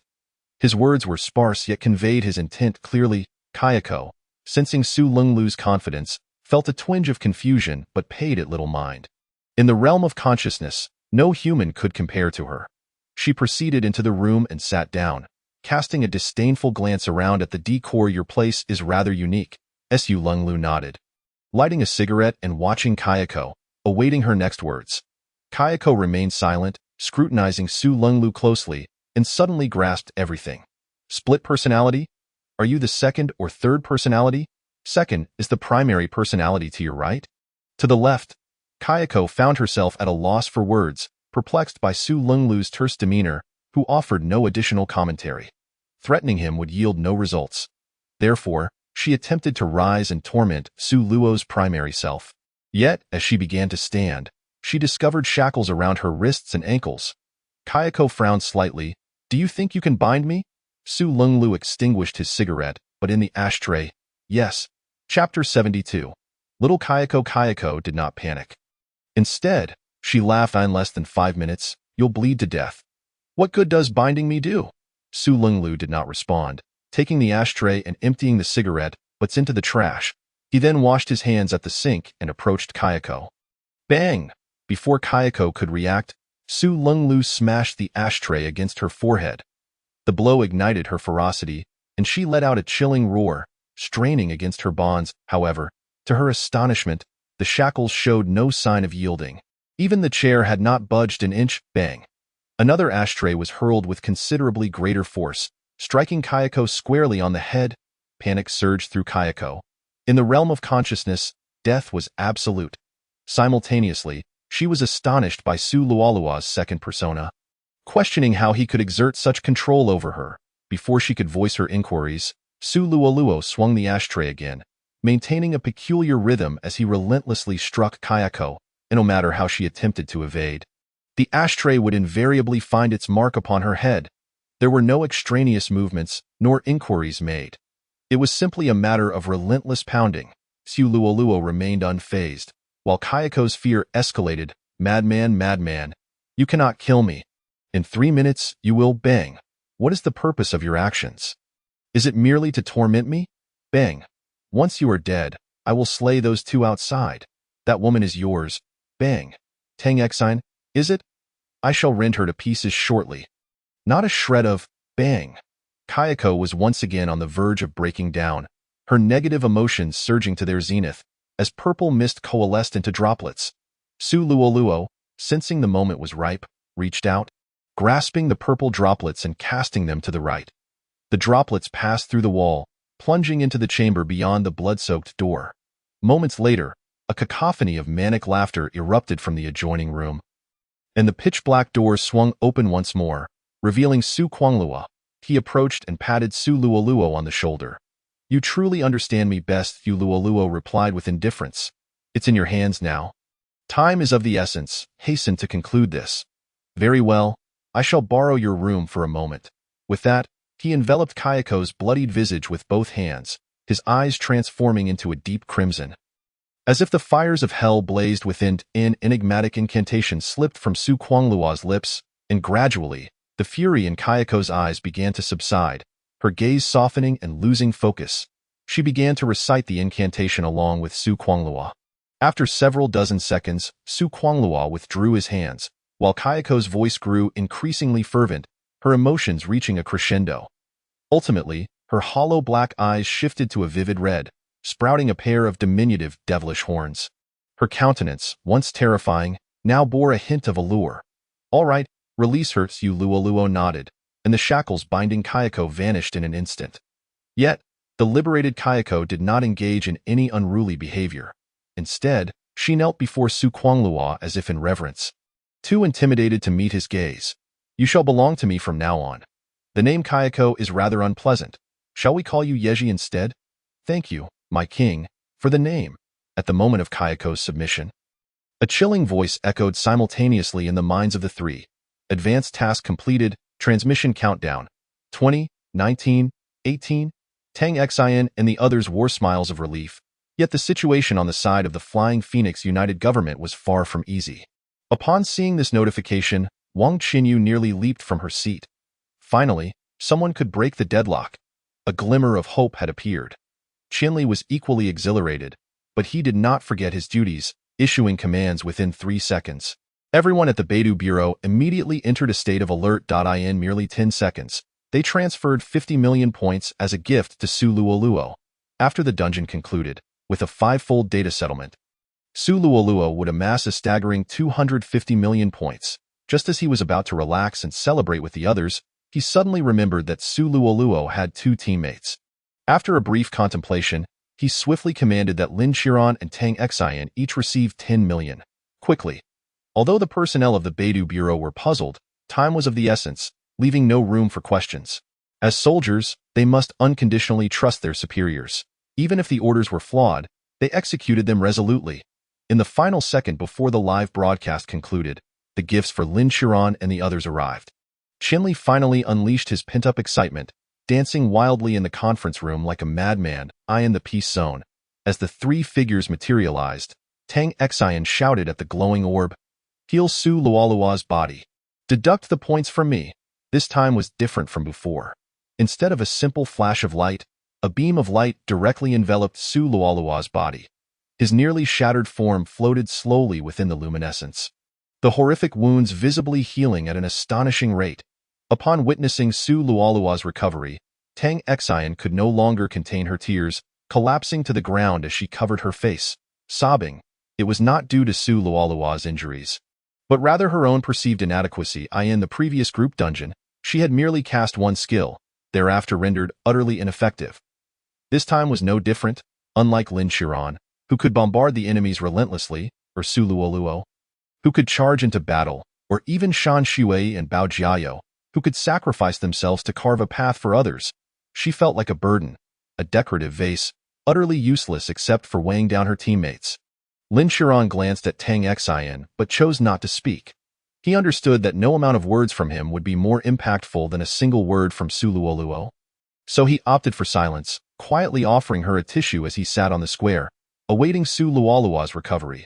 Unlike Tang Xian, he had firmly established his role. As a firepower specialist, he was indispensable. Faced with the previous scenario, if he could truly transform into a bastion of war, the difficulty of this dungeon would be significantly diminished, negating the need for Su Luoluo to bear the backlash while employing that self-destructive skill. With this thought, he involuntarily glanced at the settlement panel, and upon seeing it, he stood frozen in place. Overall evaluation, SSS. Conversion points, 460,000. Gift conversion completed. Player received a total of 10 million in tips. Conversion points, 50,000,000. Final points obtained, 51,047, 340. Chapter 73, Faith. Lin Qiran was utterly stunned, staring at the points panel for an extended period, akin to someone who had just won a lottery worth several million, completely at a loss for what to do. His mind was a blank slate. However, he did not remain vacant for long. As Su Luoluo's injuries healed, he awakened. This time, inexplicably, he did not remain unconscious for as long as before. Upon waking, he felt invigorated. Looking down at the 2 who were unscathed brought him immense relief. It seemed that the knife had resolved the issue with Kayako. Once the beam of light faded and he returned to the ground, he ignored the dazed Lin Qiran and approached Tang Xian, smiling as he crouched down to regard her. "Why are you crying? Shouldn't you be happy that I'm back?" Hearing Su Luoluo's voice, Tang Xian immediately removed her arms, and upon seeing his familiar face, she felt even more aggrieved, launching herself into his embrace, sobbing even louder. This left Su Luoluo somewhat bewildered, but he did not pry further. It was enough that she was releasing her emotions. After a considerable time, Tang Xian finally calmed down, yet the reason for her tears remained unspoken, prompting Su Luoluo to decide to return home later. Close the door and employ some strategies. Just then, Lin Qiran also regained his focus, and upon noticing this, Su Luoluo asked with a smile, "What's wrong? Were you frightened by that thing?" Lin Qiran shook his head. "You should check your points first. If I'm not mistaken, you should have more than I do, isn't that obvious? I have the support of Flying Phoenix, and having slain Kayako, I must have more than you," Su Luoluo jested, unconsciously glancing at the points panel. Then, he too fell into a stupor. What in the world is this 9-digit number? He rubbed his eyes in disbelief, counting the zeros meticulously multiple times to confirm he was not mistaken. "How much did you get?" Lin Chiron asked curiously. Su Luoluo stammered. The number 2 astonishing to comprehend. 20 million? Lin Chiron said, perplexed, as it logically should not be the case. Su Luoluo's potential was far greater than his own.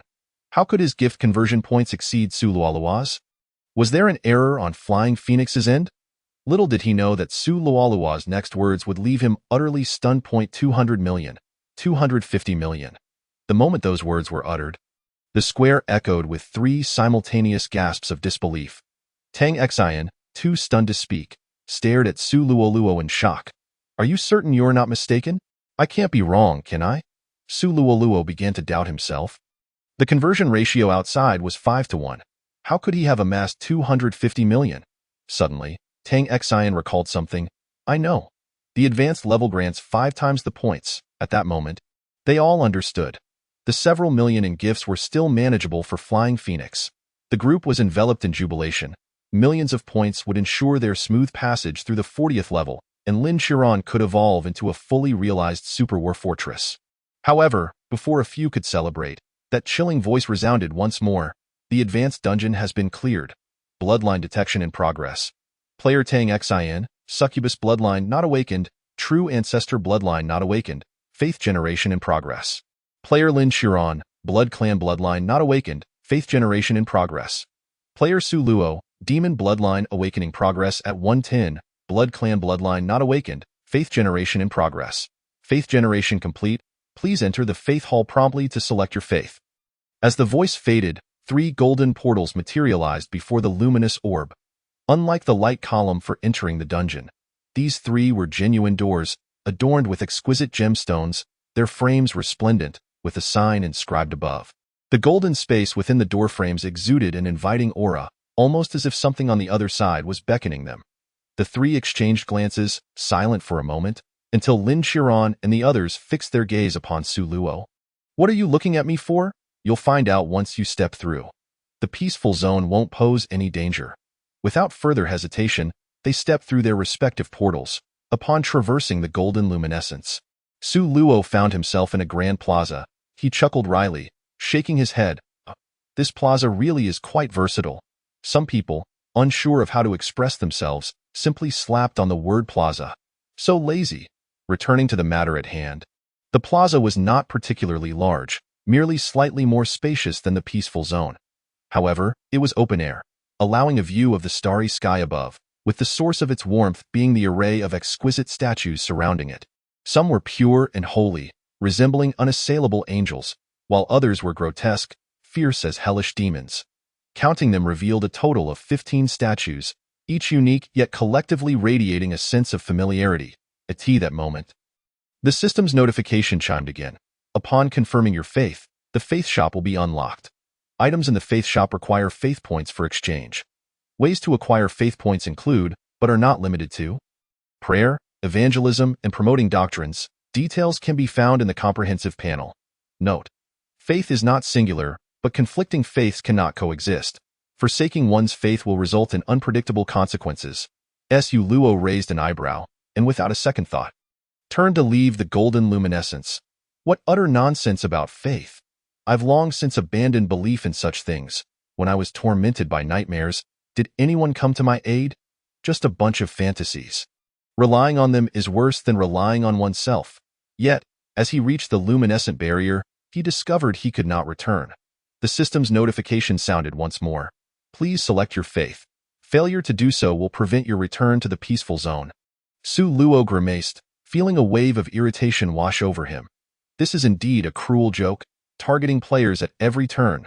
But with no option to exit, he pondered, unwilling to believe in these figments of imagination. After a moment's contemplation, he raised his head to the starry sky and declared, I trust no one but myself. My faith is in me. I am my own deity. Though spoken in frustration, he was taken aback when the system notification followed immediately. Player faith confirmed. Binding faith. Player ID. Su Luo. Faith deity. Su Luo. Hidden faith detected and selected. Entering judgment phase. Killing advanced dungeon boss grants Captain Qualification 1. Triggered hidden faith grants Captain Qualification 1. Current Captain Qualification 25. Before he could fully comprehend, Su Luo was forcibly ejected from that space, Ian, the 45th level of the horror game. Lilith's chamber. A little girl sat idly on the throne, absent-mindedly picking at her nails. When suddenly she seemed to receive some information, her petite frame jolting in surprise. Her expression gradually morphed into one of dread. Oh no, I've caused a great calamity. What should I do? Chapter 74. Suppressed. Su Luo stood dazed for a moment, then grumbled about the absurdity of the game before opening the Faith Point shop. Upon glancing at it, he immediately understood why the previous 9 players, despite the sponsorship from Failwan, had failed to clear the dungeon. This shop was entirely different from the Point shop. To put it in terms familiar to online gamers, the Point shop offered only white gear, at most green gear, serviceable, yet insufficient, akin to Su Luo's current sword, which merely had an additional stat. In contrast, everything in the Faith shop was at least blue gear. Each item not only boasted overwhelming power, but also provided various enhancements to the player. For instance, Su Luo discovered the blue version of the Spirit Suppressing Blade in the Faith shop. The initial Spirit Suppressing Blade merely had a description for damaging spiritual entities, whereas this version added a property that converted spiritual entities into player health. It came with Life Steal, and that was merely the tip of the iceberg. The Divine Whip he had seen on the ban list was also available in this Faith shop. The effects and buffs were mouth-watering. However, upon seeing the 9-digit Faith Point requirement, Su Luo felt disheartened. These Faith Points were far more challenging to acquire than regular points. Moreover, how could one even worship oneself? Should he just set out some offerings for himself? Or perhaps bow to his reflection in the mirror every morning? That was utterly unrealistic. And as for evangelism, how could he go about it? He couldn't just approach someone and preach, "Believe in me for eternal life." He wasn't a spring breeze. After venting his frustrations, Su Luo noticed Tang Xian's portal. A sudden inspiration struck him. He couldn't pass his faith onto others, but surely he could for his own wife. After all, the faith was in himself. He could easily concoct some doctrine, like kissing her 100 times a day or consuming a box of little umbrellas. That was simple enough. As for bowing to himself, Su Luo dared not even entertain that thought. If he were to mention it, Tang Xian might genuinely suck him dry. Yes, in the manner you are imagining, just as he was lost in thought. Lin Qiran emerged from the luminescence, his demeanor noticeably altered. Previously, he had appeared as a simple, honest man outside the dungeon, but now he exuded an aura of iron and coldness, the red gleam of his mechanical eye more unsettling than ever. "What did you choose?" Su Luo asked eagerly. "Master of Machinery, a 10 damage bonus to firearms and machinery." "What about you?" Su Luo smiled mysteriously. "I'll tell you later." Lin Qiran, understanding Su Luo's penchant for efficiency, decided not to rush him and began browsing the Faith shop, only to exclaim in astonishment, "Holy crap!" Clearly, he too was taken aback by the items available in the Faith shop, realizing why the previous 9 had struggled. Noticing his 0 Faith points, Lin Qiran grinned and produced a stack of A4 paper, presenting it to Su Luo with an air of mischief. "Hey, Su Luo, have you heard of the mechanical god cult?" Su Luo responded solemnly, "My doctrine does not permit faith in anything mechanical." Lin Qiran's face fell immediately. "All right, then," Su Luo inwardly scoffed, wondering where Lin Qiran's earlier iron resolve had gone. Was their leader a fool? Could faith truly affect one's personality? Just then, Tang Xian emerged from the luminescence, and Su Luo turned to look, only to be greeted by the sight of a long, snowy leg clad in red-soled high heels stepping out. As his gaze traveled upward, he was met not with Tang Xian's face, but rather a pair of snowy white rabbit ears slowly emerging from the light. Finally, Tang Xian's delicate visage appeared. Among the trio, she had undergone the most significant transformation. After merging with the succubus bloodline, Tang Xian's beauty had already surpassed that of 90 of online celebrities and A-list stars, and now she had transcended beyond comparison. Her face was beyond description, pure yet exuding an alluring charm, fierce yet carrying an emperor's regal presence. In short, she was simply stunning. If you can't think of anything, just imagine her being breathtakingly beautiful. Tang Xian was aware of her remarkable transformation. She had just checked her reflection moments ago and nearly lost herself in admiration. Yet, this was not the time to dwell on appearances. With her delicate brows furrowed, she strode towards Su Luo, her big white rabbit ears bobbing. "Su Luo, do you have that captain qualification? What is it for?" At her voice, Su Luo snapped back to reality, while Lin Qiran appeared even more flustered. Tang Xian's voice now carried an enchanting allure, and Lin Qiran nearly lost his composure. Su Luo noticed Lin Qiran's state and clapped his hands sharply, jolting him back to attention. Rein it in? Or I might resort to violence.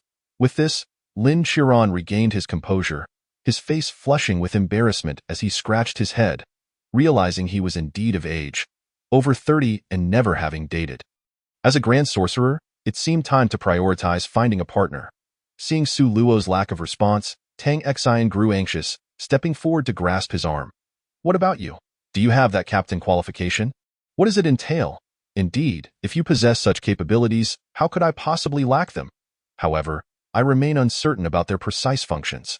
Perhaps one must gather 5 to unlock their true potential. What is this so-called captain's qualification? Lin Qiran found himself utterly bewildered. How is it that both of you possess this while I do not? What could I possibly be missing? After selecting the belief system, I heard something about triggering a captain's qualification, which requires 5 to be officially activated, suggesting it pertains to a team-oriented aspect. Just as he began to articulate his thoughts, Su Luo suddenly sensed something awry. He held 2 captain's qualifications, one granted by his own belief, the other obtained from vanquishing a boss. But from where did Tang Xian acquire hers? This doesn't add up. Where did your qualification come from? Tang Xian grinned widely, her joy palpable. It was given by the belief. I am the true ancestor, and believing in the true ancestor equates to believing in myself. Moreover, I embody dual beliefs. I also revere the Lord of Succubi. Su Luo felt a twinge of envy. Others could believe in themselves and still select a secondary belief, while he seemed to have been outright dismissed. It felt as though there was a disparity in treatment. Lin Qiran also turned up his nose, clearly displeased by Tang Xian's preferential treatment. He had initially been intrigued by the capabilities of the Lord of Thunder, but having just chosen the Lord of Machinery, he found himself barred from further selections, which left him quite irate. After a brief exchange, they refrained from delving deeper into the matter, recognizing that they had just emerged from a harrowing dungeon experience, and their spirits were somewhat fatigued. Thus, they collectively resolved to retreat and rest, postponing further discussions until they were rejuvenated. Yet, as Lin Qiran approached the threshold of his room, he suddenly recalled that Su Luo had yet to disclose his belief. He promptly turned to inquire, but upon doing so, he was met with a scene that struck terror into his heart. Su Luo was being overpowered by Tang Xian in terms of strength. With a single hand, Tang Xian had seized both of Su Luo's hands, pinning him against the wall. Chapter 75. Is apology useful? What need have we for the police? What transpired next was obscured from him. For Su Luo forcefully kicked the door shut. With that one decisive action, Tang Xian was finally at liberty. With her left hand maintaining control over Su Luo, her right hand delicately lifted his chin. Darling, are you not going to apologize? Su Luo felt his resolve weaken. How could this be the true ancestor? This was unmistakably the Lord of Succubi X2. What ailment could possibly exist here? He was transformed into a carefree superhero. Yet, in that moment, Su Luo found himself utterly overwhelmed by Tang Xian's strength, unable to break free. Compounded by his reckless behavior in the dungeon, he turned his head away, feigning ignorance. What apology are you speaking of? Not being obedient, are we? Tang Xian's enchanting visage drew near, stopping at an intensely intimate distance. Su Luo initially contemplated a more forceful approach, thinking to kiss her to diffuse the situation, but as he leaned in, Tang Xian nimbly evaded.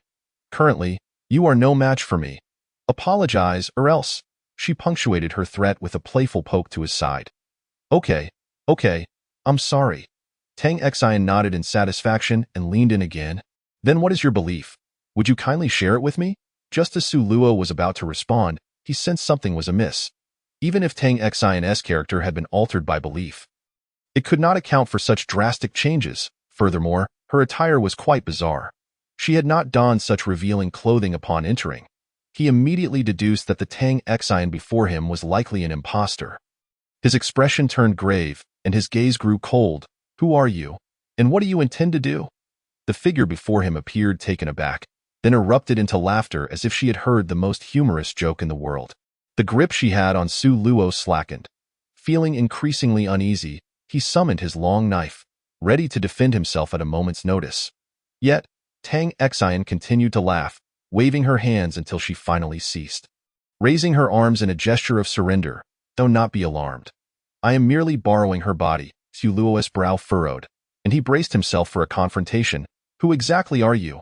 All right, I shall cease my jest. I am the Lord of Succubi to As for my name. You shall learn it in due time.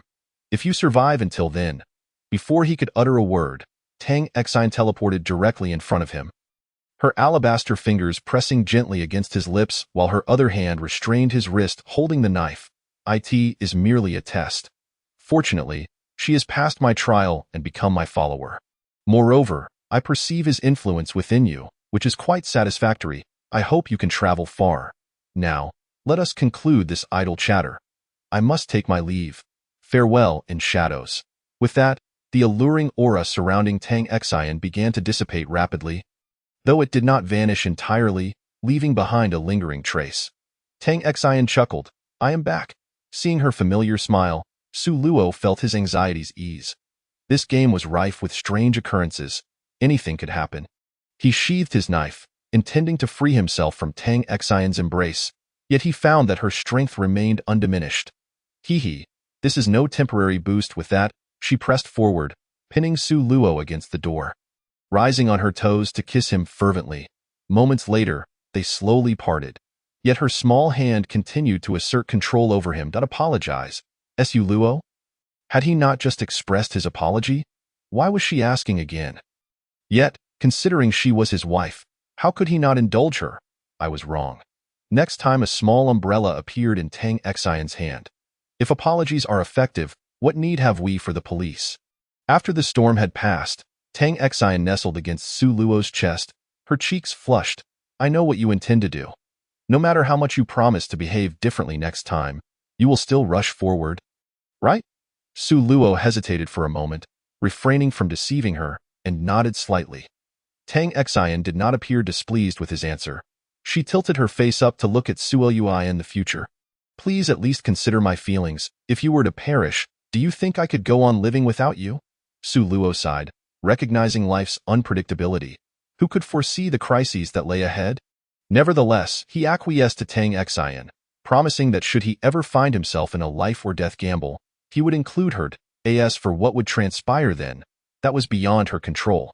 Suddenly recalling Tang Xian's earlier tears upon awakening, he inquired, "What happened to you earlier? Why were you crying after returning?" "Because I felt utterly useless, unable to do anything but play the decorative role in two-team dungeons," Tang Xian replied nonchalantly. However, Su Luo's expression grew serious. Sitting upright against the headboard, he grasped her smooth shoulders. "Do not think that way. No one would ever find fault with you. Your role is to provide support. I would never disdain you. Nor would Lin Chiron. What about the others? We are soon to enter the next peace zone. The others will inevitably join us in the dungeons. Then let us eliminate him," Su Luo declared coldly. By nature, he was an extreme egoist, and compounded by his new obsession with his wife, he would not hesitate to confront anyone who dared speak ill of Tang Xian. Hearing Su Luo's words, Tang Xian laughed joyfully, gently prying his hands apart and wrapping herself in a blanket. All right, I know you are protecting me. Do not be so serious all the time. Smile a little.